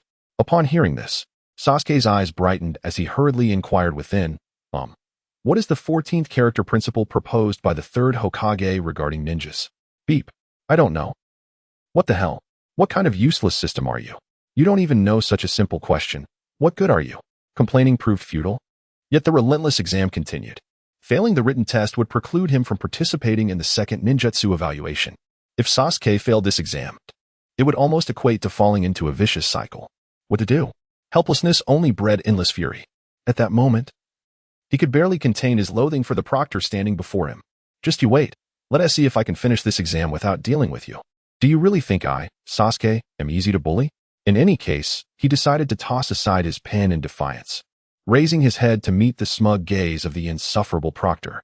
But just then, a familiar sultry voice reached his ears. Sasuke. Shortly, I will use my heart-to-heart technique to exchange souls with you. Rest assured, I have a way to help you answer these questions. Though it was but a few words, they instantly widened Sasuke's eyes in astonishment. Wow. It's my second wife. It's her voice. He had not anticipated that in this moment of crisis, Ino would employ the heart-to-heart technique to assist him. Upon hearing her words, he ceased his hesitations and promptly closed his eyes, no longer meeting the gaze of the proctor. Before long, as a sense of disorientation enveloped him, when Sasuke opened his eyes again, he found himself staring at a pair of delicate, snow-white hands, along with a beautifully written examination paper set before him. Could it be that he had now entered Ino's body? Licking his lips, Sasuke felt an inexplicable surge of impulse rising within his soul, urging him to pursue relentlessly. He couldn't help but lower his head. What am I thinking? Sasuke, your second wife is helping you with the exam. How can you entertain such base thoughts in this moment? Sasuke promptly quelled the audacious thought that dared to surface within his soul. Approximately 10 minutes later, a dizzying sensation enveloped him. As he suddenly reopened his eyes, he was met once again by the exceedingly irritating Proctor Ninja. Oh, your nose is bleeding? Upon hearing these words, Sasuke instinctively wiped his nose, only to realize, much to his chagrin, that he indeed had a nosebleed. His resolve remained unsteady. He silently chastised himself while his gaze inadvertently drifted past the Proctor Ninja, landing on the graceful figure to his left. Just as Sasuke lingered in the enchanting afterglow of that mysterious feeling, the Proctor Ninja leaned closer, whispering with disdain, "Heh, Sasuke, enjoy your arrogance. This is the price you pay for your hubris. Let me tell you, I relish the sight of you, vexed yet powerless against me." Powerless against you? Sasuke cast a sidelong glance at the proctor, a sly smile curving his lips. The affairs of the world are perpetually fraught with uncertainty, and in that moment, the once passive Sasuke mentally decreed a death sentence upon this brash individual before him. The examination concluded swiftly, with Sasuke being the first to submit his paper before dashing out of the examination hall. By the time Naruto and Sakura, still under the impression that Sasuke was struggling with the test, followed him out, Sasuke approached them and inquired, "Naruto, you didn't happen to be utterly clueless, did you?" To his surprise, Naruto shook his head and turned to Sakura beside him. "I was sitting close to Sakura, so she fed me the answers." At this, Naruto paused, sympathy flickering in his eyes as he advised Sasuke, "Don't lose heart, Sasuke. If things don't go well, I hear there's a makeup exam next year. We'll be here to support you then." Sasuke regarded Naruto and Sakura's pitying expressions, akin to that of someone observing a terminally ill patient, and a smirk tugged at his lips. Just then, Ino approached from a distance, prompting Sasuke to stride over and pull her along. Turning to Naruto and Sakura with a grin, "You needn't worry. Ino has employed her mind transfer technique to help me out." "What?" exclaimed Naruto. Sakura merely stared in disbelief. Sasuke chuckled, offering no further explanation as his attention shifted to Shikamaru and a robust, plump boy ambling towards them. "Ino, who is this?" Sasuke feigned ignorance, well aware that the stout lad was Choji from the Ino Shikacho trio, but he felt it necessary to adhere to the expected formalities. He is." Ino's words were not yet finished when Choji abruptly stepped forward, grabbing Sasuke's hand and exclaiming excitedly, "Brother-in-law, you were incredibly cool that day. Brother-in-law, brother-in-law?" Sasuke's lips curled slightly as he noticed the gazes of Naruto and the others suddenly shift towards him, all drawn in by Choji's enthusiastic address. A wave of inexplicable embarrassment washed over him. However, recalling the brief surge of excitement when he and Ino had swapped bodies during the examination, a sense of pride welled up within him. He mused, that title of brother-in-law sounds rather delightful. Choji certainly knows how to flatter. He patted Choji on the shoulder and smiled, nodding, "Indeed. Well done, young man. You have a bright future ahead. I cannot let my little brother-in-law miss out on our first meeting. How about this? Today, I will treat you all to a barbecue feast. What do you say?" Upon hearing the mention of barbecue, Choji's eyes sparkled, and he couldn't help but swallow hard, nodding enthusiastically like a little chick, while excitedly exclaiming, "Yes, yes, Shikamaru loves barbecue." Upon hearing this, Shikamaru instinctively leaned back slightly, thinking, going out with you means 3 days of hunger and not even a scrap of meat left for me. You, fatso, still have the nerve to mention me? Although Shikamaru thought this, he refrained from voicing it, as Ino and Shikamaru often treated Choji like a little brother. Sasuke, however, nodded in agreement, feeling even happier. Choji's love for barbecue was quite consistent with the character from the anime of his previous life. Of course, Sasuke's amiable demeanor was also due to Choji's thoughtfulness. Calling him brother-in-law upon their first meeting showed that this boy could be trusted. Just as Sasuke was about to take a step forward, he suddenly recalled something and turned to Ino, asking, Ino, do you know who the proctor ninja that troubled us today was? Ino pondered for a moment and replied, I think it's one of the teachers from the ninja school. Named, what was it? I've forgotten. If even Ino, a talented perceptive ninja from the Yamanaka clan, could forget such a person, how significant could they really be? A dangerous smile crept across Sasuke's lips as he thought, kid, letting you run rampant. Today, I shall teach you a lesson. Not even Jesus can save you. Mark my words. In a dimly lit alley not far from the ninja school, Meichuan ignited a stack of cash in his hand, a smug smile curling at the corners of his lips. Heh, who would have thought that proctoring an exam would lead to such good fortune? It seems luck is on my side lately. Just as Meichuan nodded and was about to step towards the school, darkness suddenly enveloped him. In that fleeting moment, he realized he was being shrouded by a burlap sack. He refrained from putting up much resistance, instead laughing within the confines of the sack. Come on, guys. Stop messing around. I'll treat everyone to drinks tonight. How about that? His voice was laced with jest, clearly believing he had fallen victim to a prank by friends. However, just as he began to relax, a booming voice pierced through the sack. 8 gates release. 4th gate. Rest gate. Open. What is happening? Wait. Why does this voice feel both unfamiliar and oddly familiar? Before Meichuan could ponder the situation further, he experienced an inexplicable sensation of weightlessness, followed by excruciating pain shooting through his rear end. After easily gathering information from Ino, Sasuke promptly led the group to confront Meichuan, the very individual who had persistently mocked and tormented him during the examination. He was not seeking to prove anything. Rather, he wanted Naruto, Sakura, and the onlookers to witness his retribution for the humiliation he had endured in the exam hall.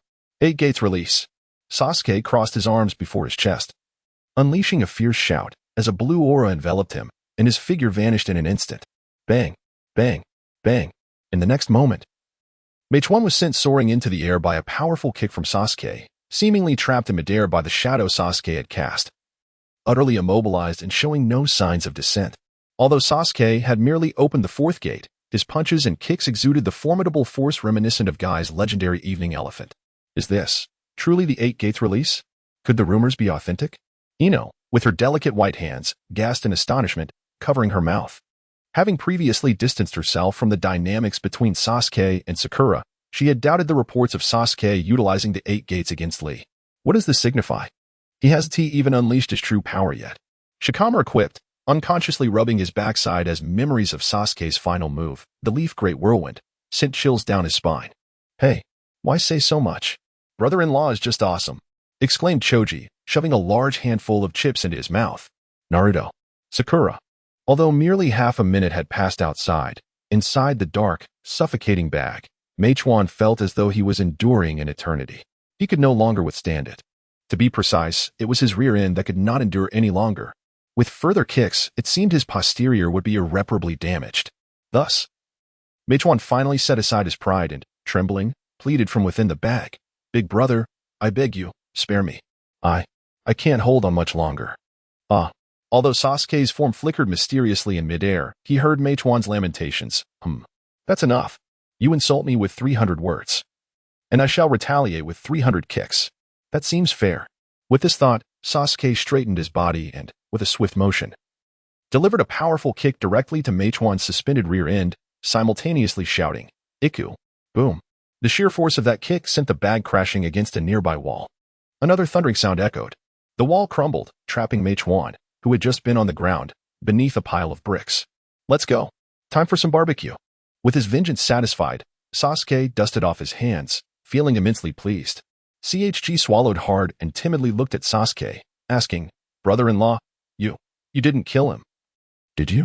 Sasuke chuckled at CHG's naive expression, responding calmly, He's a CH Nin from the Ninja Academy. He's not as fragile as you think. Let's go. Ridiculous. Do you think a respectable nin can be defeated by just a few punches and kicks? Do you consider Sasuke to be a mere brute? Just as Sasuke and the others prepared to leave the scene, a furious shout erupted from the nearby pile of bricks. Don't go. Sasuke, did you think I wouldn't recognize your voice?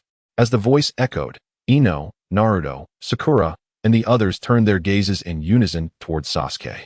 Sis, brother-in-law, we're finished. He recognized you.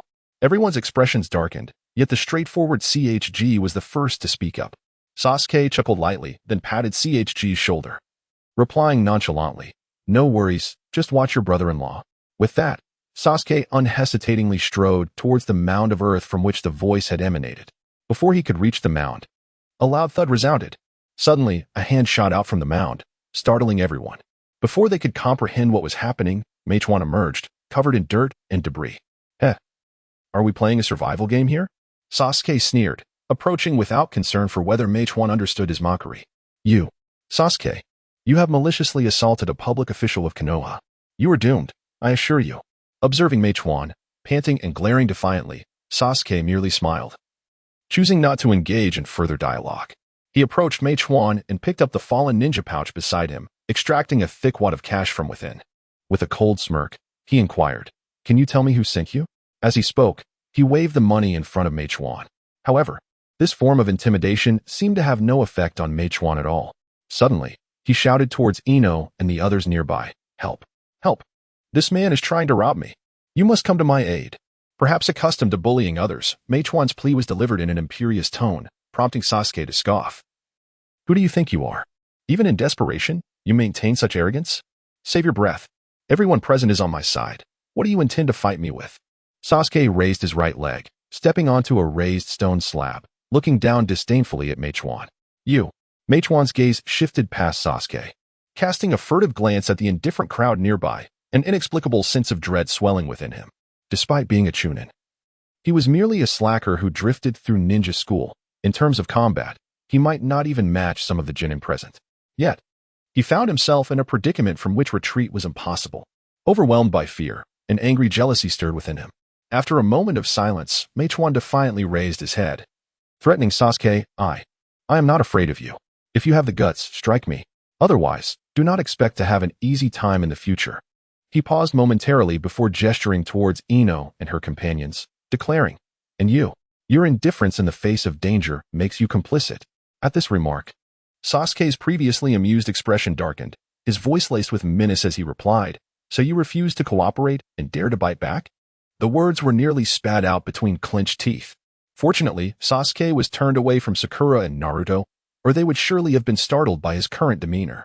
Meichuan, however, seemed oblivious to Sasuke's menacing expression, casting a brief glance before dismissively turning away, stating, "What you say now is of no consequence.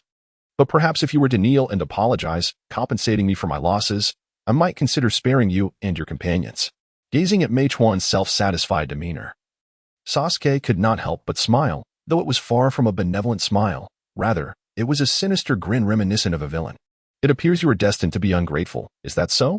The words, though not particularly harmful, seemed to carry a profound insult for Meichuan.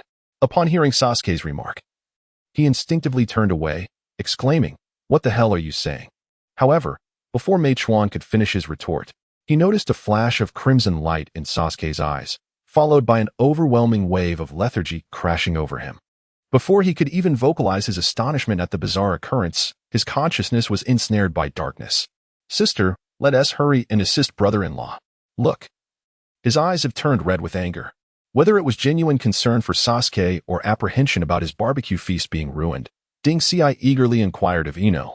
Meanwhile, the expressions on Ino and Shikamaru's faces changed dramatically the moment Sasuke revealed his Sharingan.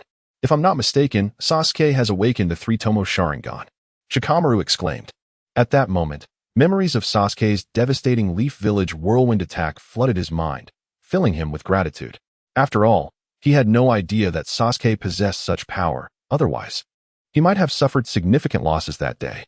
Truly, he was the scion of the once mighty Uchiha clan, and his talent was indeed extraordinary. Ino furrowed her brow, her exquisite eyes reflecting a flicker of astonishment. At this moment, She was not evaluating Sasuke through the lens of a future wife, but rather as a young lady from a mountain clan. With their attitudes shifted so drastically, Ding Xiai, only partially grasping their words, munched on a chip before innocently asking, "Sister, is brother-in-law's family really impressive?" Ino nodded before shaking her head. "That is a thing of the past. Regardless, I admire him for who he is, not for his lineage." "Oh." Ding Xiai scratched his head. Though he didn't fully comprehend Ino's meaning, he concluded that his sister's husband, Sasuke, was indeed the best. In the realm of consciousness, Meichuan slowly regained awareness, only to find himself enveloped in a sea of crimson. Shaking his groggy head in confusion, he wondered how he had ended up here. As he had been in a small alley beside the ninja academy, suddenly, a dull sound of flesh being pierced reached his ears. He turned his gaze toward his right arm, only to discover a kunai embedded deep within it, glinting ominously. The pain seemed to arrive with a delay. Upon seeing the kunai, a sharp, stabbing agony shot through his right arm, radiating throughout his body. The pain nearly caused him to faint, and after a long while, he gradually regained his composure through heavy breaths. However, at that moment, a familiar mocking voice echoed in his ears. "I say, Meichuan, what has happened to you? I must admit, your cries are quite captivating. Before you joined the ninja academy, were you perhaps a songstress?" As Meichuan's consciousness began to clear, he realized he had been inexplicably bound to a cross, and in this bizarre place, he once again beheld Sasuke's figure before him, which instantly filled him with an indescribable sense of dread. Yet, he contemplated making one last attempt. After all, yielding now would mean losing all the hard-earned money. Thus, he feigned calmness and scoffed, "Humph. If you have the ability, Sasuke, then just kill me. Let us see if you fare any better in the future." Before Meichuan could finish his words, he noticed Sasuke simply waved his hand and softly uttered, "Noisy."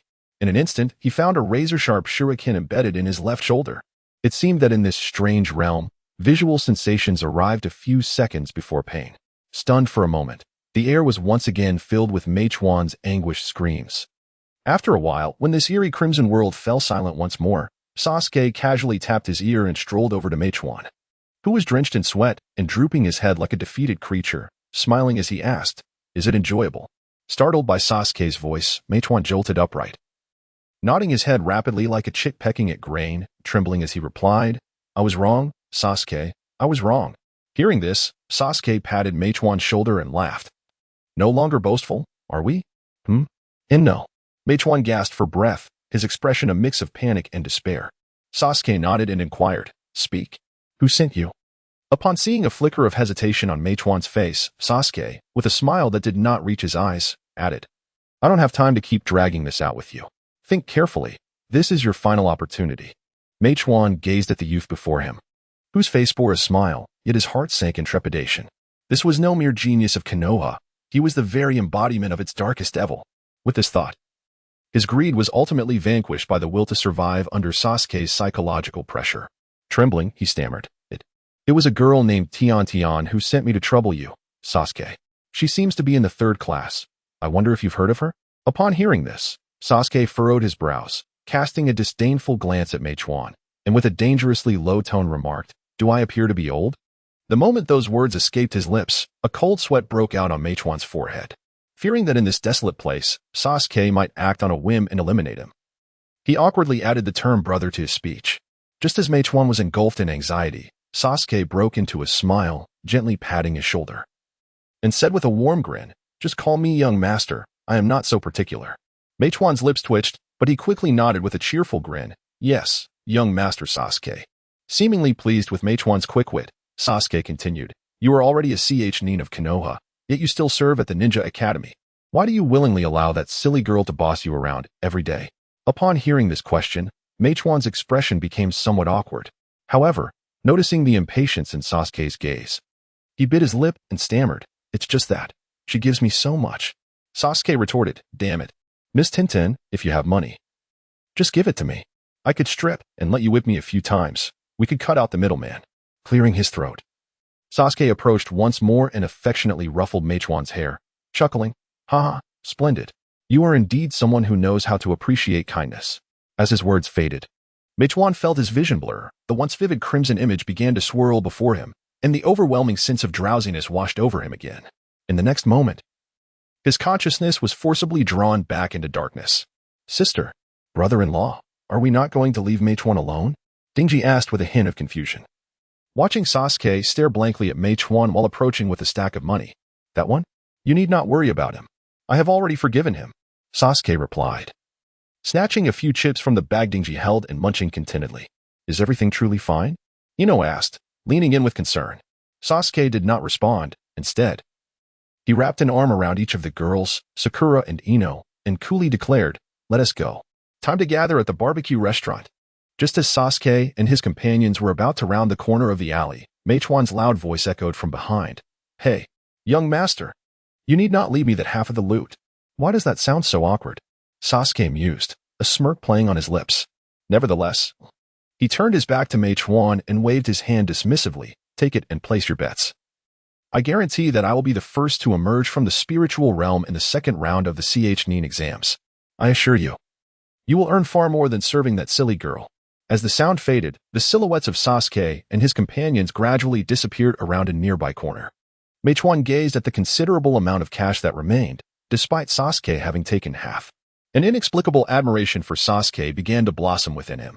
After much contemplation, he sighed softly as he looked toward the corner from which Sasuke had vanished, murmuring to himself, alas, this young man possesses the potential to become Hokage. His future achievements are bound to be limitless. I must cultivate a closer relationship with him, and perhaps find an opportunity to have him owe me a favor. If this lad ascends to greatness, I certainly would not want to be left behind. With this thought, a cunning smile crept across Meichuan's face. Sasuke, with one arm draped around a companion, paraded through the bustling streets of Konoha like a flamboyant scion. A barrage of gazes shot toward him like arrows. Yet he seemed blissfully unaware, lost in his own world. Suddenly, as if to alleviate the awkward atmosphere, he turned to Naruto and Sakura, saying, Naruto, Sakura. Earlier when I subdued Meichuan, I noticed Ino and her friends looked quite astonished, yet I did not see the same reaction from you two. I am curious. Why is that? Was I not impressive enough? He emphasized the words not impressive, aware that both of his future wives were present. Not at all, Sakura replied, her cheeks flushed with shyness. Observing Sakura's demeanor, Sasuke shifted his gaze to Naruto, who let out a sigh of exasperation, disdain evident in his voice. You still want to torment us? Sasuke responded with confusion. Naruto continued, during our mission in the Land of Waves, you relentlessly put both Sakura and me through the ringer. Surely, you must remember. As he spoke, Naruto clenched his fists, gritting his teeth. Meanwhile, in the office of the Wind Shadow of Sunagakure, a sense of urgency permeated the air. Lord Wind Shadow, I have urgent news to report. Maki hastily entered, having knocked only lightly on the door. Clearly troubled by significant developments, Raza, the fourth Kazekage, stood before the floor-to-ceiling window, gazing at the scenery of Sunagakure. Upon hearing Maki's words, he calmly turned around, saying, Maki, we have walked this path together since childhood. When it is just us, there is no need for formalities. Just call me Raza. He smiled gently, though the furrow in his brow betrayed an underlying concern. After a pause, Maki, frowning with worry, spoke, Raza, I believe I just spotted Gaara in a desolate area outside the village. Upon the mention of Gaara, a flicker of guilt crossed the face of Raza. His wife had perished, yet he was about to cruelly seal Shikaku within the body of his youngest son. As a father, such an act was undeniably heartless. But what choice did Raza have for the sake of the village? With a heavy sigh, he reflected, he has always avoided me. The last time I saw him was 6 months ago. Alas, how is Gaara faring? He had assumed Gaara would remain as he always had, considering his younger son was, to some extent, under the protection of Shikaku.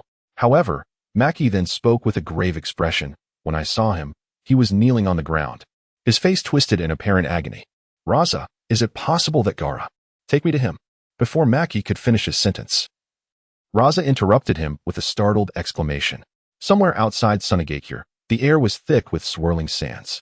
Despite the obscured vision, Raza, hurrying alongside Maki, felt as though a new eye had opened within him. Even before reaching the location Maki indicated, he spotted his son in the distance, kneeling with his crimson hair gripped tightly in his hands, trembling uncontrollably in evident distress. Could it be that the seal of Shikaku was weakening again? Witnessing this scene, Raza felt his emotions as a father surge uncontrollably. Without a moment's hesitation, he sprinted towards Gaara's figure. Gaara, hold on. I will strengthen the seal with magnet release. As soon as Raza's hand rested on Gaara's shoulder, he was suddenly taken aback. Gaara had conjured a bone sword and was thrusting it fiercely towards Raza's face. You. In the confusion of concern, Raza narrowly evaded the attack from this impostor posing as his son. Yet, as the fourth Kazekage, he was no ordinary foe, mirroring Gaara's actions. Just as the bone sword was about to pierce his visage, a golden sand barrier surged forth around him, abruptly blocking the weapon's advance. With a thunderous boom, a colossal hand made of magnetic sand erupted from beneath Raza's feet, lifting him high above the ground, creating a significant distance between him and the fake Gaara. "Who are you?" Raza's gaze was cold and composed, yet within his palms, two swirling orbs of golden sand began to coalesce. Gaara first removed his mask, revealing a young man with two red birthmarks on his forehead. The youth had long white hair and an indifferent gaze, seemingly oblivious to the fact that he stood before the current fourth Kazekage, Raza. He was, in fact, none other than Orochimaru's prized subordinate, Kimimaro. Observing this, the figure known as Maki displayed an enigmatic smile. He then swiftly pulled at his face with his right hand, erasing his disguise to reveal a handsome young man wearing glasses, who was none other than another of Orochimaru's esteemed subordinates, Kabuto Yakushi. Raza narrowed his eyes and inquired, "Who are you?" Although he sensed that the strength of these two individuals posed no significant threat to him, he felt compelled to ascertain their identities before attempting to capture them, lest their actions jeopardize Sunigakure. However, before Raza could finish his question, an eerie whirlpool of quicksand suddenly materialized not far from them. The whirlpool began to rotate slowly, and before long, several green serpents, flicking their tongues, emerged from within. Before Raza could comprehend the chilling sight before him, the serpents converged at a single point and gradually transformed into the figure of a man, standing 7 feet tall. The man had long black hair, a face chiseled like a blade, and eyes as cold and sharp as those of a venomous snake. Seemingly intent on devouring his prey, it was none other than the rogue ninja Orochimaru, a prodigy who had deserted Konohagakure. Upon witnessing this, Raza squinted slightly, the two golden orbs of sand in his hands rotating rapidly. He once again questioned, "Who are you? What is the purpose of your ambush?" His instincts, honed through years of experience, suggested that this group was not primarily targeting him, but rather harbored ulterior motives against Sunigakure. Orochimaru chuckled darkly, stating, "Those on the brink of death need not concern themselves with my identity." His voice was hoarse and unsettling. Yet, Raza, undeterred by the discomfort, scrutinized Orochimaru intently before suddenly exclaiming, "I understand now. You are that brilliant rogue ninja from Konoha, Orochimaru." Haha. Orochimaru laughed heartily. "I never imagined that after all these years in obscurity, the fourth Kazekage would still recognize me. How fortunate I am. Alas, even if you deduce my identity, you must die today." Raza, uncertain of Orochimaru's intentions and sensing a delay in his words, remained resolute. Drawing from his extensive experience in leadership, he chose not to flee immediately but instead pressed on, asking, "Were you sent by the Akatsuki to assassinate me? What is their purpose in wanting my demise? Can you reveal it to me before I meet my end?" Confronted with a barrage of questions hurled by Rasha, Orochimaru merely waved his hand dismissively and remarked with a hint of mockery, "It seems you have spent too long in the Sand Village. Otherwise, how could you remain oblivious to the fact that I have long since withdrawn from the Akatsuki?" Orochimaru's assertion held a kernel of truth. In recent years, the Sand Village had been beset by both internal turmoil and external threats. The repercussions of the Third Shinobi World War still lingered within the village, and truth be told, the Sand Village was a shadow of its former self. The only notable ninjas left from the old guard were perhaps he and Maki. Furrowing his brow, Rasha pressed on. "Since you have exited the Akatsuki, and we have never been enemies, why not end this here?" After a brief pause, he added, "If you're being paid by someone, I am willing to offer double the price. What do you think?" Rasha's primary aim was to extract information about Orochimaru's employer. He did not genuinely expect Orochimaru to accept his enticing offer, but should he acquiesce, Rasha would not mind parting with some money to avoid unnecessary conflict. After all, the Sand Village had seen better days since the war, and he had no desire to provoke such a formidable adversary for no reason. In response, Orochimaru calmly shook his head and said, "Rasha, do not waste your efforts. Since you are on the brink of death, allow me to enlighten you. Remember that sometimes victory and defeat do not merely reside on the chessboard. The realm beyond the board is where the true strategist demonstrates his prowess. In my eyes, you are unworthy of the title of Hokage of the Sand Village. For you are no more than a mere pawn, manipulated by a player such as myself." On one hand, Rasha realized that he was unlikely to extract any further information from Orochimaru. On the other hand, He felt deeply insulted by the latter's words. Suddenly, Rasha abandoned any pretense of politeness, snorting coldly and revealing his cards. Humph. Do you truly believe that a mere handful of rogue ninjas can kill me? Orochimaru chuckled softly and shook his head, gazing at Rasha. It seems that all I have said to you is in vain. However, that matters little, as you are soon to embark on a journey to another world. Perhaps this chaotic yet opportunity-laden shinobi realm is not suited for you. With that, Orochimaru gracefully waved his right hand and simultaneously commanded, "Attack." As his words echoed, swish, swish, swish. Four peculiar figures suddenly emerged around Rasha. The four figures appeared youthful, 3 men and 1 woman. The most peculiar aspect was the multitude of enigmatic seals covering their bodies, with one even transforming into a creature with 2 heads, exuding an eerie aura. They constituted the 4 sound ninjas, Kadamaru, Jirubu, Doyu, and Seiyuken, vital allies that Orochimaru intended to summon in the basement of the Land of Rain. The 4 Red Young formation. Before Rasha could take any action, the sound ninjas suddenly synchronized their hand seals. As their hand signs flowed, a long purple rectangular barrier emerged, vibrating ominously under their collective effort. Do you intend to trap and slay me? Rasha scoffed, raising an eyebrow.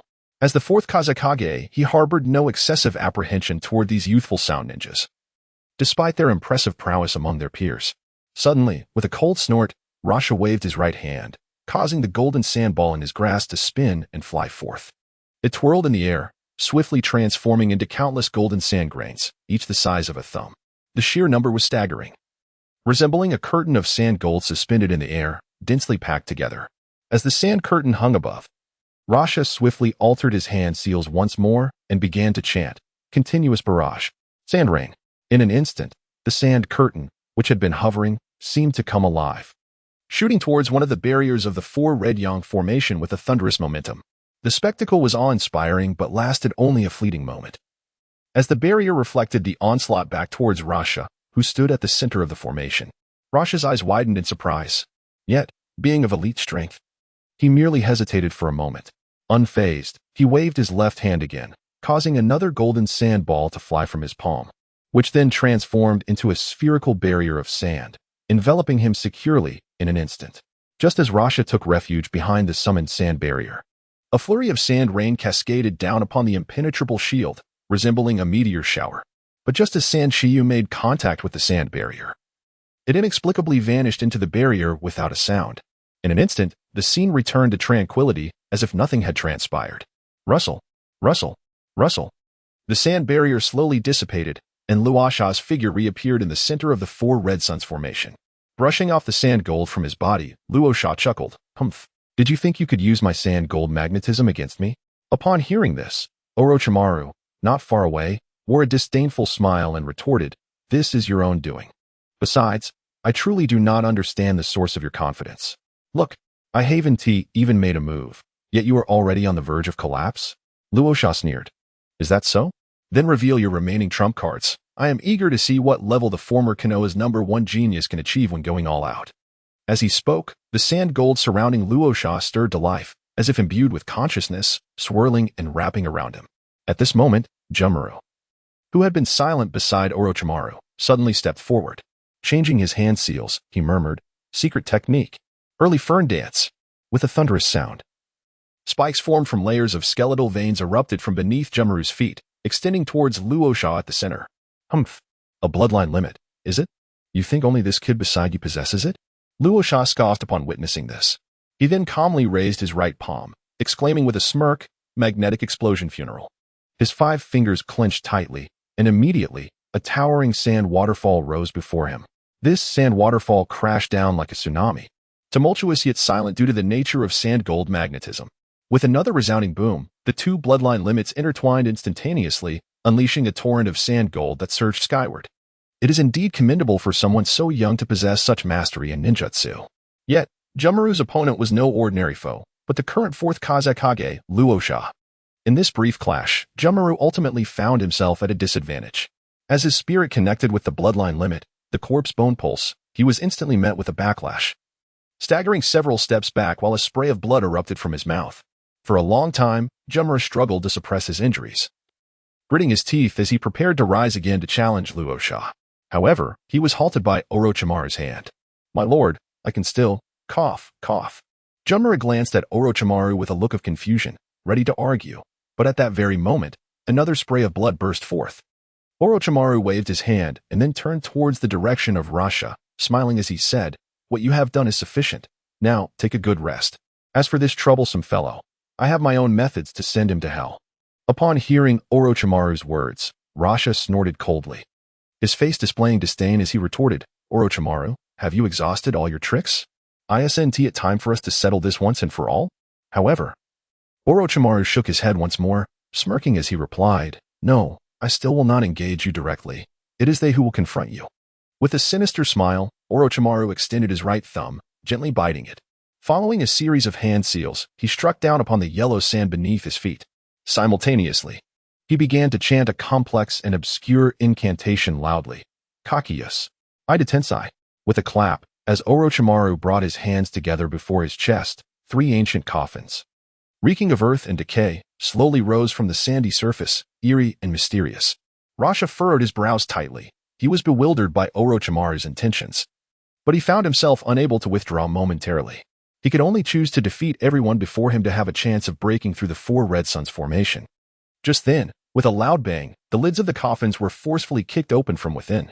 Before Rasha could comprehend the bizarre scene unfolding before him, he was struck with shock. This was the first, second, and fourth Hokage of Konohagakure. A chill ran down Rasha's spine as he realized he was witnessing the long-deceased former Hokages. But how was this possible? Had they not perished long ago? The first Hokage, Hashirama, slowly opened his eyes, instinctively sensing a familiar presence behind him. Just as he turned to investigate, he caught sight of his brother Tobirama, who stood beside him with a look of astonishment. "Tobirama, how did you come to be here? And do you know where this is?" Hashirama inquired. Tobirama, seemingly just summoned from the coffin, felt as though he had just awoken from a long dream. Shaking his head, he was about to speak when he suddenly noticed a golden-haired youth beside him. "Who are you?" Tobirama asked warily. The young man with golden hair, Minato Namikaze, was equally perplexed by the sudden appearance of the scene before him. However, upon seeing Tobirama, his eyes widened in recognition, and he promptly replied, "Lord Tobirama, I am the 4th Hokage." As he spoke, Minato turned to point at the 4 prominent characters emblazoned on the back of his white robe. "Wait, I remember. I thought I was dead? But why have I found myself back in this place after such a long journey? It seems rather reminiscent of the Sand Village." Scratching his head, Minato Namikaze muttered to himself, still brimming with adolescent bravado. What on earth is happening? Observing the bewildered expressions of the 2 individuals beside him, Hashirama recalled the subtle, yet familiar aura he had sensed earlier. Just as he prepared to turn and investigate further, a chilling voice from behind interrupted. "Now is not the time for nostalgic exchanges. Go. Allow me to witness just how much of your former prowess remains." Before the words had fully escaped his lips, 3 kunai adorned with talismans shot forth from Orochimaru's hand, piercing the napes of the resurrected Hokage. This is my impure world reincarnation." The creator of the legendary ninjutsu, Tobirama, finally recognized the forbidden technique employed by Orochimaru as the kunai struck his neck. However, the clarity in the eyes of the 3 ancient deities vanished in that fleeting moment. Seeing this, Orochimaru nodded in satisfaction. "Go. I command you to attack together. Spare no effort in eliminating this man." As he spoke, he pointed towards the stunned Rasha, who stood frozen in disbelief at the unfolding scene. The 3 former Hokage appeared vacant and expressionless. Upon receiving Orochimaru's command, Hashirama slowly began to weave hand signs. Suddenly, with a crack, thick vines, as robust as a man's arm, surged forth towards the wary Rasha. This was Hashirama's weakened version of his ultimate technique, the advent of the World Tree. Noticing that Hashirama had initiated the attack, Rasha, undeterred, lifted his right hand, raising a spherical mass of sand and gold into the air. With a single-handed seal, the mass transformed into a barrage of sand, striking towards the encroaching vines like a shower of meteors. The clash of their formidable techniques resulted in a resounding explosion, with both powers dissipating into nothingness. Yet, before Rasha could catch his breath, he noticed Tobirama, standing beside Hashirama, mechanically beginning to weave intricate hand signs. In a calm voice, he proclaimed, "Ninjutsu, Water Dragon Bullet Technique." With his words, a colossal water dragon, stretching over 100 meters, materialized before him. The ability to wield such potent water techniques in the arid Sand Village is truly remarkable, though still amidst peril. Rasha could not help but marvel at the sight of the enormous water dragon before him. Meanwhile, Rasha acted decisively, extending his right hand and transforming it into a fist, unleashing the magnetic explosion once more. This time, leveraging the advantageous terrain engulfed in swirling yellow sand, Rasha managed to gain the upper hand in this fierce confrontation.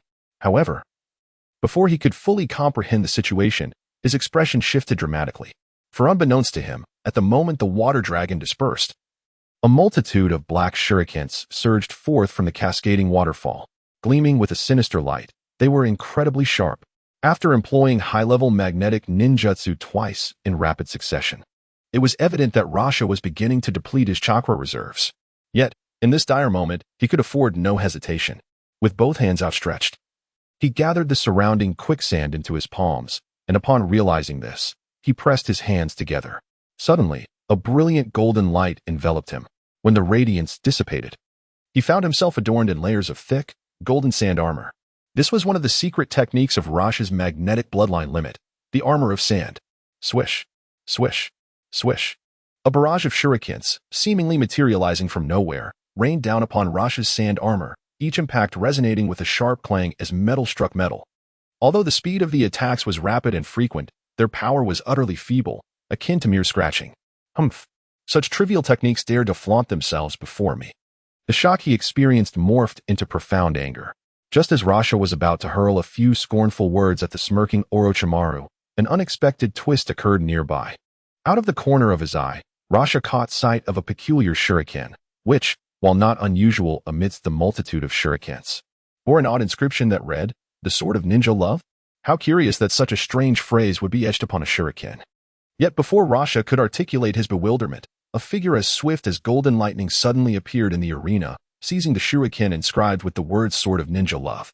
It was none other than the fourth Hokage. In that moment, Rasha truly grasped the terrifying prowess of the man once heralded as the Yellow Flash. Moreover, disregarding his undefeated state in life, even now, under external control, the battle instinct he exuded was beyond the reach of any ordinary genin. Just as Rasha was engulfed in astonishment, a thunderous voice erupted from behind him, belonging to Minato Namikaze, Rasengan. With a resounding crash, a tremendous spiraling force, akin to a condensed tornado, forcefully penetrated Rasha's sand armor. Initially, Rasha was not particularly fearful of the spiraling sphere unleashed by Minato.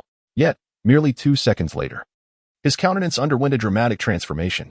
Before he could take any remedial measures, he found himself propelled forward, a torrent of blood erupting from his mouth, driven by the terrifying spiral force emanating from behind him. With a soft exclamation, Rasha stumbled and fell to the ground, expending considerable effort to rise partially. Directing a disdainful gaze at the distant figure of Orochimaru, who continued to smirk. A commendable tactic, if I am not mistaken. The technique you have employed is the legendary Forbidden Jutsu, Edo Tensei, created by the second Hokage, is it not? Rasha remarked, wiping the trickle of blood from the corner of his mouth. Orochimaru clapped his hands in amusement, nodding in acknowledgement. Indeed, you are worthy of being the Kazekage of Sunigakure. Although you are slightly weaker than I had anticipated, your insight is impressive, even if your mental acuity seems somewhat lacking. At that moment, Rasha realized that Orochimaru's earlier strategy of refraining from direct confrontation while allowing his subordinates to engage was aimed at depleting his chakra reserves. Now, faced with the current predicament, Rasha understood that he was ensnared in a dire situation. If he wished to survive this ordeal, he must devise a means to counter Orochimaru's Edo Tensei. With this thought in mind, Rasha began to subtly gather his chakra once more while attempting to buy time by casually inquiring, "You have long since betrayed Konoha. How then do you still wield the power of Edo Tensei?" Orochimaru sneered with disdain, seemingly aware of Rasha's intention to stall. However, he appeared unconcerned as he replied, "Very well. Since you are nearing your end, I shall grant you the clarity of knowledge, so that when you reach the Sage of Six Paths, you will not be left wondering how you met your demise. Don't revel in triumph too soon." Rasha retorted, his temper flaring. Yet, due to his precarious situation, he refrained from further dialogue. Observing this, Orochimaru smiled slightly and said, "I suspect that even if I were to divulge how I acquired this Edo Tensei, you would not believe me. However, as a companion to the fourth Kazekage, I shall indulge you." Pausing for a moment, Orochimaru then began, "The leader of Konoha's Umbu, Danzo." What? Upon hearing these words, Rasha's expression turned as still as the depths of a stagnant pond. Could it be that Konoha was covertly initiating an invasion of Sunagakure? But if I were to fall here today, what would become of Gaara? Who would safeguard Shikaku? Would the innocent inhabitants of Sunagakure truly suffer needlessly alongside the village? In an instant, as the current wind shadow, Rasha was besieged by a myriad of negative thoughts. For reasons unknown, he suddenly felt an overwhelming impulse to end it all. No, this sensation was wrong. Moreover, why was it that, after such a brief moment, his chakra seemed to diminish rather than replenish? Rasha lifted his gaze, only to be met with Orochimaru's mocking smile, which appeared right before him. Orochimaru pointed toward a peculiar flower emitting earthy yellow fumes beside Hashirama and sneered, "Rasha, I am well aware that you are stalling for time to recover the chakra I previously drained from you. As a cautious researcher, I have long discerned your little ploy. But do you know why I, who am usually so prudent, choose to overlook your foolishness at this critical juncture? Why? Under the influence of Hashirama's bloodline limit and the arrival of the flower tree world, Rasha's mind was somewhat dazed, and he nearly asked instinctively. Orochimaru derided him. I genuinely do not know. We are both merely biding our time. I await the manifestation of Hashirama's flower tree world to seal your chakra.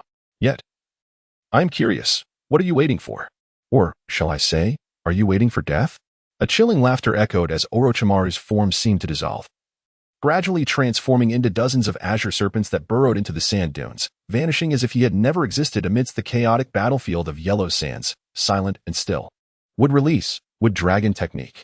Suddenly, Rasha, in a daze, observed Hashirama nearby clasp his hands together. With a resounding shout, a colossal wood dragon, spanning several meters, surged toward him with frightening momentum. Rasha was taken aback. It felt as though the numbing effect of the flower tree world had suddenly worn off. He bit his tongue to regain a fleeting clarity and, without hesitation, rapidly formed hand seals, proclaiming the mightiest technique of his bloodline limit, magnet release. Sands of the Golden Funeral. With a thunderous roar, a colossal sand waterfall, even more formidable than Hashirama's would release, manifested before Rasha. Its grandeur was overwhelming. Yet, just as he was about to continue forming hand seals, he found himself ensnared by a pair of handcuffs solidified from flowing water, rendering his hands immobile. Boom. Hashirama's wood dragon instantly scattered Rasha's still-forming sand waterfall and charged toward him with the force of wind and thunder. Simultaneously, Rasha felt that familiar spiraling power, which had stealthily shot toward him from behind, unbeknownst to him. Raza despairingly closed his eyes. I have lost. Forgive me, Karura. I truly tried my best. But I can no longer protect our child. Although Wind Shadow was quietly eliminated by Orochimaru and others in Sunagakure, the unfolding events were not as Raza had anticipated. Fear did not engulf the entire village. Sunagakure remained tranquil as always, despite its desolation, seemingly untouched by the fierce battles that had transpired outside its borders. Miraculously, Raza's figure reappeared in the Wind Shadow's office within the village. While significant events unfolded in Sunagakure, Sasuke was blissfully unaware, enjoying leisure at a barbecue restaurant in Konoha, and even if he had known, he would have cared little. CHG, eat up. Your brother-in-law is treating you for the first time, and you mustn't leave hungry. Sasuke chuckled, serving a generous piece of fatty meat to the grease-covered CHG. CHG grinned widely, oblivious to the odd glances from those around him, indulging with the enthusiasm of a popular food vlogger. In stark contrast, Shikamaru and Naruto, sitting beside CHG, were in a completely different state of mind. Naruto felt like an extraneous light bulb, seated across from the stunning duo of Sasuke and Sakura. A tormenting experience. Meanwhile, Shikamaru wore a frown. Unlike Naruto, his discomfort stemmed from the pointed stares of the patrons around them, exacerbating his social anxiety and plunging him into an unending cycle of embarrassment. Just as CHG was devouring his meal with gusto, a shuriken suddenly was towards Sasuke. With remarkable speed, Sasuke's eyes flashed crimson, and in an instant, the projectile lay calmly in his grasp. Wow, brother-in-law. Impressive. CHG gasped, eyes wide with admiration. Keep it low-key, keep it low-key. Sasuke waved his hand dismissively, then focused on the white piece of cloth attached to the shuriken's tail. Are you brave enough to meet me at the Valley of the End? 5 miles from the village? If you don't come, you're a coward. Sasuke murmured, a smirk tugging at his lips. Sasuke, do you know who sent this? Sakura asked, a hint of anxiety in her voice. Sasuke smiled slightly, first patting Sakura's shoulder reassuringly, then leisurely inhaling the scent of the white cloth. After a moment, he sighed. It smells wonderful. In the Valley of the End, Sasuke found himself momentarily caught off guard by Ino's peculiar tone and her ambiguous expression. He offered a sheepish smile, scratching his chin as a sly smile crept upon his lips. "Do not worry, I believe I have disowned who is in search of me." Months earlier, when his memories had been sealed by the system, he recalled having visited this place, where he had astonishingly uncovered that Danzo had been covertly manipulating Itachi to control him while keeping a watchful eye on his every move. However, the system he possessed now was far from the simplistic, invincible systems depicted in novels of his past life. It seemed to possess a mind of its own, more akin to a laid-back system, not assisting Sasuke in his endeavors, but rather choosing to languish idly. Yet, Sasuke paid little heed to this now. He was in possession of the yang release bestowed upon him by the Sage of Six Paths, and he was accompanied by the enchanting Sakura and Ino. Such a lackadaisical system was of little consequence. Warning: host, do not vent your grievances internally. Otherwise, when the system's anger reaches its zenith, it shall retaliate against you. Sasuke was taken aback by the system's swift response. "What the? You little rascal. How dare you come here?" Ino's voice rang out from the distance, filled with indignation. "If you hadn't had the audacity to show up, I would have sent people after you daily, forcing you into a shell like a coward." As he strolled deeper into the valley, a playful banter ensued between Sasuke and the system. Suddenly, the melodious voice of Tintin reached his ears, drawing his attention. Her large, bright eyes, rosy lips, and pristine white attire made her resemble a delicate porcelain doll. This captivating sight brought a sparkle to Sasuke's eyes, prompting him to tease, "Tintin, I previously mentioned that upon laying eyes on you, I felt an overwhelming desire to cease my efforts." Pausing briefly, he added with a playful scratch of his nose. "You see, it's quite a hassle for you to send others to find me. And then there's the intermediary taking a cut. Henceforth, if you wish to seek me out, just bring along whatever implements you desire, be it whips or candles. As long as your payment is in order, I, Sasuke, would be willing to comply without reservation." With that, he raised his right hand, striking a pose as if swearing an oath. "You scoundrel!" Tintin exclaimed. Her cheeks flushed as she stomped her foot and hurried away, though a sense of unease began to stir within her heart. In the preceding moment, she found herself grappling with a flicker of hesitation regarding Sasuke's words. This culminated in the term rogue carrying an undertone of self-reproach. "Heck, truly, a person devoid of shame can conquer the world." Sasuke chuckled. Just then, a figure clad in white suddenly caught the edge of his vision. He looked up to behold a young man with long hair, donned in a white ninja vest, who had inexplicably materialized before him. Sasuke was momentarily entranced, captivated by the large, expressive eyes, the elegantly shaped nose, and a heart-shaped visage. Had it not been for the distinctive white pupils, he might have failed to register that the individual before him was none other than Neji, the strongest among the Konoha 12, whom he had long awaited. "My goodness, Neji resembles a girl so much in this world." Sasuke mused. "Thank goodness for your formidable skills. Otherwise, one might mistake you on the street." Noticing the peculiar gaze Sasuke directed towards him, Neji involuntarily shivered. Clearing his throat, as if to rouse Sasuke from his daze, he began, You are the one reputed as Konoha's current genius, Sasuke?" Neji, encountering Sasuke for the first time, the young ninja hailed by many as Konoha's foremost prodigy, displayed no visible emotions.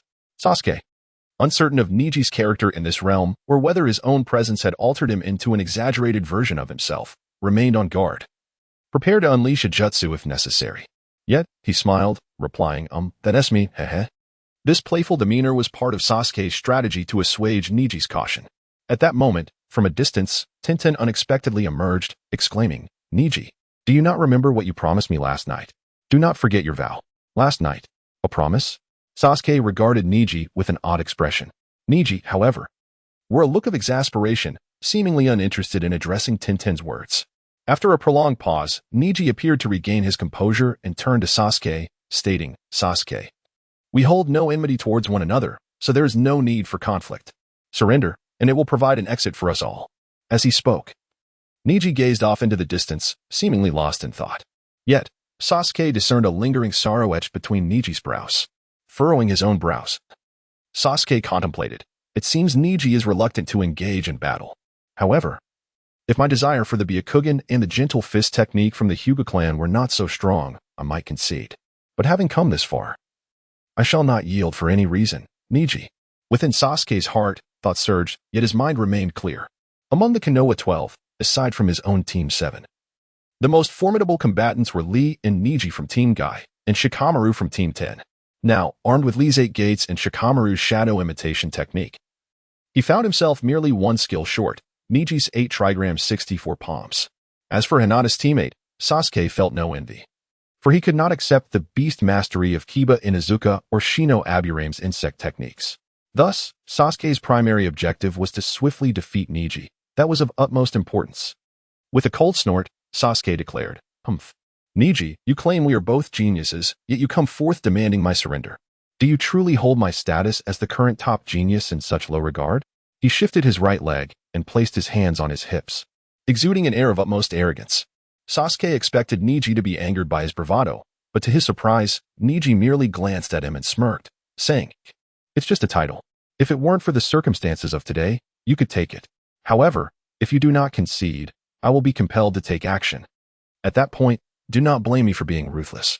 Though Niji feigned indifference towards the title of top genius, upon reflection, it was precisely this reputation that allowed him to navigate the complexities of the Hyuga clan with relative ease as a branch family member.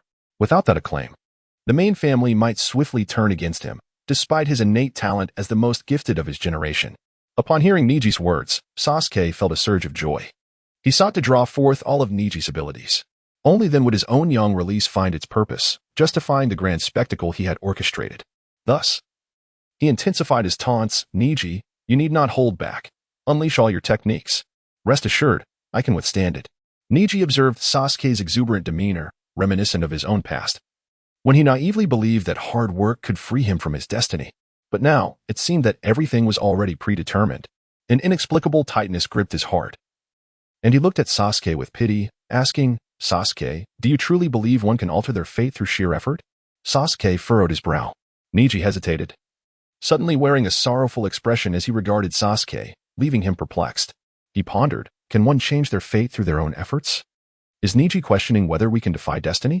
This inquiry plunged Sasuke into deep contemplation, though he was not musing on the matter of defying fate itself. Rather, he was intrigued by the unexpected pity in Niji's tone as he posed such a peculiar question. Niji, hailing from the branch family of the Hyuga clan, posed his inquiry without surprise as it encapsulated his current predicament. His expression of compassion. Could it be that he perceives himself as the Niji of yore, who once fervently believed in the supremacy of fate? After all, I recall that in the original narrative, Niji consistently urged Naruto to relinquish his efforts and accept destiny. With the backing of the original anime, Sasuke swiftly arrived at a conclusion. He believed that his presence had altered the causal chain of the original story, suggesting that it was initially Niji who would have attempted to defeat Naruto with his words, yet now, that role had simply shifted to him. With this thought in mind, Sasuke lifted his gaze to meet Niji's still compassionate expression and shook his head, stating, "I do not subscribe to the notion of absolute human determination over fate." Niji, taken aback by Sasuke's response, had expected him to assert his belief without hesitation, for he himself had once been that passionate youth. After a brief pause, Niji seemed to regain his composure, curiosity evident in his voice as he asked, "Oh, why do you not believe? Could you share your thoughts with me? I am genuinely eager to know." Observing the yearning in Niji's eyes, Sasuke, adhering to the noble tradition of the protagonist's persuasive prowess, replied with a smile, "The reasoning is quite simple. Without foundational capital, one is akin to a stream without a source or a tree without roots. It cannot yield the desired results." "What do you mean?" Niji pondered, though he appeared only partially enlightened. Sasuke secretly mused that his intent was for Niji to remain perplexed, thus facilitating his subsequent straightforward discourse. This is the pinnacle of persuasive technique. Human nature operates in such a manner, to convince others of your assertions. There is no need for elaborate fables or intricate logic. One merely needs to amplify the individual's deepest anxieties, relentlessly provoking the taboos nestled within their soul. When that person reaches the brink of emotional collapse, it becomes the opportune moment to implant one's own ideas, subtly entwined with personal motives. This principle Sasuke had observed in his previous life, where the strategies employed in short videos often adhered to such patterns. As Sasuke emerged from his reverie, a slight smile graced his lips as he cast a meaningful glance at Niji, who was brimming with anticipation. Instead of providing a direct answer, he posed a rhetorical question. "Niji, your expression piques my interest. I now wish to inquire why you do not adopt Tintin's approach of using wealth to sway others when dealing with matters." Hey, Sasuke, this is a battle between men. Please do not involve me. A lady. Tintin exclaimed, unable to contain her irritation at Sasuke's remarks. Just an example. Merely an example. I truly meant no offense, miss. Sasuke waved his hand dismissively, offering a strained smile in response to Tintin's feeble defense. This exchange, however, plunged Neji into contemplation. After a prolonged silence, he raised an eyebrow, uncertainly replying, well, I am not as generous as Tintin. A man must maintain his pride. And the money in his pocket often serves as his confidence when venturing out. This holds true in both my past life and this world. Sasuke, receiving Neji's clumsy answer, refrained from responding directly. Instead, he continued to gently prod. Lacking financial resources is indeed a nearly irreconcilable issue. However, as a prodigy of the Hyuga clan, why do you not learn the 8 Gates technique from Guy, much like Lee does? Sasuke felt no need to elaborate on the strength of the 8 Gates. He was confident that Neji had heard of Might Guy single-handedly facing the 7 ninja swordsmen. After a pause, Neji's expression grew increasingly conflicted. Minutes passed before he seemed to gather resolve, gritting his teeth as he said, I cannot take on too much at once. I have already inherited the Hyuga clan's legacy, so there is no need to learn Guy's 8 Gates technique, even if it is remarkably intricate. Sasuke detected the hint of insecurity in Neji's voice, and with a smile, he chose not to pursue the matter further. Instead, he continued his probing, as the saying goes. A doctor cannot heal himself. One can never truly see oneself. Or perhaps, like you, one is forever reluctant to confront the truth. You, Neji retorted, visibly shaken. Sasuke paid no heed to Neji's discomposure and continued to speak. Since you are unwilling to acknowledge your own reality, let me pose a question from a different perspective.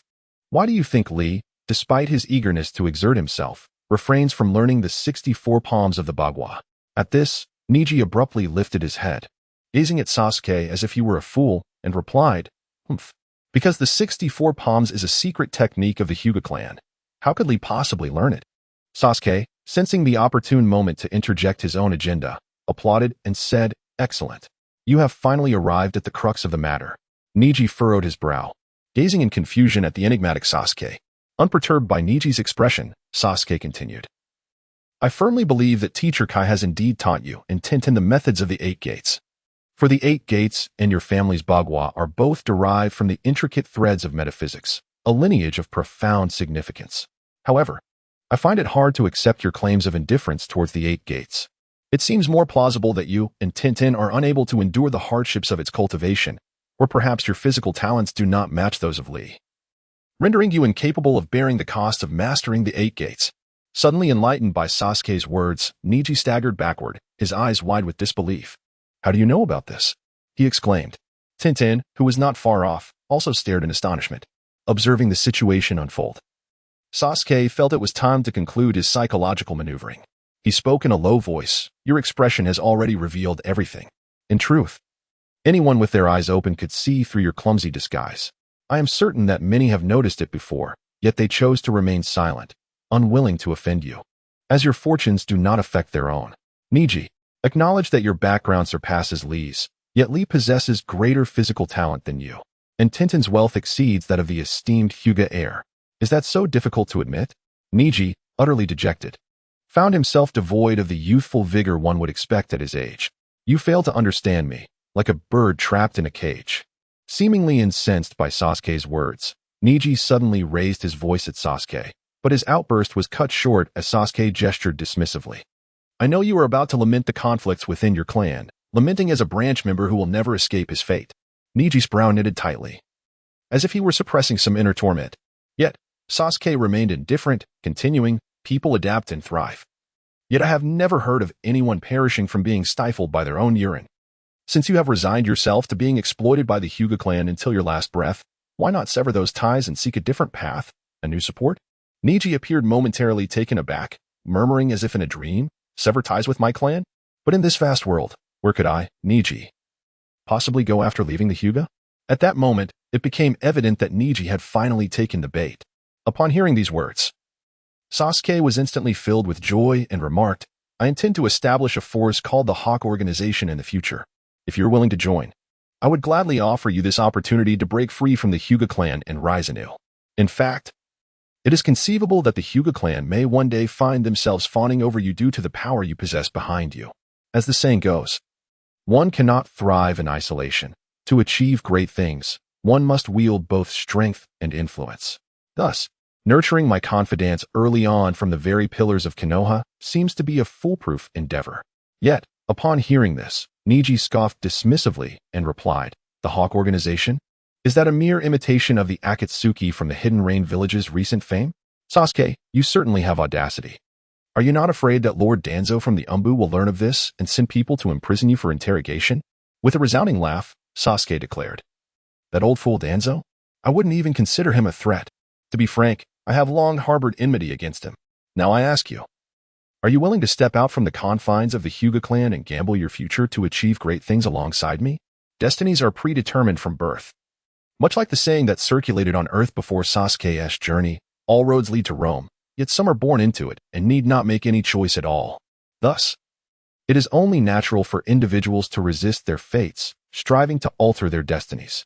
However, as time stretches on, many, like Niji now, may find themselves ensnared in a peculiar state of pessimism and passivity." Noticing a change in Niji's demeanor, Sasuke urged once more, "Why do you always think of defying fate? Why not consider aligning with it?" "Aligning with fate? Are you suggesting that I should submit to that despicable clan?" Niji retorted, misunderstanding Sasuke's intent. Slowly lifting his head from his despondent murmurs, Niji met Sasuke's confident gaze as he declared, "I am fate." Niji was taken aback. This rogue, is he truly the person I once knew? A sense of bewilderment washed over Tintin, her cheeks warming as she grappled with her feelings. Yet, the thought of betraying the Hyuga clan in the future filled her with dread, fearing the label of disloyalty that would follow. How could she face her deceased father in the afterlife? The mention of his father cast a shadow over Niji's previously contemplative expression, leaving him desolate. "Haha, Niji, you are so rigid. You've allowed those old fools of the clan to deceive you without even realizing it. What does the name Hyuga signify to you? Have you ever truly considered it?"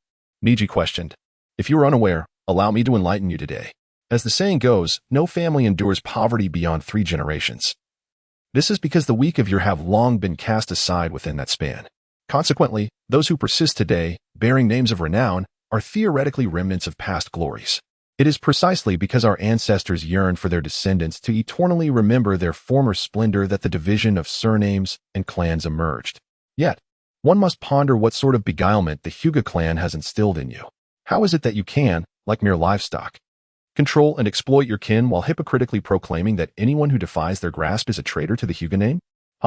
In light of this, I am compelled to inquire of your esteemed clan. Can you not articulate your position clearly?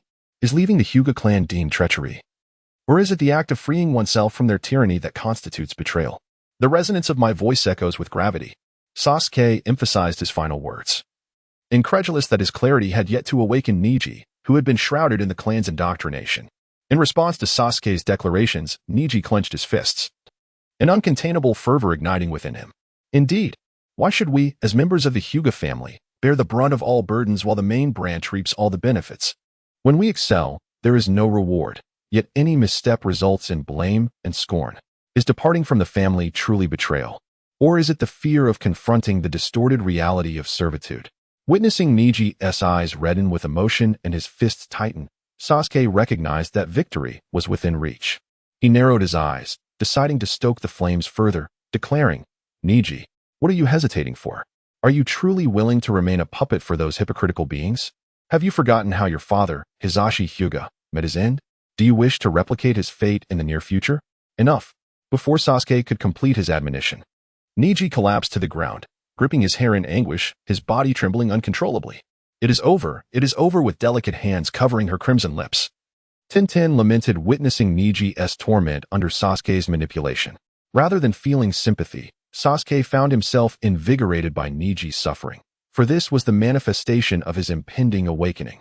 "Very well. If you are unwilling to confront your future, let us examine the matter from another perspective." With that, Sasuke stepped forward and continued, "Others may be oblivious to Naruto's family circumstances at our age, but I trust you, Niji, as the heir of the Hyuga clan, are well aware. Naruto's father, in his time, made the resolute decision to sacrifice himself for the sake of the entire Hidden Leaf village, thus fulfilling a greater purpose. Yet, when one observes the prevailing attitudes of the villagers towards the current Naruto, a stark contrast becomes evident. It seems that Naruto, as pointed out by Sasuke, bears the burden of Niji's suffering, Niji paused in his incessant tugging at his long hair, lifting his gaze, now filled with a fierce crimson intensity, and inquired, "But what connection do we share?" Sasuke, standing with his hands behind his back, proclaimed loudly, "Honor resides solely upon the edge of the blade. And truth is preserved within the strength of ninjutsu. Only by seizing one's destiny with one's own hands will fortune favor you. Niji, you and I are of the same ilk, both abandoned and forsaken. Thus, we must rely on ourselves. We must strive to grow stronger and unite all powers that can be united. Do you understand? Strive to grow stronger. Unite all powers that can be united." Niji murmured to himself, as at that moment, two eerie white flames seemed to arise from the depths of his pure white consciousness, intense yet fervent, resolute yet clear. He was aware of the massacre of the Uchiha clan behind Sasuke's stoic demeanor. Indeed, Sasuke's words bore no falsehood. They were indeed alike, both devoid of support, with the only path forward being to carve out their own destinies. Tintin, at this instant, found herself captivated by Sasuke, who stood upon a nearby rock, hands clasped behind his back. She gazed at his figure, slender yet remarkably upright. He had previously exuded a roguish demeanor, but now emanated an indescribable charisma that left her mesmerized. A gentle mountain breeze swept by, lifting a few strands of Sasuke's hair, creating a scene of breathtaking allure that left Tintin momentarily spellbound, involuntarily murmuring, so handsome." The air was thick with the intoxicating scent of budding romance. Life, in its essence, holds no inherent meaning. This notion permeates all aspects of human existence, training, labor, and even the chaotic emergence in this tumultuous world of shinobi. Thus, beyond mere survival, individuals must seek out their own meaningful pursuits, but this pursuit must not entail subjugation. Under the relentless psychological pressure exerted by Sasuke, Niji's defenses finally crumbled. He rose, eyes ablaze with fervor, declaring, "All right, I believe your words, but your strength is something I cannot trust at present. So you wish to engage me in battle to validate my abilities and ascertain whether my future proclamations hold any weight, correct?" Upon witnessing Niji's expression, Sasuke discerned that the young man was beginning to doubt whether his abilities were merely fanciful illusions. He mused to himself, "The lad is sharp, he's learning quickly. What? Were your previous assertions mere bravado?" Niji, confronted with Sasuke's challenging inquiry, instantly transformed his expression into one of fierce determination.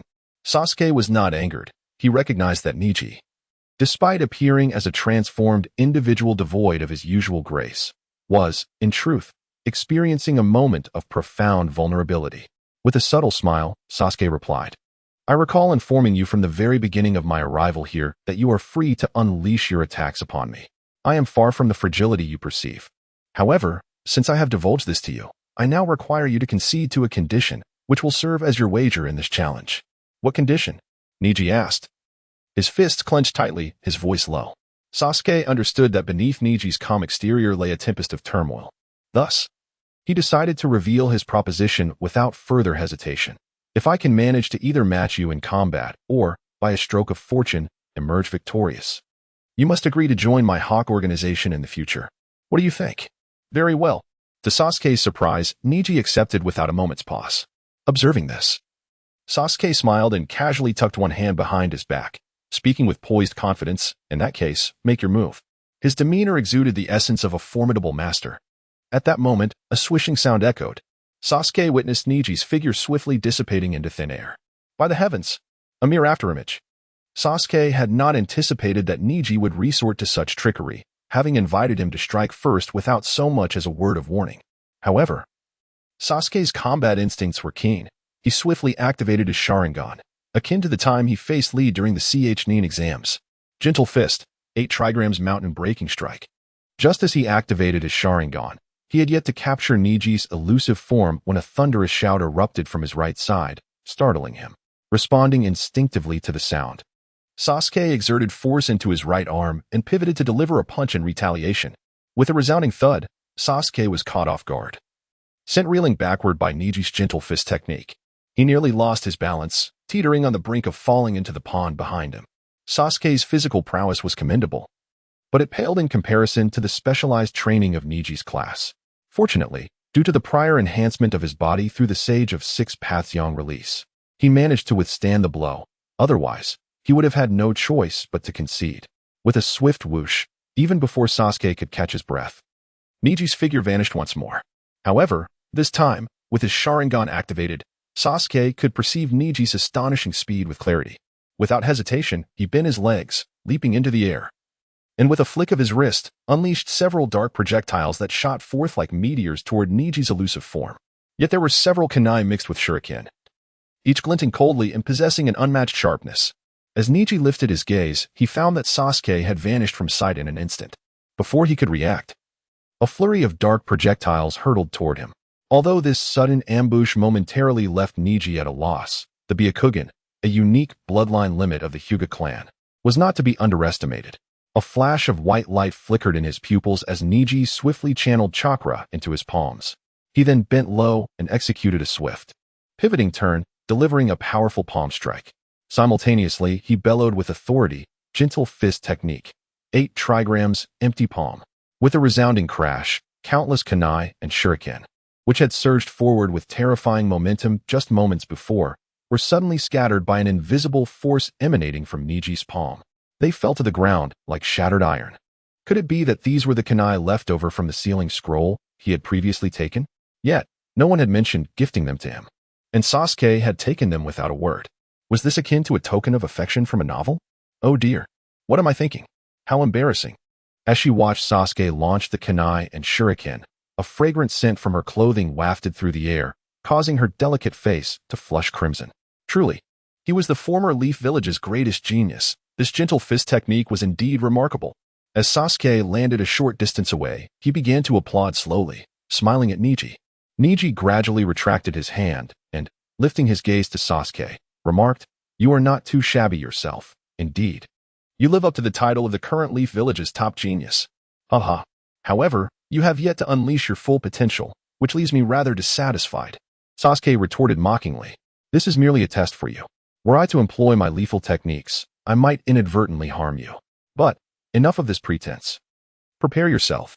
Sasuke denied Niji the chance to continue his bravado, especially with Hinata watching nearby. He was determined to avoid embarrassment in front of such a beauty. Without further ado, he formed hand seals that blossomed like a lotus, and then shouted, "Fire style, grand fireball technique," with another explosive roar. A fiery serpent erupted from Sasuke's mouth, accompanied by a violent surge of chakra. Before the serpent could fully take shape, it coalesced before Sasuke into a blazing sphere of fire, radiating an intense heat and brightness akin to the sun itself, an awe-inspiring sight. The Sasuke of now was not the same as the one who had faced Kakashi in earlier tests. Thus, the might of this grand fireball was incomparable to that of the past. Confronted with a terrifying blow, Niji's expression shifted dramatically. He genuinely did not anticipate that Sasuke possessed such a formidable fire-style secret technique. Had he known earlier, he would not have allowed Sasuke to easily form the necessary hand seals. But now, it was too late for regrets. Suddenly, Niji bent slightly at the waist, channeling chakra from his dantian, which surged throughout his body. With a sweeping leg movement, the chakra radiating from him was miraculously swept up, as if autumn winds were stirring fallen leaves. Simultaneously, a furious shout erupted from Niji, gentle fist technique, 8 trigrams palms reversal. As his voice fell, a blue shield-like domain resembling an inverted circular fortress materialized around him, encapsulating Niji completely, rendering him indistinguishable within the protective sphere. With a resounding crash, the great fireball collided with Niji's shield, unleashing a terrifying shockwave that spread outward from Niji's position. Trees in the vicinity were severed at their bases, toppling in droves. Nearby, the water of a pond erupted into multiple towering columns, resembling cascading galaxies shooting skyward. Tintin was momentarily frozen, witnessing a tree stump as thick as 2 people embracing, hurtling towards her like a cannonball, yet she felt as though immobilized by Nara's shadow imitation technique, unable to move an inch. At that moment, Sasuke heard Tintin's cries nearby. Fortunately for her, had she been farther away, he would have had no opportunity to save her. In an instant, Sasuke made a decision, opening the first gate of the 8 gates, propelling himself like a shooting star towards the stunned Tintin. "I'm going to die. I'm going to die. I should never have let Niji trouble Sasuke." Tears welled in Tintin's eyes. She was still young and had only intended to lightly reprimand Sasuke. Yet now, she found herself in the absurd predicament of potentially being crushed by a tree stump, her usual playful demeanor replaced by distress. Just then, Tintin felt someone tightly grasping her waist. In a moment of instinctual reaction, she unhesitatingly pulled Sasuke, who was holding her, into her embrace, seeking solace in the midst of her fear. After a series of agile leaps through the thicket, Sasuke finally alighted upon a relatively secure tree trunk. He lowered his head with a subtle smile, while Tintin, desperately squeezing her eyes shut, clutched herself tightly, even pressing her legs firmly against her waist. This scene was indeed somewhat. Sasuke swallowed hard. The moment he allowed his thoughts to wander, an inexplicable thirst began to creep in, clearing his throat. He appeared to deliberately adjust his trousers before gently patting Tintin and saying, "I must say, miss, while it is true that I, Sasuke, possess good looks, you ought not to play so recklessly. At my age, brimming with youthful vigor and having just unleashed my fire technique, you are quite literally playing with fire. Oh, pervert." Tintin opened her eyes, and, upon realizing the embarrassing position she was in with Sasuke, her face flushed crimson. She immediately jumped down from him, exclaiming, Hey, miss, what do you mean by that? It was I who saved you, after all. Not only do you take advantage of me, but now I am branded a pervert?" Sasuke, indignant, adjusted his trousers once more, fuming inwardly. I apologize. I misspoke earlier. It was not my intention." Sasuke raised an eyebrow, observing Tintin's blushing face, the tear stains still visible on her lashes and her delicate lips. He swallowed hard again, unable to restrain himself from muttering, "This little enchantress." Sasuke, what did you say?" Nothing. I merely meant that my match with Neji is not yet truly concluded, so we must focus on the contest at hand." Sasuke secretly wiped his brow. He understood well that while women could be praised, they were not to be belittled. At that moment, however, Tintin rushed forward, grasping Sasuke's arm with an endearing tone. "Sasuke, I was wrong. Can you both cease fighting? If you must spar, do it in the practice room." Sasuke found himself silently critiquing her in his mind. Gazing at Tintin, whose eyes glimmered with unshed tears, he questioned, "Didn't you always want us to fight? I recall you spent a great deal to come here for this day. And you previously stood by, encouraging us, fearing that Neji and I might not engage, as if it were a contest for marriage. What has changed now?" I was mistaken.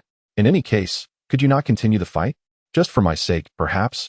Tintin lifted her beautiful eyes, and Sasuke's striking profile came into her view, causing her heart to flutter unexpectedly, leaving her puzzled as to why she suddenly wished for Sasuke to call off the match with Neji. Sasuke, of course, would not relent due to Tintin's plea, as he had yet to fully draw out Neji's 8 trigram 64 palms. That was a renowned technique of the Hyuga clan. At this moment, how could Sasuke, having just begun to show promise, willingly relinquish this opportunity? However, upon observing the glimmer of infatuation in Tintin's eyes, he pondered whether the young girl harbored a secret affection for Neji. Was she afraid that his fierce demeanor might shatter her dreams of her beloved? The more he contemplated, the more plausible it seemed. After all, one could assert that in this world, Neji could effortlessly debut based solely on his striking looks. With a sly thought, Sasuke resolved to tease the seemingly naive and affluent girl before him. Suddenly adopting a serious demeanor, he gestured dismissively and proclaimed, "No, you are unaware that Neji and I have secretly met before. He proposed a contest between us, a battle of men. The victor shall have the privilege of being with you, the enchanting Tian, while the loser vows never to pursue you again. Tian, I, Sasuke, am a man of substance. Although I already have 2 wives, having made this wager with Neji for your sake, I shall not withdraw my claim today, regardless of your future perceptions of me." Just then, as if on cue, Neji's figure materialized nearby with a sudden whoosh. He crossed his arms and spoke in a low voice, "Indeed, you still possess considerable skill." Upon hearing this, Sasuke chuckled and replied, "Yet our contest has not concluded, has it?" Neji, however, did not respond directly. Instead, he extended a hand towards Tian, saying, "Tian, you should return to Class 3 for updates. Do not worry, I will be back shortly." Tian was momentarily taken aback by his words, and then, as if awakening from a dream, she pleaded with Neji, "Please, do not fight. If you must, let it be during the 3rd round of the Chunin exams." Neji, taken aback by her sudden change in demeanor, redirected his gaze to Sasuke and asserted, "This is no mere contest. It is the first step towards transforming my future, and I cannot yield." Noticing the gravity in Neji's expression, absent of any jest, Sasuke smiled reassuringly at Tian and said, "Fear not, Miss Tian. I shall not harm Neji. Besides, your Neji brother's strength is hardly inferior to mine." His expression was somewhat playful. However, as Tian's persistent demeanor suggested, she would not relent regarding their contest. Niji and Sasuke exchanged a glance. With another two swift sounds, they vanished from the grove where Tian stood. Your fire release is quite formidable. I have heard that the Uchiha clan possesses a secret technique. I wonder if that is indeed the case? Niji inquired. Standing atop the colossal statues at the Valley of the End, gazing across at Sasuke. Sasuke nodded, a smile gracing his lips as he remarked, Indeed. But I possess many techniques far more formidable than that fire release. So, I hope you won't hold back in our upcoming exchange. His demeanor remained relaxed, suggesting that the fire release he had unleashed earlier was merely one of his ordinary trump cards. Niji furrowed his brow. The figure atop the statue of Madara appeared increasingly enigmatic. As the saying goes, one must strategize before acting. Therefore, akin to Lee. He extended his bandaged left arm and spoke slowly. Last time, I initiated the attack. To ensure fairness, I will allow you to strike first this time. Sasuke chuckled. Fully aware of Niji's indecisive expression not far away, yet he chose not to call it out.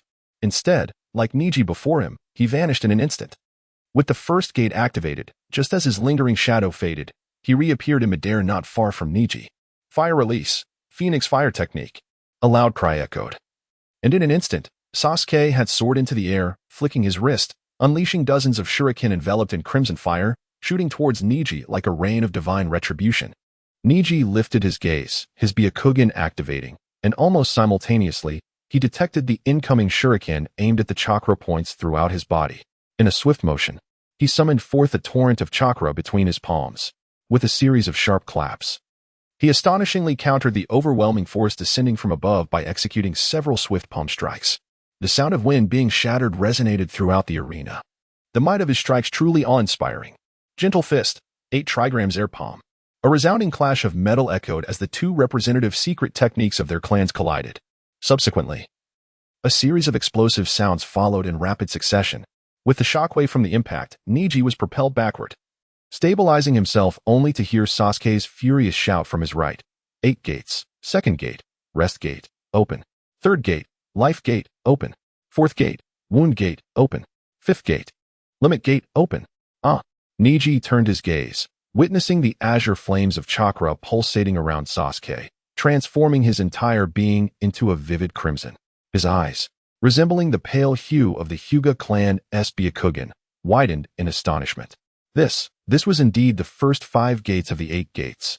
His eyes widened further, the gravity of the situation weighing heavily upon him. He had heard whispers of Sasuke's mastery over the 8 gates. Yet it was merely a rumor that claimed Sasuke could only open up to the 4th gate. The 8 gates, each a realm unto itself. For gates were already terrifying. But how could Sasuke, after a period of absence, now open the 5th gate like Lee? Could he truly be the answer that resided in my heart? Niji murmured to himself, pausing for a moment. No, it is not yet time. It appears I must resort to that tactic. With a swift motion, Niji vanished from sight once more. This marked Sasuke's inaugural experience in unleashing the 5th gate of the 8 gates of opening during a real battle. He felt as though his entire being was ablaze, brimming with an inexhaustible reservoir of power. But wait, where had that guy Niji gone? The absence of an outlet for his overwhelming strength left Sasuke in profound discomfort. Just as he began to scour the surroundings with his Sharingan in search of Ninji's elusive presence, a sudden voice, cold and commanding, echoed from behind him. The game is over, Sasuke. Sasuke, huh?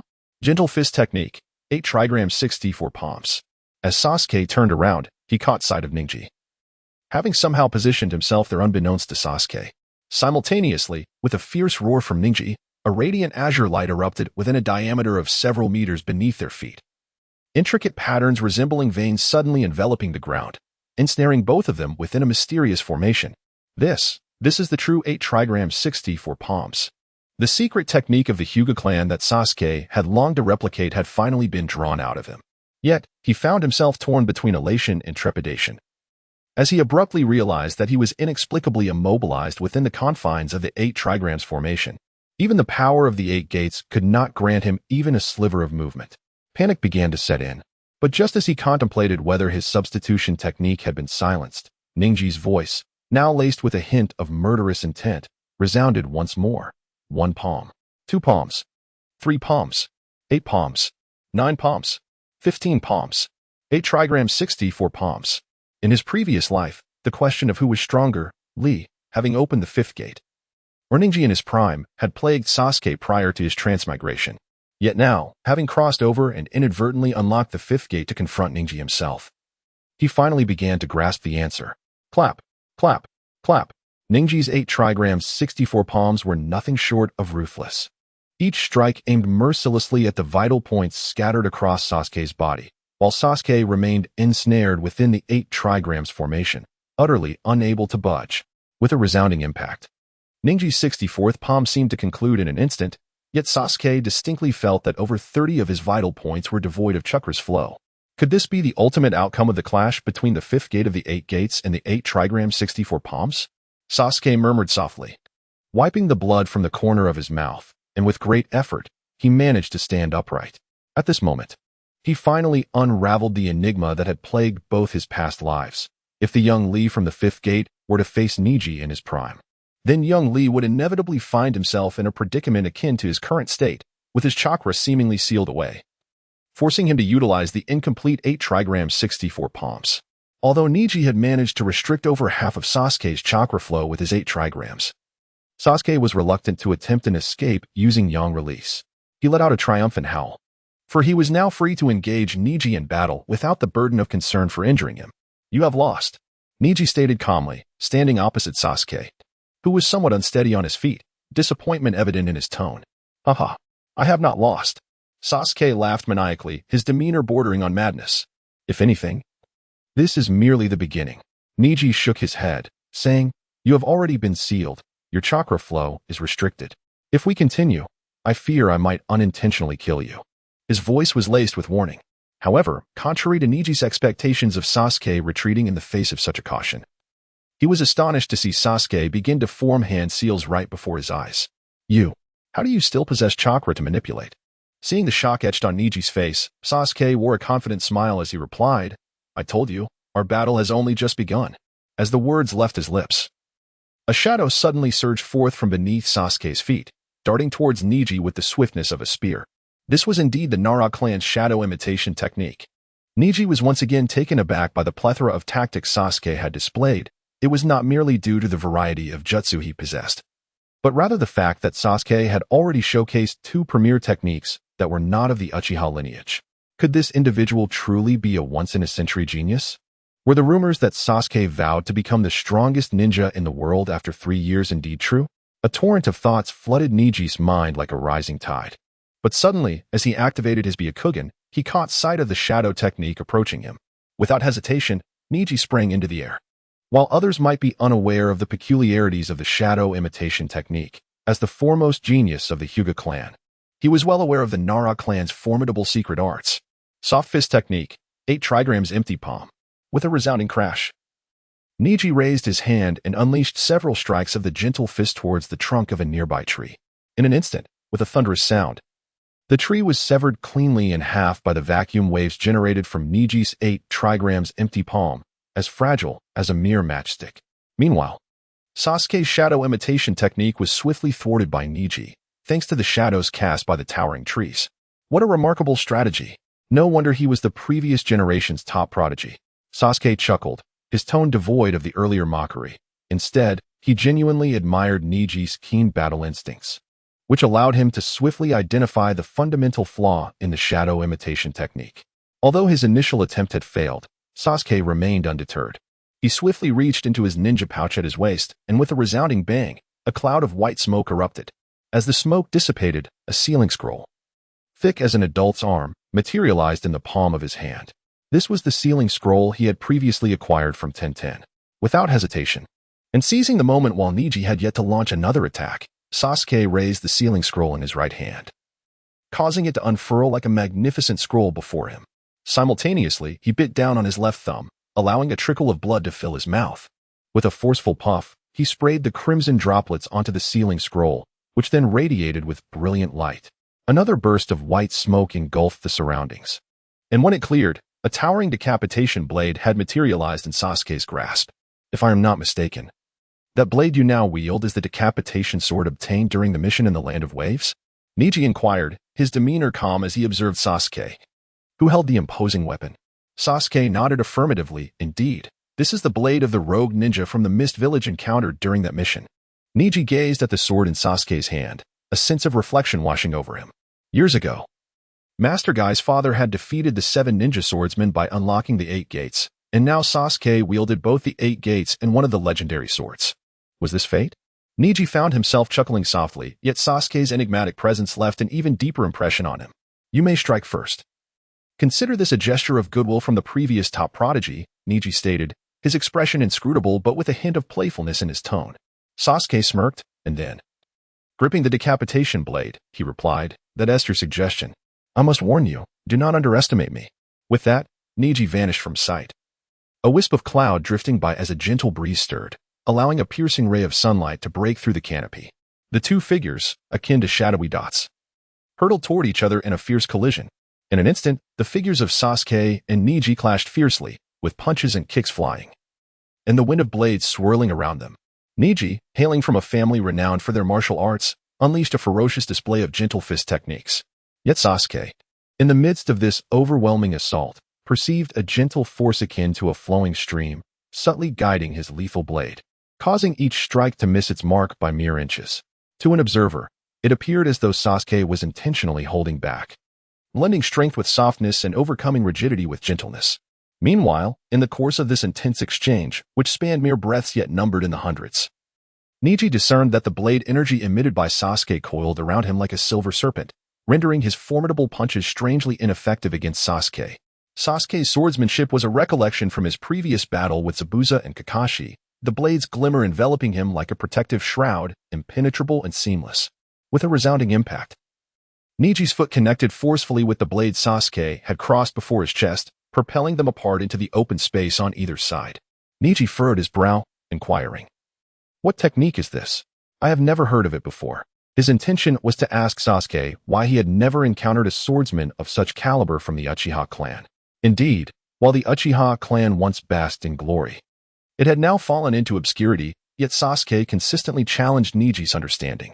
Sasuke chuckled softly and, extending his right hand forward, a flicker of flame materialized in his palm.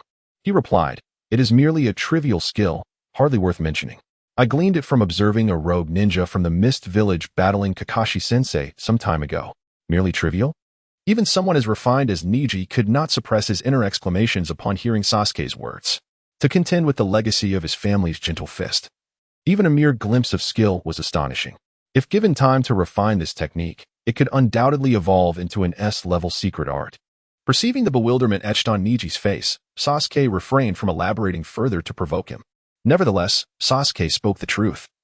This technique was indeed born from his contemplation of Zabuza's swordplay. He did not waste the flame he had summoned earlier. Instead, he subtly channeled his chakra, applying it directly to the blade. In the next moment, the sword's surface erupted into a raging inferno as if doused in oil, transforming the previously flickering flames into a vast sea of fire. How is this possible? Witnessing this scene, Niji's eyes widened in astonishment, his jaw nearly dropping to the ground. He momentarily abandoned his usual poised demeanor, utterly bewildered by Sasuke's astonishing display of skill. How could this be possible? You have managed to imbue your fire release with the blade of the decapitating sword? How did you accomplish this? Niji's shock mirrored that of Danzo and Yamashiro just days prior, as the amalgamation of two distinct elemental jutsu seemed utterly inconceivable within this world. Sasuke chuckled, responding, "Oh, this?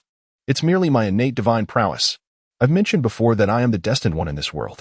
If you choose to follow me, you will undoubtedly enjoy a life of luxury and abundance, far superior to being a mere tool for that pathetic clan of yours. How does that sound? Are you tempted?" Sasuke jested, his tone laced with allure. Now, having gathered sufficient experience from the 8 trigrams 64 palms through his yang release, his mood had lightened considerably from its initial weightiness. Niji narrowed his eyes. To be frank, he was indeed tempted. The plethora of techniques at Sasuke's disposal, combined with his extraordinary talent, was unlike anything Niji had ever witnessed throughout his life. He had even heard his father speak of Sasuke's brother as the most gifted individual he had encountered. While Niji had once felt a twinge of disbelief, he now found himself deeply contemplative about his own life choices. What a misfortune for the Uchiha clan that it fell into decline before these two brothers could rise to prominence. Had Sasuke joined his brother in the rebellion against Konoha at the peak of their capabilities, the consequences would have been unfathomable. "Sasuke, Oblivious to the myriad thoughts swirling in Niji's mind just a short distance away, called out, "Hey, hey, hey. Niji, stop dawdling. I'm about to unleash a powerful technique. Be cautious." Sasuke intended to test Niji, who appeared inscrutable, with a technique he had yet to employ in battle, the decapitating butterfly dance, flame-cutting wave slash. The urge to execute this move was not born of any malicious intent towards Niji, but rather an opportunity to gauge the potency of his youthful version of the flame-cutting wave slash, especially now that he had regained the chakra previously sealed by Niji. After all, this was the high-level jutsu Sasuke had created using Yang release, and he was brimming with excitement at the prospect of finally showcasing it in combat. Suddenly, a flash of crimson light flickered in Sasuke's eyes as he leapt into the air, the decapitating sword in his hand radiating a blinding white light that rendered it nearly impossible to gaze upon directly, with one hand deftly forming a quick series of seals. The flames atop the beheading blade in his grasp intensified, stronger than before. Observing this, Sasuke hesitated no longer. He raised both hands high above his head, wielding the sword in a pose reminiscent of a blazing sun. With a powerful shout, the inferno enveloping the blade surged downward in a devastating strike. Beheading technique, butterfly dance. Flame-devouring wave slash. In an instant, the flames erupted toward the heavens, scorching the very sun. Niji felt as though he had been thrust into an unreal realm, a phantom world conjured by his Byakugan. This world was enveloped in silence, pierced only by the roar of flames. It was devoid of color, save for the fierce blaze that soared skyward. The overwhelming might, coupled with the fiery wind spiraling from the blade, suggested that with each inch the sword advanced, the space itself was on the verge of being torn asunder by its incredible force, a sight both awe-inspiring and terrifying. As he gazed upon this apocalyptic strike, Niji felt an uncharacteristic twinge of fear. Yet, he was the prodigy nurtured by the Hyuga clan, a recognized genius of Konoha. Realizing the gravity of the situation, he dispelled his hesitation. Drawing chakra rapidly from his core, he directed it through his entire network of meridians, surging toward his palms. At that moment, an expanse of azure light materialized beneath his feet, forming the intricate array of the gentle fist's 8 trigrams 64 palms. However, Sasuke, consumed by the exertion of controlling the beheading blade, remained oblivious to the fact that Niji's formation was now twice as powerful as before. Suddenly, Niji raised his palm slightly, urgently proclaiming, "Gentle fist technique, 128 palms. Whoosh, whoosh, whoosh." As the words left his mouth, he initiated his technique, unleashing a flurry of fierce palm strikes that sliced through the air like a storm of arrows, aimed diagonally upward. In that moment, the winds howled, and flames filled the sky. Yet, upon completing his series of strikes, Niji was astonished to discover that his 128 palms barely extinguished the flickering flames on Sasuke's blade. The most terrifying strike, however, continued its relentless descent. Akin to a ferocious beast, unwavering in its approach, it seemed he had no choice but to take a gamble. At this moment, Niji understood that evasion was futile. Should he attempt to dodge, the valley of the end behind him would surely face devastation. In stark contrast, Sasuke floated in the air, burdened by none of these thoughts. As he understood, the strike he was about to deliver, the flame-cutting wave slash, though seemingly formidable, possessed merely half the power of his usual attacks, a mere paper tiger. Incapable of withstanding scrutiny, he firmly believed that Niji's strength would undoubtedly withstand this half-hearted blow. Thus, after the strike, he would not only capture Niji's heart, but also grant Sasuke the thrill of wielding a decapitating blade in true combat. How could he possibly resist such an opportunity? On the other side, Niji appeared enveloped in a mist of pure white chakra, resembling a celestial being emerging from an ethereal haze. His delicate features, juxtaposed with the masculine attire, rendered him strikingly incongruous. Once again dispersing the chakra that he had previously gathered in his palms throughout his body as meridians, Niji bellowed, "Gentle fist technique, great revolving heaven." With his voice echoing, Niji began to bend and lower his stance, while simultaneously, his entire being transformed into a whirlwind, sweeping up the surrounding leaves in a dance reminiscent of autumn. As this series of movements coalesced, a dome of blue-white holy light manifested, centered around Niji and spanning approximately 50 meters in diameter. This inverted arc resembled an iron pot, radiating an astonishing force of absorption that caused Sasuke, suspended in midair, to exhale deeply in relief, prompting him to unleash the long-prepared strike with fervor. Decapitation, butterfly dance, flame-cutting wave slash. As the words fell, the surface of the decapitating blade in Sasuke's hand shimmered with white seals. In an instant, a fierce gale descended, arrogantly bearing down like an emperor, crashing towards Niji's great revolving heaven technique. Boom. The collision of the two terrifying forces generated ripples in the air as if stones had been cast into a lake, producing a display of overwhelming might. In that moment, the very ground of the Hidden Leaf village trembled violently. The ancient trees bordering the Valley of the End were severed cleanly by the shockwave, while nearby pools and waterfalls seemed to plunge skyward in a dreamlike state. Creatures within several miles were scattered in panic. Inside the palace of the Fire Nation's daimyo, a voice exclaimed, "What is happening? Ladies, do not panic. Someone, quickly, summon Danzo and his men to investigate if other ninjas are attempting a surprise attack." The palace swayed as the courtiers were thrown into a frenzy. Yet the daimyo remained blissfully oblivious, indulging in revelry, singing, and languishing in pleasure, indifferent to the plight of others, believing such matters were for the ninjas to concern themselves with. In the Nara chess club, a voice questioned, "What is going on? Could it be that someone is attempting to ambush the Hidden Leaf?" Nara Shikaku abruptly sprang up from the tatami mat. Despite his usual demeanor of calmness, he could not help but feel the overwhelming presence emanating from just beyond the borders of Konoha. "Father, I believe this time it is not a mere coincidence, surely. No one would dare to launch an ambush in broad daylight." Slowly, Shikamaru placed down his chess piece, rising to his feet to offer counsel.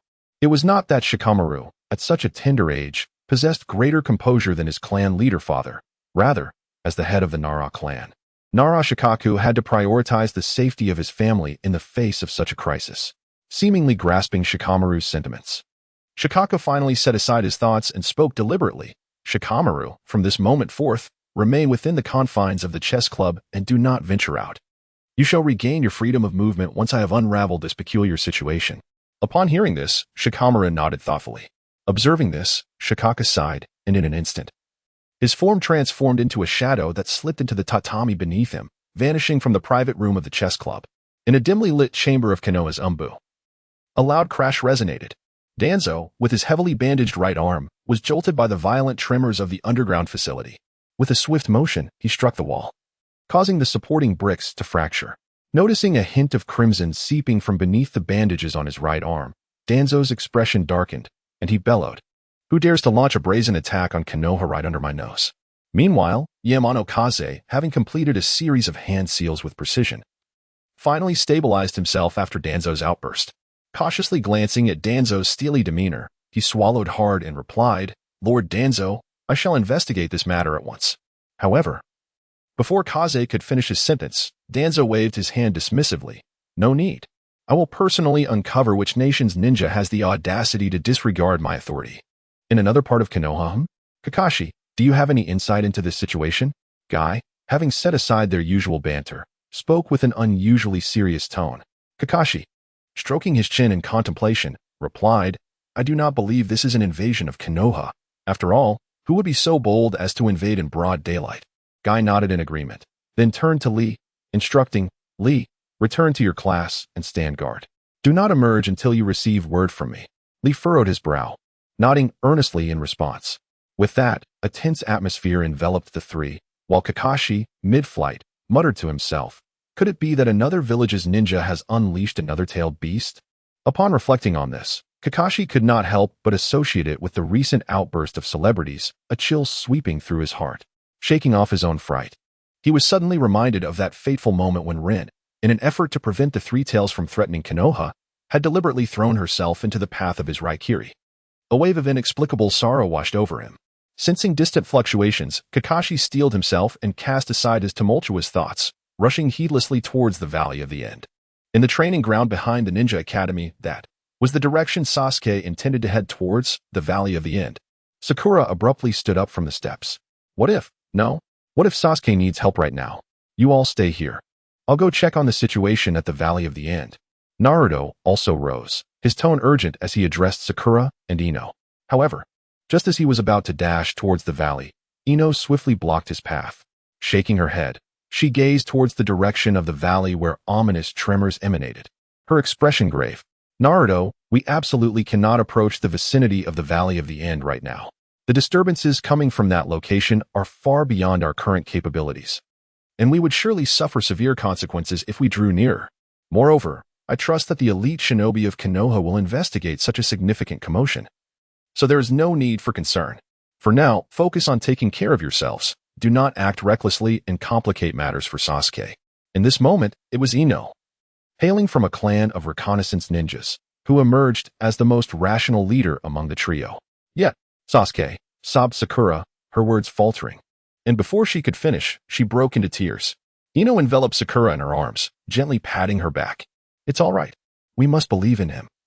He promised us he would return safely. I have faith that, as a man, he will not go back on his word to those closest to him.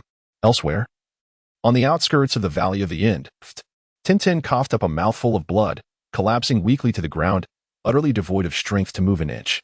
Despair filled her as she gazed at the distant flames soaring into the sky, alongside the vast swathes of fallen trees and foliage, her heart aching inexplicably. On one side was her senior Niji, whom she had always admired.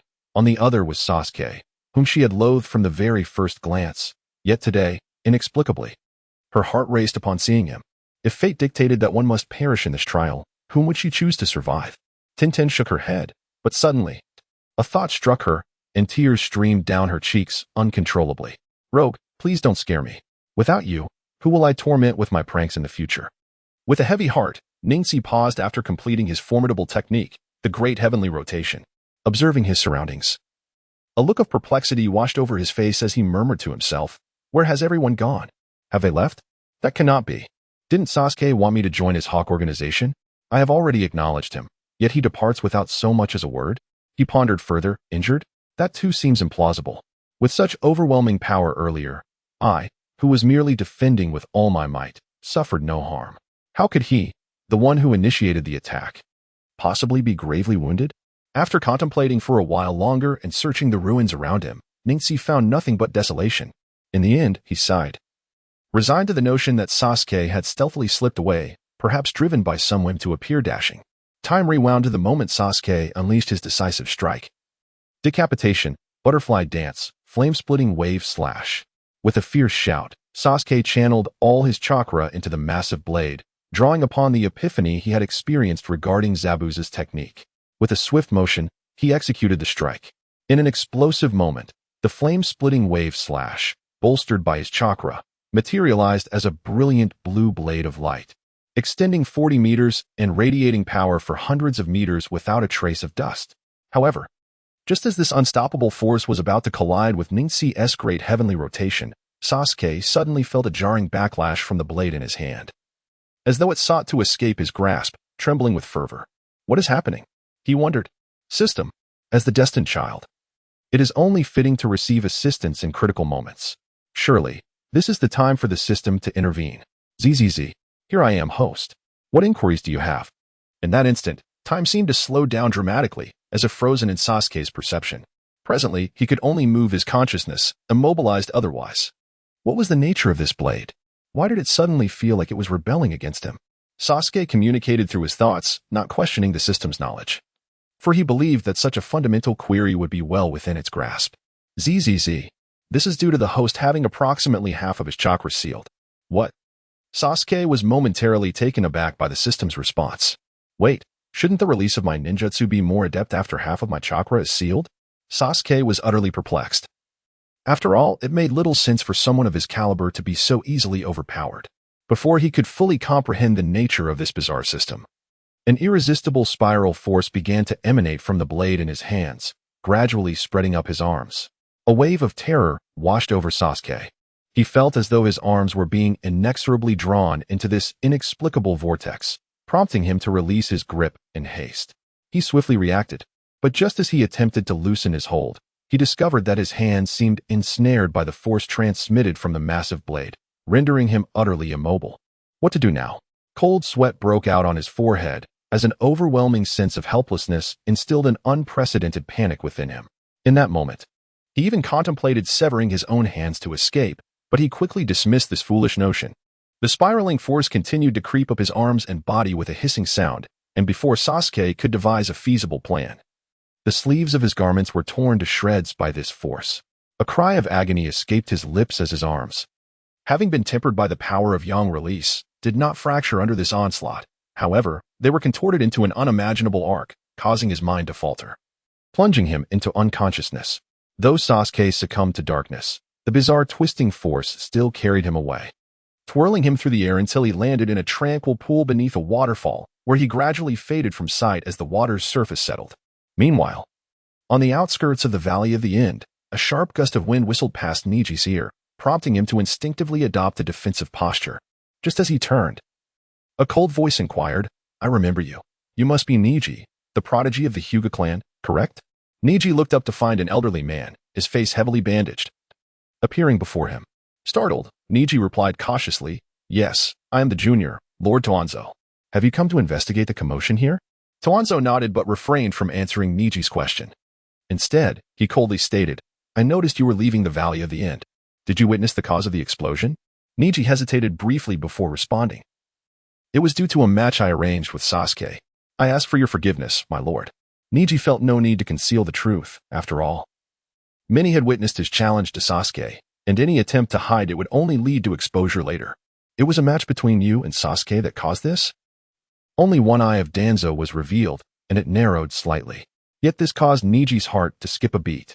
It suddenly occurred to him that during his previous conversation with Sasuke, Sasuke had implied that he and Danzo had long since forged a deadly enmity in the shadows. Now, by dragging Sasuke into this explosion, was he not providing Danzo with an opportunity to target him? With this thought in mind, Niji could no longer afford to hesitate. He had resolved to follow Sasuke into the future, and thus, Sasuke represented his destiny. He hurriedly added, Of course our match could never cause such extensive destruction here. The destruction was caused by a figure in a ninja outfit who suddenly appeared during our contest." Danzo's lips curled slightly. As a seasoned veteran of Konoha's Umbu for many years, the poor expression on Niji's face was hardly capable of deceiving him. "Now, tell me, what is the connection between that mysterious person and Sasuke? Speak, and you shall earn merit. Remain silent, and you shall share the same fate. The choice is yours." The threatening tone required no elaboration. He vividly remembered Yamashiro's previous words. He had been troubled by the lack of a suitable reason to capture Sasuke. But now that Sasuke was ensnared in this vortex, how could he let this fortuitous opportunity slip away? Niji swallowed hard, realizing that his words might have been superfluous.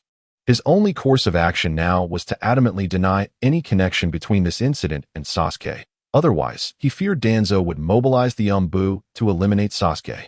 "I have stated that it was a mysterious person who appeared suddenly, so how could Sasuke possibly have any relation to such an individual?" Danzo's left eye widened suddenly, and he chided, "I see you are one who refuses to heed the wine offered and instead seeks the punishment. It seems that only after 3 days and nights of interrogation in the Umbu will you finally confess the truth." Niji involuntarily shivered. Despite being a prodigy of the younger generation, he knew Danzo, with his years of experience and power and his formidable strength, was not someone he could contend with. Gritting his teeth, Niji replied with a tremor in his voice, "This is the truth as I have witnessed it. Even if you were to beat me to death in the Umbu, I would still say the same." As he spoke, he reassured himself that although he was from the branch family, the Hinata clan would surely intervene to rescue him, given his status as the foremost genius. "Humph, you think just because you belong to the Hyuga clan, I won't dare to capture you?"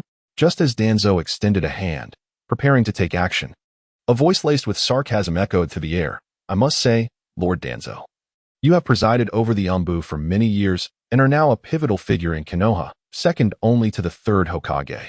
Is it truly necessary to squabble with a mere junior like Niji?" With a whoosh, Shikamaru appeared on the scene with a casual smile. "Uncle Shikaku." Niji expressed his gratitude with a glance towards him, and Shikaka returned the gesture with a smile before nodding back. Niji had initially believed that Danzo would let the matter slide for the sake of Hizashi, especially considering that Hizashi was the leader of one of the 3 great clans. The Inuzuka, and his status was undeniably significant. However, to Niji's astonishment, upon realizing Hizashi's arrival, Danzo merely chuckled coldly and mocked, "Hizashi, have you lost your senses? Do you think you can meddle in my affairs?" Niji, being present at the scene, felt that Danzo's words were utterly disrespectful. Consequently, Hizashi promptly wiped the smile from his face and retorted, "Danzo, refrain from uttering divisive remarks. Do not presume that your seniority in Konoha grants you dominion over all." "Oh." Danzo smirked, "Are you suggesting that the Inuzuka, Nara, and Akimichi clans can act with impunity in Konoha?" "You." Hizashi seemed to have been struck at a vulnerable point. Responding in anger, "Danzo, do not slander recklessly." Though Danzo had ascended to a position of immense power, the third Hokage remained an insurmountable obstacle in his eyes. Upon hearing Hisashi's deliberate emphasis on significant figures in Konoha, excluding the third Hokage, Danzo could no longer restrain himself and directly countered Hisashi. The implication of Danzo's words was unmistakable, a blatant threat for Hisashi to mind his own business. Although Hisashi felt a surge of indignation, he discerned Danzo's underlying message. Should he insist on intervening in Niji's affairs today, the consequences could be dire. This thought led Hisashi to connect Danzo's previous threats with the mysterious disappearance of the Uchiha clan from Konoha many years prior. Why had the Uchiha clan been eradicated so quietly in a single night, without Konoha providing any definitive explanation afterward?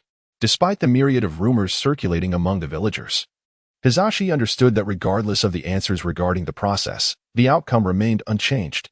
The primary reason for the Uchiha clan's demise was firmly rooted in the hypothesis of a collective rebellion within the clan, which ultimately gained credence. It was as if an invisible hand had been subtly guiding the Uchiha towards their doom. Today, Hisashi could not afford to commit the same folly that led his clan into a chasm akin to that of the Uchiha clan. Though Niji was younger than Danzo, his years of cautious behavior within the Hyuga clan allowed him to quickly notice the shift in Hisashi's expression. Therefore, he proactively interjected, "Uncle Hisashi, you are not fully aware of the situation. It would be best for me and Lord Danzo to resolve this privately. You need not concern yourself with matters beyond your understanding." In an instant, Lugio comprehended the implications of Ningxi's words. His face flushed crimson.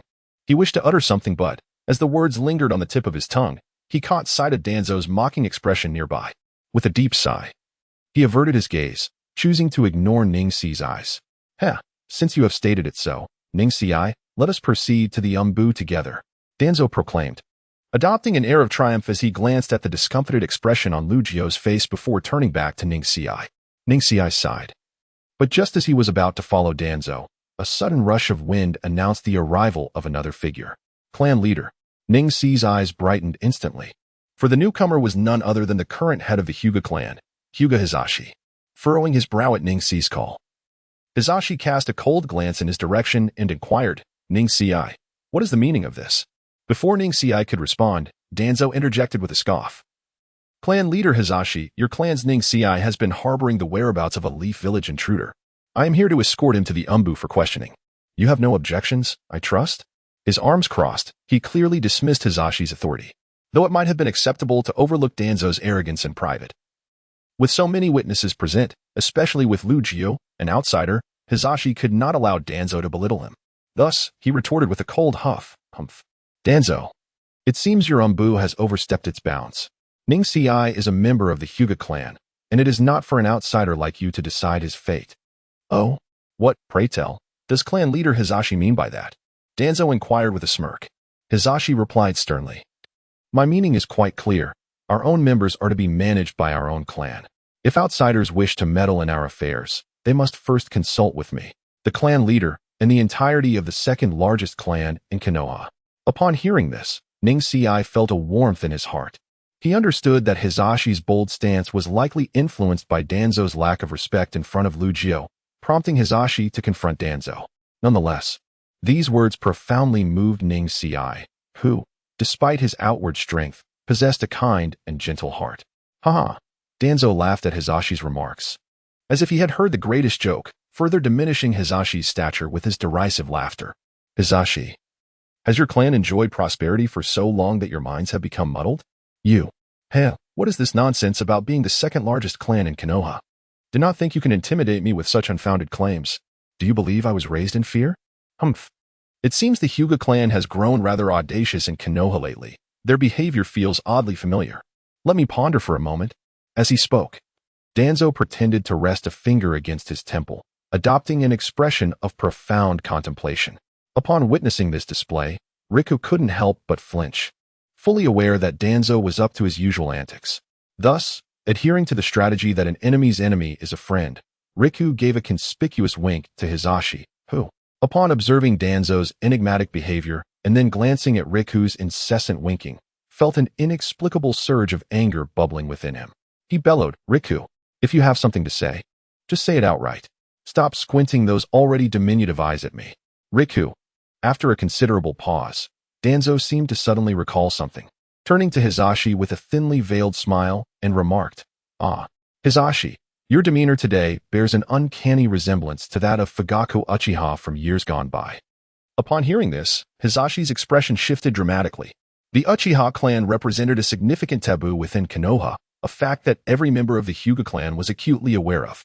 Once the third most prominent clan in Konoha, the Hyuga had ascended to second place only after the Uchiha clan was mysteriously annihilated a few years prior. Like Riku, Hisashi understood all too well the reasons behind the Uchiha's sudden and silent demise. Thus, the moment Danzo drew a comparison between him and Fugaku, Hisashi reacted as if struck by lightning. "Why you mustn't slander us?" he exclaimed, his expression mirroring Riku's previous panic.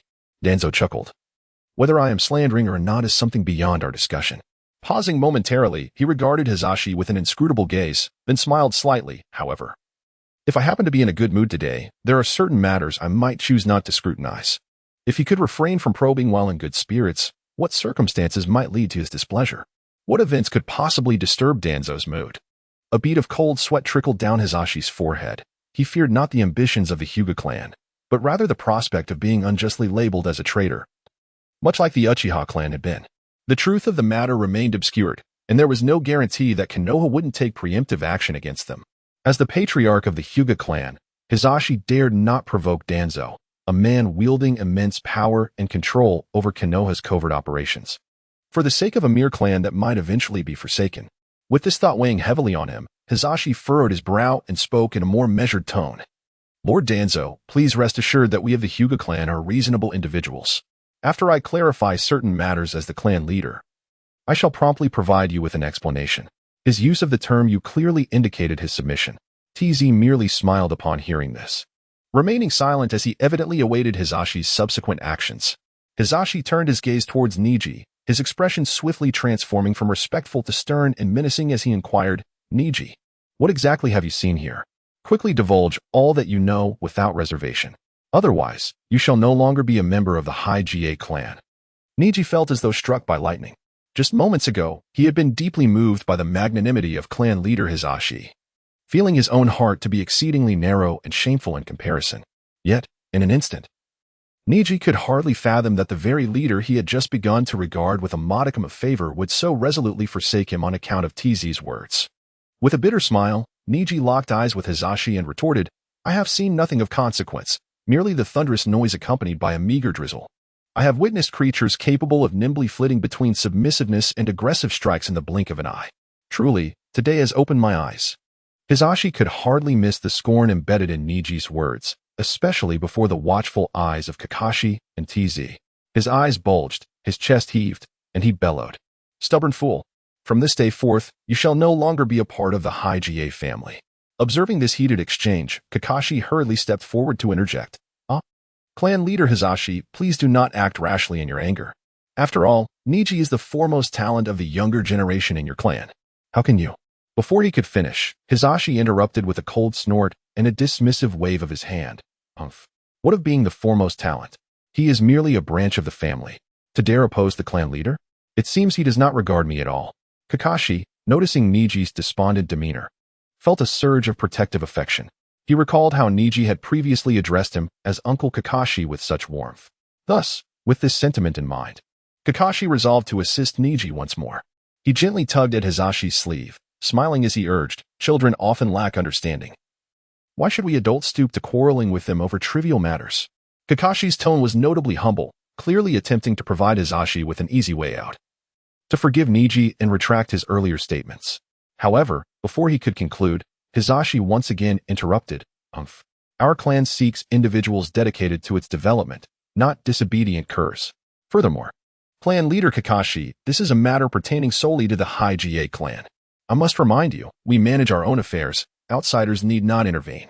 Should you continue to speak in defense of Niji, do not blame Hisashi for turning against you.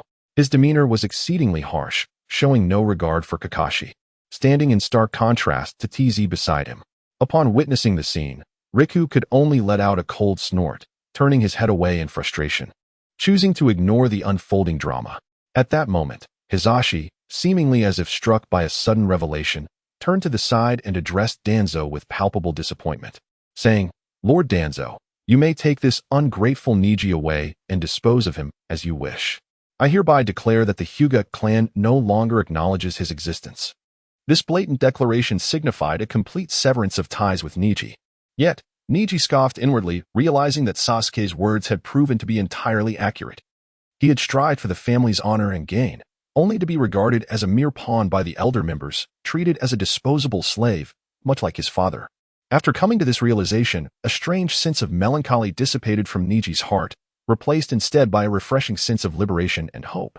At that moment, he unequivocally embraced Sasuke's prior assertions, making a silent vow that if he could survive this ordeal, he would surely follow Sasuke, the destined one, into the fray in the future.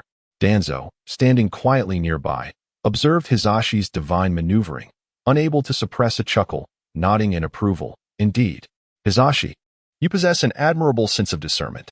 With that, Danzo cast one last glance at Hisashi before striding towards Niji, who was poised to follow Danzo's lead. Just as Niji prepared to step forward, the air was suddenly pierced by two swift gusts, and before the gathered crowd could discern their source, the anxious voice of Might Guy rang out, "Niji, are you all right?" Guy-sensei Niji forced a smile, genuinely wishing to spare his kind-hearted yet somewhat eccentric teacher from being ensnared in the current turmoil. Thus, with a somewhat awkward expression, he replied, "Guy-sensei, please return for now. I hereby announce my withdrawal from Team 3. As for the reasons, I hope you won't pry, and well." There is nothing more to say. Niji had initially intended to ask Guy to relay a message to Tenten and Lee, having shared bonds as classmates. But the thought vanished as he recalled his precarious position, opting to minimize interactions with others. "Why, Niji? Please, explain yourself." Guy scratched his head. A look of confusion etched across his face. However, at that moment, Kakashi, who had been silent, seemingly grasped the situation. He gently tugged at Guy's sleeve from behind, stepping forward not to intervene in the matter between Niji and Danzo, but to address Riku, who appeared unusually perturbed, asking, "Master Riku, could you clarify what is transpiring here?"